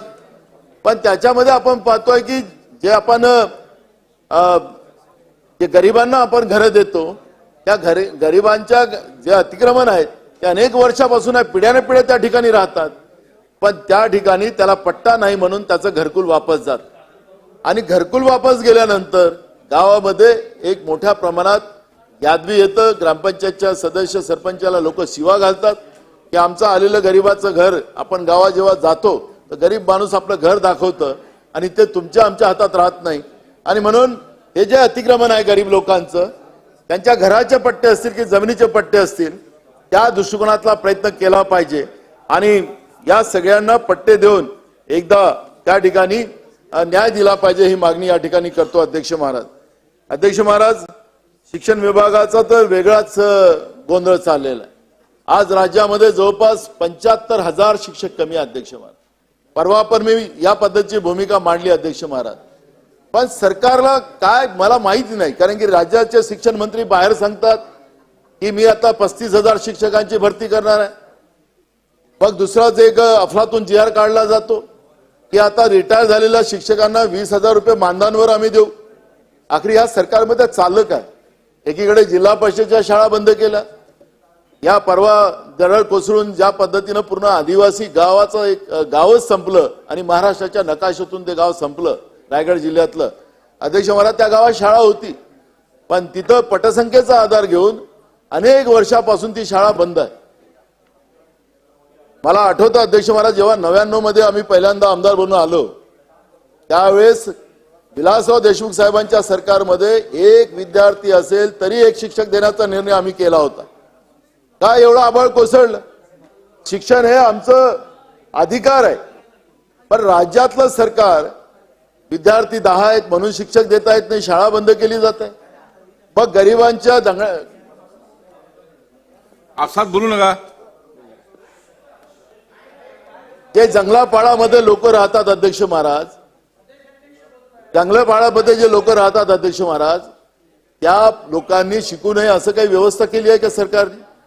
अध्यक्ष महाराज, मी परवा पण सांगितलं अध्यक्ष महाराज, त्या गावाला साधा रस्ता झाला नाही आदिवासी गावामध्ये.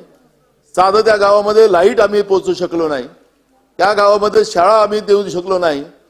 खऱ्या अर्थानं अध्यक्ष महाराज ह्या महाराष्ट्राचं, कारण की त्याचं तर पुन्हा जागतिक पातळीवर चर्चा गेली अध्यक्ष महाराज इसरवाडीची, आणि त्याच्यामुळे महाराष्ट्रामधल्या एका गावामध्ये आदिवासी पाड्यामध्ये आम्ही साधी विद्युत देऊ शकलो नाही, साधा रस्ता देऊ शकलो नाही, साधी शाळा चालू ठेवली नाही.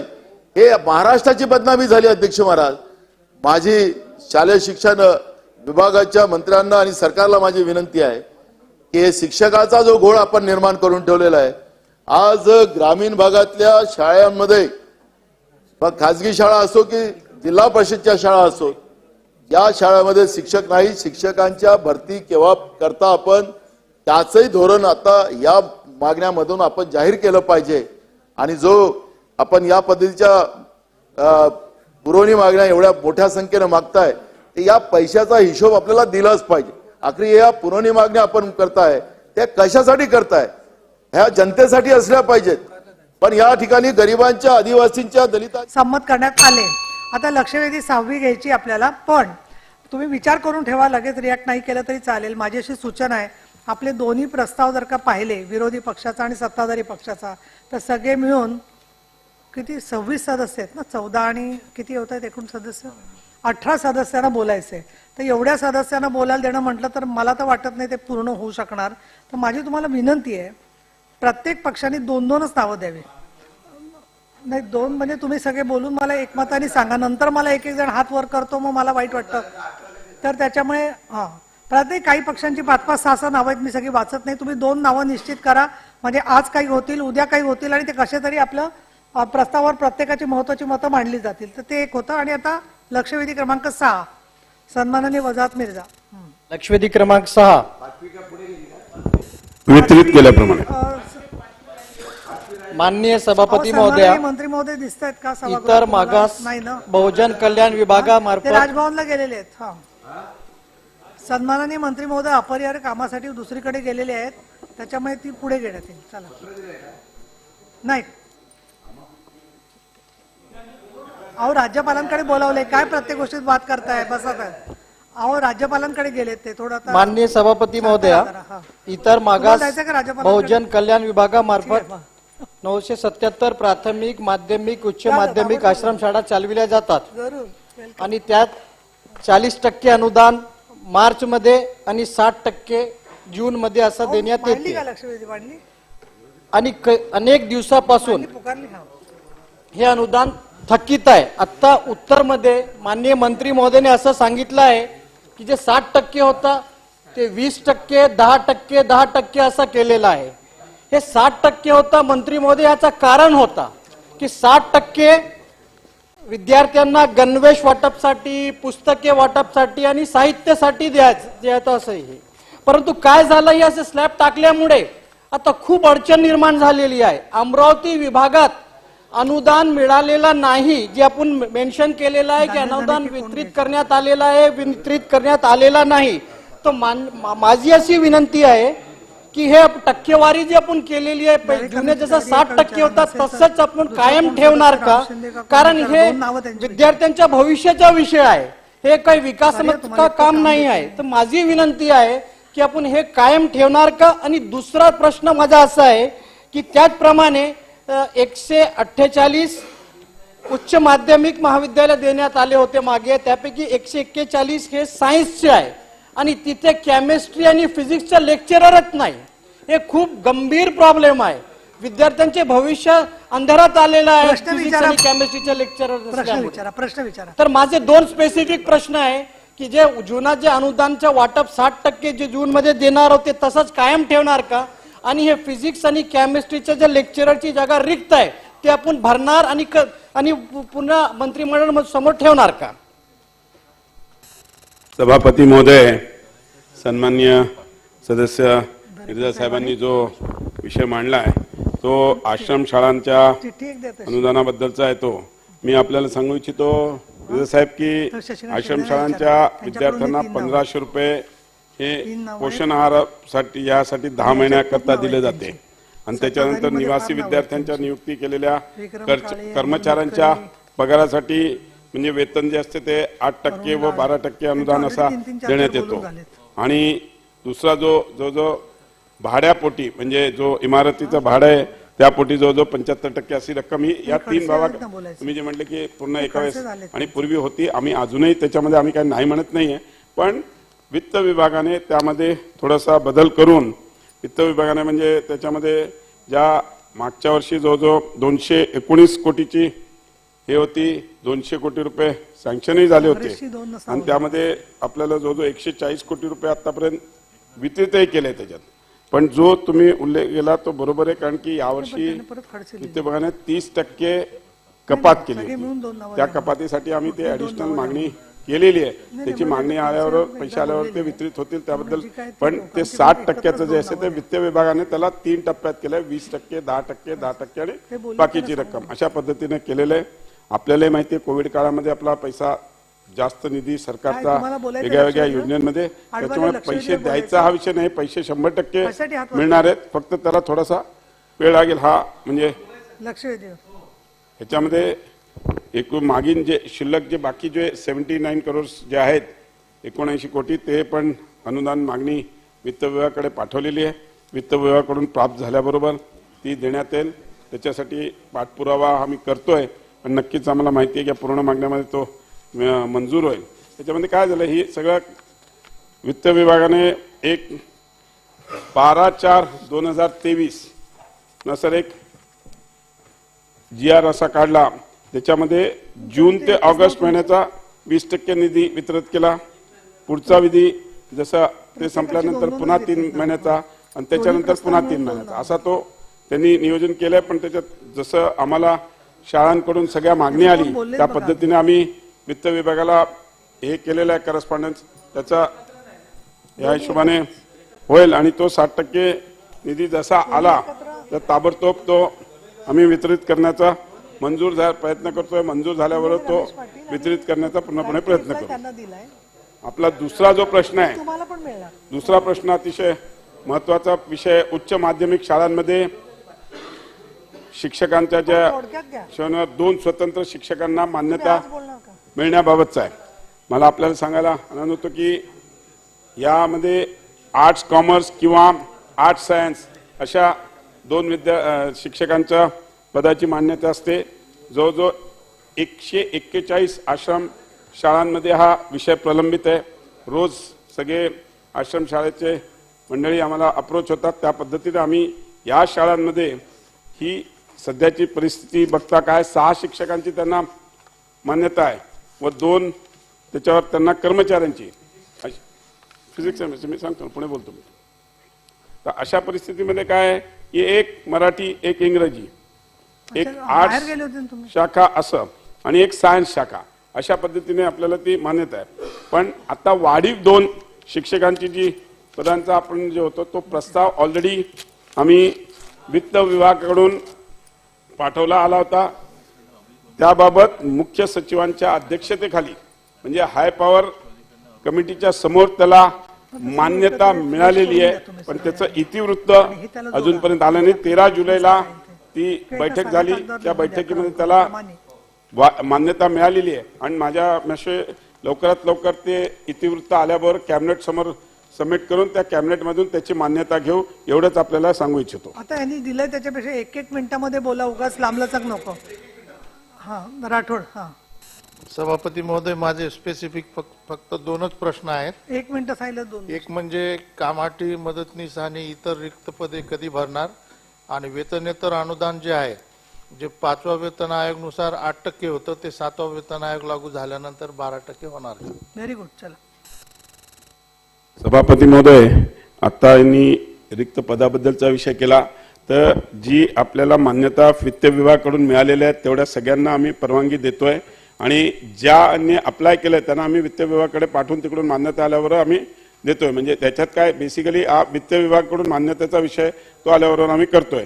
आणि दुसरा 5व्या आणि 7व्या वेतन आयोगाचा विषय तो मला थोडंसं तपासून मी सांगतो आपल्याला. तपासून त्यांना पुढच्या आठवड्यात बोलवून सांगा. सावे साहेब पुढच्या आठवड्यात त्यांना बोलवून सांगा बुधवारपर्यंत. हो ताई. तुम्ही स्वतः फॉलोअप करा. आडवाले जरा त्यांना बोलू दे थोडंसं. त्या इतर मागास बहुजन मान्य सभापती महोदय, इतर मागास बहुजन कल्याण विभागांतर्गत महाराष्ट्रामध्ये 977 शाळा कार्यरत आहे. त्यामध्ये चंद्रपूर जिल्ह्यामध्ये एकूण 32 शाळा कार्यरत आहे. त्या 32 शाळांमध्ये अतिरिक्त असलेले कर्मचारी, कारण का 18-19 संचालन मान्यता या शाळांची झालेली आहे, त्यानंतर झालेली नाही. 18-19 संच मान्यतेनुसार अतिरिक्त झालेले शिक्षक मूळ आस्थापनेवरून पगार घेत आहे, परंतु इतरत्र कुठेतरी काम करत आहे. असं असताना सुद्धा चंद्रपूर जिल्ह्यामध्ये सहाय्यक आयुक्त आणि प्रादेशिक उपायुक्त यांच्या संगनमताने तिथल्या संस्था चालकांनी अनेक पद भरतीची कारवाई केलेली आहेत. याची चौकशी करून अतिरिक्त असताना पदभरती झाली असेल तर संबंधित अधिकाऱ्यावरती कारवाई करणार का, हा माझा पहिला प्रश्न आहे. याच्यातलाच एक दुसरा प्रश्न आहे. एक मिनिट हे भटक्या विमुक्तांच्या शाळांबद्दल बोलताय का तुम्ही? काय हा इतर बहुजन नाही भटक्या विमुक्त म्हणजे त्या शाळांच्या संदर्भात. आणि याच्यातलाच माझा दुसरा प्रश्न आहे की या शाळांमध्ये कर्मचाऱ्याचे पेमेंट कधीही 1 तारखेला होत नाही. त्यामुळं या शाळांमध्ये कार्यरत शिक्षक शिक्षकेतर कर्मचाऱ्यांना आर्थिक अडचणीचा सामना करावा लागतो. शासनाकडून निधी आल्यानंतर सुद्धा अधिकाऱ्यांच्या दिरंगाईमुळे या 12 महिन्याचा जरी आढावा घेतला तर कधीही 1 तारखेला त्या कर्मचाऱ्यांचे पेमेंट झालेले नाहीत. शासनाचे निर्देश आहे, शासन निर्णय निर्गमित झालेले आहे की त्या कर्मचाऱ्यांचे 1 तारखेला पेमेंट झाले पाहिजे, पण आजपर्यंत कधीही त्या कर्मचाऱ्यांना दरमहा 1 तारखेला वेतन मिळाले नाहीत. वेतन अनियमित करणाऱ्या संबंधित अधिकाऱ्यावरती आपण कारवाई करणार का? सभापती महोदय, सन्माननीय सदस्यांनी जो चंद्रपूरचा उल्लेख केला, मी आपल्याला सांगू इच्छितो की अशा स्पेसिफिक काही जे विषय असतील जर ते आपण मला दिले तर नक्कीच त्याची तपासणी, त्याची एन्क्वायरी करून त्या अधिकाऱ्यावर कडक कारवाई करायची आम्ही पूर्णपणे करू. दुसरं जे वेतनाचा आपण विषय काढला, वेतनाचा विषय असा आहे की आम्ही म्हणजे मंत्रालयातून त्याचं नियुक्ती करतो. खाली जर त्याचं काय असते काही फीडबॅक जो असतो तो नाही आला तर त्याच्यात डिले होतो, पण असा जर डिले होत असेल तर त्याच्यावरही आम्ही त्या अधिकाऱ्यावर कारवाई करू. सन्माननीय आजगावकर, काय अडवले, काय राहिलं? ही त्या कर्मचाऱ्यांचे 1 तारखेला पेमेंट होत नाही, नाही, ते त्यांनी याची सांगितलं. सविस्तर चौकशी करण्यात यावी. कसं असते आपल्यालाही माहिती आहे, आपण जर की आम्ही शासन इकडून पैसे पाठवतो, पण त्या तिकडे जर त्याचा पेपर फीडबॅक जर झाला नाही, त्याचं जे पूर्तता करायची असते ती काल झाली नाही तरच त्याच्यात डिले होतं, नाही तर डिले व्हायचं काही कारण नाही. धन्यवाद सभापती महोदया. या ठिकाणी मंत्री महोदयांनी 60 आणि 40% वितरणाबाबत जे विवरण सादर केलं, परंतु हे करत असताना त्या ठिकाणी जर बघितलं तर मंत्री महोदयांना माझा एक स्पेसिफिक प्रश्न असा आहे की जिल्हाचे म्हणजे जिल्हा वाटप जे असतं ते समानता नाही आहे. कारण एखाद्या जिल्ह्याला जास्त अनुदान येतं, एखाद्या जिल्ह्याला बद्दलचं या ठिकाणी आम्हाला शब्द दिला पाहिजे. आम्ही आमचे प्रस्ताव तयार आहेत आणि आम्हाला निधी पाहिजे अध्यक्ष महाराज, नाहीतर हे आम्ही कोर्टात गेल्यानंतर आम्हाला दोष देण्याचं काम नाही. जसं तुम्ही आमचे पैसे थांबवले होते तसं आम्हालाही करावं लागेल आणि त्याच्यामुळे राज्याचं नुकसान झाल्याशिवाय राहणार नाही. ही या ठिकाणी पुढचा धोका सांगून माझे 2 शब्द पूर्ण करतो. धन्यवाद. चला, मंदाताई म्हात्रे आहेत का? ऍडव्होकेट राहुल ढिकले, ऍडव्होकेट राहुल ढिकले आहेत का?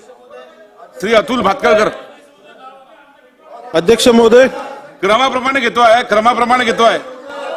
आता याच्यानंतर राष्ट्रीय तुमचा पुढे राहुल ढिकले आहेत का? राहुल ढिकले बोला. अध्यक्ष महोदय, पुरवणी मागण्या नगर विकास विभागावर बोलण्यासाठी मी उभा आहे.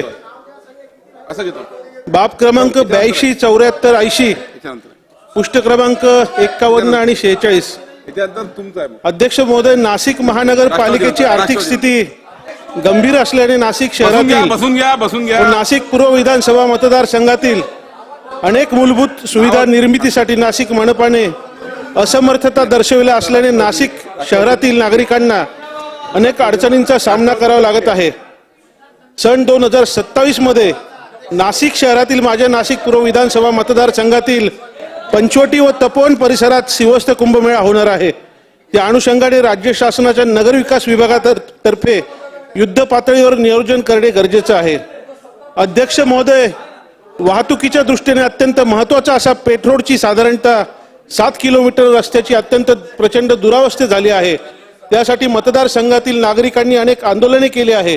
तसेच मी स्वतः राज्य शासनाकडे सदरील पेठरोडसाठी निधीची वेळोवेळी मागणी केली आहे, परंतु अद्यापपर्यंत शासनाकडून निधी प्राप्त झालेला नाही.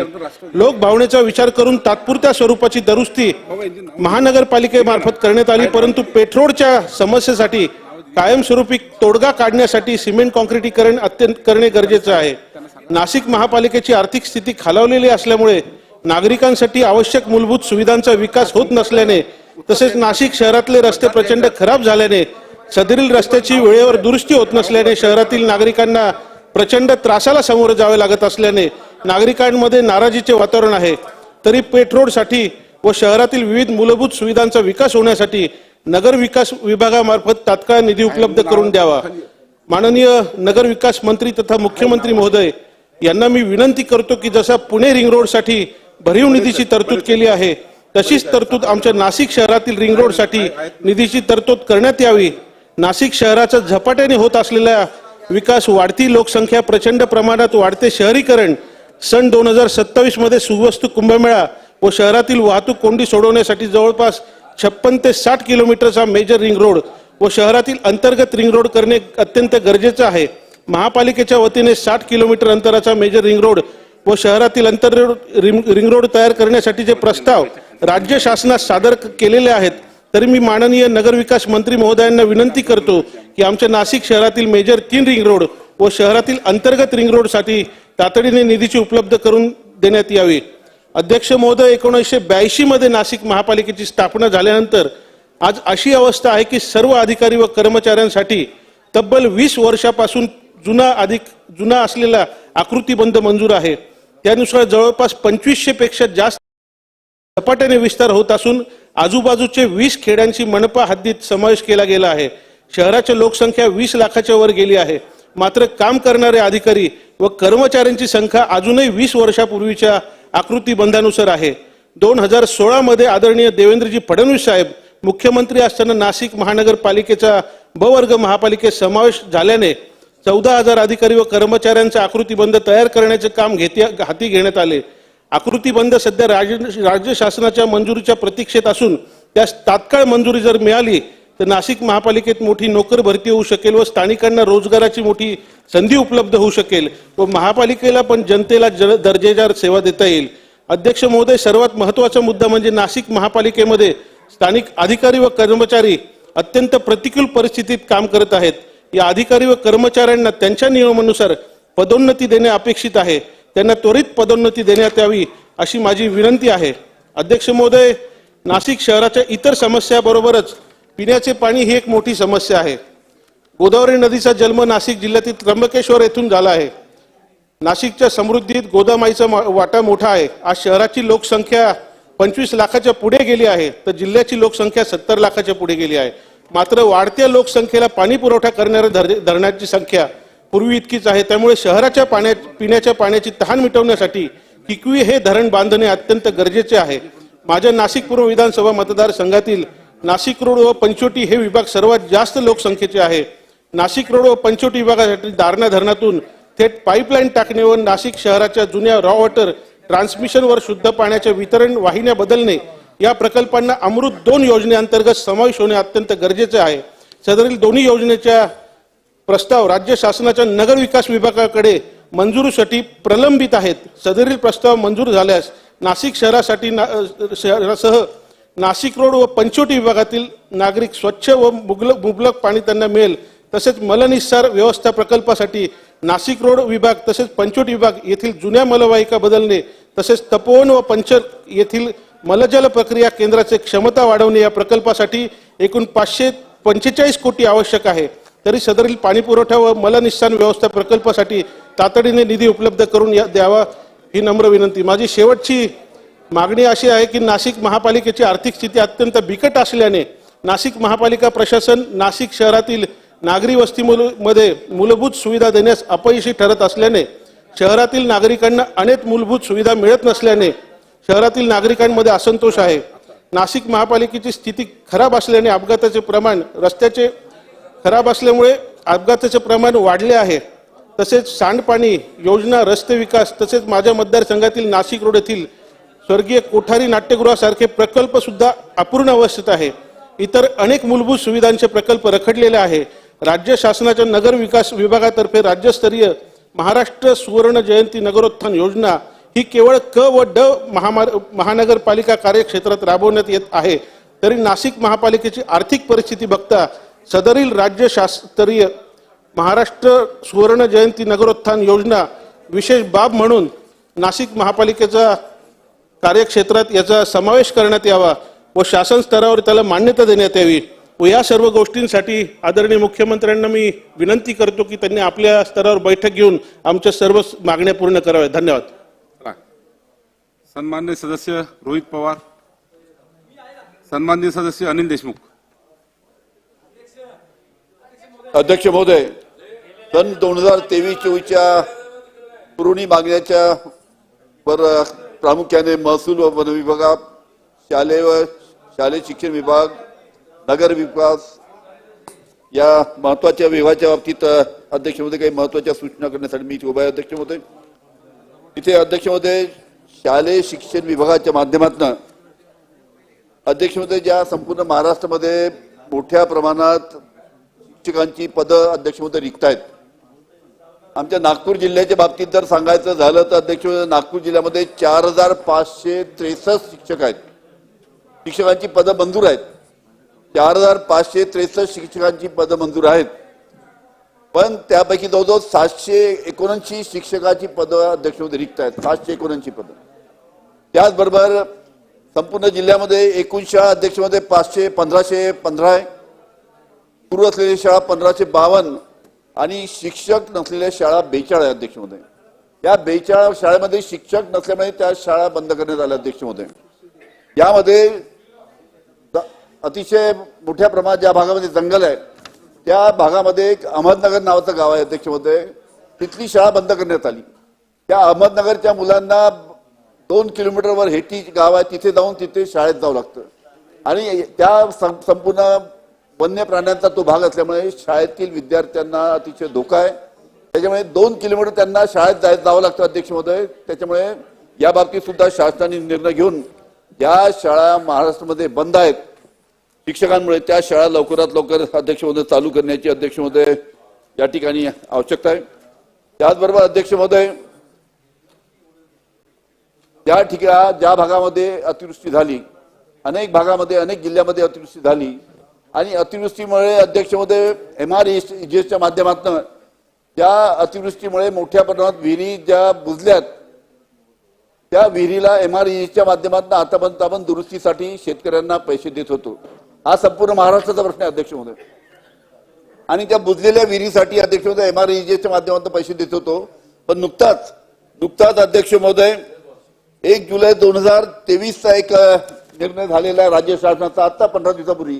आणि त्या निर्णयामुळे अध्यक्ष महोदय आता MREGSच्या माध्यमातून अतिवृष्टी झालेल्या भागामध्ये ज्या खचलेल्या किंवा बुजलेल्या विहिरी आहेत त्यांच्या दुरुस्तीसाठी पैसा मिळणार नाही अशा पद्धतीचा एक निर्णय आता 1 जुलै 2023ला अध्यक्ष महोदय शासनाने घेतला. तो निर्णय अतिशय शेतकऱ्यांच्या दृष्टीनं अतिशय अडचणीचा आहे. त्याच्यामुळे हा निर्णय अध्यक्ष महोदय मागे घ्यावा आणि शेतकऱ्यांच्या विहिरी ज्या अतिवृष्टीमुळे मोठ्या प्रमाणात खचल्यात किंवा बुजलेल्या आहेत त्या दुरुस्त करण्यासाठी ज्या पद्धतीनं आतापर्यंत आपण पैसे देत होतो शासनाच्या माध्यमातून त्याच पद्धतीनं दुरुस्तीसाठी पैसे द्यावे अशा पद्धतीची सुद्धा अध्यक्ष महोदय या ठिकाणी मी आपल्याला विनंती करतो. त्याचबरोबर अध्यक्ष महोदय शासनामध्ये मोठ्या प्रमाणात जवळजवळ 2,44,000 जागा अध्यक्ष महोदय अलग अलग डिपार्टमेंटच्या खाली आहे. तलाठ्यांच्या सुद्धा महाराष्ट्रामध्ये मोठ्या प्रमाणात जागा खाली आहे अध्यक्ष महोदय. तलाठ्यांच्या जागासाठी अध्यक्ष महोदय 4,644 जागेसाठी ऍडव्हर्टाइजमेंट निघाली अध्यक्ष महोदय. 4,644 जागासाठी ऍडव्हर्टाइजमेंट निघाल्यानंतर त्याच्यासाठी जवळजवळ 11.5 लाख तरुणांनी त्याच्यासाठी अर्ज केले अध्यक्ष महोदय. आणि या प्रत्येक तरुणांपासून 900 रुपये अध्यक्ष महोदय त्यांचा फॉर्म करताना त्यांच्याकडनं भरण्यात आले. अशा पद्धतीनं महाराष्ट्र शासनाने अध्यक्ष महोदय 111 कोटी रुपये 2,56,000 इतक्या मोठ्या प्रमाणात या 4,644 जे बिचारे तरुण बेरोजगार आहे ज्या तलाठीसाठी ज्यांनी आपला अर्ज केलेला आहे त्यांच्याकडनं 111 कोटी रुपये त्यांच्याकडनं जमा केले अध्यक्ष महोदय. ही सुद्धा अतिशय चुकीची गोष्ट आहे. आज तरुण तो बेरोजगार आहे आणि अशा पद्धतीनं जर तलाठ्यासाठी जर नोकरी पाहिजे असेल तर त्यासाठी या जवळजवळ 4,644 ज्यांनी अर्ज केला तलाठ्यांसाठी त्यांच्याकडनं 111 कोटी रुपये जे जमा केले आहेत हा सुद्धा निर्णय अतिशय चुकीचा आहे अध्यक्ष महोदय. त्याचा सुद्धा विचार राज्य शासनाने करावा अध्यक्ष महोदय. त्याचबरोबर अध्यक्ष महोदय नागपूर जिल्ह्यामध्ये एक माझ्या मतदारसंघामध्ये एक कोंढाळी ग्रामपंचायत आहे. त्या कोंढाळी ग्रामपंचायतचे त्याला नगरपंचायतचा दर्जा मिळावा यासाठी अध्यक्ष महोदय मधल्या काळात आम्ही प्रयत्न केले. ग्रामपंचायतचा ठराव घेतला, पंचायत समितीचा ठराव घेतला, नागपूर जिल्हा परिषदचा ठराव घेतला, नंतर कलेक्टर ऑफिसचा त्यांची मान्यता घेतली जिल्हाधिकाऱ्यांची. त्यानंतर कमिशनरची मान्यता घेऊन तो प्रस्ताव आम्ही शासनाकडे दिला आणि त्याचा पाठपुरावा केल्यानंतर आता कोंढाळीला नगरपंचायतचा दर्जा मिळाला आहे. पण त्याची सुद्धा लवकरात लवकर आदेश त्या निमित्त निघाले पाहिजे आणि आदेश नेऊन लवकर त्याची प्रक्रिया पूर्ण केली पाहिजे यासाठी सुद्धा या नगर विकास खात्याला अध्यक्ष महोदय विनंती आहे. त्याचबरोबर माझ्या मतदारसंघामध्ये अध्यक्ष महोदय कोंढाळी आणि जळखेडा या ठिकाणी नवीन अप्पर तहसील कार्यालय सुद्धा अध्यक्ष महोदय झालं पाहिजे. कारण की हा जे मूळ तहसील ऑफिस आहे तहसील ऑफिसपासून हे गाव अतिशय दूर आहे. जवळजवळ 100 किलोमीटरचं अंतर पडतं या संपूर्ण गावाचं. त्याच्यामुळे अनेकांना लोकांना त्या ठिकाणी तहसील ऑफिस किंवा SD ऑफिसमध्ये जाण्यासाठी फार अडचण होते. त्यामुळे याच्या सुद्धा बाबतीत सुद्धा राज्य शासनाने निर्णय घ्यावा अशा प्रकारची विनंती करतो. त्याचबरोबर अध्यक्ष महोदय या ठिकाणी अनेक सदस्यांनी वन्य प्राण्याच्या बाबतीत तिथे विषय काढला.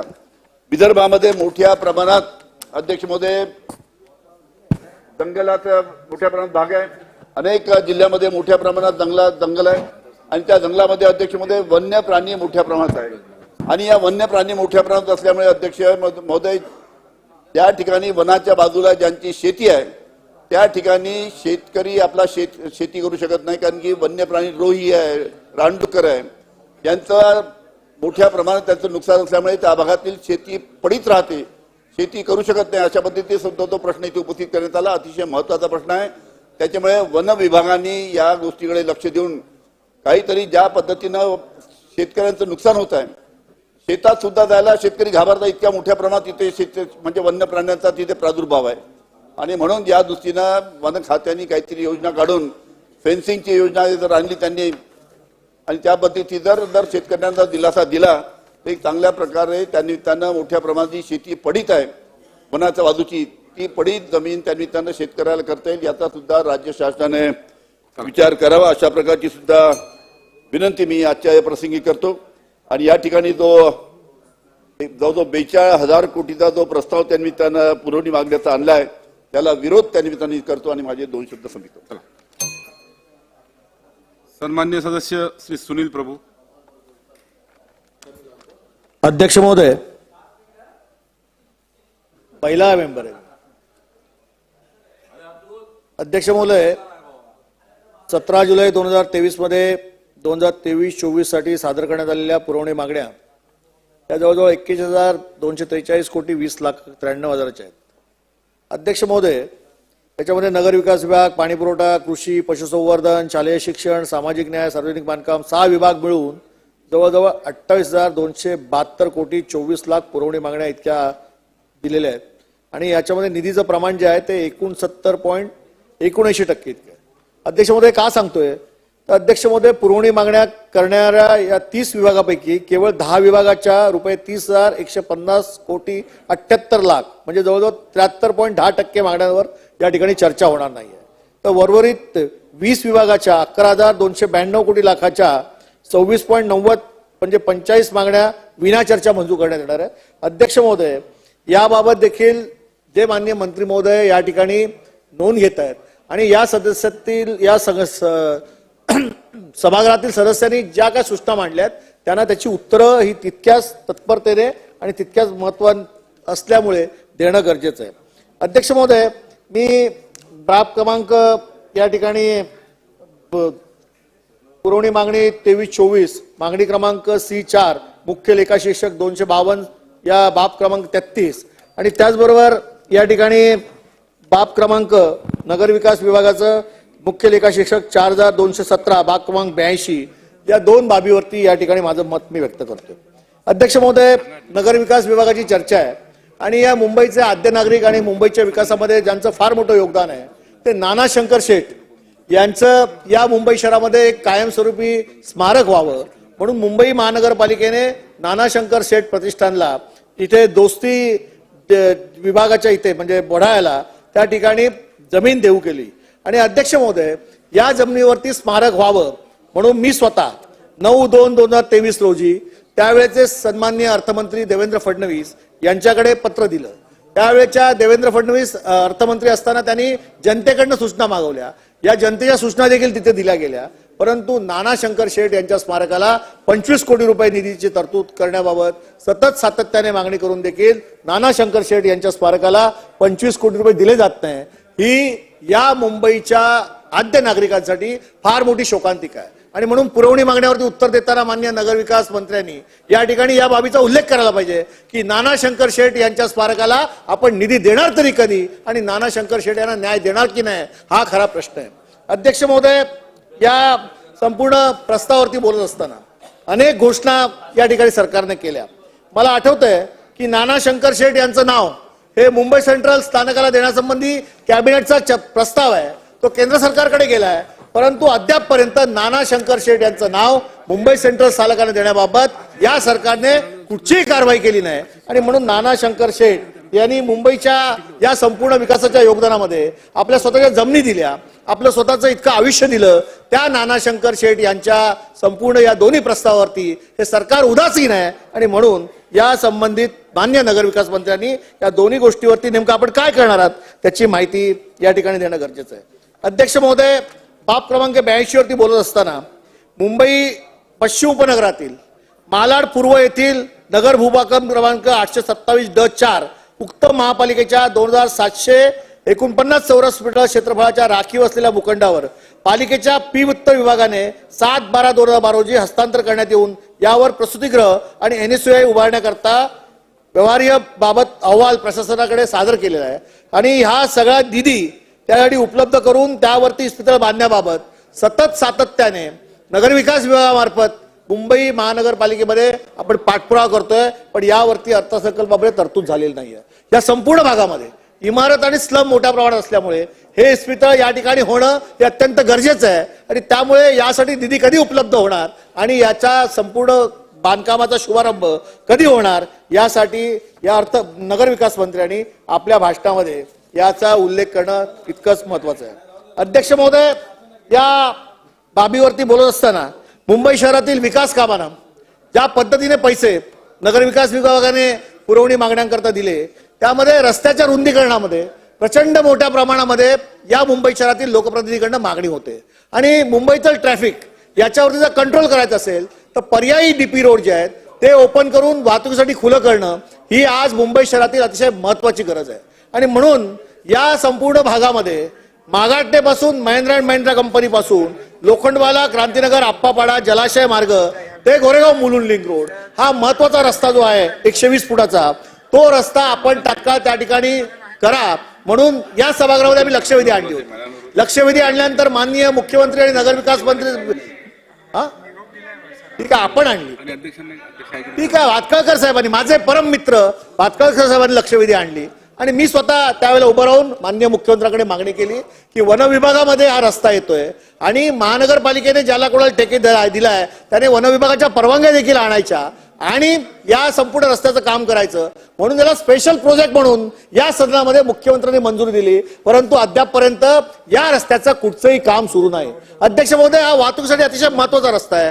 गोरेगाव मुलुंड लिंक रोड ते लोखंडवाला जोडणारा रस्ता आहे. पर्यायी ट्रॅफिकसाठी हा महत्वाचा डीपी रोड आहे. याबाबत नगर विकास विभागामार्फत नेमकं कोणती कारवाई या ठिकाणी होणार आहे याचा उहापोह या मागण्यांवरती बोलत असताना माननीय नगरविकास मंत्र्यांनी करणं आवश्यक आहे. अध्यक्ष महोदय, या सगळ्या बाबीवरती बोलत असताना आज मुंबई शहरामध्ये मगाशी राम कदम बोलत होते, अनेक मुंबईचे आमदार बोलतील की ज्यांच्या भागामध्ये मोठ्या प्रमाणामध्ये झोपडपट्टी आहे आणि डोंगराळ वस्त्या आहेत, या सगळ्या डोंगराळ वस्त्यामध्ये प्रतिवर्षी मुंबई शहरामध्ये जेव्हा मोठा पाऊस पडतो, जास्त मिलीमीटर पाऊस पडतो, ढगफुटी होते, त्यावेळेला प्रचंड मोठ्या प्रमाणामध्ये दरडी कोसळतात.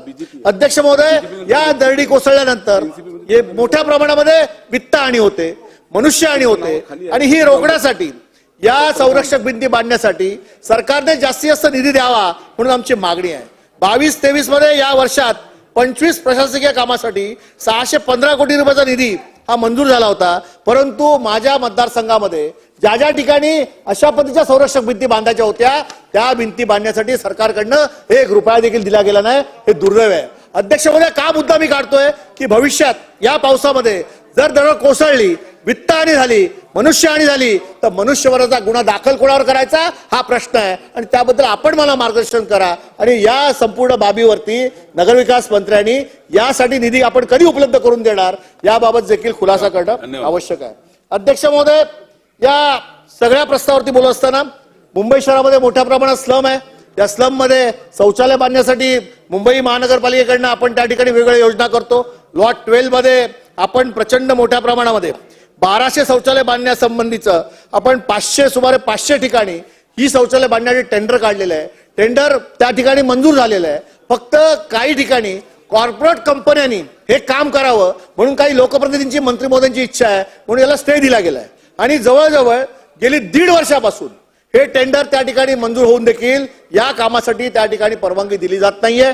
DLTOMS तयार आहे आणि म्हणून मला असं वाटतं की मुंबई शहरातील झोपडपट्टी वासियांसाठी हे शौचालय बांधणं तितकंच महत्वाचं आहे आणि लॉट 12 मध्ये पूर्वंपार पद्धतीने चांगल्या पद्धतीचे ठेकेदार त्या ठिकाणी नियुक्त करून त्या ठिकाणी असणारी कामं लवकरात लवकर करण्यासाठी ज्याला स्टे दिला गेलाय त्या स्टे तात्काळ उठवून त्या ठिकाणी काम सुरू करण्यासाठी परवानगी द्यायची.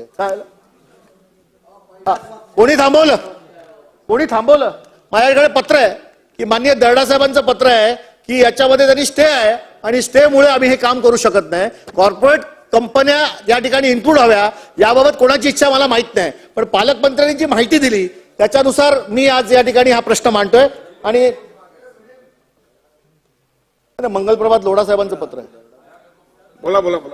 मंगलप्रभात लोढा साहेबांचं पत्र आहे आणि त्यामुळे मी हे शौचालय लवकरात लवकर होण्याच्या दृष्टीने आपण प्रयत्न करावा असं माझं मत आहे आणि त्याच्यावरती माननीय मंत्री महोदयाने उत्तर द्यावं.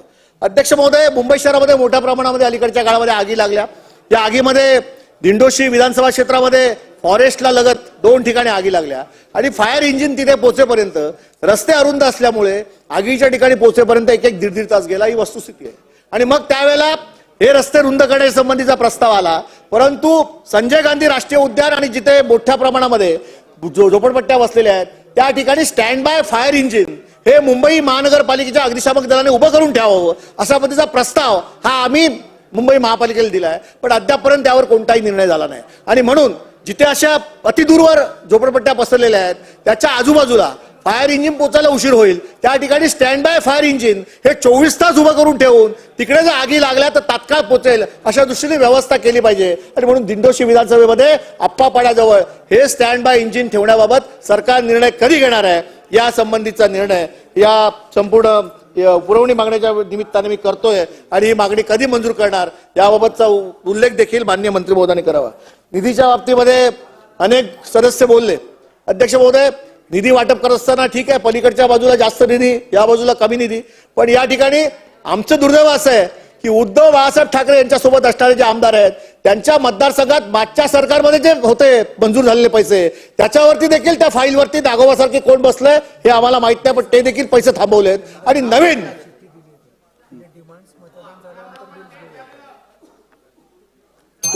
तुम्ही बोला ना तुमच्या वेळेला, आता आमच्या वेळेला आम्हाला बोलू दे.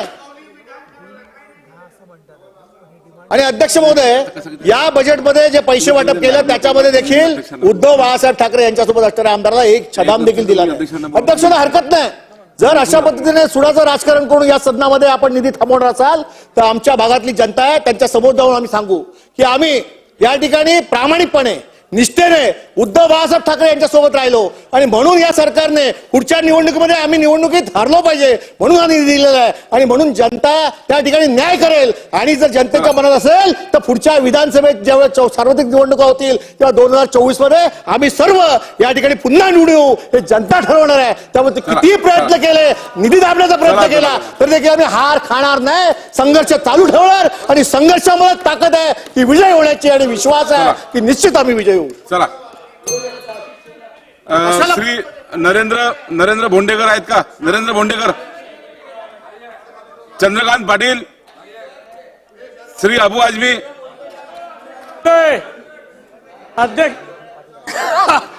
अध्यक्ष महोदय, चंद्रकांत पाटील आहे. चंद्रकांत अपक्ष अपक्ष अपक्ष. अध्यक्ष महोदय, आजच्या पुरवणी मागणीवर बोलत असताना पान क्रमांक 46 बाब क्रमांक 52 वर तुमची जागा तिथे आहे.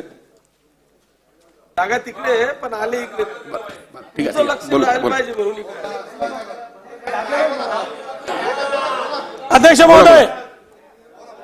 अध्यक्ष महोदय, मी नगर विकास विभागाच्या पुरवणी मागण्यावर बोलत असताना खऱ्या अर्थाने माझ्या मतदारसंघामध्ये मुक्ताईनगर शहर जे आहे आदिशक्ती मुक्त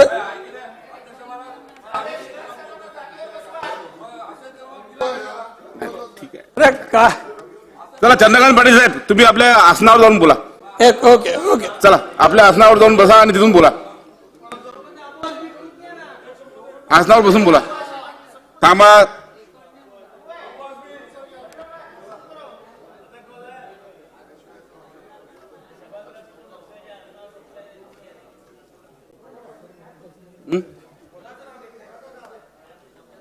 चंद्रकांत पाटील.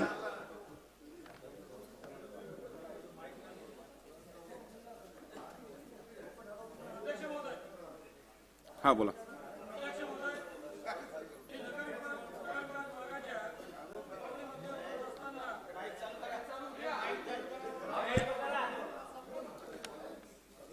अध्यक्ष महोदय, मी आपला प्रथमतः आभारी आहे.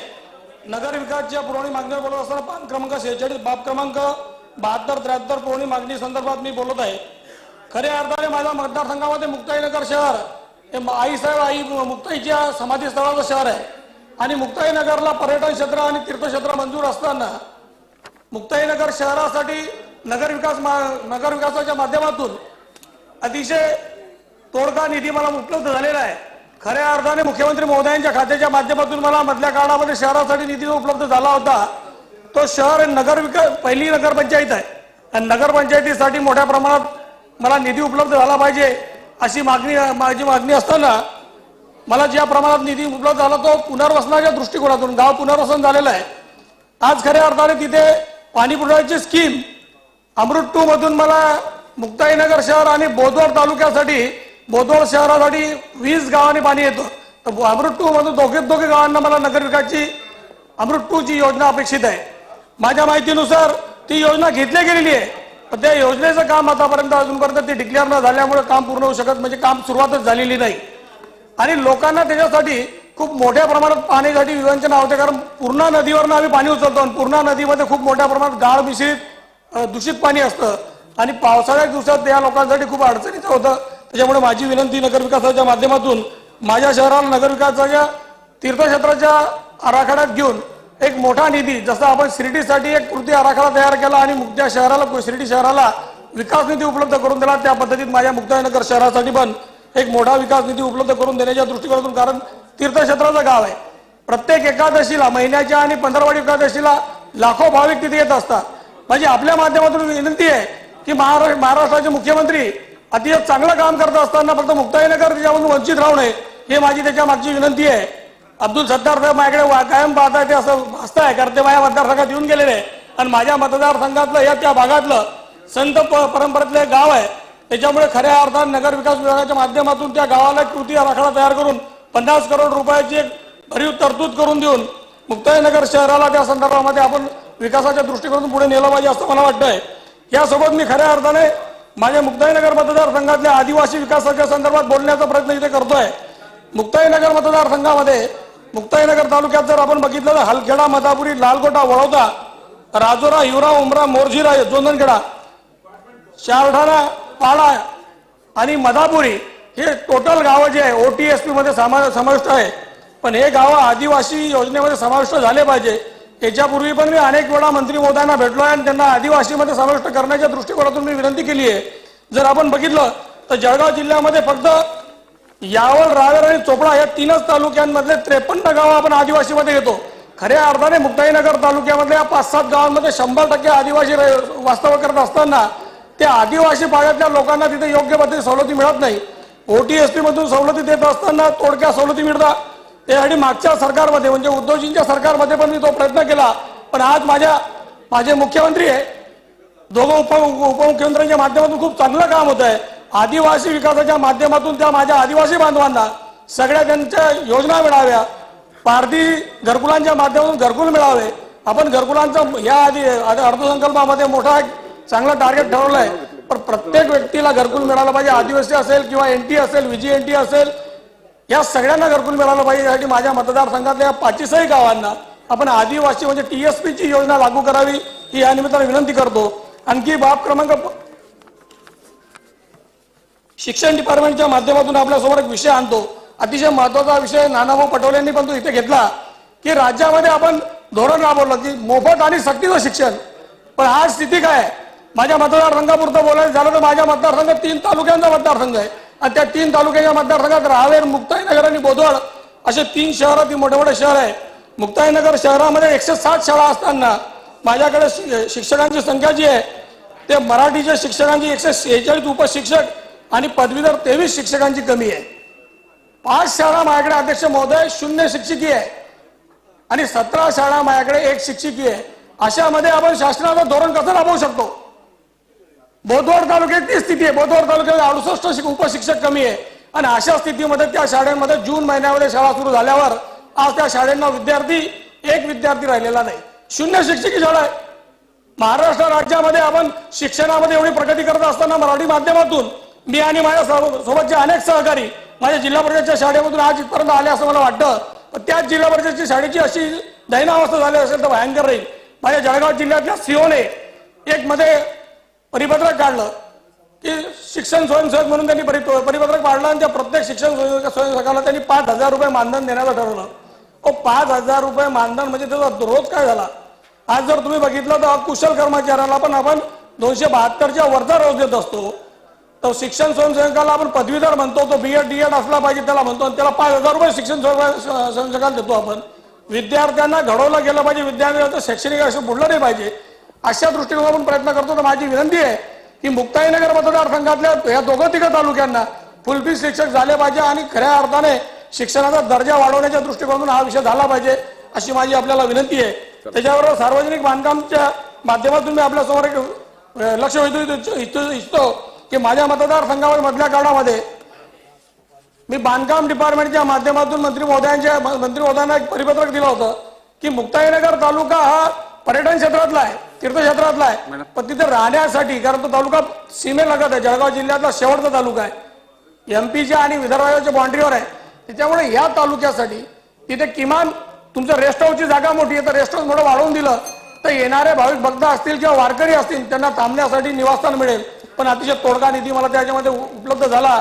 अध्यक्ष महोदय, मी आपल्या माध्यमातून बांधकाम डिपार्टमेंटलाही विनंती करेन की मला मोठ्या प्रमाणात तिथे निधी उपलब्ध होऊन त्या विश्रामगृहासाठी मला चांगला निधी उपलब्ध होऊन विश्रामगृह तात्काळ तिथे काम सुरू झालं पाहिजे. खऱ्या अर्थाने आज बोला सार्वजनिक डिपार्टमेंटच्या माध्यमातून आम्हाला सगळ्याच आमदारांना चांगला फंड देत असताना खऱ्या अर्थात शेतकऱ्यांसाठी महत्वाचा मुद्दा आहे. जे शेती रस्ते असतात त्या शेती रस्त्याच्या दृष्टिकोनातून आजपर्यंत कोणता निर्णय आजपर्यंत शेतकऱ्यांनी घेतलेला नाहीये. शिवरस्ता हा कृती आराखड्यात नसतो आणि माझ्याकडे केळी उत्पादक शेतकरी खूप मोठ्या प्रमाणात आहे. 2-2 नद्या माझ्या मतदारसंघात असल्या, पूर्णा आणि तापी नदी माझ्या मतदारसंघात असल्यामुळे खूप मोठ्या प्रमाणात आम्ही केळी उत्पादन करतो. जळगाव जिल्ह्यामध्ये देशाच्या केळी निर्मितीपेक्षा 18% केळी आम्ही निर्मिती करतो, पण त्या शेतकऱ्यांना त्यांच्या शेतामध्ये जाण्यासाठी रस्ता नाही. शेती रस्त्यासाठी धोरण आजपर्यंत ठरलेलं नाही. माझी आपल्या माध्यमातून सरकारला विनंती आहे की शेती रस्त्यासाठी धोरण ठरवणं गरजेचं आहे, कारण ते शेती रस्ते हे स्मशानभूमी पोहोच रस्ते पण असतात आणि पावसाळ्याच्या काळात ज्या काळामध्ये एखादं प्रेत जातं तर प्रेत घेऊन जाणे कठीण होत असतं. माझी आपल्याला विनंती आहे की शेती रस्त्या संदर्भात एक धोरण निश्चित केलं पाहिजे, त्यांना कृती आराखड्यात घेतलं पाहिजे आणि कृती आराखड्यात घेऊन त्यांना बीएनडीसीच्या माध्यमातून 3054, 5054 असेल किंवा इतर कोणत्या पण हेडच्या माध्यमातून त्यांचा विकास केला गेला पाहिजे, जेणेकरून त्या शेतकऱ्यांचे जीवनमान उंचवेल, शेतीमालावर त्याचा होणारा खर्च कमी होईल आणि शेतकरी मोठ्या प्रमाणात त्याच्यामध्ये अबाधित होईल असं मला वाटतंय. आज आपण दिलेल्या सगळ्या आढावा बैठकीच्या माध्यमातून आम्ही आढावा बैठक घेतल्या, ते सगळं सरकारसमोर मांडलं आहे, पण अजूनपर्यंत ते आपल्यापर्यंत पोहोचू शकलं नाही. सरकारच्या माध्यमातून त्या विभागाने म्हणजे बांधकाम विभागाने याच्यावर त्वरित धोरणात्मक निर्णय घेऊन शेती रस्त्यांसंदर्भात काहीतरी नियोजन करावं एवढी मी आपल्याला विनंती करतो. आपण मला संधी दिली याबद्दल मी आपले आभार मानतो आणि थांबतो. सन्माननीय सदस्य सुनील केदार. नहीं, अपक्ष बोले ना वो थे नहीं, इसलिए आपको पुकारा. अपक्ष में आपका नाम है, वो उनका हो गया. अभी फिर से राउंड महाराज, मी आजच्या या पुरवणी मागणीच्या माध्यमातून मी एक विचार आपल्या पुढे मांडतो. बघा, राऊंड प्रमाणे आपण घेतोय, जो राऊंड ठरलेला आहे त्याच्याप्रमाणे कुठेही चूक होत नाही आहे. सहकारी मित्र कृपा करून सहकार्य करा. शेलार साहेब आणि सन्मान्य अतुलजी ते बसलेले आहेत, ते मी जे म्हणतोय, मी जे विषय मांडतो त्याच्यावर गांभीर्याने लक्ष दिलं अशी आपल्याकडनं अपेक्षा करतो. अध्यक्ष महाराज, मी आज बाग क्रमांक 63 पुष्कळ 40 अध्यक्ष महाराज हा शिक्षण विभागाचा त्या ठिकाणी विषय आहे. माझ्या अगोदरच्या वक्त्यांनी या राज्यातल्या शिक्षणाबद्दल बरंच आपलं त्या ठिकाणी मत व्यक्त केलेलं आहे. आपल्या सगळ्यालाच माहिती आहे की ह्या देशामध्ये हा कायदा आहे, शिक्षण हा माझा मूलभूत अधिकार, आणि हा आपला काय राज्याचा नाही, हा केंद्राचा कायदा त्या ठिकाणी आहे. आणि केंद्राचा कायदा त्या ठिकाणी मंजूर झाल्यानंतर त्याच्या विरोधात कोणी काही काम करत असेल, कृती करत असेल, तर त्या कायद्याच्या अंतर्गत त्याला शिक्षा देण्याची सुद्धा प्रोव्हिजन आहे. मी आज या आपल्या माध्यमाच्या सभागृहाच्या माध्यमातून विचार मांडतो आणि या सभागृहामध्ये असलेल्या सगळ्या सन्मान्य सदस्याला एकच प्रश्न त्यांना विचारतो की आपण सगळ्यांनी उठून ह्या विषयावर कुठेतरी गांभीर्याने लक्ष दिलं पाहिजे. माझ्या अगोदरच्या वक्त्यांनी सांगितल्याप्रमाणे आज ग्रामीण भागामध्ये ज्या शाळा ज्या आहे, शहरामध्ये वेगवेगळे ऑप्शन आहेत. शहरामध्ये काय ख्रिश्चन मिशनरी शाळा आहे, शहरामध्ये काय प्रायव्हेट शाळा आहे, पण ग्रामीण भागातल्या ज्या शाळा जे राज्य शासन जिल्हा परिषदेच्या माध्यमातून राबवतात, माझ्या नागपूर जिल्ह्याचा समजा विचार केला तर आज जवळ 800 शिक्षक त्या ठिकाणी कमी आहे. आपल्या सगळ्यांना माहिती आहे, अब्दुल सत्तार साहेब एक मिनिट, आपल्या सगळ्यांना माहिती आहे की ग्रामीण भागातल्या जिल्हा परिषदेच्या शाळांमध्ये शिकणारा व्यक्ती हे आमच्या गोरगरिबाचं आहे, जो हातावर आणून पानावर खातो, जो शेतमजूर आहे, ग्रामीण भागातला त्या ठिकाणी शेतकरी आहे, त्याचे मुलं जिल्हा परिषदेच्या शाळेमध्ये जातात आणि या जिल्हा परिषदेच्या शाळेमध्ये जाणाऱ्या विद्यार्थ्याला समजा शिक्षक वर्ष भेटत नसेल तर त्या विद्यार्थ्याचा गुन्हा काय आहे? तुम्हाला आम्हाला सगळ्यांना माहिती आहे, अतुल भातकरजी, आपल्या सगळ्याला जी कल्पना आहे ना, आपण मान्य करतो की माणसाच्या आयुष्यामध्ये मनोवैज्ञानिककडे किंवा त्या ठिकाणी सायकोलॉजिकल डॉक्टरकडे आपण समजा माहिती घेतली तर शिक्षणाचं वय जे असतं माणसाचं ते वय मर्यादा 3 ते 7 असते. आता ह्या सगळ्या शासकीय प्रणालीमध्ये 1 वर्ष समजा आम्ही शिक्षक देऊ शकलो नाही, 1 वर्षभर त्या गोरगरिबाच्या मुलाला व्यवस्थित शिक्षण मिळालं नाही, त्याचं वय समजा 4 पासून 5 होऊन गेलं, पुढच्या वर्षी समजा शिक्षण दिलं तर त्याचं वय पुन्हा 4 होणार आहे का? हा मूलभूत प्रश्न विचार केला पाहिजे आपण त्या ठिकाणी. आणि त्याच्या नशिबी जे पाप आलं त्याचा गुन्हा काय आहे? त्या ग्रामीण भागातला तो विद्यार्थी आहे, गोरगरिबाचा जिल्हा परिषद शाळेत, त्याचा गुन्हा काय? त्याचा गुन्हा एकच आहे की त्यानं गरीब मायबापाच्या घरी जन्म घेतला, पैशावाल्याच्या घरी जन्म घेतला असता तो त्या ठिकाणी विद्यार्थी, अध्यक्ष महाराज, आपल्या सुद्धा मतदारसंघामध्ये जिल्हा परिषद शाळा आहे, त्याचा गुन्हा काय? एवढाच गुन्हा आहे की नाही? तो अशा कुटुंबाच्या घरी जन्म झालेला आहे की ज्याच्याकडे पैसे देण्याची ऐपत नाही, अन्यथा तो कॉन्व्हेंट मध्ये गेला असता. आम्ही नागपूर जिल्हा, मी हे म्हणत नाही की उद्याच्या उद्या शिक्षक बरा, आम्ही सुद्धा शासनामध्ये काम केलं, शासनाच्या सगळ्या प्रक्रियामध्ये आपल्याला त्या ठिकाणी पूर्ण अंदाज आहे, वेळच्या वेळ लागू शकतो, शिक्षक भरतीचा वेळ लागू शकतो, हे पण काही जिल्हा परिषदेच्या माध्यमातून जी व्यवस्था उभी करण्याची प्रयत्न झालेला आहे त्या व्यवस्थेला मदत करण्याची भूमिका राज्य शासन त्या ठिकाणी वठवणार आहे का? हा मूलभूत प्रश्न सभागृहाच्या माध्यमातून शिक्षणाच्या विभागाच्या मंत्र्यांना आम्हाला त्या अपेक्षित त्या ठिकाणी आहे. माझ्या नागपूर जिल्हा परिषदेत तुम्ही समजा विषय केला तर नागपूर जिल्हा परिषद मागच्या 2 वर्षापासून जिल्हा परिषदेच्या माध्यमातून उपक्रम चालू आहे. तो उपक्रम असा आहे अध्यक्ष महाराज, तो उपक्रम असा आहे की नागपूर जिल्हा परिषदेच्या स्वतःच्या सेस फंडातनं त्या ग्राम शिक्षण समितीला कन्सोलिडेटेड त्या ठिकाणी निधी दिलेली आहे आणि त्या निधीच्या माध्यमातून ग्राम शिक्षण समिती त्या गावातला शिकलेला सवला डीएड झालेल्या मुलाला एक त्या ठिकाणी मानधनावर त्या ठिकाणी अपॉइंटमेंट करतो आणि तो शिक्षक त्या शाळेतल्या विद्यार्थ्याला शिकवून आलेला आहे. आता यावेळेस 800 शिक्षकांची झालेली आहे. आम्हाला त्यावेळेस जिल्हा परिषद पूर्ण निधी अपुरा पडतो आणि म्हणून नागपूर जिल्हा परिषदेने जिल्हाधिकाऱ्याला एक विनंती पत्र केलं आहे आणि त्याच्याकडे सीओने प्रस्ताव दिलाय की तात्पुरती सरकारची जे व्यवस्था होईल त्या होईल, पण आज त्या विद्यार्थ्याच्या जीवनामध्ये अंधकार नाही आला पाहिजे म्हणून त्या ठिकाणी जिल्हाधिकाऱ्याच्या अध्यक्षतेखाली जे मायनिंग कमिटी जी आहे त्या कमिटीतनं पैसे त्या तेथीनं जिल्हा उपलब्ध करून द्या. आम्ही रस्त्यासाठी पैसे मागितले का? नाही मागितले. आम्ही तुम्हाला बिल्डिंग बांधण्यासाठी पैसे मागितले? नाही मागितले. जिल्हा परिषद कार्यक्रमासाठी पैसे मागितले? नाही. गोर गरिबाच्या मुलाला शिक्षण देण्यासाठी जो मूलभूत अधिकार आहे त्यासाठी आम्ही पैसे मागितले. पण दुर्भाग्य पहा अध्यक्ष महाराज, अजूनही त्या ठिकाणी जिल्हाधिकारी म्हणा की राज्य शासनाला त्याची जाग येत नाही. आजच्या सभागृहाच्या माध्यमातून मी अपेक्षा बाळगतो. इथे मंत्रिमंडळातले नेते बसलेले आहे, इथे मंत्रिमंडळाचे मंत्री बसले आहे, पुष्कळशे मंत्री जिल्हा परिषदेच्या शाळेतून शिक्षण घेऊन पुढे आले असेल. मग जिल्हा परिषद शाळेच्या शिक्षणाचं महत्व त्याला माहिती आहे आणि मग त्या गोर गरिबाच्या मुलांच्या शिक्षणासाठी त्याच्या जीवनामध्ये अंधार नाही आला पाहिजे आणि केंद्र शासनाच्या नियमाप्रमाणे कायद्याप्रमाणे त्याचा तो मूलभूत अधिकार आहे. आज या उत्तर देत असताना त्या शिक्षण मंत्र्याला सांगितलं पाहिजे, एक नवीन जी आर काढला, सांगितलं तुम्ही रिटायर्ड शिक्षक घेऊन घ्या. अध्यक्ष महाराज, मला ज्या लोकांनी तो प्रस्ताव राज्य मंत्रिमंडळाकडे ठेवलेला त्यांच्या अक्कली त्यांना विचारत आहे, त्या सगळ्या अधिकाऱ्याला त्या कर्मचाऱ्याला त्यांचे पोरं एखाद्या जिल्हा परिषद शाळेमध्ये नेऊन पाठवत आहे. अध्यक्ष महाराज, रिटायर्ड शिक्षक ज्याला पेन्शन 80,000 रुपये मिळते तो 20,000 रुपये घेऊन खरंच शिकवायला जाणार आहे का? आणि तो 30 वर्ष अगोदर शिक्षण त्याला माहिती आहे, 30 वर्षांना आधुनिक शिक्षण तो शिकवू शकेल का?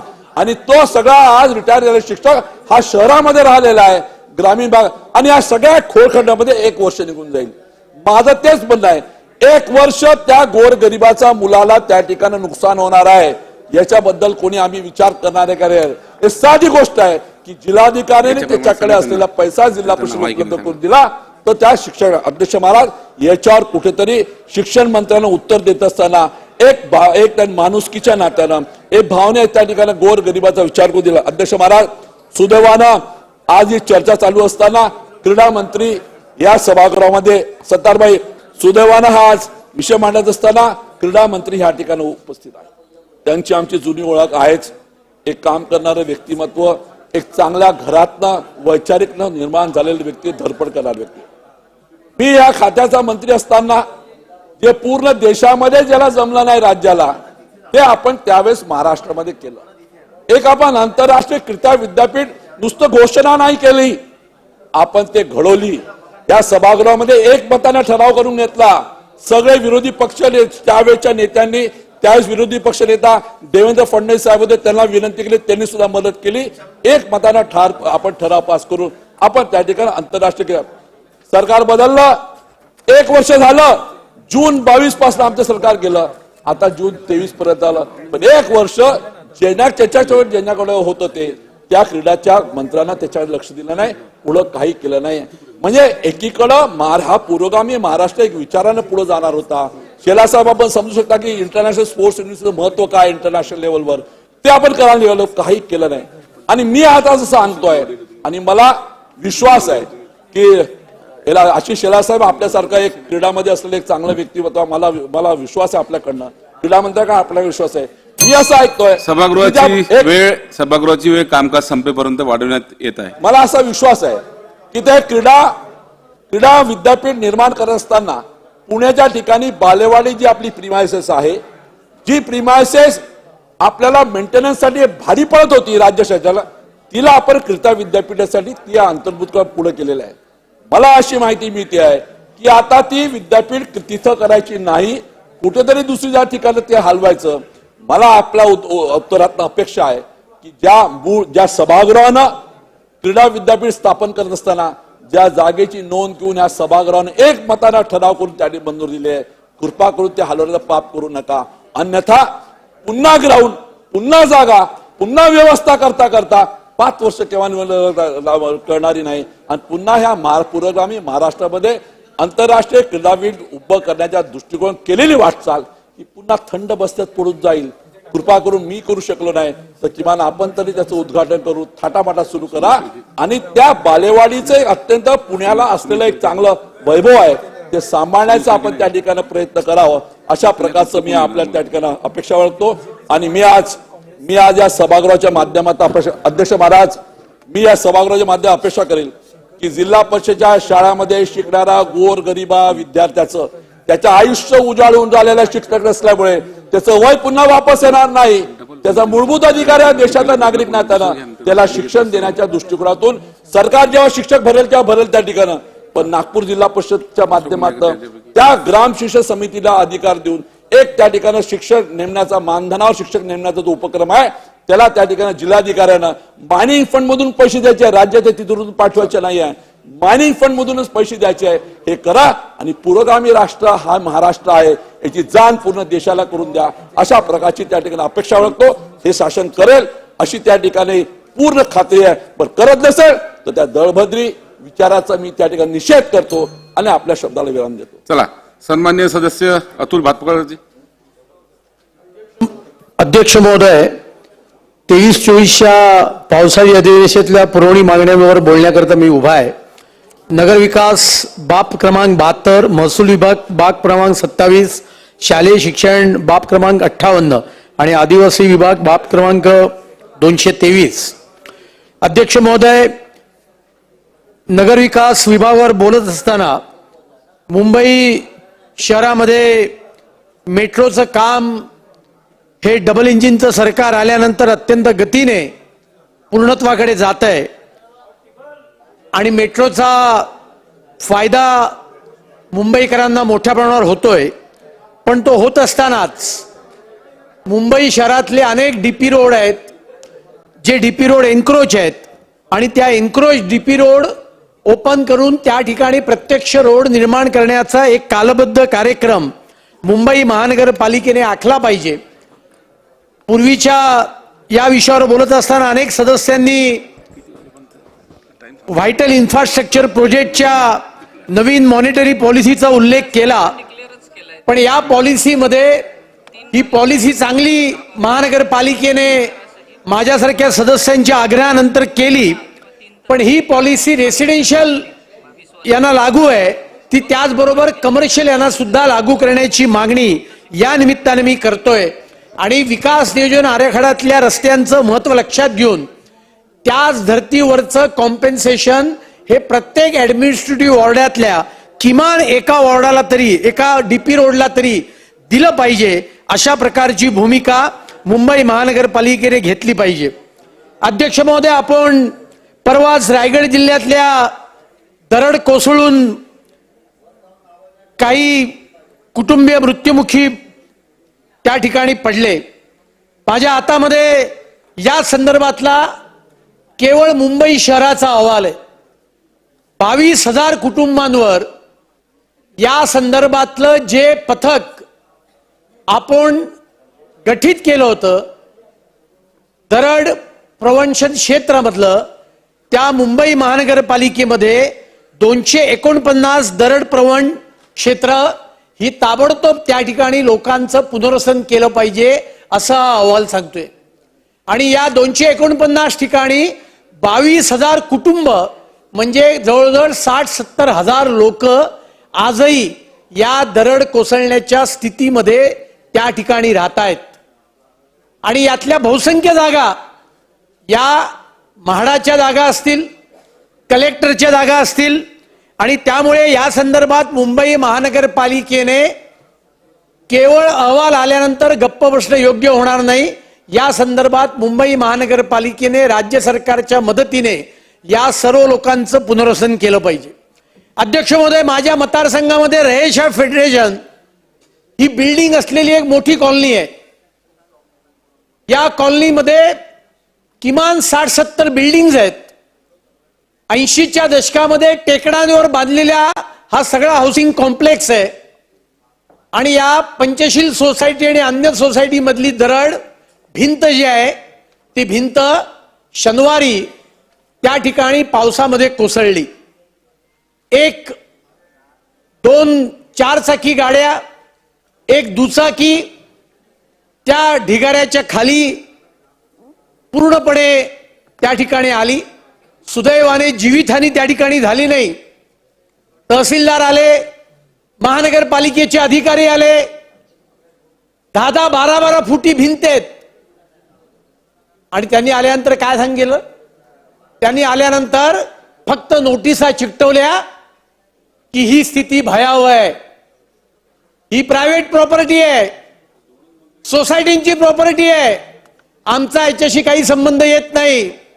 माझी आजच्या या चर्चेच्या निमित्ताने मागणी आहे की अशा ठिकाणच्या ज्या ठिकाणी टेकाड भागावर त्या ठिकाणी सोसायट्या बांधल्या गेल्या असतील, या रहेजा टाउनशिप मधलं सुद्धा मलबा काढण्याचं काम हे आपण महानगरपालिका किंवा राज्य सरकारच्या कृती दलाच्या मार्फत केलं पाहिजे.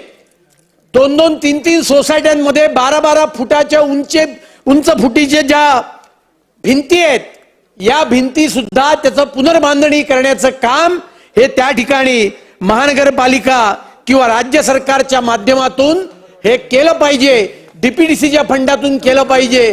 केवळ ती प्रायव्हेट प्रॉपर्टी आहे अशा पद्धतीची ठोकळेबाज उत्तरं देऊन त्या ठिकाणी आपण थांबून चालणार नाही. तर हा प्रश्न सुद्धा आपण सोडवला पाहिजे. अध्यक्ष महोदय, मेट्रोचा मी उल्लेख केला. माझ्या हातामध्ये दुसरी एका बातमीचं कात्रण आहे की अंधेरी पूर्व, दहिसर पूर्व मेट्रो चालू आहे. आणि या मेट्रो स्टेशनला लागून त्या ठिकाणी एका डेव्हलपरचं काम चालू आहे.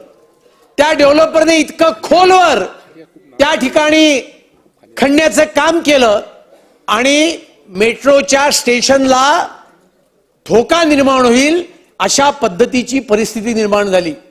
आज त्या ठिकाणी मेट्रो अत्यंत संथ गतीने त्या ठिकाणी चालवली जाते.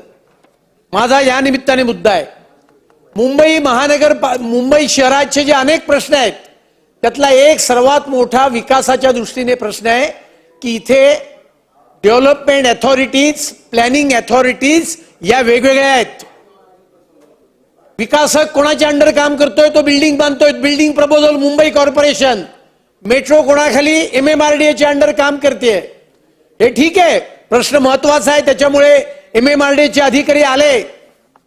पण या निमित्ताने माझी मागणी आहे, मी पूर्वी सुद्धा या सदनात केली होती, देशाच्या प्रधानमंत्र्यांनी गतिशक्ती योजना या देशामध्ये आणली आणि केंद्र सरकारची सर्व डिपार्टमेंट आणि राज्य सरकारची सर्व डिपार्टमेंट ही एका प्लॅटफॉर्मवर आणली गेली आणि त्यामुळे विकास कामांना गती मिळाली. एक डिपार्टमेंट काय म्हणते ते दुसऱ्या डिपार्टमेंटला माहित नाही, अशा पद्धतीची स्थिती त्यामुळे दूर झाली.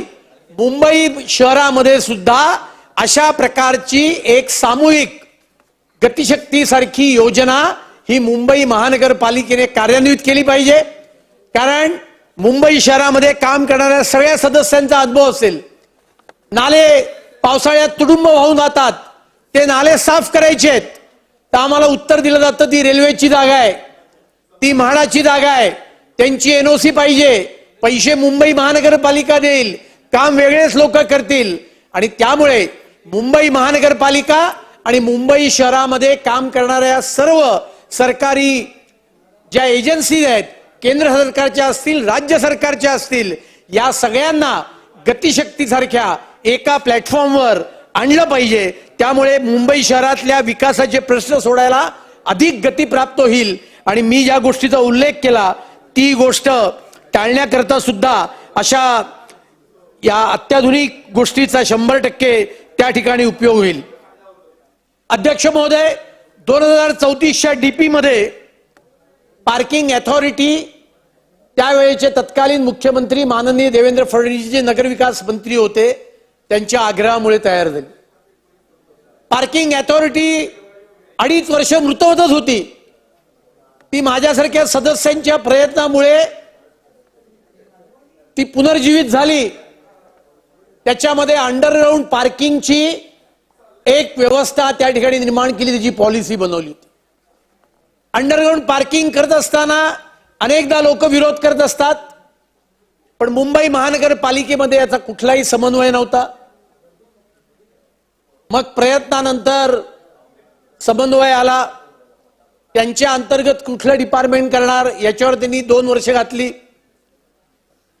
आणि आता मी माझ्या मतदारसंघामध्ये 1.5 वर्षापूर्वी सर्वेक्षण करून एक पायलट प्रोजेक्ट करायला मी त्यांना आग्रह केला आणि मी त्याला पुढाकार घेतला. पण अध्यक्ष महोदय, स्वर्गीय मनोहर पर्रीकरांच्या नावाने त्या ग्राउंडचं मी नामकरण केलंय. त्या ग्राउंडच्या इकडे अंडरग्राऊंड पार्किंग 2 मजली करण्याचं महानगरपालिकेने तत्वतः मंजूर केलं. कन्सल्टंट अपॉइंट झाले, त्यांचा रिपोर्ट आला, पण या संदर्भामध्ये एक पाऊली मुंबई महानगरपालिकेने उचललेलं नाहीये. खरं तर अख्ख्या मुंबई शहराला एका दृष्टीने एक पथदर्शक प्रकल्प होईल. आणि या निमित्ताने माझी मागणी आहे की किमान पायलट प्रोजेक्ट तरी एखाद्या वर्षामध्ये पूर्ण करण्याची आवश्यकता आहे. आणि मुंबई शहरातल्या अंडरग्राऊंड पार्किंग ही मोठ्या प्रमाणावर झाली पाहिजेत, अशी मागणी मी या निमित्ताने करतोय. अध्यक्ष,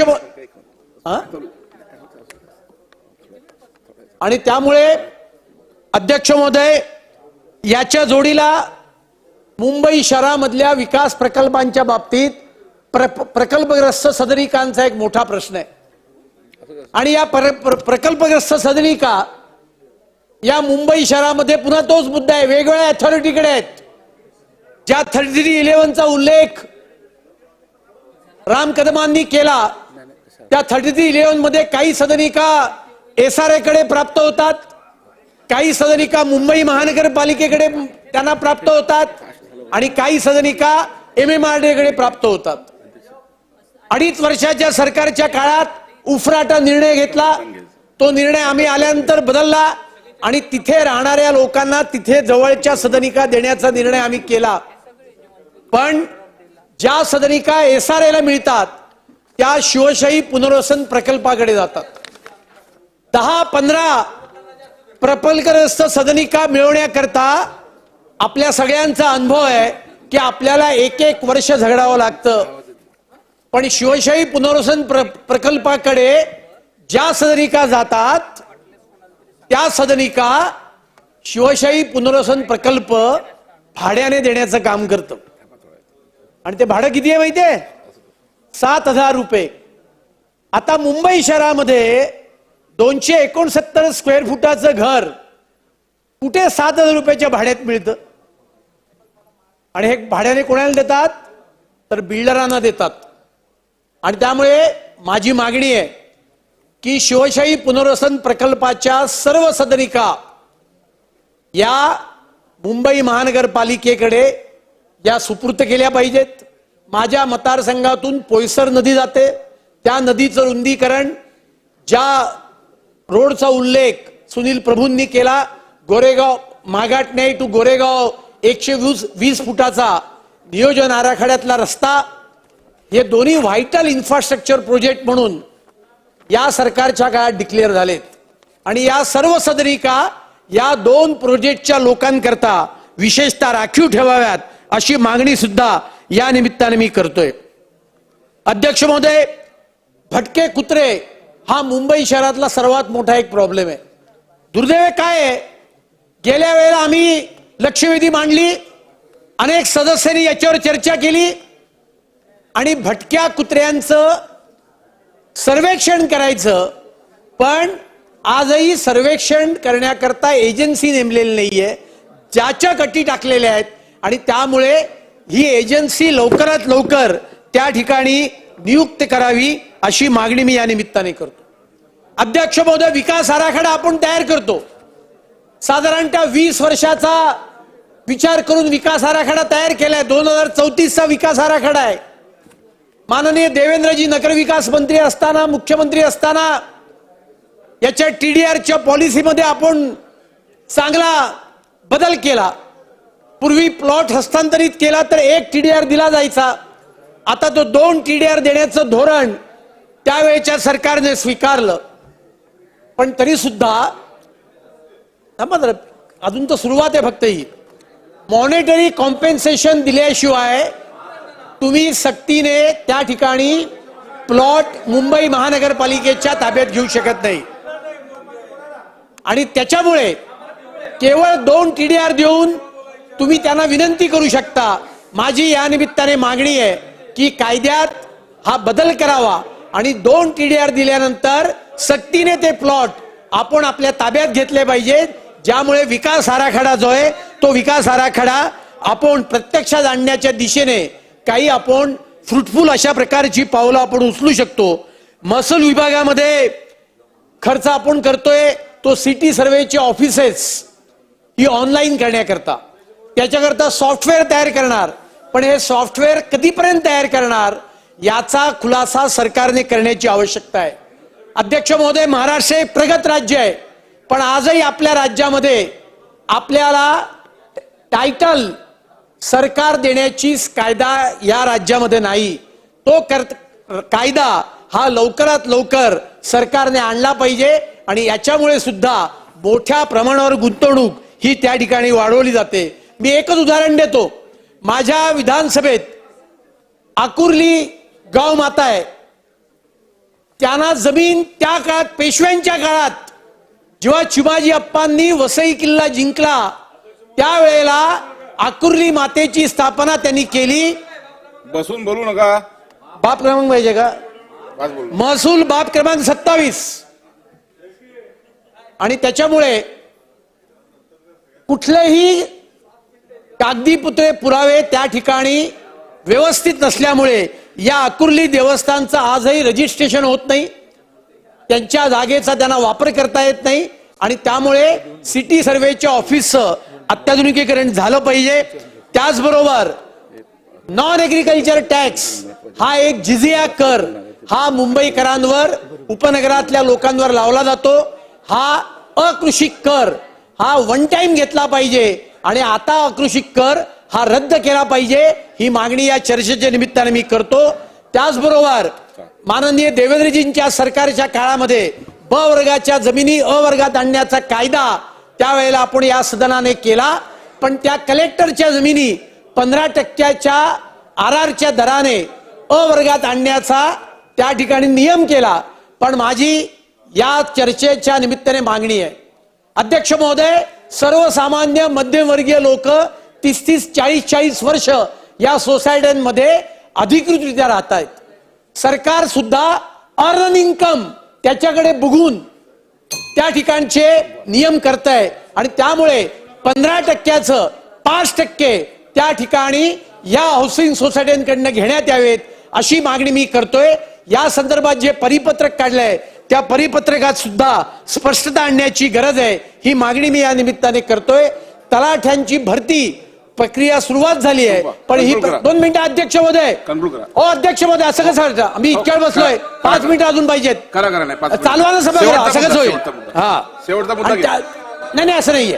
त्यामुळे तलाठी भरती ही लवकरात लवकर करावी ही मागणी करतो. शिक्षणाच्या विषयात मी एका अत्यंत महत्वाच्या गोष्टीकडे आपलं लक्ष वेधू इच्छितोय.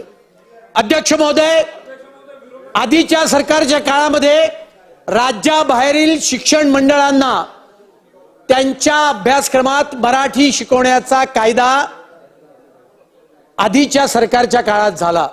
अत्यंत चांगली गोष्ट केली. ही मागणी या सदनाची वर्षानुवर्षे होती. कायदा केला, कायदा पारित झाला, एकमताने कायदा आपण संमत केला. पण एप्रिल 23 मध्ये या संदर्भातला GR काढून एक निर्णय बदललाय. 10वी पर्यंत आपण मराठी CBSE ICSE शाळेमध्ये कंपल्सरी केलं आणि त्याला गुण द्यायचं ठरवलं होतं. पण GR काढून 23 एप्रिल 2023 त्या ठिकाणी मराठीच्या परीक्षेमध्ये मार्क देण्याच्या ऐवजी ग्रेडेशन द्यायची सवलत सरकारने दिली आणि त्याच्यामुळे मराठी शिकणं कोणावरही बंधनकारक होणार नाही.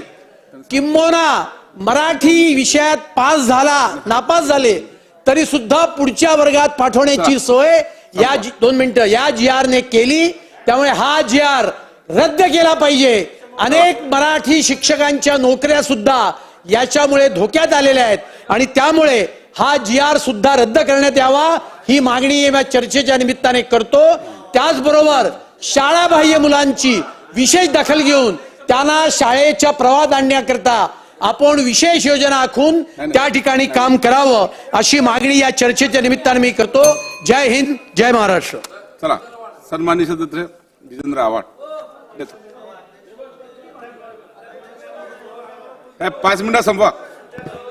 हो अध्यक्ष महोदय, मला काही जास्त विषयावर बोलायचं नाहीये. अध्यक्ष महोदय, सर्वांना देतोय, राऊंड प्रमाणे देतोय. आता तुमच्या माहिती करता सांगतोय. 1 मिनिट आवाज साहेब, 1 मिनिट. आपली 3 तासाची वेळ 6:23 संपते. आपल्याला नाही बघा नाही, उद्या दुसऱ्या पुरा मागण्या आहेत. आज याच्यावर तर रिप्लायच्या नंतर पुढे आपल्याला त्याचा मंजुरी करायची आहे. त्यामुळे सहकार्य करा कृपा करून. अजून अनेक ऐका सर्वांनी वेळेचं मर्यादा सर्वांनी पाळावी अशी माझी सर्वांना विनंती आहे. अध्यक्ष महोदय, महसूल आणि वन विभागाच्या मागण्यांवरती चर्चा करत असताना मला थोडक्यात एवढं बोलायचं आहे की माझ्या मतदारसंघाने ठाणे शहरामध्ये येऊर नावाचं नॅशनल पार्क येतं. या नॅशनल पार्क मध्ये कुठलेही कायदे महसूल विभाग पाळत नाही. हायकोर्टाने निर्णय दिलेला आहे की गेट्स 6 वाजता बंद कराव्यात, कोणीही बंद करत नाही. त्याच्यानंतर तिथे उघडपणाने ड्रग्ज विकले जातात, उघडपणाने पार्ट्या केल्या जातात, उघडपणाने लग्न लावली जातात आणि 6ला बंद करणारं गेट हे रात्री 4-4, 5-5 वाजेस्त उघडं असतं. कोणीही लक्ष देत नाही. मी स्वतः याच्यासाठी माननीय मंत्री महोदयांना कमीत कमी 8-10 पत्र दिलेले आहेत, पण ह्याच्यामध्ये कुठलंही काही झालेलं नाही. अध्यक्ष महोदय, नाना शंकर शेठ तसंच महात्मा फुले हे 2 नावं घेऊन आजपासून 7 वर्षापूर्वी देवेंद्र फडणवीस साहेबांनी या दोघांच्या नावाने स्मारक तयार करणार, महात्मा फुले आणि नाना शंकर शेठ यांच्या नावाने, पण त्याच्यात कुठलीही प्रगती झालेली नाही. तर या दोघांच्या नावाने मुंबईत स्मारक झालं पाहिजे. कारण नाना शंकर शेठ हा मुंबईचा असा आसामी होता जो ब्रिटिशांना कर्ज द्यायचा. त्यामुळे मला वाटतं की हे जे तुम्ही जे दिलेले आश्वासन आहे, मुख्यमंत्र्यांनी दिलेलं आश्वासन आहे, त्याची पूर्तता करावी एवढंच या ठिकाणी मला बोलायचं आहे.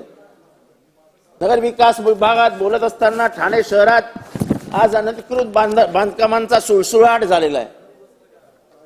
प्रत्येक स्क्वेअर फीटला 300 रुपयाचा रेट सुरू आहे. आज कमीत कमी 5 कोटी स्क्वेअर फीटचं बांधकाम ठाणे शहरात चालू आहे.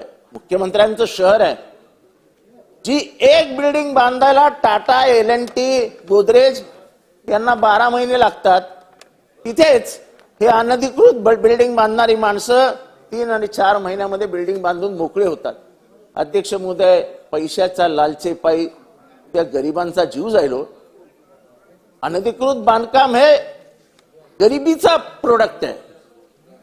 जिथे 10,000ला घर विकलं जातं, अनधिकृत बांधकामामध्ये 5,000 रुपयाला मिळतं. पण 5,000 रुपयाला मिळणाऱ्या घरांचं बांधकाम इतकं निकृष्ट दर्जाचं आहे की उद्या जर या घटना घडल्या त्याला जबाबदार कोण? साहेब, ऑफिस सुपरिटेंडेंट असलेला माणूस आज तिथे AMC म्हणून बसवलाय. हा सगळ्या या कामगाराचा बाप आहे, बाप.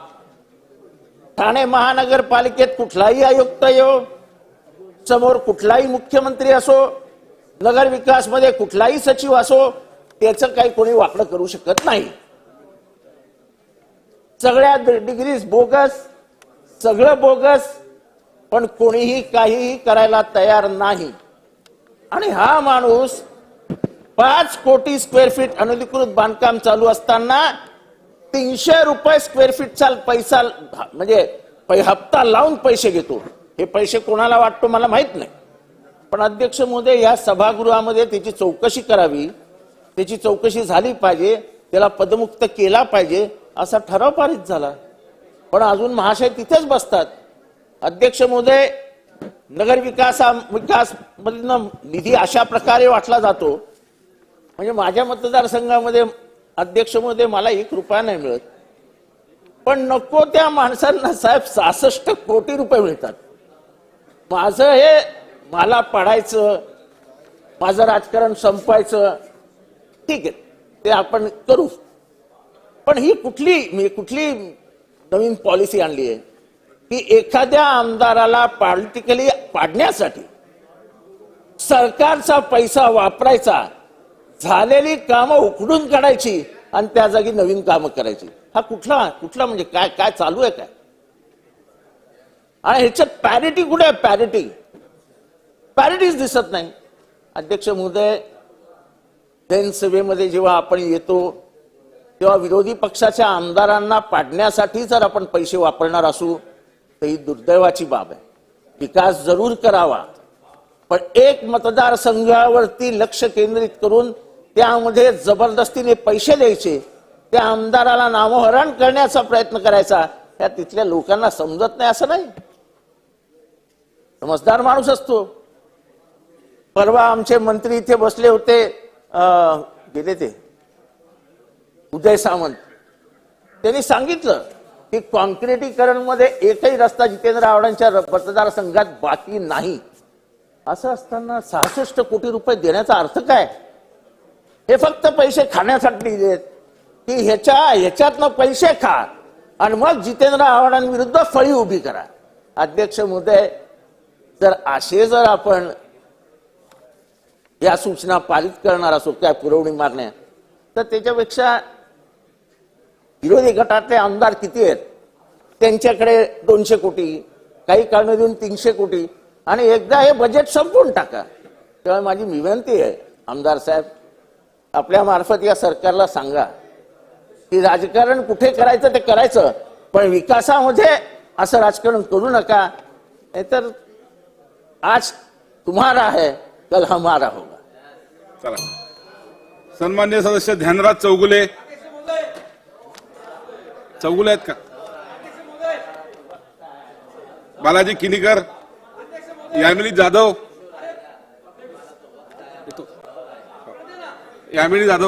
अध्यक्ष महोदय धन्यवाद. अध्यक्ष महोदय, देतो. 23-24च्या पुरवणी मागण्यावर आपण मला बोलायची संधी दिली, त्याबद्दल आपले आभार अध्यक्ष महोदय. अध्यक्ष महोदय, आज सभागृहाचा अभ्यास करता म्हणजे हा एक नवीन विषय आम्हाला शिकायला मिळाला.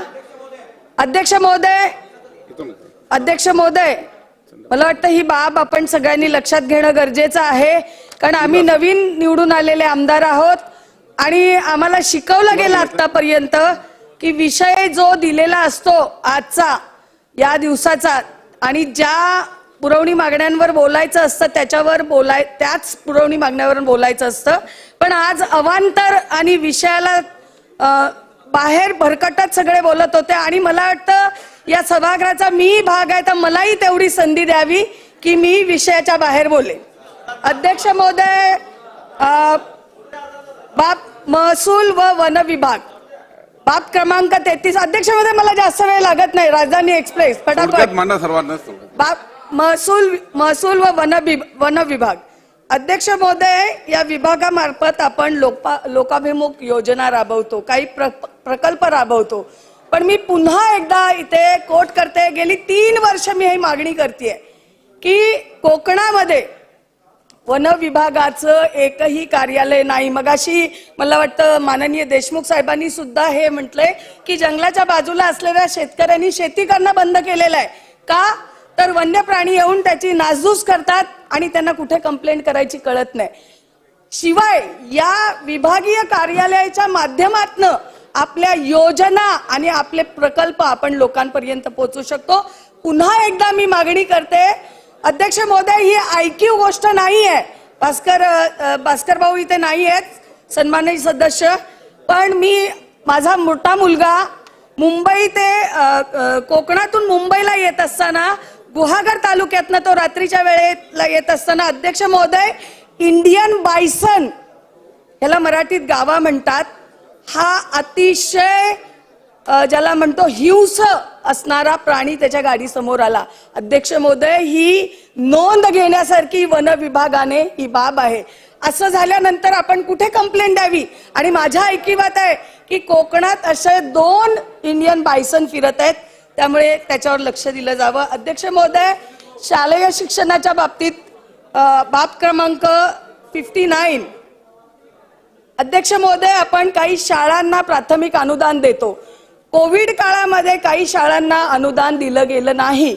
माझ्या विधानसभा क्षेत्रात असलेली खैरुल इस्लाम मोहम्मद अली मिठा ही मुलींची शाळा आहे साहेब, अंडरलाईन करून सांगते, मुलींची शाळा आहे. या मुलींना अनुदान मिळालेलं नाही. या शाळेचे विश्वस्त स्वतः आणि काही संस्थांची मदत घेऊन या मुलींचा खर्च चालवत आहेत. मला वाटतं ही तुटपुंजी जी जमा त्यांच्याकडे होते त्याच्यात त्या शाळेचा खर्च चालवणं त्यांना कठीण जातंय आणि म्हणून लवकरात लवकर अशा ज्यांना अनुदान दिलं गेलं नाही आणि खास करून कोविड काळामध्ये त्यांना अनुदान वितरित करण्यात यावं. अध्यक्ष महोदय, क्रीडाविषयी बोलत असताना बऱ्याच जणांनी क्रीडाविषयी बोलले आणि प्रत्येक तालुक्याला क्रीडा संकुल बांधण्याचा निर्णय झालेला आहे. अध्यक्ष महोदय, माझा भायखळा विधानसभा हा एक तालुका आहे आणि अध्यक्ष महोदय, माझ्या भायखळा विधानसभेमध्ये हेरिटेज माता जिजाबाई भोसले उद्यान आहे. या उद्यानाच्या शेजारी एक भूखंड राखीव आहे. मी अनेकदा मागणी केलेली आहे की इथे क्रीडा संकुल बनावं, कारण सर्वसामान्य लोक माझ्या विभागात राहतात. एखाद्या मुलाला स्विमिंग मध्ये पुढे यायचंय, एखाद्या मुलाला कुठल्या खेळामध्ये पुढे यायचंय तर त्यांनी प्रॅक्टिस करावी कुठे? प्रभादेवीला जावं लागतं. अध्यक्ष महोदय, इथे हे क्रीडा संकुल बांधण्यात यावं. जर इथे क्रीडा संकुल बांधणे शक्य नसलं तर लगतलाच मोफतलाल मिलची 10 एकर जमीन अध्यक्ष महोदय आपल्याला हस्तांतरित झालेली आहे. त्यातल्या 4 एकर जागेमध्ये जर आपण हे क्रीडा संकुल बांधलं तर माझ्या विभागातल्या गरीब मुलांना स्वतःच्या आतले जे गुण आहेत, आतमध्ये लपलेले गुण आहेत ते बाहेर काढण्याची संधी मिळेल. काही लोक शिक्षणात नसतात पण क्रीडामध्ये जर पुढे येत असतील आणि त्यांचं आयुष्य वाढत असेल किंवा त्यांचं आयुष्य सुधारत असेल तर मला असं वाटतं आपण ह्या गोष्टीची इथे मी मागणी करते. अध्यक्ष महोदय, नगर विकासाच्या बाबतीत मागणी करत असताना जी आशिया खंडामध्ये फेमस आणि अतिशय उत्कृष्ट अशी आपली बेस्टची लाईन आज घरघर लागली आहे. हो साहेब, त्याला बसकडे बघताना खूप अश्रू येतात डोळ्यामध्ये.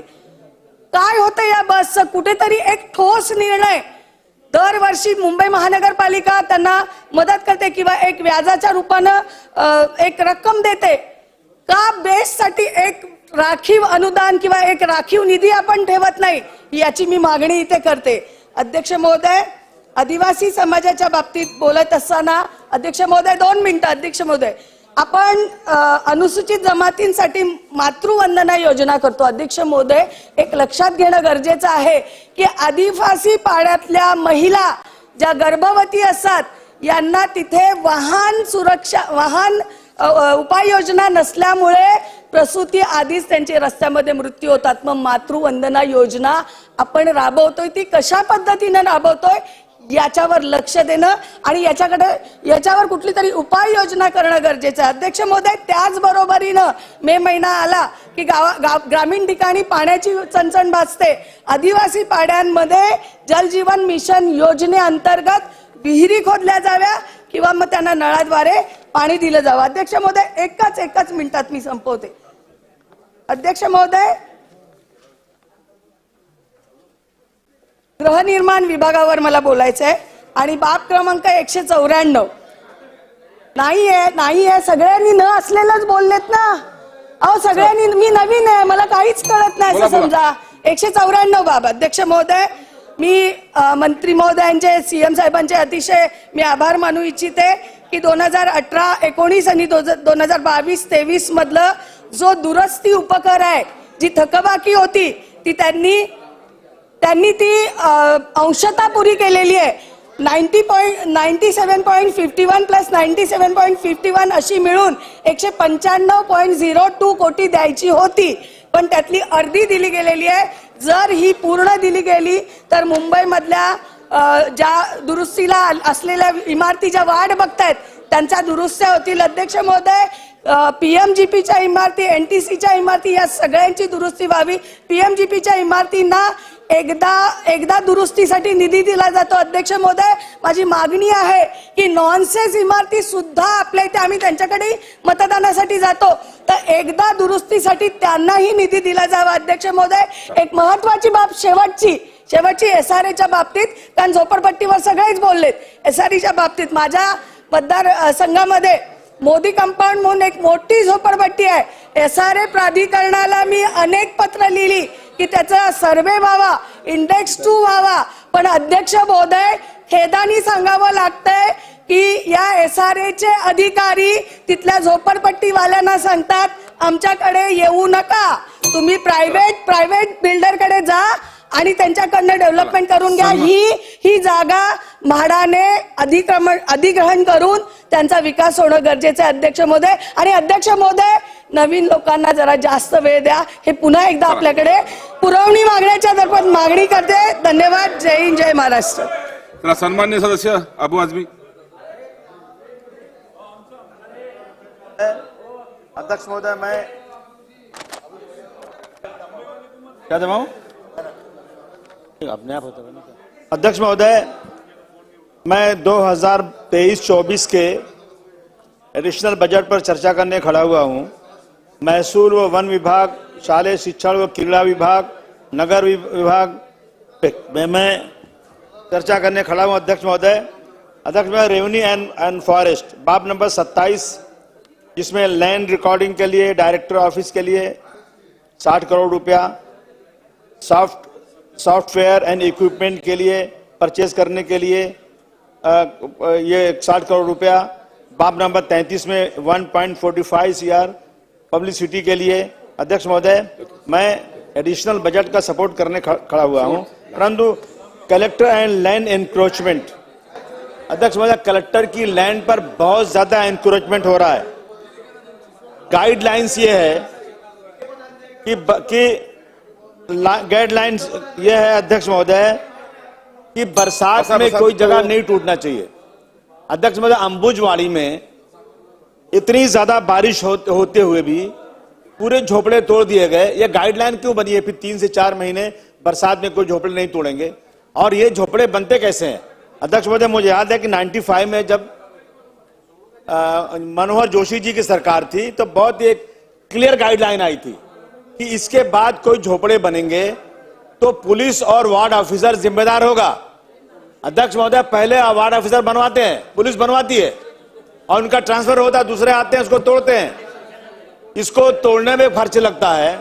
मेरी मांग है ये अध्यक्ष महोदय कि जितना भी इलीगल कंस्ट्रक्शन हो रहा है, झोपड़े बन रहे हैं, उसको तोड़ते वक्त उसका बिल्कुल से जिन्होंने बनाया उस पर केस फाइल होना चाहिए और उनसे पूरे पैसे लेना चाहिए। अध्यक्ष महोदय, हमारे यहाँ मानकू शिवाजी नगर में कलेक्टर की जमीन पर, बीएमसी की जमीन पर लगातार कब्जा हो रहा है।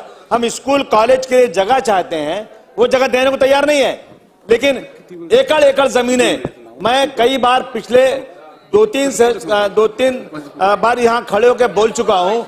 अध्यक्ष महोदय, हमारे यहाँ मंडाला में 8 बड़ी बड़ी दुकानें बन गई, आज तक कुछ नहीं हुआ। अध्यक्ष महोदय, एक बार टूट गई फिर बन गई, फिर टूटी फिर बन गई, क्या है ये अध्यक्ष महोदय? हमारे जो एडवोकेट कारपोरेशन की तरफ से जाते हैं, वो लोग कोर्ट में जाने के बाद उन लोगों से मिल जाते हैं और वहां पर उनको चांस देते हैं स्टे दिलाने का। अध्यक्ष महोदय, इंडियन ऑयल के सामने इतने बड़े बड़े शेड बने हैं, कितनी बार बोल चुका हूं, कई लाख रुपया महीना वो लोग कमाते हैं, उससे गवर्नमेंट को 1 पैसा रेवेन्यू नहीं आता, लेकिन कोई बोलने को तैयार नहीं। अध्यक्ष महोदय, मेरी मांग है कि तुरंत इसके ऊपर कार्रवाई होना चाहिए। अध्यक्ष महोदय, बहुत ज्यादा इसके जो है वहां पे इस तरह के लोग जो इलीगल कब्जा कर रहे हैं। अध्यक्ष महोदय, इसी हाउस के अंदर आदरणीय देवेंद्र फडणवीस साहब ने बताया था कि न्यू मुंबई का एयरपोर्ट अगले साल से शुरू हो जाएगा। अध्यक्ष महोदय, नेक्स्ट ईयर शुरू होगा। महाराष्ट्र में स्टेट हज कमेटी का कोई दफ्तर नहीं है। तकरीबन 16,000 हाजी महाराष्ट्र से जाते हैं, उनकी निगरानी महाराष्ट्र हज कमेटी करती है। अध्यक्ष महोदय, और फ्यूचर में ये तादाद बढ़ने वाली है। मानकू शिवाजी नगर में मेरी मांग है कि मानकू शिवाजी नगर से ये एयरपोर्ट, मुंबई छत्रपति शिवाजी महाराज एयरपोर्ट और जो नया एयरपोर्ट न्यू मुंबई का बन रहा है, दोनों एयरपोर्ट वहां से नजदीक है। मेरी मांग है सरकार से कि वहां एक जमीन अलॉट करके वहां एक मल्टीपर्पज एक बिल्डिंग बनना चाहिए, जिसमें हज कमेटी का उसमें दफ्तर बने। अध्यक्ष महोदय, और आज जो है ना, हज कमेटी का कोई दफ्तर नहीं है। साबू सिद्दीक मुसाफिर खाने के अंदर 4 रूम में हज कमेटी का दफ्तर चल रहा है। अध्यक्ष महोदय, तो मुंबई में बड़ा हज कमेटी का ऑफिस है, वो सेंट्रल हज कमेटी का ऑफिस है, उसके अंदर महाराष्ट्र हज कमेटी का कोई दफ्तर नहीं है। इसलिए 4 महीने वो सीजन। 1 मिनिट, आता जवळजवळ 6:45 वाजत आले आहेत, 6:41. ऐकून तर घ्या. 6:41 झाले आहेत. आपल्या किती वाजेपर्यंत चर्चा चालवायची आहे? मंत्र्यांना विचारा. 10 पर्यंत. नाही, आपण एक काम करूया, आपण अजून 2 तास ही चर्चा चालूया. आपण 8:30 पर्यंत आपण चालूया.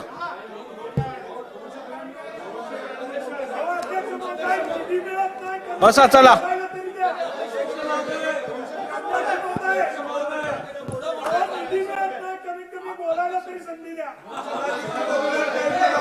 नंतर काय घेणार?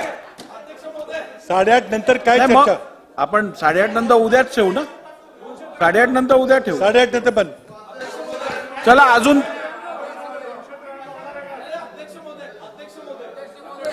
अध्यक्ष महोदय, या ठिकाणी अध्यक्ष महोदय, थांबा ना 1 मिनिट मी बोलतो.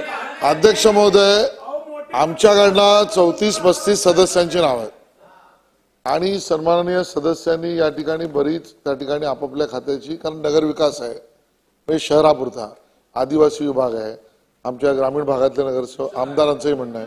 तर अध्यक्ष महोदय, माझं असं म्हणणं आहे, उत्तरासहित 8:30 नका करू. 8:30 पर्यंत चर्चा म्हणा, त्यानंतर उत्तर म्हणा, नाही तर तुम्ही त्यातला वेळ 1 तास जर काढला. ठीक आहे. 8:30 पर्यंत चर्चा, 8:30 ते 9 मध्ये उत्तर. ठीक आहे. 9 वाजता आपण सभागृह थांबवायचा. चला, आता पुढे घ्या.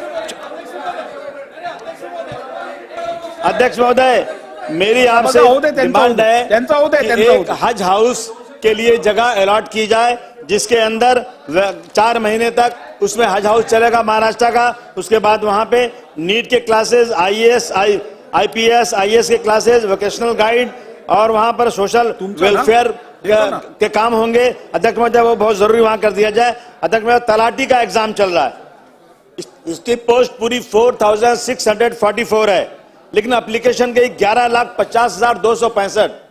अब सोचिए कितनी बेकारी है, और उसमें हर आदमी को 1,000 रुपया फीस भरना है टीसीएस के थ्रू ऑनलाइन। क्या हो रहा है अध्यक्ष महोदय कि उसमें कुछ टेक्निकल डिफिकल्टी की वजह से बहुत से लोगों की फोटो नहीं जा रही है, जिसकी फोटो अपलोड नहीं होगी उसकी एप्लीकेशन एक्सेप्ट नहीं होगी। अध्यक्ष महोदय उस पर कुछ न कुछ सरकार को तुरंत उस पर ध्यान देना चाहिए और सबकी फोटो अपलोड हो, ये सरकार की जिम्मेदारी है। अध्यक्ष महोदय पिछली बार इसी एग्जाम में पेपर लीक हुआ था 2019 में, और इसके बाद सरकार को इस बार उसका खास ख्याल रखना चाहिए। अध्यक्ष महोदय 2021 में अध्यक्ष महोदय 2021 में एल वार्ड में 1031 मरीज थे टीबी के, और अब की बार सम्माननीय अब की 10 साल सदस्य के बाद आशीष शेलार जी 10,326 मरीज हो गए। अध्यक्ष महोदय मानकुश शिवाजी नगर और एल वार्ड में पूरे मुंबई में सबसे ज्यादा टीबी के मरीज हैं। वजह उसकी ये है कि घरों में वेंटिलेशन नहीं है। हमारे एसएमएस कंपनी है अध्यक्ष महोदय, टीसीएस की रिपोर्ट है ये कि वहां पर 39 साल लोगों की एज हो गई है। मेरे यहाँ 2 कब्रिस्तान अध्यक्ष महोदय, उसका एग्जाम्पल दे रहा हूं, 2 कब्रिस्तान, दोनों कब्रिस्तान में मिलाकर तकरीबन 1800 लोग दफन हो सकते हैं, लेकिन अध्यक्ष महोदय वहां 3000 लोगों की मौत हो रही है। वहां कहां ले जाए लोगों को, इसलिए बहुत प्रॉब्लम है। अध्यक्ष तुम तो मालिक बैठे हो, तुम्हारी क्या है। अध्यक्ष महोदय वहां पे 1800 लोग बहुत मेहनत से दफन हो सकते हैं और 3000 से ज्यादा डेड बॉडियां आ रही हैं। हाहाकार मचा हुआ है। वहां पर अध्यक्ष महोदय एक जगह जो है रिजर्वेशन में है कब्रिस्तान के लिए, लेकिन वो जगह जो है कब्रिस्तान के पीछे है, जिसको कहते हैं कि 200 करोड़ रुपया उसको डेवलपमेंट में खर्च होगा। कारपोरेशन कब खर्च करेगी? एक कोई और जगह दी जाए तुरंत, नहीं तो वहां बहुत बड़ा प्रॉब्लम खड़ा हो रहा है अध्यक्ष महोदय। तो रफी नगर की कब्रिस्तान को जल्द से जल्द उसको दुरुस्त किया जाए अध्यक्ष महोदय। अध्यक्ष महोदय मैं इसके ऊपर एजुकेशन के ऊपर बात करना चाहता हूं। पीएम श्री स्कूल, ये बाब number 390.5 CR PM Shri school, जिसमें नेशनल एजुकेशन पॉलिसी के तहत 5 सालों में 14,500 स्कूल बनने वाले हैं। अध्यक्ष महोदय मुंबई के अंदर 14,500 स्कूल में 27,360 करोड़ खर्च होने वाला है। मेरी ये डिमांड है सर कि 20 लाख स्टूडेंट को इसका फायदा मिलेगा। 15 prime minister 15 point programme for minority, इसके तहत उसमें ये स्कूल जो है मुस्लिम इलाकों में भी खोले जाएं, और मुस्लिम इलाकों में स्कूल नहीं है अध्यक्ष महोदय, मेरी डिमांड है कि वहां पर स्कूल खोले जाएं। लास्ट में अध्यक्ष महोदय एक चीज और बताना चाहता हूं अध्यक्ष महोदय, अभी चारकोप नाका कांदिवली पश्चिम अर्थ कॉलेज के पास के सामने कलेक्टर का प्लॉट सर्वे नंबर 263 2300 जमीन जो थी, जिसमें 1980 से मुस्लिम समुदाय के लोग मुहर्रम का ताजिया रखते थे, दफन करते थे, लेकिन उस जमीन को कारपोरेशन ने अभी उसको जो है कब्जा कर लिया और एक बड़ा वहां पार्क बनाने जा रहे हैं। वहां जो है 70 दुकानों को उन्होंने बगैर नोटिस दिए पूरी बरसात में तोड़ दिया। अध्यक्ष मुझे बहुत बड़ी नाइंसाफी है। मैं डिमांड करना चाहता हूं कि 2014 से जहां जो जगह रिजर्व थी ताजिया के लिए, वो जगह उनको मिले, उनको वो जगह मिलना चाहिए। अध्यक्ष महोदय बहुत बहुत धन्यवाद। ठीक आहे, द्या नाव द्या, कोणाचं आहे? कोण? अमीन पटेल नाही आहेत ना?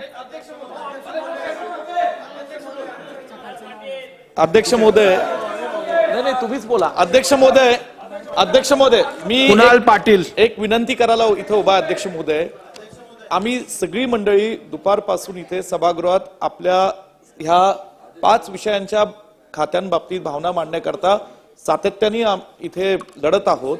माझी एवढीच विनंती अध्यक्ष महोदय, काही मंडळी इथे 50 मिनिटं बोलतात, 1-1 तास बोलतात, ठीक आहे, जी ज्येष्ठ मंडळी आहेत त्यांना राज्यव्यापी बोलण्याचा अधिकार आहे, पण जी पहिली दुसरी टर्मचे आमदार आहेत त्यांना त्यांच्या मतदारसंघातले जिल्ह्यातले विषय मांडण्याचा तेवढाच अधिकार आहे। तो अधिकार आम्हाला मिळावा अध्यक्ष महोदय। आमची सगळ्यांची बसण्याची तयारी ना रात्री 10 पर्यंत, मंत्री महोदय बसतील तर तेवढा न्याय अध्यक्ष महोदय तुम्ही द्यावा। कुणाल पाटील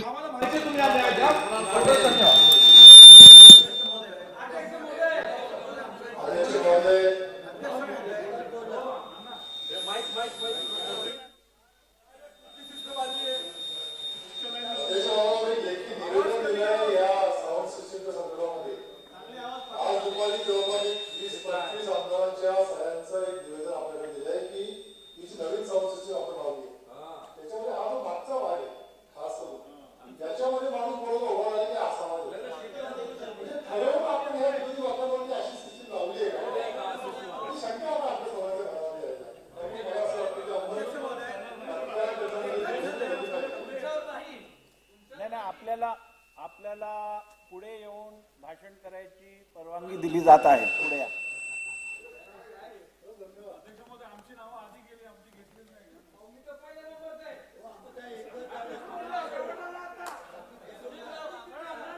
इकडे येईस तोपर्यंत मिळणार नाही. अध्यक्ष महाराज, तुम्ही मला पुढे आणलं त्याबद्दल खरंच तुमचं मनापासून धन्यवाद. पुढे म्हणजे अगदीच पुढे आणलंय. अजून जास्त तिकडे पाठवू नका म्हणजे मिळवलं. कुणालजी, पलीकडे अगदी पुढे आणायचा अधिकार अजून माझ्याकडे नाही.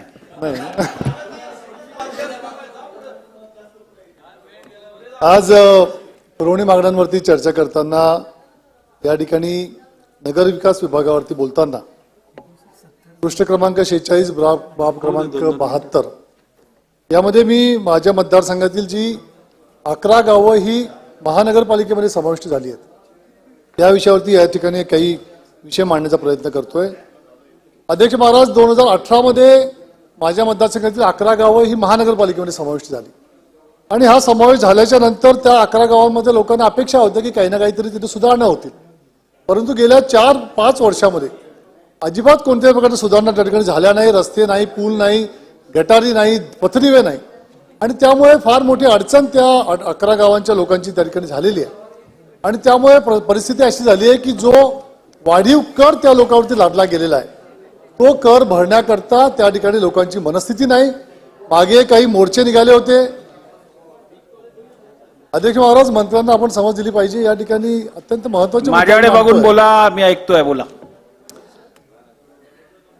त्यामुळे त्या गावांमधले जो कर वाढवला गेला त्या वाढलेल्या कराच्या बाबतीमध्ये फार मोठा असंतोष हा जनतेच्या मनामध्ये आहे आणि त्यामुळे हा कर आम्ही भरणार नाही अशा प्रकारचं निवेदन त्या ठिकाणी महापालिकेला त्या ठिकाणी सर्व लोकांनी मिळून दिलेलं आहे. माझी या ठिकाणी आपल्याला मागणी असेल की ह्या गावांमध्ये सोयी सुविधा करण्याकरता मागच्या काही 1 वर्षभराच्या पूर्वीच्या काळामध्ये जवळपास 300 कोटी रुपयाचा एक प्रस्ताव महानगरपालिकेने राज्य सरकारकडे पाठवला होता आणि त्या प्रस्तावाला मंजुरी मिळेल आणि त्या गावातल्या परिसरातल्या समस्या मार्गी लागतील अशा प्रकारची अपेक्षा असताना सुद्धा त्या समस्या मार्गी लागल्या नाही. आणि त्यामुळे माझी आपल्या माध्यमातून मंत्री महोदयांना विनंती असेल की या 300 कोटीच्या प्रस्तावाला जर आपण मान्यता दिली तर ह्या वलवाडी आणि या संपूर्ण परिसरातील अडचणींचं त्या ठिकाणी निराकरण होऊ शकेल. आज परिस्थिती अशी आहे की पावसाचं वातावरण आहे. आज सुद्धा त्या ठिकाणी पाणी भरलं जातं. खास करून वलवाडी परिसरातल्या रामकृष्ण नगर, विनोद नगर, माध्यमिक सोसायटी, मधु मंदार सोसायटी, आधार नगर या सर्व कॉलन्यांमध्ये आज सुद्धा पाणी त्या ठिकाणी इतकं भरलं जातं की लोक त्या ठिकाणी गाड्या घेऊन त्या कॉलन्यांमध्ये जाऊ शकत नाही. आणि त्यामुळे या संपूर्ण परिसरामध्ये जे पाणी येतं ते नकाणे तलाव आणि त्या भागामधून येत असल्यामुळे त्या संपूर्ण परिसराचा विकास होण्याची आवश्यकता आहे, जेणेकरून या पाण्यामध्ये जे हे गाव जातं हे जाणार नाही. आणि त्यामुळे त्या ठिकाणी आपल्याला निधीची तरतूद करण्याची आवश्यकता आहे. आज जर आपण बघितलं तर पांझरा नदी ही त्यापासून फक्त 1 ते 1.5 किलोमीटरवरती आहे आणि ह्या 1-1.5 किलोमीटरच्या परिसरापर्यंत जर आपण गटारी करून त्या ठिकाणी हे पाणी जर आपण त्या नदीमध्ये जर आपण चाऱ्यामार्फत सोडलं तर हा पाण्याचा प्रश्न हा कायमस्वरूपी वलवाडी परिसराचा निकाली लागू शकतो. आणि दुसरा एक विषय या ठिकाणी महापालिकेचा फार महत्वाचा आहे की रिक्त जागा भरण्याची आवश्यकता आहे. जवळपास बऱ्याच प्रमाणात जागा या ठिकाणी रिक्त राहिल्या आहेत. सहाय्यक कनिष्ठ अभियंता असेल, पर्यावरण संवर्धन अधिकारी, शाखा अभियंता, सुरक्षा अधिकारी, स्वच्छता निरीक्षक, कनिष्ठ अभियंता, सर्वे इन्स्पेक्टर, उद्यान निरीक्षक अशा 101 जागांची मंजुरी आहे. परंतु फक्त 34 जागा आतापर्यंत भरल्या गेलेल्या आहेत आणि त्यामुळे उरलेल्या जेवढ्या जागा आहेत तेवढ्या तात्काळ भरल्या गेल्या पाहिजे ही माझी दुसरी मागणी आहे. त्यामध्ये ह्या जे 11 गावं त्या ठिकाणी महापालिकेत गेले होते यांचे जे कर्मचारी ग्रामपंचायतीमध्ये काम करत होते त्या कर्मचाऱ्यांचा महापालिकेमध्ये समावेश झाला पाहिजे, त्यांचं त्या ठिकाणी समायोजन झालं पाहिजे अशी मागणी केली होती. परंतु त्यातले 40 कर्मचारी आज सुद्धा समायोजन करण्यापासून वंचित राहून गेले आहेत. मागे सन्मान्य मुख्यमंत्री महोदयांना आणि उपमुख्यमंत्री महोदयांना त्या कर्मचाऱ्यांनी येऊन त्या ठिकाणी मंत्रालयामध्ये निवेदन दिलं होतं आणि त्यांनी आश्वासन दिलं होतं की आम्ही यांना तात्काळ त्या ठिकाणी समायोजन महापालिकेमध्ये करू, परंतु आज सुद्धा ते झालेलं नाही. त्यामुळे ह्या लोकांचं समायोजन त्या ठिकाणी झालं पाहिजे ही विनंती मी या ठिकाणी करणार आहे. सन्मान्य आदिवासी विकास मंत्री या ठिकाणी उपस्थित आहेत. या ठिकाणी बाब क्रमांक 223 प्रमाणे मी आदिवासी विकास मंत्र्यांच्या लक्षामध्ये एक गोष्ट आणून देऊ इच्छितो की धुळे जिल्ह्यामध्ये एकूण 4 तालुके आहेत. त्या 4 तालुक्यांपैकी 2 तालुके हे आदिवासी बहुल आणि 2 तालुके हे बिगर आदिवासी आहेत. परंतु या बिगर आदिवासी तालुक्यांमध्ये सुद्धा आदिवासी समाजाची संख्या ही फार मोठ्या प्रमाणामध्ये आहे. आणि त्यामुळे या बिगर आदिवासी तालुक्यांना सुद्धा त्या ठिकाणी निधी मिळाला पाहिजे ही मागणी मी या ठिकाणी करतोय. या ठिकाणी ठक्कर बाप्पा योजनेच्या माध्यमातून सन्मान्य मंत्री महोदय निधी देऊ शकतात आणि त्यामुळे त्यांनी बिगर आदिवासी तालुक्यांना ठक्कर बाप्पा योजनेमधून जास्तीत जास्त निधी त्या ठिकाणी द्यावा अशी विनंती मी या ठिकाणी त्यांना करतोय. अध्यक्ष महोदय आता सुरुवात केली त्यामुळे मला बाकीचे 2 डिपार्टमेंट सुद्धा आपण बोलू द्या माझी विनंती आहे. त्यामुळे आदिवासी विकास मंत्र्यांना मला सांगणं असेल की माझ्या मतदारसंघातील कापडणे ते खोकरट्टी, नांद्रे येथील मूळ प्रतिपाडा आदिवासी वस्तीकडे जाणारा रस्ता, सौगाव हिंगणे या आदिवासी वस्तीकडे जाणारा पूल आणि शिरूर आदिवासी वस्तीमध्ये चांदे आदिवासी रस्त्यावरती पाईप मोरी बांधणे या सर्व गोष्टी ज्या आहेत या फक्त ठक्कर बाप्पा योजनेमधून होऊ शकतात. त्यामुळे आपण त्याला निधी उपलब्ध करून द्यावा. त्याचप्रमाणे शबरी घरकुल योजनेकरता जो लक्षांक आहे तो फार अतिशय तुटपुंजा दिला गेलेला आहे आणि त्यामुळे तो जो लक्षांक वाढवून त्या ठिकाणी आता एका गावामध्ये 2-2, 3-3 घरं आमच्या आदिवासी बांधवाच्या वाट्याला येत आहेत. त्या ठिकाणी कमीत कमी 40-40, 50-50 घरांची आज लगेच गरज आहे.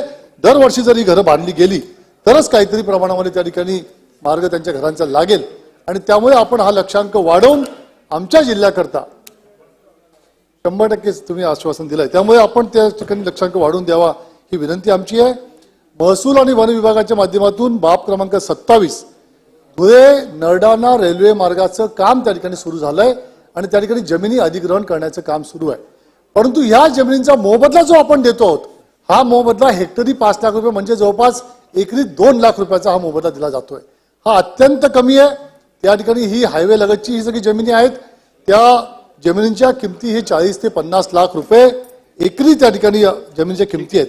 त्यामुळे हा 2 लाख रुपयाच्या मोबदल्याने कोणीही शेतकरी जमिनी देतील अशा प्रकारची परिस्थिती नाही आणि त्यामुळे तात्काळ त्या ठिकाणी आपण ते द्यावं अशी माझी विनंती आहे. शेवटचं एक फक्त शालेय शिक्षण विभागाच्या बाबतीमध्ये माझी एक विनंती आपल्याला असणार आहे की शालेय शिक्षण विभागाच्या करता एक सरकारने GR काढला होता की कॉन्ट्रॅक्ट बेसिसवरती 20,000 25,000 रुपयाच्या प्रमाणे रिटायर झालेल्या शिक्षकांना त्या ठिकाणी आपण सामावून घेणार आहोत. परंतु याला फार मोठा विरोध हा सर्व समाजातून होतोय कारण की जे शिक्षक ऑलरेडी 40-45,000 रुपये त्या ठिकाणी पेन्शन घेतात त्यांना जर आपण पुन्हा एकदा जर त्यांना नोकरीवर घेणार असू तर जे लोक बेरोजगार त्या ठिकाणी फिरतायत त्यांच्यावरती फार मोठा अन्याय होण्याची शक्यता आहे. त्यामुळे सरकारने हा GR तात्काळ मागे घेतला पाहिजे आणि जी आपली भरतीची प्रक्रिया गेल्या अनेक महिन्यांपासून वर्षांपासून प्रलंबित आहे त्या भरतीच्या प्रक्रियेला आपण तात्काळ मान्यता देऊन येणाऱ्या काळामध्ये लवकरात लवकर जास्तीत जास्त शिक्षकांची आणि बिगर शिक्षक कर्मचाऱ्यांची भरती आपण ही तात्काळ केली पाहिजे ही आमची या ठिकाणी विनंती आहे. राज्यातील शिक्षकांच्या प्रलंबित अनेक मागण्या आहेत. शिक्षक संघटनांनी त्या विषयावरती अनेक निवेदनं दिलेत.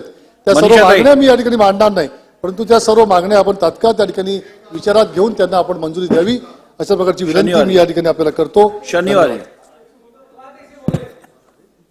अध्यक्ष महोदय पुरवणी मागण्या 2023-24च्या नगर विकास विभागावर बाब क्रमांक 73, 74, 75 ह्या विषयावर मी बोलणार आहे.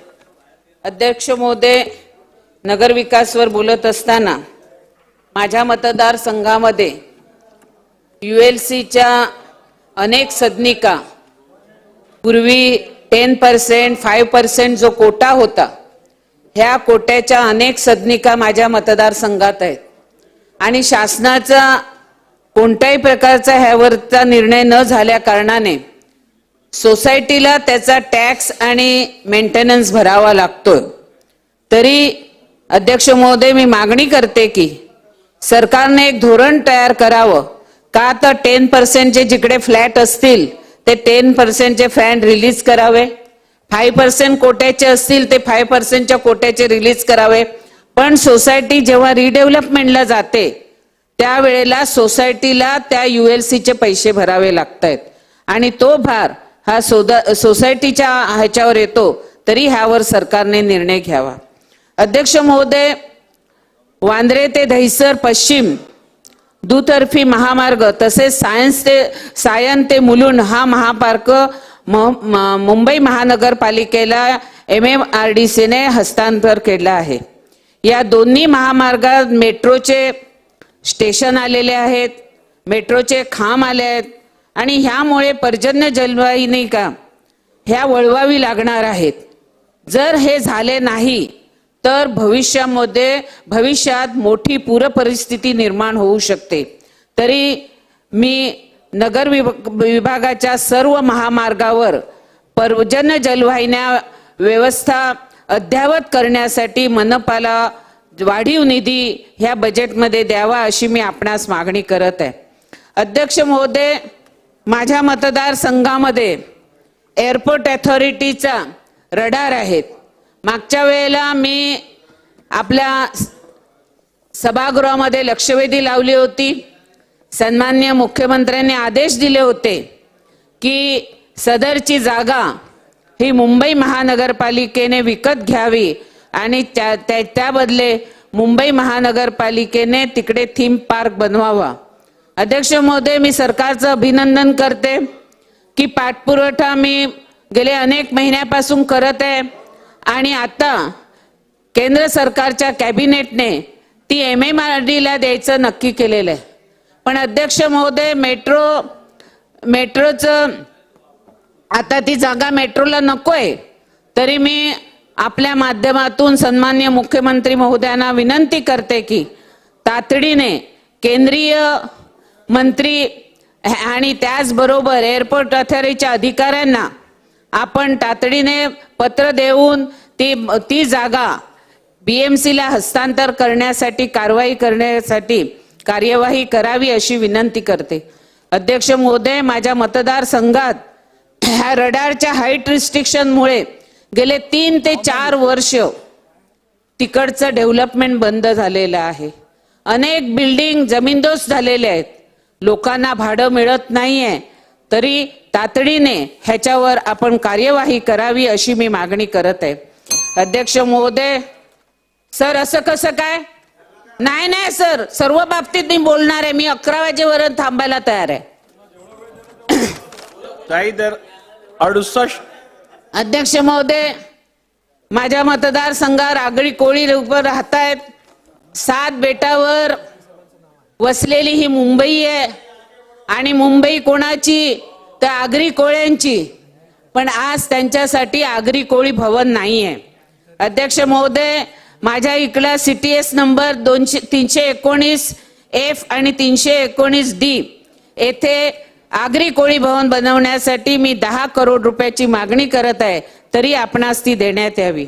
अध्यक्ष महोदय, मी शिंदेजी आणि देवेंद्रजींचं सरकार आल्यानंतर जे आघाडीचं सरकार होतं ते आघाडीचं सरकार हे स्थगितीचं सरकार होतं. परंतु शिंदेजी आणि देवेंद्रजी आल्यानंतर माझ्या दहिसर नदीचा पुनर्विकास ज्या जोमाने होतोय ते आज एवढा पाऊस पडून सुद्धा दहिसरला 1 इंच सुद्धा पाणी भरलं नाही. त्यामुळे मी सरकारचं अभिनंदन करते. अध्यक्ष महोदय, त्याला स्थगिती दिली. माझ्या इकडे PAPचा प्रोजेक्ट होता. आमदार मनीषा चौधरींना कसं गप्प बसावं म्हणून ह्यांनी माझ्या PAPच्या प्रोजेक्ट्सला सुद्धा स्थगिती दिली. पण मी शिंदे साहेबांचं आणि देवेंद्रजींचं अभिनंदन करते की आज टेंडर काढून वर्क ऑर्डर सुद्धा दिली आणि आज माझ्या इकडे PAPचं काम चालू होत आहे. अध्यक्ष महोदय, पर्यावरण प्रेमी, पर्यावरणाच्या नावावरती अध्यक्ष महोदय बोलू द्या मला. अध्यक्ष महोदय, सदस्य अजून बोलायचे असू दे ना, पण माझा नंबर आहे, मला बोलायला द्यायला पाहिजे. अध्यक्ष महोदय, माझ्याकडे मॅनग्रोव्ह पार्क वन विभागावर बोलत असताना ह्या स्थगिती सरकारने पर्यावरण प्रेमी होते पण माझ्या मॅनग्रोव्ह पार्कला स्थगिती दिली. 2000 पहिल्यांदा पहिला मॅनग्रोव्ह पार्कचा DPR मी बनवला. पण अध्यक्ष महोदय, आज सुधीर भाऊंचं अभिनंदन करते. त्यांनी पुन्हा स्थगिती उठवली. पुन्हा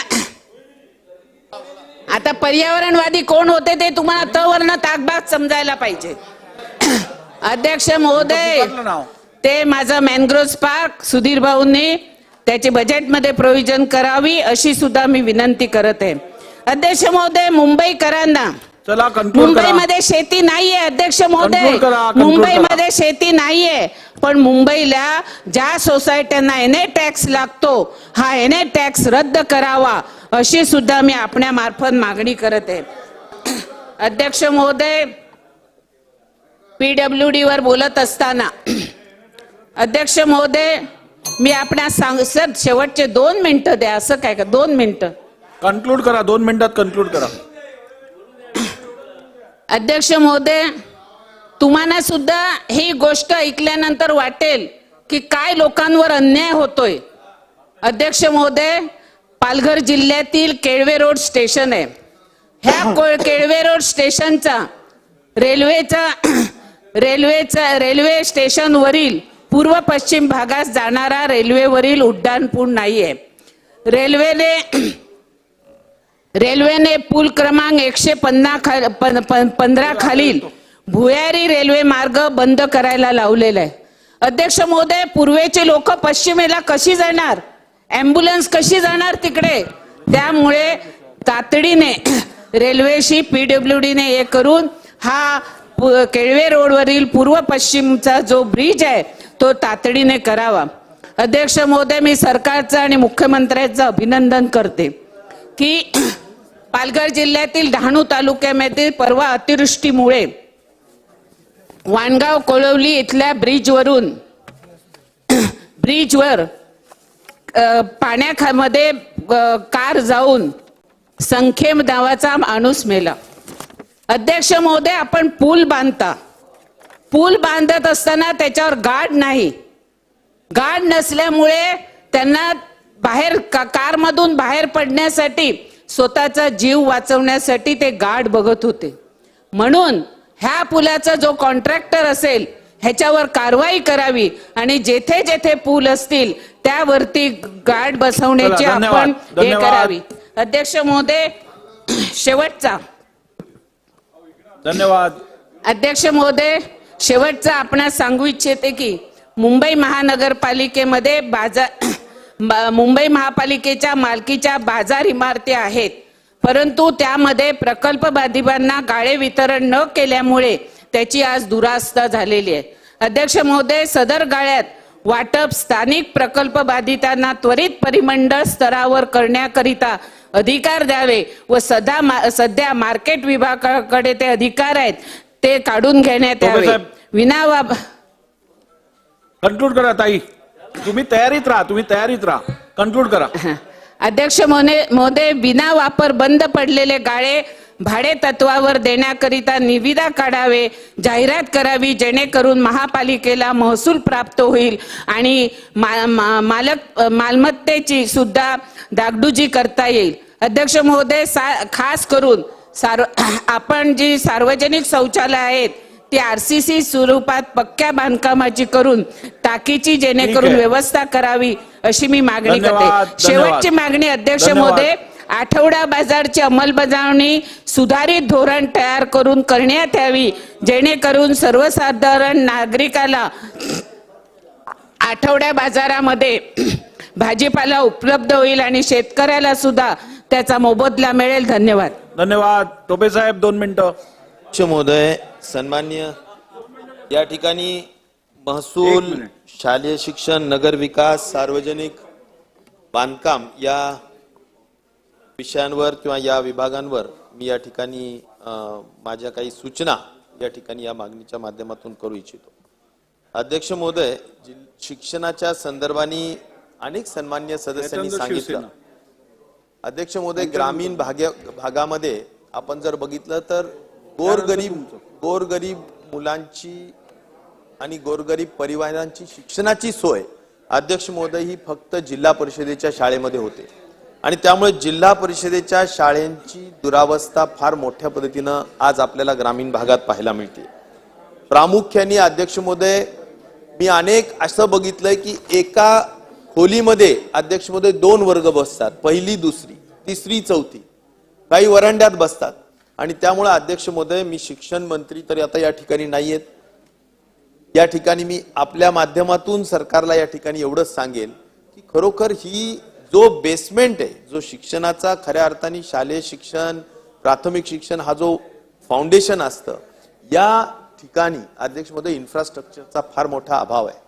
आणि म्हणून शाळेच्या सगळ्या इमारती आज फक्त फंडिंग एकाच मार्गाने डीपीडीसीतून जेवढी मिळेल तेवढी आणि आमदार निधीतून. मी म्हणतो अध्यक्ष महोदय, राज्याच्या शालेय शिक्षण विभागाचं एवढं मोठं बजेट असतं, मी म्हणतो राज्यातून सुद्धा अध्यक्ष महोदय खास बाब म्हणून याला निधी देण्याची आवश्यकता आहे. निजामकालीन शाळेच्या माध्यमातून, काही मराठवाडा मुक्ती संग्रामाच्या माध्यमातून काही शाळेला निधी देण्याचा त्या ठिकाणी मान्यता मिळालेली आहे. परंतु अध्यक्ष महोदय त्याची सुद्धा कुठेही आर्थिक म्हणजे निधी वितरणाची व्यवस्था झालेली नाही, हे सुद्धा मला या निमित्ताने आपल्याला सांगितलं पाहिजे. आणि त्यामुळे शाळेचा अत्यंत वाईट परिस्थिती. अध्यक्ष महोदय, मी जबाबदारीने सांगतो की शिक्षकांच्या रिक्त जागा एवढ्या मोठ्या संख्येने आहेत. शिक्षक हा शिक्षणाचा कणा आहे आणि त्यामुळे जर शिक्षकच नसेल तर अशा एक शिक्षकी शाळा, काही तर आता अनेक सन्मान्य सदस्य असेही म्हटले की शाळेला शिक्षकच नाहीये.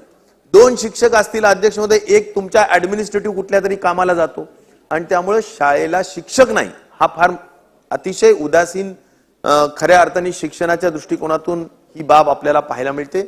सगळ्या शिक्षकांच्या जागा भरल्या पाहिजेत अध्यक्ष महोदय. आज कुठल्या तरी मी आता मला असं समजतंय की रिटायर्ड शिक्षकांना घेण्याचं अध्यक्ष महोदय या ठिकाणी सुरू आहे. आणि म्हणून मला हे सांगायचं, कितीतरी तरुण मुलं आहेत की जे डीएड झालेत, बीएड झालेत, टीईटी झालेत आणि तरी सुद्धा त्यांनाच वाव नाही. आणि तरी म्हणून जे काही कॉन्ट्रॅक्च्युअल जरी भरायचे तर या तरुणांना वाव दिला पाहिजे, असं सुद्धा माझं आग्रहाचं सांगणं या निमित्ताने निश्चित प्रकारे आहे. ज्या काही मोडकळीला आलेल्या शाळा आहेत अध्यक्ष महोदय, त्यालाही आपण ताबडतोबीनं निधी देण्याची आवश्यकता निश्चित प्रकारे आहे.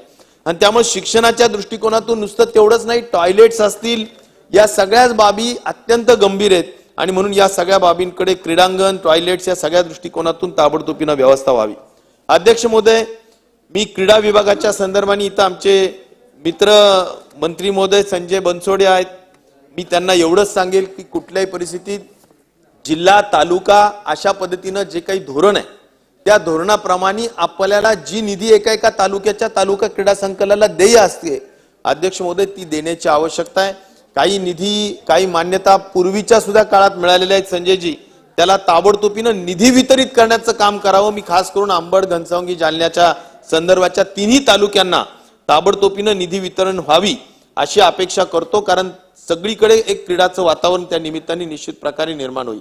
अध्यक्ष महोदय, महसूल विभागाच्या संदर्भाने मी आता एक जे काही वाळूचं धोरण आलं अध्यक्ष महोदय, मी त्या वाळूच्या धोरणाचं नक्कीच मी म्हणेल की एक चांगलं धोरण आहे.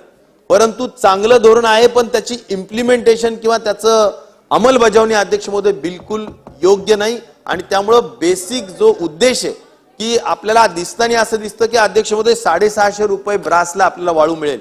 अध्यक्ष महोदय, कुठंही कुणालाही सामान्य माणसाला ही वाळू मिळत नाही. मी जबाबदारीने सांगतो, जे घरकुल आहेत त्यांना सुद्धा मोफत वाळू देऊ अशा पद्धतीची आपल्या धोरणे अजिबात मिळत नाही.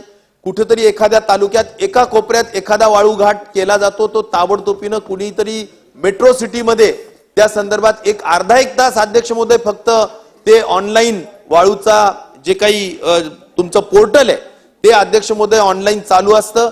अर्धा एक तासाच्या आतमध्ये जे काही वाळू माफियाज आहेत ते ताबडतोबीनं ते त्यांच्या नावाने भरतात आणि लगेचच ते पोर्टल बंद होतं.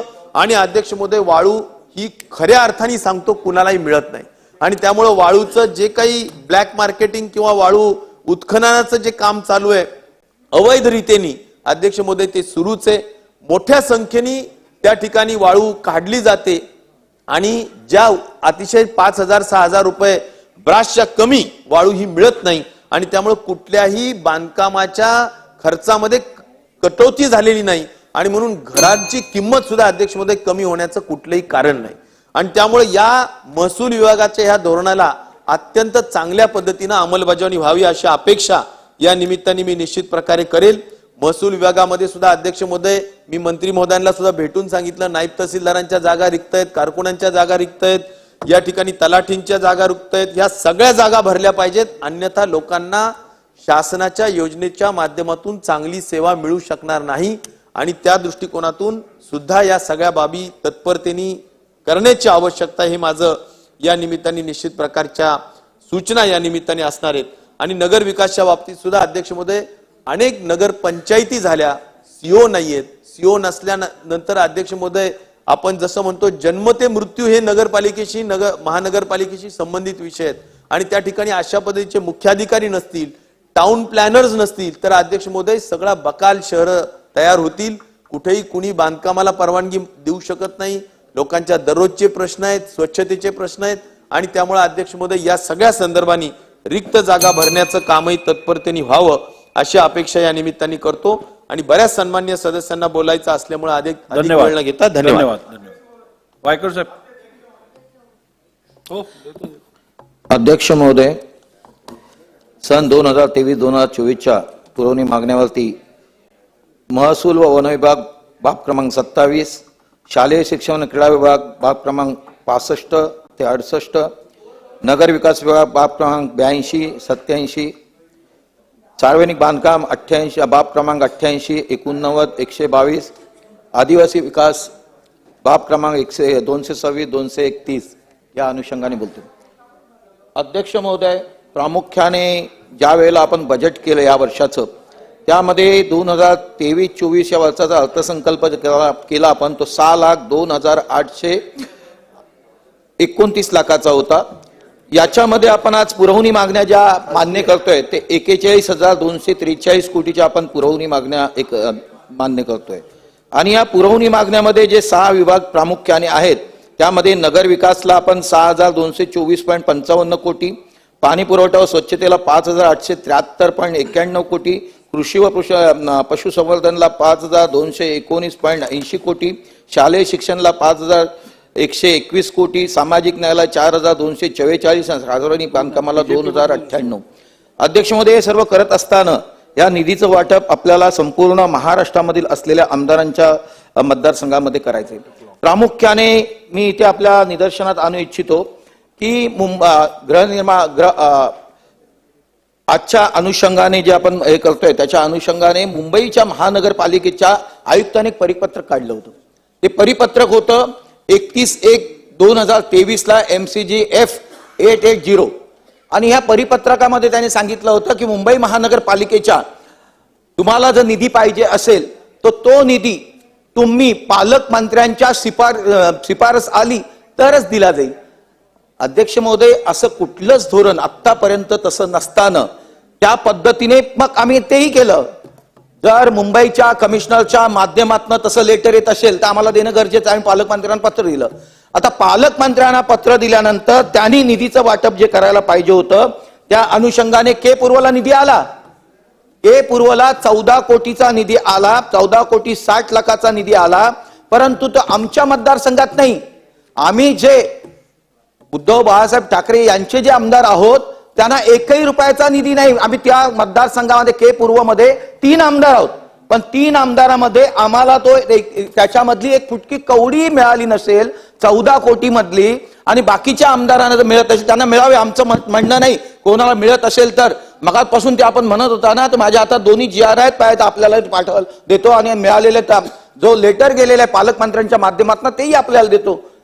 पाहणी करा, मग कळेल तुम्हाला की कशा पद्धतीने जबरदस्तीचं राजकारण, अनइक्वल डिस्ट्रीब्युशन ऑफ फंड या आपल्या सदनामध्ये चालू आहे आणि त्या बाबतीमध्ये मी केस केलेली आपल्याला माहितीच आहे अनइक्वल फंडाच्या बाबतीमध्ये. तर या बाबतीमध्ये आपण देखील निर्देश द्यावे की अशा पद्धतीने एका वार्डला जर 14,60 लाखाचा निधी जात असेल आणि त्यातला 1ही रुपया आमच्या वार्डमधील नगरसेवकांच्या एरियामध्ये आम्हाला काम करायला मिळणार असेल तर खेदाची गोष्ट आहे आणि त्यामुळे आपण याच्यामध्ये लक्ष घालावं अशी माझी आपल्याला नम्र विनंती आहे. अध्यक्ष महोदय, याच्यामध्ये प्रामुख्याने मगाशी जे 2-3 मुद्दे झाले मी फक्त पॉइंटच वाजणार आहे कारण मला माहिती आहे की बाकीच्या सर्व आमदारांना याच्यावरती बोलायचंय. नाना शंकर शेठच्या बाबतीमध्ये गेल्या वेळेच्या आपण याच्यामध्ये देखील अधिवेशनामध्ये देखील म्हटलं होतं की मुंबईचे शिल्पकार की जे गडगंज श्रीमंत असताना त्यांनी आपली संपत्ती आपल्या देशासाठी आपल्या राज्यासाठी त्यांनी खर्च केली आणि मुंबई सेंटरला आपण त्यांचं नाव देऊ शकत नाही, त्यांचं शिल्प बनवू शकत नाही, त्यांचं स्मारक बनवू शकत नाही. खरोखर मुनगंटीवार साहेब, याच्यामध्ये आपण सर्वांनी लक्ष घातलं पाहिजे की ज्याने स्वातंत्र्याच्या पूर्वी आपल्याला सावरलं, मुंबई कॉर्पोरेशन किंवा मुंबईच्या अनेक जागा त्यांनी या विकासासाठी दिल्या, शाळा काढल्या, कॉलेजेस काढल्या, शिक्षणाचा पाया रचला, त्यांचंच नाव आपण जर देणार नसेल, त्या स्मारक बनवणार नसेल, मुंबई सेंटरला त्यांचं नाव देणार नसेल, तर याच्या जाणीवपूर्वक आपण सर्वांनी मिळून ते काम होणं हे अत्यंत गरजेचं आहे. त्याच पद्धतीने छत्रपती शिवाजी महाराजांची कमान आरे कॉलनीच्या आतमध्ये रोडवरती जाताना त्यावेळेला 2 कोटीचा निधी आपण जे म्हणता ना आम्ही नाही रोखलं काम म्हणून माझा 2 कोटीचा निधी पालकमंत्र्यांच्या माध्यमातून रोखला गेला होता. ते त्यांनी त्यावेळेला सांगितलं मी रिलीज करतो, तो आत्ता रिलीज केला आणि त्यामध्ये 50 लाखाचं छत्रपती शिवाजी महाराज असं प्रवेशद्वार आपल्याला बनवायचं आहे आणि त्यामध्ये एनओसी मुंबई महानगरपालिकेची द्यायचे. त्यांनी सांगितलं की डीपी रोडवरती असं काही देता येत नाही, पण इंटरनल आतला रोड असताना त्या ठिकाणी शिवाजी महाराजांच्या नावाची कमान बनवायची नाही. जर हायवेला तुम्ही असे ब्रिज बनवताय त्याच्यावरती ऍडव्हर्टाईज करायला देताय आणि शिवाजी महाराजांच्या नावाची कमान होत नाही, तर मला वाटते त्या मुनगंटीवार साहेब याच्याबद्दल आपण देखील लक्ष घालावं की छत्रपती शिवाजी महाराजांच्या बद्दल आपण नेहमी गौरवोद्गार करता आणि हे असे काम तुम्ही करायला देणार नसाल तर ते चुकीची गोष्ट होईल आणि त्या पद्धतीने आपण ते करून द्यावं असं माझी इच्छा आहे. अध्यक्ष महोदय, महानगरपालिकेच्या माध्यमातून मला आणखीन एक प्रश्न आपल्या समोर मांडायचा आहे. मी फक्त वाचतोय त्यामध्ये आदिवासी पाड्या इंटरनल रोडच्या बाबतीमध्ये आपल्याला सांगितलेलं होतं की ते रोड मुंबई महानगरपालिकेने ताब्यात घ्यावे, ऍज अ केअरटेकर म्हणून त्याचं काम करायला पाहिजे. मी आणि अभिनंदन चव्हाण साहेब, पृथ्वीराज चव्हाण साहेब, आपण जो मुख्य रस्ता 7.5 किलोमीटरचा होता तो अंडर 1888च्या कायद्याच्या अनुषंगाने 360च्या अन्वये तो मुंबई महानगरपालिकेला दिला. त्याच्यावरती 47 कोटीचं काम चालू झालेलं आहे आणि इंटरनल रोड 45 किलोमीटरचे करायचे आहेत. त्याच्यासाठी 173 कोटीची गरज आहे. आजच्या बजेटमध्ये त्यावेळेला मुख्यमंत्र्यांनी सांगितलं कोर्टामध्ये PIL पडलेली आहे, PIL मध्ये देखील आपण दाखल केलं की आम्ही यांना निधी देतोय आणि निधी किती दिला तर 5 कोटीचा. 173 कोटीच्या अगेन्स्ट मध्ये 5 कोटीमध्ये 145 किलोमीटरचे रस्ते होणार आहेत का? आणि म्हणून माझी मागणी आहे की मुंबई महानगरपालिकेने ते रोड जसं मुख्य रस्ता घेतला 7.5 किलोमीटरचा त्याच पद्धतीने ते रोड मुंबई महानगरपालिकेला द्या. मुंबईच्या हद्दीमध्ये आहे ते सर्व, मुंबईच्या टेरिटरीमध्ये आहेत. कोर्टामध्ये एक निवेदन करता, इथं एक निवेदन करता आणि प्रत्यक्षात मात्र एकही रुपया मिळत नसेल आणि आपल्याला ती गोष्ट माहिती आहे आणि आपल्याला देखील आपण कानावर घातलेलं त्या बाबतीत देखील करावं. अध्यक्ष महोदय, याच्यामध्ये दुसरं दिंडोशी वगैरे म्हणजे उपनगरामध्ये 30 माळ्याच्या बिल्डिंग चाललेल्या आहेत, परंतु फायर ब्रिगेडच्या साठी त्यामध्ये 30 मजल्यापर्यंत हायड्रोलिक सीडी नाहीये. आग लागली तर जाणार कुठे? रिफ्युज एरिया तुम्ही 7व्या मजल्यावरती ठेवता, त्याच्या वरच्या 14-15 माळ्यावर ठेवता, परंतु 30 माळ्याच्या बिल्डिंग होताना हायड्रोलिक जी सीडी असते ती तेवढ्या याची नाही आहे, तर त्यामुळे ती त्यात फायर ब्रिगेडच्या माध्यमातून व्हावी. त्याच पद्धतीने सेव्हन हॉस्पिटल आहे. अध्यक्ष महोदय, 7 हिल मध्ये 100 कॉट कर्करोगासाठी आहे. त्या ठिकाणी लिनियर एक्सलेटर आणि पेट स्किन मशीनला 25 लाख करोड रुपये मिळाले, तर त्या ठिकाणी कॅन्सर रुग्णांसाठी ते डिपार्टमेंट सुरू होऊ शकते आणि 25 कोटी रुपये आपण देऊ शकत नाही. 1729 कोटी रुपये आपण खर्च करतो फक्त भिंती रंगवण्यासाठी आणि एका ठिकाणी 100 कॉट जर कॅन्सरच्या सुरू होणार असेल 7 हॉस्पिटलमध्ये आणि त्यासाठी जर आपण 25 कोटी रुपये देणार नसेल तर मग खेदाची गोष्ट आहे आणि त्यामुळे ते त्या ठिकाणी त्या होण्यात यावं अशी माझी इच्छा आहे. अध्यक्ष महोदय, इंटरनल रोड त्याच पद्धतीने जोगेश्वरी विभागातले इंटरनल रोड हे व्हायला पाहिजे होते, त्या बाबतीमध्ये देखील मी केलेलं आहे. मी 1 मिनिटातच बोलणार आहे अध्यक्ष महोदय. 1 मिनिटात नको, 1 मिनिटात सगळं बोला. ओके. अध्यक्ष महोदय, महसूलच्या बाबतीमध्ये मजासवाडी सर्वोदय नगर पुनर्विकास प्रकल्पामध्ये अध्यक्ष महोदय 33.5 म्हाडाच्या अंतर्गत त्या ठिकाणी रिडेव्हलपमेंट झाली. 171 लोकांना ते सदनिका देण्यात आली, लॉटरी पद्धतीने देण्यात आली, परंतु 2 वर्ष झाले तरी त्यांचं रजिस्ट्रेशन फी आणि स्टॅम्प भरणं हे होत नाही. तर का होत नाही?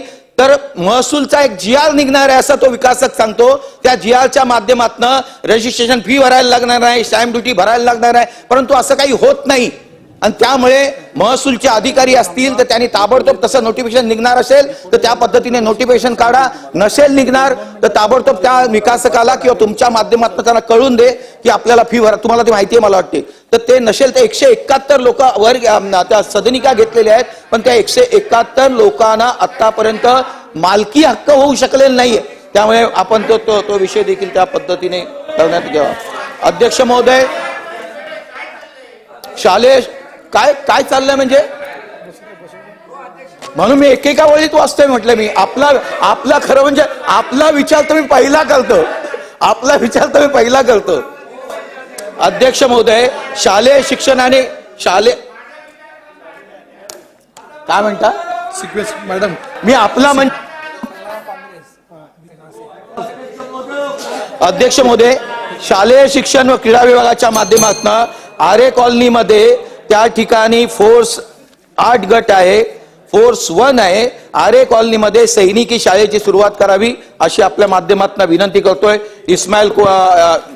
इस्माईल कॉलेजच्या इथे उपनगरामध्ये देखील मंत्री महोदय, उपनगरामध्ये देखील क्रीडा संकुल व्हायला शासनाच्या माध्यमातून होणं गरजेचं आहे. इस्माईल कॉलेजमध्ये अशी जागा आहे तर त्या ठिकाणी आपण त्या पद्धतीने क्रीडा संकुल घ्यावं. अध्यक्ष महोदय, फक्त आदिवासींच्या बाबतीमध्ये आदिवासी मिनिस्टर तेवढेच मी हे करतो. अध्यक्ष महोदय, प्रामुख्याने ठक्कर बाप्पा योजनेचा परिपूर्ण फायदा या आदिवासी लोकांना खरोखर मिळत नाहीये. आदिवासी लोकांसाठी दवाखान्याची देखील व्यवस्था नाही आहे. फोर्स 1 साठी एक केल्टीपाडा नंबर 1, केल्टीपाडा नंबर 2 अशा पद्धतीने जे पाडे आहेत आणि ते पाडे जोपर्यंत आपण त्यांना राहण्याच्या जागा वगैरे देत नाही, त्यांच्या ज्या काय मागण्या आहेत तोपर्यंत फोर्स 1ला फायरिंग करता येत नाहीये. आणि फायरिंग न आल्या कारणाने त्यांना फायरिंगचे काय शिक्षण किंवा त्यांना कवायत करायची असेल किंवा रेंजवर जायचं असेल तर त्यांना पुण्याला जायला लागतंय. आणि त्यामुळे त्या ठिकाणी फायरिंग रेंज होणं हे अत्यंत गरजेचं आहे. त्यामुळे फोर्स 1 आणि केल्टीपाडा नंबर 1 आणि चाप्याचा पाडा नंबर तिथल्या रहिवाशांचं पुनर्वसन त्यांच्या पद्धतीने व्हावं. आदिवासींचे दैवत आणि गावदेवी मंदिर आहे अध्यक्ष महोदय, त्या गावदेवी मंदिराचा पुनर्विकास व्हावा. त्याच पद्धतीने नवभारत साक्षरता योजना, समग्र शिक्षा अभियान, आरोग्य योजना आणि अनुसूचित जमातीच्या लाभार्थ्यासाठी महात्मा ज्योतिराव फुले ही योजना 7 हिल मध्ये त्यांच्यासाठी चालू करावी. त्या योजनांचा फायदा. अध्यक्ष महोदय, सर्व पक्षांना दिलं जातंय. आता अपक्षाचा नंबर आहे. आता येतो तुमचा येतोय. प्रत्येक पक्ष वाईज चालू आहे.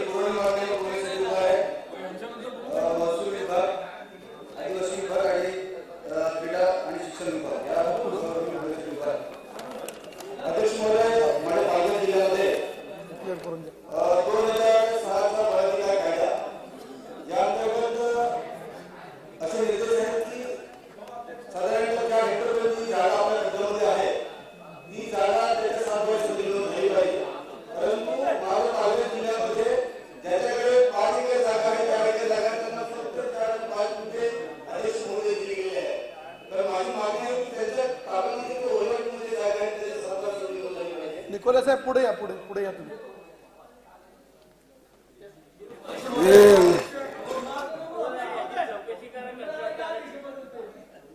प्रत्येक पक्षाच्या एक सन्मान्य सदस्यांना बोलायची संधी मिळते. तुम्ही बाहेर घालता निघून. बोला निकोले साहेब बोला. त्याचप्रमाणे अध्यक्ष महोदय, वन खात्याच्या अधिकाऱ्यांचं सध्या पालघर जिल्ह्यामध्ये खूप मुजोर चाललेला आहे. म्हणजे अक्षरशः 5 दिवसापूर्वी वाडा तालुक्यामध्ये या वन खात्याच्या अधिकाऱ्यांनी 2 आदिवासींना घरातून हिसकावून काढलं आणि त्या वन पट्ट्यातून त्यांना बाहेर काढलं गेलं. तर माझी अशी मागणी आहे की हे ज्या काही आदिवासींना घरातून बाहेर काढलं गेलं त्यांना त्या जागेवर पुन्हा त्यांची घरं बांधून देण्यात यावी. दुसरा महत्वाचा मुद्दा असा की अशा प्रकारच्या वन खात्याच्या अधिकाऱ्यांचं चाललेलं आहे. परंतु पालघर जिल्ह्यामध्ये माझ्या डहाणू आणि तलासरी मतदारसंघामध्ये एक दिनेश इंजिनियर लिमिटेड इन्फ्रास्ट्रक्चर ही कंपनी आहे. त्यांनी त्यांच्या मार्फत टाकण्यात आलेले ऑप्टिकल फायबर जे पाईप आहेत ते संपूर्ण डहाणूपासून तलासरीपर्यंत घेऊन गेले, पण त्यांच्याकडे अजिबात परवानगी नाहीये. तिथल्या जे आरोपी मॅडम आहेत त्यांना मी सांगितलं की ही परवानगी घेतली का. त्यांनी सांगितलं की परवानगी घेतली नाही, परंतु अशा प्रकारचे पाईप आढळून येत नाही. परंतु आम्ही प्रत्यक्ष पाहणी केली तर ते पाईप आढळले गेलेले आहेत आणि त्यांनी उत्तर मला चुकीचे दिलेलं आहे. तर हे जे काही हे दिनेश जे इन्फ्रास्ट्रक्चर इंजिनियर्स आहेत त्यांच्यावर चौकशी करून कारवाई झाली पाहिजे, ही माझी एक मागणी आहे. त्याचप्रमाणे अध्यक्ष महोदय, मुंबई अहमदाबाद राष्ट्रीय महामार्गावर फार मोठ्या प्रमाणामध्ये हायवेच्या बाजूने आदिवासी लोक आहेत, त्यांची जमीन ही फसवणूक करून घेतली जात आहे. महालक्ष्मी विवेवडे इथे एका आदिवासीची फसवणूक केलेली आहे आणि गुजरातचे बागाबाई सोमाबाई गमार अशा प्रकारचा एक आदिवासी तिथे आणून उभा केलेला आहे आणि त्याच्या नावाने जमिनीची खरेदी विक्री केलेली आहे. सदरचे तिथले जे आदिवासी मूळ मालक आहेत जमिनीचे कोरडा म्हणून, त्याच्या भावाने ह्या कारणामुळे त्यांना त्याचा मोबदला मिळाला म्हणून आत्महत्या केली, अशी तिथे दयनीय अवस्था झालेली आहे. तर ह्याची सुद्धा चौकशी झाली पाहिजे अध्यक्ष महोदय, याच्यापासून मी मागणी करतो. त्याचप्रमाणे 2 मिनिटं बोलू द्या अध्यक्ष महोदय. आदिवासी विभागावर बोलत असताना अध्यक्ष महोदय, माझ्या मतदारसंघामध्ये डहाणू आणि तलासरी हा भाग अतिशय ग्रामीण भाग आहे, आदिवासी बहुल आहे. खूप रस्त्याची कामं वगैरे अजून तिथे पेंडिंग आहेत. ब्रिजेसना आता अतिवृष्टी झाल्यामुळे काही ब्रिज धुवून गेलेत आणि आज पण असे व्हिडिओ व्हायरल होत आहेत की मुलांना शाळेमध्ये घेऊन जात असताना त्याच्या कुटुंबियांना खांद्यावर मुलांना बसवून नदीचं पात्र पार करून तिकडनं शाळेत घेऊन न्यावं लागतं, अशा प्रकारची परिस्थिती आहे.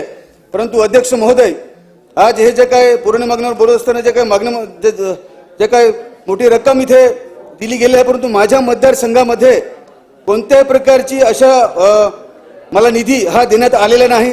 तर माझी मागणी आहे की माझ्या मतदारसंघामध्ये दिला गेला पाहिजे. अध्यक्ष महोदय, बरेचसे सन्माननीय सदस्य ह्या निधीच्या बाबतीत बोलले, परंतु आम्ही सुद्धा तळागाळात काम करत असतो. आम्हाला नागरिक विचारत असतात की ही कामं का होत नाही. तर माझी पण मागणी आहे की अशा प्रकारचा दुजाभाव न करता आम्हाला काहीतरी त्याच्यामध्ये निधी हा दिला गेला तर आमची सुद्धा त्या भागामध्ये आम्हाला कामं करता येतील. अध्यक्ष महोदय, पालघर जिल्ह्यामध्ये जल जीवन मिशन अंतर्गत जी काही कामं आहेत ही अतिशय निकृष्ट दर्जाची कामं आहेत. तिथल्या ठेकेदारांनी जे काय तिथे मटेरियल वापरले गेलेलं आहे ते अतिशय निकृष्ट दर्जाचे आहे. मी तिथे पाहणी केली असताना जे काय विहीर त्या जल जीवनसाठी जी काही विहीर खोदली जाते ती अंडाकृतीशी खोदलेली अशा प्रकारची. त्यांना आम्ही विचारलं की बाबा हे असं काय, तर त्यांना मी विचारलं की अशा पद्धतीने कसं नाही, म्हणे हे असंच त्याचा आराखडा आहे. तर अशा पद्धतीने तिथे हे काम चाललेलं आहे. माझी मागणी आहे की ह्या जल जीवन अंतर्गत जी कामं सुरू आहेत त्याची चौकशी ही अध्यक्ष महोदय झाली पाहिजे. त्याचप्रमाणे मला एक मिनिट क्रीडा आणि शिक्षण विभागावर मला बोलायचं आहे. ज्या काही जिल्हा परिषदच्या शाळा आहेत, अध्यक्ष महोदय, मी स्वतः जिल्हा परिषदच्या शाळेची पाहणी केली असता माझ्या असं निदर्शनास आलं की एका वर्गखोलीमध्ये 1ली ते 5वी पर्यंतची मुलं बसवली गेलेली आहेत आणि तिथे एकच शिक्षक आहे. तर मला असं वाटतं की ही जी काही शिक्षक भरती आहे, मी वारंवार इथे ह्या सभागृहामध्ये पण मुद्दा उपस्थित केला की पालघर जिल्ह्यामध्ये पेशा भरती झाली पाहिजे शिक्षकांची, ती अजून झालेली नाही आणि त्याच्यामुळे मुलं ही शिक्षणापासून वंचित राहत आहेत. त्याचप्रमाणे जे 8वी आणि 9वी ते जे काही वर्ग चालवतात जे शिक्षक आहेत जिल्हा परिषदच्या माध्यमात, त्याच्यामध्ये जे काही ते शिक्षक आज कार्यरत आहेत त्यांना 8,000 रुपये मानधन दिले जातं. अध्यक्ष महोदय, परवाच्या दिवशी त्यांनी माझ्याकडे एक मला निवेदन दिलं. त्याच्यामध्ये त्यांनी सांगितलं की 8,000 रुपयामध्ये आम्ही त्या शाळेपर्यंत प्रवास सुद्धा आम्ही करू शकत नाही महिनाभरामध्ये, तर 8,000 मध्ये आम्ही आमच्या कुटुंबाचं जीवन कसं काय जगू शकतो. तर त्यांनी मला सांगितलं की साधारणतः, आणि माझी अशी मागणी आहे की आपण शिक्षण सेवकांना जे काही मानधन देतो निदान ते तरी त्यांना दिलं तर त्यांच्या कुटुंबाचा उदरनिर्वाह होईल. नाहीतर त्यांनी मला परवाच्या दिवशी मागणी केली की येत्या 9 ऑगस्टला आदिवासी जागतिक दिना दिवशी आम्ही म्हणे राजीनामा देऊ, अशा प्रकारचे त्यांनी माझ्याकडे हे निवेदन सादर केलेलं आहे. तर अध्यक्ष महोदय, म्हणजे ह्या जे काही मी मागण्या मांडलेल्या आहेत तर त्याची पूर्तता होईल अशी माझी मागणी. सन्मान्य सदस्य अमित जनक.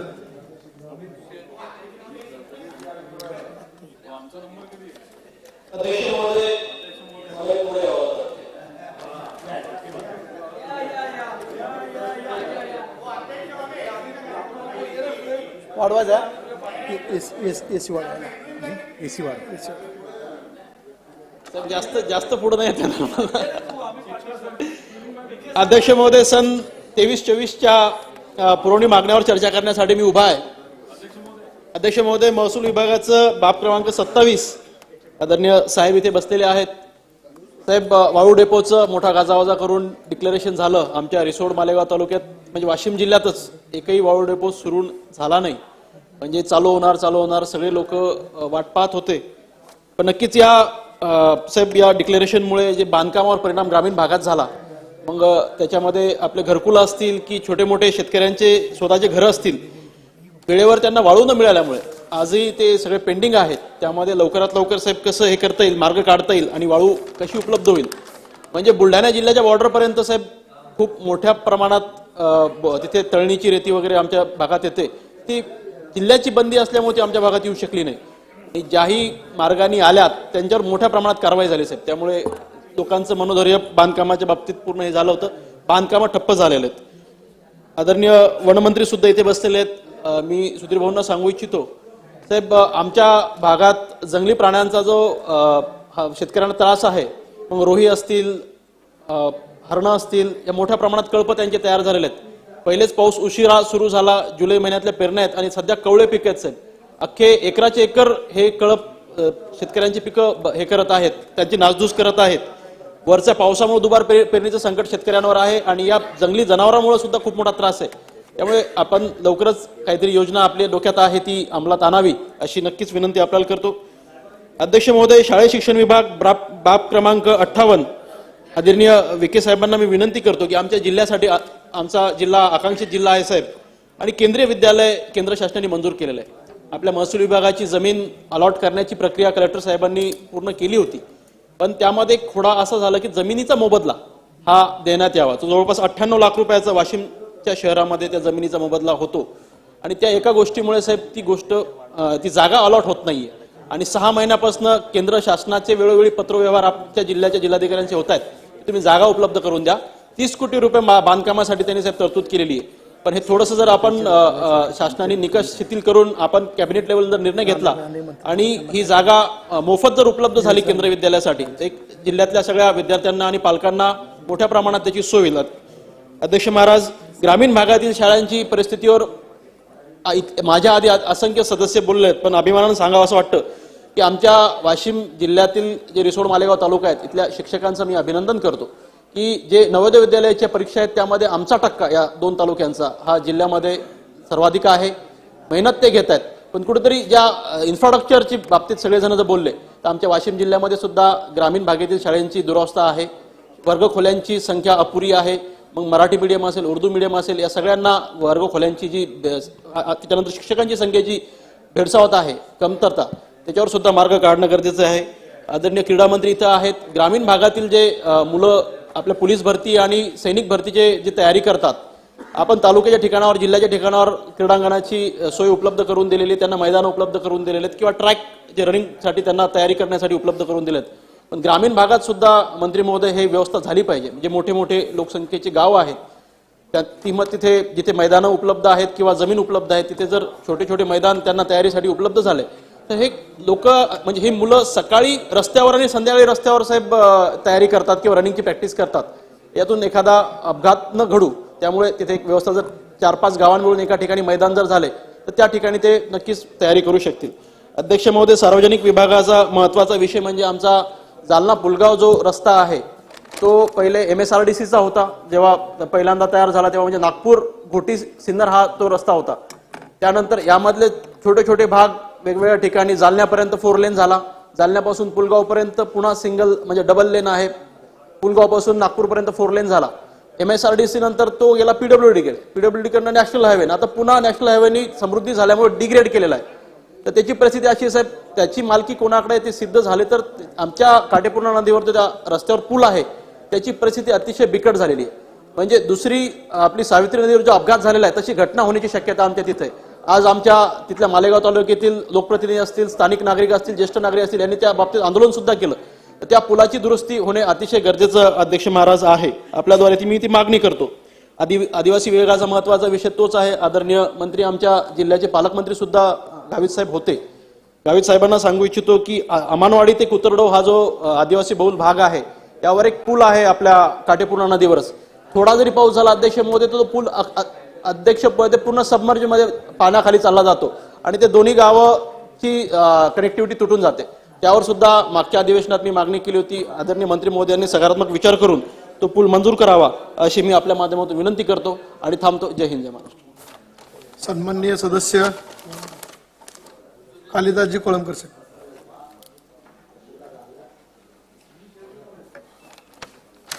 अध्यक्ष महोदय, 2023 ते 2024 पुरवणी मागण्यावरती चर्चा करण्यासाठी नगरविकासवरती मी उभा आहे. अत्यंत महत्त्वाचा प्रश्न म्हणजे मुंबई शहरातील BST. मुंबई शहरामध्ये 2019ला BST चालू झाली आणि मुंबईच्या ह्या BSTची आजची जी परिस्थिती आहे त्यावेळी एकूण 3,337 बसेस होत्या आणि आताची परिस्थिती आहे मिनिमम 1,100 बसेस आत्ता आहेत. त्यावेळी 3,337 बसेस होत्या साहेब. आणि तिथली जी आजची जी परिस्थिती आहे, एखादा कामगार रिटायर झाला तर ह्या कामगाराला 6 महिने सर्व्हिस भेटत नाही. ह्या कामगार BSTच्या कर्मचाऱ्यांना पगार टायमिंग मध्ये मिळत नाही. आणि अशा परिस्थितीमध्ये मागे माझ्या काही गोष्टी कानावरती आल्या होत्या की ही संपूर्ण BST नाही म्हणते ते एकूण BSTची 350 एकर जमीन ह्या मुंबई शहरामध्ये आहे आणि रेसिडेंटची जी जमीन आहे ती 75 एकर आहे. काही लोकांचे मनामध्ये असं होतं की BST एखाद्या उद्योगपतीला द्यायची आणि अशा पद्धतीने हे प्लॅनिंग चालू होतं. पण आमच्या काही लोकांचा सक्त विरोध होता. कोणत्याही परिस्थितीमध्ये ही BST कॉर्पोरेशनच्या अंडर, कॉर्पोरेशनच्या कमिशनरच्या अंडर राहिली पाहिजे ह्या मताचे आम्ही होतो. परंतु हा जो प्रयत्न होता, मला एवढंच सांगायचं आहे, BST चालवण्यासाठी आज जो आर्थिक पैसा पाहिजे आहे, दर वर्षाला नाही म्हणते तरी 9 ते 10 कोटी BST लॉस मध्ये आहे वर्षाला. नेहमी कॉर्पोरेशन BSTला आत्ताच 3-4 महिने झाले 10 कोटी BSTला दिला आणि अशा पद्धतीने कॉर्पोरेशन ही BST चालवते. आजूबाजूला पैसा आहे, तो पैसा उभा करण्याची ताकद मी मागे शिंदे साहेबांना, मुख्यमंत्री शिंदे साहेब, डेप्युटी CM देवेंद्र फडणवीस साहेबांना मी सांगितलं की साहेब आजूबाजूला पैसा आहे, तो पैसा उभा करण्याची ताकद आपल्यामध्ये पाहिजे. आज एकूण नाही म्हणते 75 एकर जमीन रेसिडेंटची आहे. गांधी हॉस्पिटलच्या बाजूला एकूण नाही म्हणते 10 एकरचा प्लॉट आहे. गांधी हॉस्पिटलच्या बाजूला 10 एकरचा प्लॉट आहे. आमच्या अजय चौधरी आमदार आहेत त्यांच्या मतदारसंघात. आज नाही म्हटलं तरी एकूण 1200 कर्मचारी तिथे राहत आहेत. माझं पांजर मत आहे, उद्या मिनिमम 500 कार्पेट शासकीय भावाने ह्या कामगारांना द्या आणि बाकीचा जो एरिया येतोय, बाकीचा पैसा येतो तर शेअर मध्ये यूज करा. आज नाही म्हटलं तरी हा जो पैसा येईल, हा पैसा बँकेमध्ये आपण ठेवला तर त्याचं व्याज नाही म्हणते वर्षाला 7 कोटी येते आहे. आता हा 10 एकरमध्ये 7 कोटी व्याज येते आहे. मग अजून 65 एकर जमीन बाकी आहे. मुंबई शहरामध्ये 350 एकरमध्ये ही रेसिडेंटची 65 एकर जमीन अजून राहते. ती विकल्यानंतर केवढा पैसा येईल आणि ह्या पैशावरती ही BST चालू दे ह्या मताचा मी आणि कॉर्पोरेशनच्या कमिशनरांच्या अंडर राहू दे ही माझी एक मनापासूनची इच्छा आहे.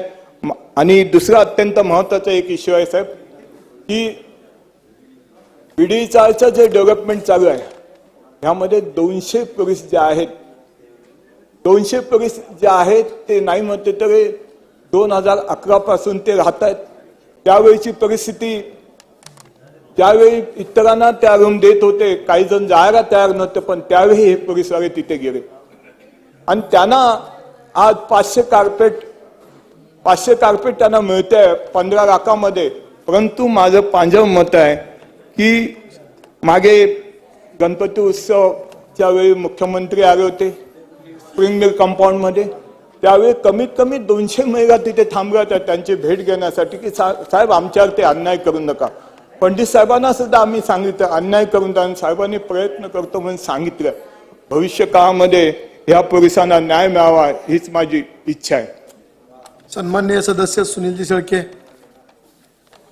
महोदय, सन 2023च्या वार्षिक पुरवणी मागण्यांवरती नाव आहे खाली. चर्चा करण्याकरता आणि काही मागण्या करण्याकरता खरं तो उभा आहे. सार्वजनिक बांधकाम विभाग बाब क्रमांक 102 103. अध्यक्ष महोदय, सार्वजनिक बांधकाम विभागावरती बोलत असताना खरं तर आवर्जून काही गोष्टीचा उल्लेख केला पाहिजे. मागच्या 3-3.5 वर्षाच्या काळामध्ये या राज्याचे उपमुख्यमंत्री तथा वित्तमंत्री आदरणीय दादांनी माझ्या मतदारसंघातील रस्त्यांच्या बांधणीकरता असेल, विविध पुलांची कामं असतील, हॉस्पिटल असेल, प्रशासकीय इमारत, तलाठी कार्यालय अशा विविध महत्वाकांक्षी प्रकल्पांकरता कोट्यवधी रुपयाचा निधी देऊ केला. परंतु अध्यक्ष महोदय, एक लोकप्रतिनिधी म्हणून खऱ्या अर्थानं आमची जबाबदारी काय, तर मतदारसंघातील नागरिकांच्या समस्या घेऊन शासन दरबारी जी कामं आपल्याला मागता येईल, ज्या कामांकरता निधी मागता येईल तो निधी मागण्याचं काम करायचं. एखाद्या कामाचा प्रस्ताव तयार करायचा, तो राज्य शासनाकडे सादर करायचा, त्या प्रस्तावाला मंजुरी घ्यायची, त्याच्यावरती निधी उपलब्ध करून घ्यायचा आणि त्यानंतरनं त्या कामाची निविदा प्रक्रिया पूर्ण करायची. इथपर्यंत खऱ्या अर्थानं आमचं काम असतं. परंतु ज्या वेळेला एखाद्या कामाची निविदा प्रक्रिया पूर्ण होते त्यावेळेला त्या कामाकरता कोण ठेकेदार येईल, त्याची कॅपॅसिटी काय आहे, तो कशा पद्धतीनं क्वालिटीचं काम करतो की करत नाही, ही खऱ्या अर्थानं जबाबदारी त्या संबंधित अधिकाऱ्याची असते. माझा सांगण्याचा उद्देश असा आहे अध्यक्ष महोदय, की मावळ तालुक्यामध्ये विशेष करून माझ्या मतदारसंघामध्ये जवळपास 200हून अधिक किलोमीटरच्या रस्त्यांची कामं पूर्ण झाली. आणि कामं होत असताना कामं 4 वर्ष 3 वर्षात पूर्ण झालेली नाही, अवघ्या 4-6 महिन्यापूर्वी काही कामं पूर्ण झाली. आणि एखाद्या रस्त्याचं काम पूर्ण होत असेल तर किमान ते काम 3 वर्ष तरी टिकलं पाहिजे, तो रस्ता 3 वर्ष तरी मजबूतीने राहिला पाहिजे. परंतु अवघ्या 3 आठवड्याच्या पावसामध्ये काही रस्त्यांवरती खड्डे पडले. महत्वाचा तळेगाव चाकण रस्ता असेल, शिक्रापूर रस्ता असेल, या रस्त्यावरती खड्डे पडले. जे नव्याने रस्त्याची बांधणी केली त्या रस्त्यांची देखील दुर्दशा झाली. आणि ह्या रस्त्यांची बांधणी करत असताना जनतेचा पैसा सरकार देत असताना याची खऱ्या अर्थानं जबाबदारी संबंधित विभागातील अधिकाऱ्यांची असते. आम्ही सूचना देतो, नागरिकांच्या देखील तक्रारी येतात आणि तात्पुरत्या डागडुजी करून तिथं कुठेतरी जनतेची दिशाभूल करण्याचं किंवा समाधान करण्याचं काम करतात. अध्यक्ष महोदय, करोडो रुपयाचा खर्च जर एखाद्या रस्त्यावरती होत असेल आणि त्या रस्त्याची चांगल्या क्वालिटीनं दर्जेदार बांधणी, ज्याला आपण सरफेस असेल, कार्पेट असेल, सिलकोट असेल, चांगल्या क्वालिटीचं करत नसेल आणि आपण तक्रार केल्यावरती एखादी थर्ड पार्टी एजन्सी त्यांनीच नेमायची आणि चांगल्या क्वालिटीचं मटेरियल वापरले याचं देखील सर्टिफिकेट आपल्या समोर मांडायचं आणि आपली दिशाभूल करून अधिकारी आणि ठेकेदारांनी संगनमत करायचं. माझी मागणी आहे, ज्या ज्या भागामध्ये असे नव्याने रस्ते बांधले जातात आणि अवघ्या काही महिन्यामध्ये त्या रस्त्यांवरती खड्डे पडतात, तुटले जातात, त्यावरती संबंधित अधिकारी आणि ठेकेदारावरती आपण गुन्हे दाखल केले पाहिजे. संध्याकाळच्या वेळेमध्ये आजही काही ग्रामीण भागामध्ये लाईट नाही, खड्ड्यामध्ये कुणाचा अपघात होतो, कुणाचा जीव जातो, कुणीतरी अपघातामध्ये फ्रॅक्चर होऊन जातं आणि अशा काळामध्ये त्या पेशंटचा किंवा त्या ऍक्सिडेंट झालेल्या व्यक्तीचा देखील उपचार करण्याची जबाबदारी ही संबंधित अधिकाऱ्याने किंवा ठेकेदाराने घेतली पाहिजे. अध्यक्ष महोदय, गांभीर्यानं आपण याच्याकडे लक्ष दिलं पाहिजे की आज पाऊस होत असताना अतिवृष्टी होती, काही भागामध्ये पाऊस जास्त प्रमाणात पडतो, परंतु जरी पाऊस झाला तरी फक्त 1-2 दिवसात खड्डे पडत नाही, खड्डे 4-5 दिवसात वेळ लागतो आणि संबंधित अधिकाऱ्यांना सांगून सुद्धा त्यावरती दुर्लक्ष केलं जातं. माझी विनंती आहे, माझी मागणी आहे की ज्या ज्या भागामध्ये नव्याने रस्ते बांधले गेलेत अशा रस्त्यांवरती जर खड्डे पडले, कुठला अपघात झाला तर संबंधित ठेकेदारावरती आपण गुन्हे दाखल केलेच पाहिजे, ही माझी प्रमुख मागणी आहे. अध्यक्ष महोदय, या ठिकाणी सार्वजनिक बांधकाम मंत्री महोदय खरं तर उपस्थित नाहीये, परंतु मी अनेक दिवसांपासून मागणी करतोय की माझ्या भागातील कुंडमाळा या भागात इंद्रायणी नदीवरचा पूल झाला पाहिजे. अनेक पर्यटक त्या ठिकाणी येतात, अनेक युवक युवती येत असतात, शेतकरी बांधव येतात, परंतु त्या ठिकाणी अनेक अपघात झाले, काहींचा जीव देखील गमवावा लागला. माझ्या भागातच इंद्रायणी नदीवरती वराळे नानवले गाव आहे. आजही बोटीनं तिथले लोक जाये करतायत. याची देखील मागणी करतोय. त्याला देखील आता पुरवणी मागणीमध्ये आम्हाला वाटलं होतं की तरतूद केली जाईल, परंतु त्याकरता देखील आम्हाला कुठली तरतूद केली गेलेली नाहीये. अशा पद्धतीनं काही रस्त्यांची कामं होत असताना आणि पुलांची कामं होत असताना सांगवडे मामुर्डी या देखील पुलाची मी अध्यक्ष महोदय मी राज्य सरकारकडे मागणी करतो. येणाऱ्या काळामध्ये आम्हाला या पुलांकरता देखील आपण निधीची उपलब्धता करून द्यावी. शालेय शिक्षण आणि क्रीडा विभाग भाग क्रमांक 68 यावरती बोलत असताना अध्यक्ष महोदय, मावळ तालुक्यामध्ये जवळपास 5 लाख लोकसंख्येचा आता माझा मतदारसंघ होतोय आणि या भागामध्ये अनेक शासकीय जागा, सरकारी गायरान हे अनेक प्रकल्पांना दिलं. अनेक भागातल्या शेतकऱ्यांचं पुनर्वसन करण्याकरता जागा दिल्या, परंतु माझ्या मतदारसंघामध्ये एक चांगलं क्रीडांगण व्हावं याकरता जांभूळ गावातील आम्ही शासकीय जागा गेले 6-7 महिन्यापासून मागतोय, परंतु आम्हाला जागा दिली जात नाही. क्रीडा मंत्री महोदय, आपल्याला माझी विनंती आहे, आपण नशीबवान आहात. आपण मागच्या काळात राज्यमंत्री होता, आपण बरोबर होतो, आजही बरोबर आहोत. तुमचं प्रमोशन झालं, तुम्ही राज्यमंत्र्याचे आता कॅबिनेट मंत्री झालाय. एकच मागणी आहे, माझ्या मतदारसंघामध्ये क्रीडांगण झालं पाहिजे. त्याकरता आपल्याकडे देखील प्रस्ताव दिलेला आहे, त्याला आपण तात्काळ मान्यता द्यावी अशी माझी विनंती. अध्यक्ष महोदय, शेवटचा एकच घेतो फक्त. अध्यक्ष महोदय, शालेय शिक्षण क्रीडा विभागाच्या बाबतीत बोलत असताना मगाशी माननीय माजी मंत्री राजेश भैया टोपेंनी देखील उल्लेख केला की ग्रामीण भागातील विद्यार्थ्यांना शाळेची गैरसोय होती. शाळेचं इन्फ्रास्ट्रक्चर चांगलं असलं पाहिजे, तिथल्या वर्गखोल्या चांगल्या असल्या पाहिजेत. आता त्या वर्गखोल्या कधी होतील, काय होतील, त्याला कधी निधी मिळेल, त्याकरता आम्ही देखील पाठपुरावा करू. परंतु आजची परिस्थिती जर पाहिली अध्यक्ष महोदय, तर मागच्या कोविडच्या काळामध्ये काही विद्यार्थ्यांचे पालक दगावले, त्यांना आई वडिलांचा आसरा देखील राहिला नाही. अशा विद्यार्थ्यांना आपण शासनाच्या माध्यमातून फी मध्ये सवलत देण्याचं देखील घोषित केलं. आजही प्रायव्हेट शाळेमध्ये फी करता तगादी लावण्याचं काम केलं तो. आणि ही फी घेत असताना जर तुम्ही फी भरली नाही तर तुम्हाला बसून दिला जाणार नाही, तुमचा दाखला दिला जाणार नाही, तुमचं जो काही मार्क लिस्ट आहे ती दिली जाणार नाही, अशा पद्धतीने सांगितलं होतं. ग्रामीण भागातलं विशेष करून अध्यक्ष महोदय मी या ठिकाणी उल्लेख करतो की जिल्हा परिषद शाळेमध्ये शिकणारा माझा सर्वसामान्य विद्यार्थी, सर्वसामान्य कुटुंबातला आदिवासी वाड्यापाड्यावरचा विद्यार्थी शिक्षण घेत असताना त्यांना जाण्या येण्याची व्यवस्था नाही. एसटीची वेळ सुद्धा वेळेवरती नाही. 2-2, 3-3 किलोमीटर, काही विद्यार्थी तर 5-5 किलोमीटर सुद्धा पायी पिटकत जात आहेत. माझी मागणी आहे, जर समजा आपल्याला एसटीची सुविधा करून देता येत नसेल तर आम्हाला शासनाच्या माध्यमातून आमदार फंडातून त्यांना सायकली किंवा बसची जाण्याची व्यवस्था करण्याकरता निधीची उपलब्धता द्यावी किंवा आम्हाला त्याला मान्यता द्यावी अशी देखील मी मागणी करतो. शेवटचा एकच मुद्दा घेतो अध्यक्ष महोदय, एकच शेवटचा.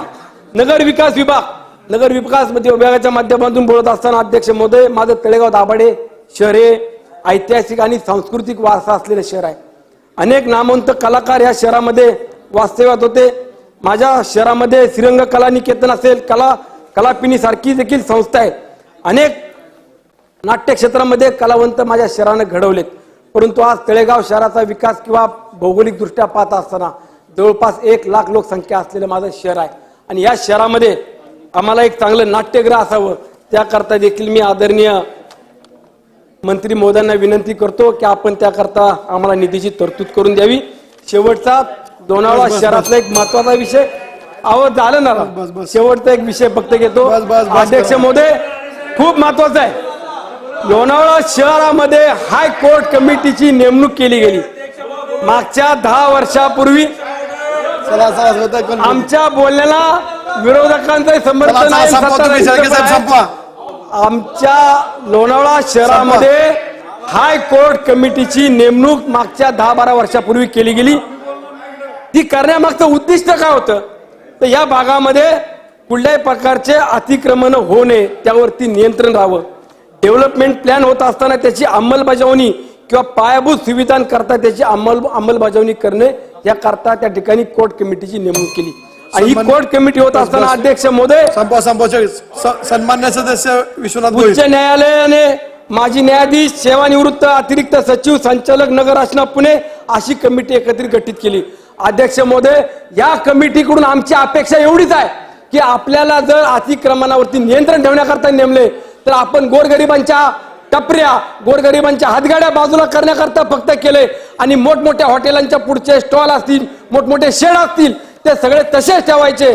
याच्यावरती आपण आम्हाला निर्णय द्यावा एवढीच आमची विनंती आहे. धन्यवाद. सन्मान्य सदस्य विश्वनाथ गोहिल. धन्यवाद अध्यक्ष महोदय. सन 2023-24च्या पुरवणी मागण्यांवर चर्चा करण्यासाठी मी उभा आहे. महसूल विभाग मागणी क्रमांक C5, बाब क्रमांक 35, पृष्ठ क्रमांक 22. कल्याण तालुका पर्यायाने ठाणे जिल्हा, रायगड जिल्हा आणि मुंबई या भागामध्ये जो मूळ भूमिपुत्र आहे तो मोठ्या प्रमाणात राहतो आणि ही जी स्थानिक भूमिपुत्रांची जी गावं आहेत या गावांचा जो गावठाण आहे या गावठाणाचा विस्तार ह्या कल्याण तालुक्यामध्ये अजिबात झालेला नाही आणि जेवढे पहिले सुरुवातीपासूनचे गावठाण आहेत तेवढेच गावठाण क्षेत्र आता पण उपलब्ध आहेत. गावठाण क्षेत्र वाढवण्याचा जागा जी होती ती गुरचरण, म्हणजे काही ठिकाणी त्याला गायरान बोललं जातं, काही ठिकाणी गुरचरण. आमच्याकडं गुरचरण हा शब्द वापरला जातो. त्याच गुरचरणीला वाढीव क्षेत्र देऊन आपण त्याचं गावठाण क्षेत्र विस्तार करतो. परंतु त्या गुरचरणी ज्या आहेत त्या सर्वच्या सर्व कल्याण डोंबिवली महानगरपालिकेने कलेक्टरकडनं विकत घेतलेले आहेत आणि त्याच्यावरती वेगवेगळी आरक्षणं टाकलेली आहेत. गावठाण जो मूळ जेवढा होता तेवढाच गावठाण आतापर्यंत राहिलेला आहे. आता गावाची लोकसंख्या वाढत जाते, वाढती लोकसंख्या आहे, त्याला गावात घर जागा बांधायला जागा नाही आणि अशा वेळेला जी वाढती लोकसंख्या आहे ती घर बांधण्यासाठी जागा नसल्यामुळे पर्यायाने चाळीमध्ये किंवा बाजूला कुठेतरी होणाऱ्या बिल्डिंगमध्ये भाड्याने राहते. म्हणजे जो स्थानिक भूमिपुत्र आहे, जो सर्व प्रकल्पांना जागा देतो स्वतःच्या, तो शेवटी त्या गावातून बेघर होतो आणि त्याच्या ज्या गावाच्या बाजूला ज्या जागा आहेत, ज्या गुरचरण आहेत, त्या सर्व स्थानिक स्वराज्य संस्था म्हणजे महापालिकेने घेतलेलं आहे. मग हे जे गाव आहे ते आता लोक वाढणार कसं? कारण ती जी वाढणारी लोकसंख्या त्याला ऍडजस्ट कुठे करणार? कारण जी पिढी नवीन पिढी तयार होते ती पिढी विचारते की आपण या भाड्याच्या घरात का राहायला आलोय, आपलं गाव कुठे आहे? म्हणजे याचा अर्थ ती नवीन पिढी आम्हा पुढाऱ्यांना तर माफ करणारच नाही, पण तो सरकारला सुद्धा माफ करणार नाही. कारण त्यांचं ते जे स्वप्नात त्यांनी गाव बघितलेलं असतं ते गाव कुठं गेलं? मग गावाचा विस्तारच होत नाही, गावठाणाचा विस्तारच होत नाही, तर तिथे गाव वसणार कसं, गाव राहणार कसं? एकतर आता कल्याण डोंबिवली महापालिका क्षेत्रामध्ये आमचे गणपतशेठ गायकवाड सुद्धा त्याच भागातले आमदार आहेत, त्यांना सुद्धा माहिती आहे की साहेब आपली गावं जेवढे आहेत तेवढीच राहिलेले आहेत. आता भूमिपुत्र गावातला बाहेर फेकलेला गेलेला आहे आणि ज्या आमच्या जमिनी गुरचरण जमिनी घेतल्या तिथे बेघरांसाठी घरं ही आरक्षण टाकून ज्या लोकांना घरं नाही आहेत, जे लोक बाहेरनं येऊन राहिलेले आहेत, झोपड्या बांधून राहिलेले आहेत, त्यांना तिथे घरं देतात आणि मूळ स्थानिक जो भूमिपुत्र आहे तो बेघर झालेला आहे. मग अशा वेळेला एकच पर्याय की आता पण कल्याण डोंबिवली महापालिका क्षेत्रामध्ये अनेक जागा अशा खुल्या आहेत ज्या गावाच्या बाजूला आहेत, ज्या पडीक पडलेल्या आहेत, जिथे अतिक्रमण होतात, त्या जागांना शासनाने ताब्यात घेऊन तिथे गावठाण विस्तार करून त्या जागेवरती, त्या गावठाण विस्तारावरती जर त्या गावातील जी कुटुंब आहेत त्यांना ती जागा वाटप करून दिली, जो सरकारी रेट असेल त्याप्रमाणे, हक्क तर त्यांचा असा आहे की त्यांना ती हक्काने भेटली पाहिजे, मोफत भेटली पाहिजे. कारण गावठाणा त्यांचा हक्क आहे, जे स्थानिक भूमिपुत्र आहेत त्यांचा हक्क आहे. आपण स्थानिक भूमिपुत्रांचे नेते आमचे कैवारी दिबा पाटलांचं नाव आंतरराष्ट्रीय विमानतळाला दिलं. आम्ही स्थानिक भूमिपुत्र सरकारचे खरोखरच आभार मानतो, परंतु त्यांचाच वारसदार आता गावातून, स्थानिक गावातून बाहेर फेकला जातोय, कुठेतरी भाड्याने राहतोय आणि ते जे चिमुकले त्याची मुलं, जी पुढची पिढी तयार होते ते गाव कुठे विचारतात, स्वर्गासारखं गाव गेलं कुठं? त्यामुळे हे आपल्याला माफ करणार नाही. माझी शासनाला एकच विनंती आहे, आपण कल्याण तालुक्यातील नव्हे, ठाणे जिल्ह्यातील, रायगड जिल्ह्यातील आणि मुंबईतील जे गावठाण असतील त्या गावठाणांचा विस्तार करावा, जेणेकरून ह्या गावांना न्याय भेटला जाईल. एकच शेवटचं आहे, वन विभागाची मागणी क्रमांक C7 बाब क्रमांक 36 पृष्ठ क्रमांक 23. कल्याणमध्ये वन विभागाची कल्याण शहरामध्ये जागा आहे, म्हणजे कल्याण शहराच्या आजूबाजूला तर आहेत, परंतु कल्याण शहरामध्ये काही वन विभागाचे पट्टे आहेत. त्या पट्ट्यांमध्ये मौजे मोहने येथील सर्वे नंबर 25 हा पूर्ण कल्याणच्या बरोबर मध्यमध येतो आणि तो वन खात्याच्या अखत्यारीत येतो. तिथे जवळजवळ बाजूला NRC कंपनी बसल्यामुळे, त्याला लागून असल्यामुळे जवळजवळ 2500 कुटुंब तिथे 40 ते 50 वर्षापासून राहतात. परंतु तिथे ते राहत असताना त्यांनी अनेक वेळा संघर्ष केला, अनेक वेळा निवेदन दिलं. तिथे जेतवन नगर, तिपन्ना नगर, धम्मदीप नगर, राहुल नगर अशी मोठमोठी नगरे आहेत. जवळजवळ 40-50 वर्षापासून ते लोक राहतात तिथे. त्यांना राशन कार्ड आहे, आधार कार्ड आहे, निवडणूक ओळखपत्र आहे, पाणी महापालिकेत येतं, विद्युत व्यवस्था आहे, सर्व काही आहे. परंतु त्यांच्यावरती ती टांगती तलवार आहे की वन विभागाचे लोक येऊन कधीही आम्हाला उठवतील. एकच मिनिट सर, वन विभागाचे लोक येऊन आम्हाला कधीही उठवतील ही भीती त्यांच्या मनात आहे. ऍक्च्युली त्या सर्वे केलेल्या ते 40-50 वर्षापासूनच्या घरे आहेत ते. तर तिथे काहीतरी आता आपण वन विभागात राहणाऱ्या लोकांसाठी अनेक योजना प्रभावीपणे राबवतो. वन खात्याचे मंत्री आपले सुधीर भाऊ आहेत, चांगले व्यक्ती आहेत, मुख्यमंत्री साहेब आहेत, उपमुख्यमंत्री साहेब आहेत. माझी या सर्वांना एकच विनंती आहे का त्या 25 सर्वे नंबरमध्ये 3 अशा जागा आहेत की ज्या महसूल खात्याला दिलेल्या आहेत. त्याच्यावरनं वन विभाग हटवलेला आहे. म्हणजे एक पूर्ण असा जो तुकडा आहे त्याच्यामधून 3 टप्पे बाहेर काढलेले आहेत आणि बाकीचं क्षेत्र जे आहे ते वन विभागाच्या ताब्यात ठेवलेलं आहे आणि त्या क्षेत्रावरच ही 2500 घरं आहेत. तर त्या लोकांना न्याय द्यायचा असेल आपल्याला तर कुठल्या तरी योजनेखाली ते वन विभाग उठवून ते महसूलमध्ये रूपांतरित करायला पाहिजे आणि तिथले जे घरं आहेत ती कायमस्वरूपी करावी ही माझी आपल्याला विनंती आहे. धन्यवाद. सन्मान्य सदस्य मुफ्ती मोहम्मद खलील.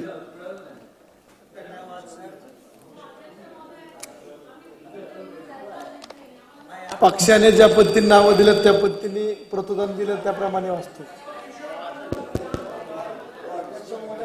अध्यक्ष महोदय, मैं आपका बहुत बहुत शुक्रगुजार हूं, आपने मुझे कहने का मौका दिया. 2023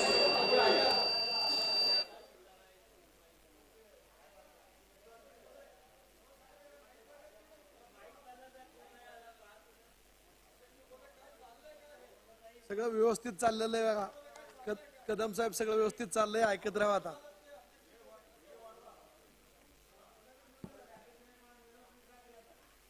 अध्यक्ष महोदय,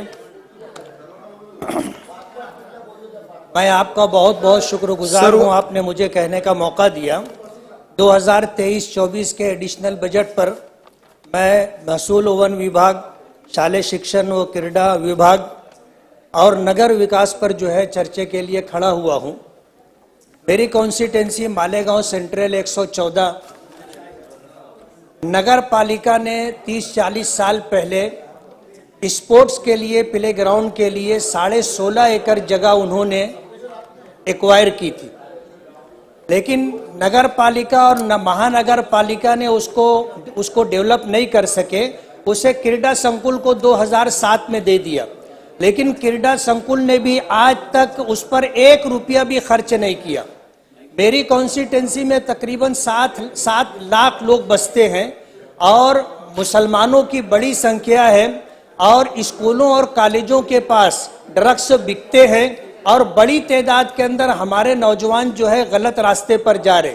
मेरा ऐसा मानना है कि अगर हम अपने नौजवानों को स्पोर्ट की लाइन से, जिम खाने की लाइन से जोड़ते हैं और स्कूलों और कॉलेजों में पढ़ने वाले बच्चों के लिए अगर स्पोर्ट में कामयाबी हासिल करने पर कुछ नंबरात देते हैं तो उससे उनका परसेंटेज बढ़ेगा और ऐसे बच्चे गलत रास्ते पर जाने से बच करके वो स्पोर्ट की लाइन से आ करके काम करेंगे. मालेगांव में वॉलीबॉल को लेकर के कई बच्चे नेशनल लेवल तक खेलने के लिए पहुंचे और क्रिकेट में जो है रणजी तक पहुंचे. इसलिए आज मिनिस्टर, मैं आपके मार्फत सरकार से और मिनिस्टर से ये गुजारिश करना चाहता हूं कि ये 16.5 एकड़ जगह है, इसके ऊपर जो है क्रिकेट स्टेडियम है, कुश्ती स्टेडियम है, स्विमिंग पूल है, जॉगिंग ट्रैक है, इंडोर स्टेडियम है, वॉलीबॉल ग्राउंड है, बास्केटबॉल ग्राउंड है, कबड्डी है, खो खो है. ये सारे खेल के लिए वहां पर जगह उपलब्ध है। अगर सरकार इस मामले के अंदर मेरी कॉन्स्टिट्यूंसी का ध्यान रखते हुए मेरी डिमांड को मंजूर करती है तो मैं बहुत बहुत शुक्रगुजार रहूंगा।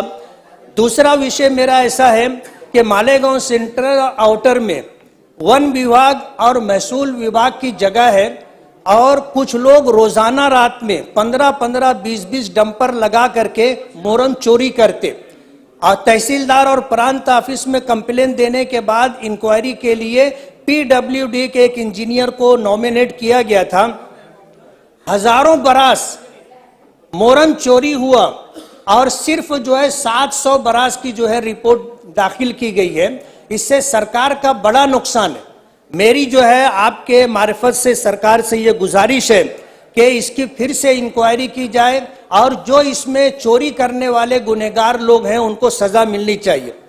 मालेगांव कॉन्स्टिट्यूंसी 114 माले सेंटर में एक जमीनी किला है जो नारू शंकर राजा ने तामीर किया था। सर्वे नंबर 109 पर है। ये पुरातन डिपार्टमेंट की मिल्कियत है। नगर पालिका और महानगर पालिका ने किले के अंदर 1960 से 2018 तक 3 मरतबा बांध काम की मंजूरी दी है। किला और किले से लग करके जो खंदक की जगह है ये पुरातन डिपार्टमेंट की मिल्कियत है। इससे लग करके इसके अतराफ में शासन की जमीन है जो शासन की मिल्कियत है। 368 झोपड़े 60-70 साल से वहां पर हैं। मालेगांव के कुछ लोग उनको उजाड़ना चाहते हैं।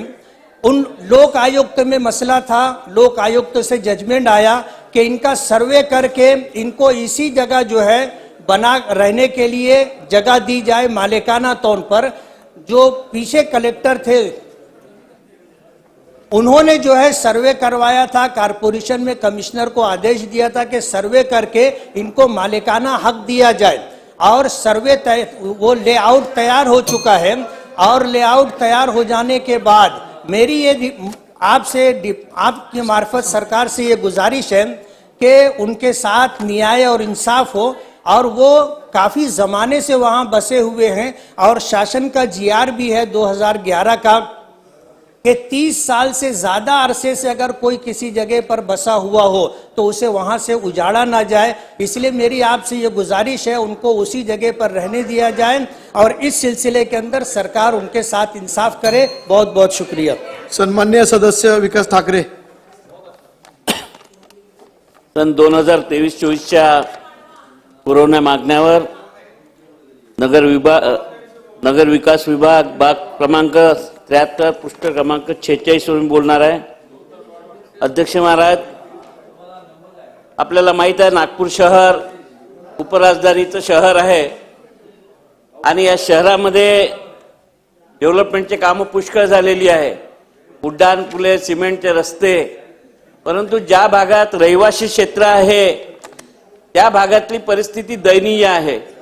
महानगरपालिकेच्या हद्दीत येणारे हे क्षेत्र आहे आणि या 15 दिवस 1 महिन्याच्या पावसामध्ये सगळे रस्ते उखडलेले आहेत।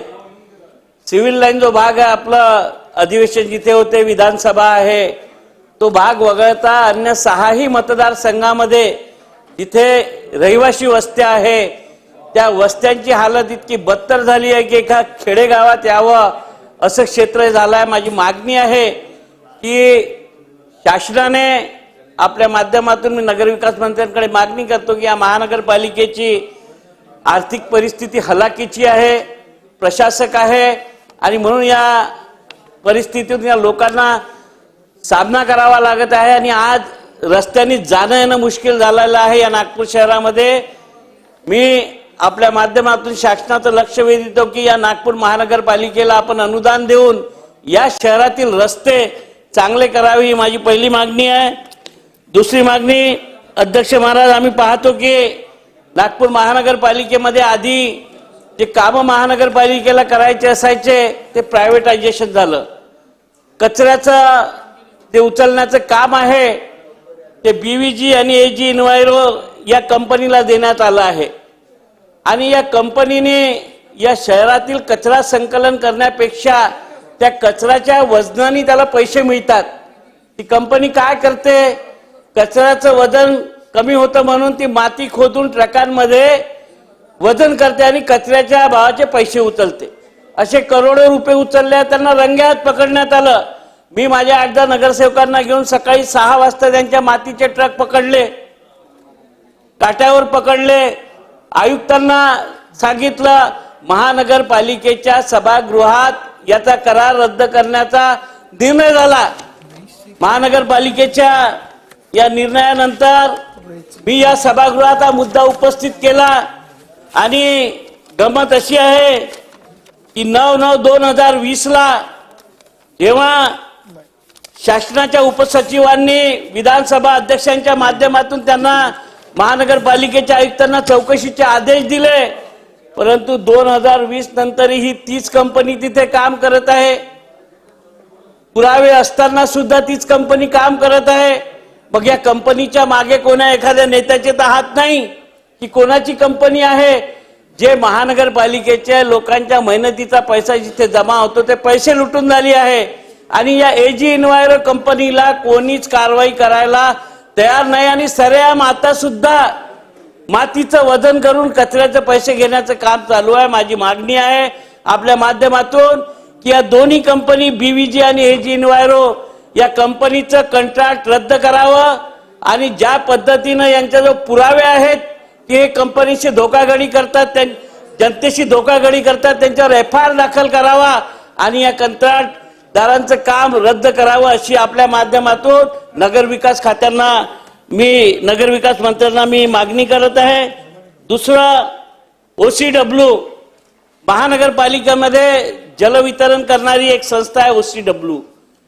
या संस्थेने मागच्या 10 वर्षामध्ये जवळपास 496 कोटी रुपये हे मनपाकडून जास्ती घेतलेले आहे असं मनपा आयुक्ताच्या नोटशीट मध्ये आहे. ती नोटशीट माझ्याजवळ आहे. आणि जर एवढ्या भ्रष्टाचारी कंपन्या या नागपूर शहरामध्ये कार्यरत असेल आणि या नागपुरात जनप्रतिनिधी मोठे मोठे आम्ही राहतो, आता या सगळ्यांच्या नजरेस आल्यावरही या कंपन्यांवर काही कारवाई होत नसेल तर मला वाटतं याची कारवाई आता कोणा CBI कडे द्यावी लागेल की काय असं मला वाटतं. या अमृत योजनेअंतर्गत जे केंद्र शासनाचे पैसे मिळाले होते त्या पैशातनं जलवाहिन्या टाकल्या. जे काम OCW कंपनीला करायचं होतं करोडो रुपयाचं जलवाहिन्या टाकण्याचं ते काम केंद्र शासनाच्या पैशातनं केलं आणि 496 कोटी रुपये या कंपनीने जादाचे उचलले. हे मी नाही म्हणत, ही मनपा आयुक्तांची नोटशीट आहे आणि याची सुद्धा सखोल चौकशी व्हायला पाहिजे आणि या कंपनीवर सुद्धा आपण कारवाई करायला पाहिजे. अध्यक्ष महोदय, मनपाच्या आमच्या मालकीच्या जागा आहे महानगरपालिकेच्या आणि या जागांवर अतिक्रमणाचं जाळं आहे. मनपाचे अधिकारी डोळ्यावर पट्टी बांधून प्रायव्हेट कंत्राटदारांना, प्रायव्हेट लोकांना त्या जागेचा वापर करू देऊन झाले, त्यांच्याकडनं पैसा खाण्याचं काम करून झाले आणि मनपा आयुक्तांकडे अनेकदा तक्रारी करून सुद्धा याचा निपटारा होत नाही. आणि मला वाटते की या सभागृहात सुद्धा बोलल्यानंतर उपसचिवांनी मनपा आयुक्तांना पत्र दिलं, त्याच्यानंतर सुद्धा जर काही होत नसेल तर मग या सभागृहात बोलून सुद्धा आमचा काही फायदा होणार नाही, कारण की हे पत्र आहे उपसचिवांचं 2020चं. मला वाटते की या संपूर्ण प्रकरणाची, नागपूर महानगरपालिकेच्या या प्रकरणाची नगर विकास खात्याने चौकशी करावी. ज्या मनपाच्या जागा आहे प्रायव्हेट कंत्राटदार बळकावून बसले 10-10 वर्षापासून, त्यांना वार्ड अधिकाऱ्यांचं संरक्षण आहे, अशा जागा कब्जात घ्यायला पाहिजे. आताच्या शेळके साहेबांनी एक प्रश्न उपस्थित केला होता की शहरात जर चहाच्या टपऱ्या आणि छोटे दुकानदार असतील त्यांना हटवलं जाते, परंतु मोठमोठे व्यावसायिक आहेत जे नियमात बसत नसताना अतिक्रमण केलेलं आहे, ते अतिक्रमण काढण्याची कोणी ताकद करत नाही. आणि माझी मागणी आहे की नागपूर शहरात असे मोठ्या व्यावसायिकांचे जे अतिक्रमण झाले ज्याचा नकाशा मंजूर नाही आहे, हे नकाशा मंजूर पंजाबराव कृषी विद्यापीठाच्या जागावर काचीपुऱ्यामध्ये अनेक हॉटेल्स आणि मोठे लॉन्स आहे जिथे अपघात होण्याची शक्यता आहे, हे काढण्याची कारवाई नगर विकास खात्याच्या मार्फत महानगरपालिकेला आदेश द्यावी आणि येणाऱ्या दिवसांमध्ये महानगरपालिकेतला हा भ्रष्टाचार थांबावा अशी माझी मागणी आहे. बरेचसे सन्मान्य सदस्य बोलायचे बाकी आहेत, महिला भगिनी आहेत, म्हणून आपण कामकाज आपण 9:30 वाजेपर्यंत आपण वाढवत आहोत आणि 9:30ला रिप्लाय चालू होईल.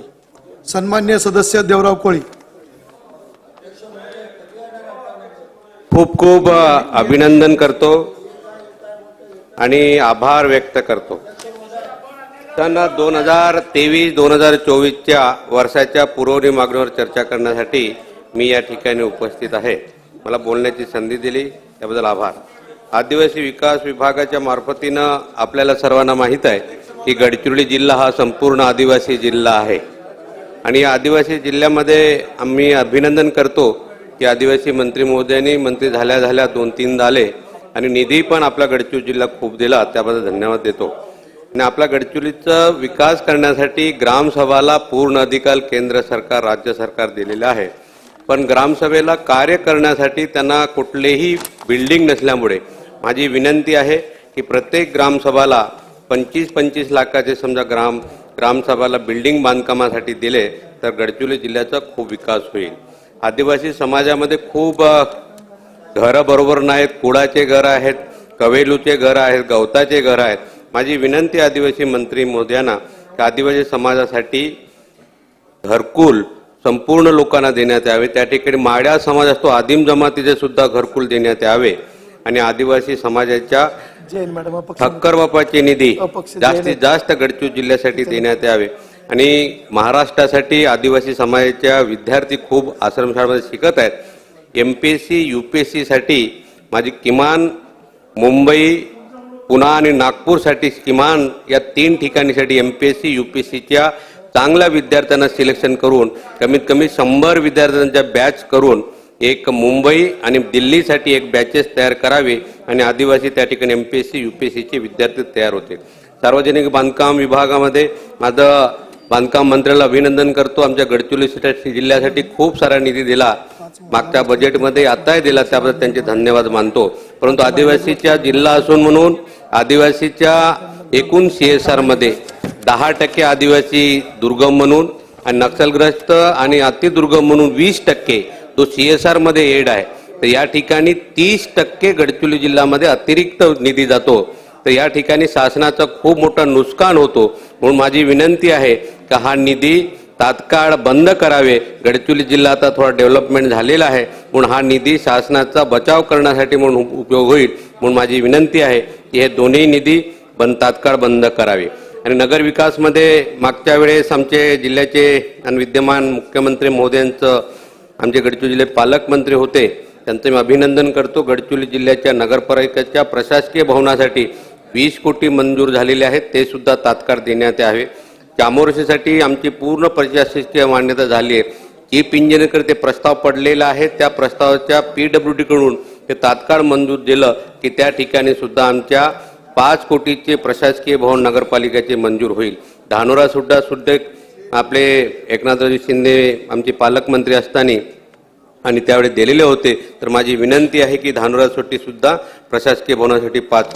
गडचिरोली जिल्ह्याच्या वाढी पाणी पुरवठ्यासाठी 72 कोटीचा प्रस्ताव आलेला आहे, त्याला सुद्धा तात्काळ मान्यता देण्यात यावे. गडचिरोली नगरपालिकामध्ये वाढी गटर लाईनचं प्रस्ताव शासकीय मान्यता झालेली आहे, ते सुद्धा 50 कोटीचे निधी उपलब्ध करून देण्यात यावे. गडचिरोली शहराचे एक तलाव सौंदर्यीकरण आणि चामोर्शीच्या तलाव सौंदर्यीकरणाचे निधी उपलब्ध करून देण्यात यावे. महसूल आणि वन विभागाच्या मार्फतीने आमचा गडचिरोली जिल्हा हा अतिशय मागासलेला जिल्हा आहे आणि त्या ठिकाणी वन आच्छादित जिल्हा आहे. माझी विनंती आहे महसूल मंत्र्यांना, आमचं 75 वर्ष आपण साजरा करत आहोत. गडचिरोली जिल्ह्याचं आपल्या गडचिरोली जिल्ह्याचं मुख्यालयाच्या तहसील ऑफिसचं प्रशासकीय मान्यतेसाठी या ठिकाणी प्रस्ताव आलेला आहे. तर गडचिरोली जिल्ह्याच्या तहसील कार्यालयासाठी तात्काळ आपल्याला 25 कोटी निधी मंजूर करून देण्यात आहे.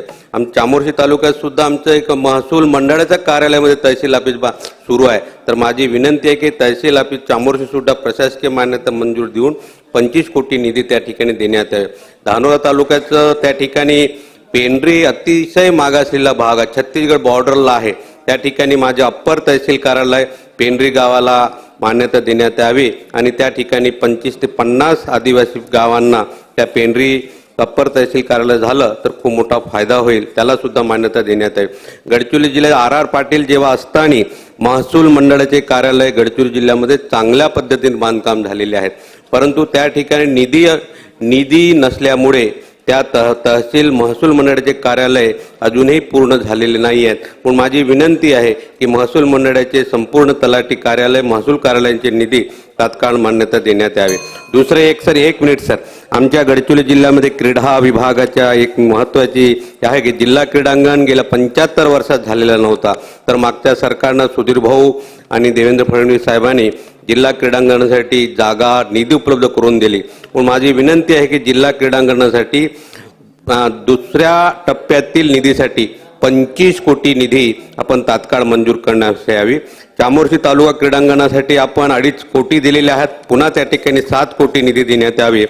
धानोरा तालुका क्रीडांगणासाठी 2.5 कोटी दिलेले आहेत, पुन्हा त्या ठिकाणी 2.5 कोटी पुन्हा देण्यात यावे. आणि एकच मिनिट सर, एकच आणि गडचिरोली जिल्ह्यामध्ये अतिक्रमणाचे खूप सारे समस्या आहे जंगल असल्यामुळे, तर त्या ठिकाणी सुधीर भाऊ आणि महसूल मंत्र्यांना माझी विनंती आहे, त्या गैर आदिवासी समाजांना 3 पिढ्याचा अट शिथिल केलं की त्या ठिकाणी गैर आदिवासी समाजाला सुद्धा अतिक्रमणाचे पट्टे रेग्युलराइज होऊन त्या ठिकाणी चांगला फायदा होईल. आणि आदिवासी समाज संयुक्त कुटुंब पद्धती आहे. मागच्या सरकारनं आपल्याला सर्वांना माहीत आहे की आपल्याला वर्ग 2चे वर्ग 1 केले, तर तरी परंतु आमच्या गडचिरोली जिल्ह्याचे वर्ग 2चे वर्ग 1 बरेच प्रस्ताव राहिलेले आहेत. आणि संयुक्त कुटुंब एकच 7-12मध्ये 2-2, 3-3 पिढ्याचे लोक त्या ठिकाणी राहतात. म्हणून माझी विनंती मंत्री महोदयांना, संपूर्ण आदिवासी समाज असेल गैर आदिवासी समाज असेल, संयुक्त खात्याचं खातेफोड करून एक लोकांचं 7-12 अलग करून दिल्या तर गडचिरोली जिल्ह्याचा खूप मोठा फायदा होईल. आणि माझी एक शेवटचा प्रश्न आहे, शालेय शिक्षण विभागामध्ये आपला गडचिरोली जिल्ह्यामध्ये बंगाली समाज खूप मोठा आहे. आपला मागच्या सरकारनं जसं सरकार आल्यानंतर केसरकरांचं अभिनंदन करतो की या ठिकाणी बंगाली शिक्षकांचे बंगाली माध्यम शिक्षक या ठिकाणी शासनानं मान्यता दिलेली आहे, परंतु अजूनही जिल्हा परिषद आणि सरकारच्या वतीनं या ठिकाणी बंगाली शिक्षकांची अपॉइंटमेंट तात्काळ करण्यात यावी. तर पूर्ण मान्यता झालेले प्रस्ताव पण शासनाकडे आलेला आहे, तो प्रस्तावाला मंजुरी देऊन बंगाली शिक्षकांची भरती तात्काळ करण्यात यावे. आणि गडचिरोली जिल्ह्यामध्ये शिक्षकांची भरती हे खूप कमी आहे, तर माझी विनंती आहे गडचिरोली जिल्ह्यामध्ये सुद्धा शिक्षक भरती तात्काळ घेण्यात यावी. गडचिरोली जिल्ह्यामध्ये प्रायव्हेट शाळा खूप कमी आहेत. या ठिकाणी घोट हा वर्ग 11 आणि 12ला हे शासकीय शाळा आहे जिल्हा परिषदची, तर घोट येथील वर्ग 11 आणि 12ला तात्काळ मान्यता देण्यात यावी.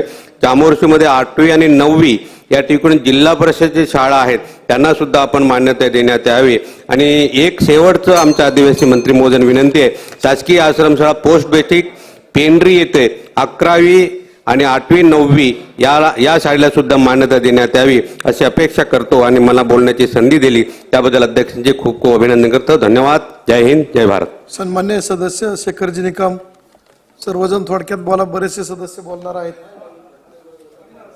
क्रमांक 33 महसूल विभागाबद्दल बोलत असताना संगमेश्वर तालुक्यातील माझ्या मतदारसंघातील भूमी अभिलेख कार्यालयामध्ये पुढे येऊन बोला.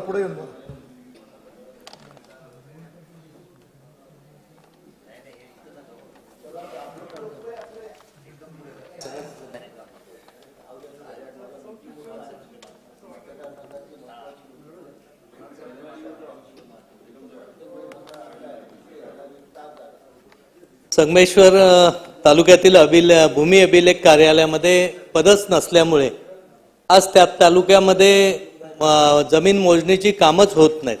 तर माझी या निमित्ताने मागणी आहे की ताबडतोब ही पदं भरून त्या तालुक्यातील मोजणीची कामं व्हावी. दुसरा एक माझा महसूल विभागाशी निगडीत प्रश्न आहे की हातपाटी वाळू संबंधी एक चांगल्या पद्धतीचं धोरण विखे पाटील साहेबांनी निश्चितपणे मांडलं होतं आणि ते मंजूर देखील केलं होतं, परंतु आज 600 रुपये ब्रासने वाळू कुठंच मिळत नाही, त्याची अंमलबजावणी होणं खूप गरजेचं आहे. आमच्या रत्नागिरी जिल्ह्यामध्ये विशेषतः चिपळूणमध्ये गोळकोटमध्ये हातपाटीचा वाळूचा व्यवसाय चालतो. अध्यक्ष महोदय, ती हातपाटीची वाळू ज्या पद्धतीने काढतात ते जर आपण बघितलं तर ती बुडी मारली जाते, पाण्यातून बुडी मारल्यानंतर एक गमेलं घेतलं जातं, ते पाणी बोटीत छोट्या होडीत टाकले जातं. त्यामुळे ह्या हातपाटीच्या वाळूला पर्यावरणासारखे जे जाचक ज्या अटी आहेत त्या हातपाटीच्या वाळूच्या काढून लोकांना, स्थानिक लोकांना रोजगार मिळणं खूप गरजेचं आहे. कारण वाळूच्या बद्दल आपल्याकडे वेगवेगळ्या समस्या आहेत, पण त्या मोठ्या वाळूच्या लोकांच्या आहेत. आणि हे आमच्या हातपाटीचे जे धंदे करतात ते कुटुंबातले एका कुटुंबातली नवरा बायको असते, ती छोटी बोट घेऊन जाते आणि त्यातून ती वाळू निर्माण केली जाते. तर ह्या हातपाटीच्या वाळूबाबत देखील स्वतंत्र धोरण आखावं, जेणेकरून स्थानिक लोकांना त्या बाबतीतला चांगला न्याय मिळू शकेल. त्याचबरोबर आमच्याकडे जमिनीचे तुकडे पाडण्यास प्रतिबंध केल्यामुळे आमच्या कोकणामध्ये विशेषतः छोट्या छोट्या जमिनी आहेत आणि या छोट्या छोट्या जमिनी असताना कधी कोण विक्री करत असताना तुकड्याची अट असल्यामुळे अनेक वेळा ह्याच्यामध्ये अडचणी येत असतात. दुसरा एक आमच्याकडे प्रश्न आहे की अनेक जण घरं बांधून 20-20, 50-50 वर्षापासून राहिलेले आहेत, परंतु या घराच्या खालची जमीन त्यांच्या नावानं होण्याचा विचार होणं शासनाने करणं गरजेचं आहे. मधल्या काळात 1917 साली हा एक झाला, त्यामध्ये काही घराखालची जमीन नावान झाली, परंतु नंतर त्यामध्ये अंमलबजावणी होत नाही. त्यामुळे ह्या बाबतीतलाही निर्णय शासनानं घेणं गरजेचं आहे. माझ्या मतदारसंघात पेढे म्हणून एक गाव आहे आणि हा गाव आहे, या गावातली सगळी जमीन ही देवस्थान आणि इनाम जमिनीच्या माध्यमातून आहे. त्यामुळे त्या लोकांना घर बांधायचं झालं तरी कोणाची परवानगी घ्यायची आणि कशा पद्धतीने घरं बांधायची हा त्यांच्यासमोरचा खूप मोठा प्रश्न आहे. हा प्रश्न सातत्याने मांडला, अनेक वेळा आंदोलनं झालेत, वेगवेगळ्या टप्प्यावर यावर चर्चा देखील ह्या विधानसभेत झालेली आहे, परंतु हा प्रश्न काही सुटत नाही. आज आमच्या त्या परशुराम घाटातून हायवे गेलाय, ह्या लोकांच्या जमिनी त्यामध्ये गेल्यात, पण ह्या लोकांना 1 रुपयाची नुकसान भरपाई आज तगायत मिळाली नाही. हायवेचं कटिंग अतिशय वेगळ्या पद्धतीने केल्यामुळे असं आहे की कदाचित हा पेडेगाव पूर्णच्या पूर्ण गाडला जाण्याची पण भीती आहे. त्यामुळे त्या बाबतीतही आपण लवकरात लवकर लक्ष देऊन एखादी बैठक लावून खोत, जमीनदार आणि देवस्थान यांचा जर विचार करून तो मोबदला देण्याबाबतचा विचार होणं खूप गरजेचं आहे. वन विभागाबद्दल बोलत असताना मी एवढंच सांगेन की खैरासारखं झाड हे जर लागवडीसाठी घेतलं, वन विभागातून काढून ते कृषी विभागाकडे जर वर्ग केलं आणि त्याची जर शेती केली तर आमच्याकडच्या लोकांना उत्तम पद्धतीने त्यापासून उत्पन्न मिळू शकेल. आज खैरा वनस्पतीला मोठ्या प्रमाणात मागणी होते आणि ही जसं आंबा काजू लावतो त्या पद्धतीने खैराची लागवड होणं गरजेचं आहे. वन खात्याबद्दल दुसरं एक होतं की सुधीर भाऊ आज इथं जरी नसले तर त्याने एक चांगला निर्णय घेतला होता. ज्यावेळी आम्ही हा प्रश्न मांडला होता विधानसभेमध्ये, मला वाटतं योगेश कदमनी मांडला होता, की माकडांपासून आम्हाला प्रचंड नुकसान होतं, शेतीला बागायतीला प्रचंड नुकसान होत असतं. त्यामुळे या माकडापासूनचा म्हणजे नुसतं फळक लागलेली तोडत नाही, तर जो आंब्यावरचा काजूवरचा फुलर आहे तो देखील हलवून ते तोडत असतात. तर ह्याबद्दलची नुकसानाची जी कमिटी केली होती त्या नुकसानाच्या कमिटीने चांगल्या पद्धतीचा अहवाल योग्य पद्धतीने केलेला आहे. त्या अहवालाची देखील अंमलबजावणी झाली तर त्याचा उपयोग खूप चांगल्या पद्धतीने होऊ शकेल. शिक्षण विभागाबद्दल बोलत असताना मी एवढंच सांगेन की आमच्या कोकणामध्ये 15 मुलं, 16 मुलं, 17 मुलं अशी असतात आणि मग 20 मुलं नसल्यामुळे त्या शाळेला अनुदानाला पात्र धरलं जात नाही. गेले 15-15 वर्षे एकेका शाळेत ते शिक्षक आज काम करतात. बऱ्याच शिक्षकांचं अप्रूव्हल देखील झालेलं आहे. तर या निमित्ताने माझी आग्रहाची मागणी आहे की अशा शिक्षकांना एक तर अनुदानित शाळांमध्ये सामावून घेतलं जावं किंवा त्या शाळांना अनुदान देण्याबाबत कोकणाबाबतचा एक वेगळा विचार करावा. त्याचबरोबरीने शिक्षकेतर कर्मचारी आहेत, ज्या पद्धतीने शिक्षक विना अनुदानित मधून अनुदानित आपण बदली केले जातो त्या पद्धतीने शिक्षकेतर कर्मचाऱ्यांचं देखील अप्रूव्हल असेल तर त्यांना देखील अनुदानित शाळांमध्ये ट्रान्सफर करण्याचा विचार व्हावा. या इथे क्रीडा मंत्री आहेत, क्रीडा मंत्र्यांना या निमित्ताने माझी आग्रहाची मागणी आहे की जी पूर्वी आपण क्रीडा संकुल मंजूर केली ती 1 कोटीची संकुल आपण मंजूर केली. शासनाने नंतर 5 कोटीचं अनुदान मंजूर केलेलं आहे. क्रीडा मंत्री नवीन आहेत, नव्याने जबाबदारी घेतली. तर क्रीडा मंत्र्यांकडे आग्रहाची मागणी आहे की 1 कोटी ज्या क्रीडा संकुलांना मंजूर केलेत त्यांना नव्या धोरणाप्रमाणे 5 कोटीची त्यांना पूर्तता तातडीने द्यावी. आणि बरीचशी क्रीडा संकुल आहेत तिथं बऱ्यापैकी म्हैशी गायी बांधल्या जातात, तर त्याच्या बाबतीतही चांगल्या पद्धतीचा विचार करणं गरजेचं आहे. अनेक गोष्टी बोलण्यासारख्या आहेत पण बेल तुम्ही वाजवताय, त्यामुळे जास्त वेळ न घेता फक्त सार्वजनिक बांधकाम मंत्री सुदैवाने कितीतरी वर्षाने कोकणाला रवींद्र चव्हाणांसारखा अतिशय लोकांमध्ये जाणारा मंत्री आज आम्हाला तिथे लाभलाय. आता हायवे बद्दल बोलायचं झालं तर काय बोलावं त्यांनाही प्रश्न आहे, मलाही आणि उदयजी नाही आहे. कारण आमच्या हायवे बद्दल आता माझा आमदाराचा सिम्बॉल लावून येताच येत नाही. इतके जागेला लोक चिडलेले असतात की कुठं गाडी धरतील तो सिम्बॉल असेल, तर हा प्रश्न आहे.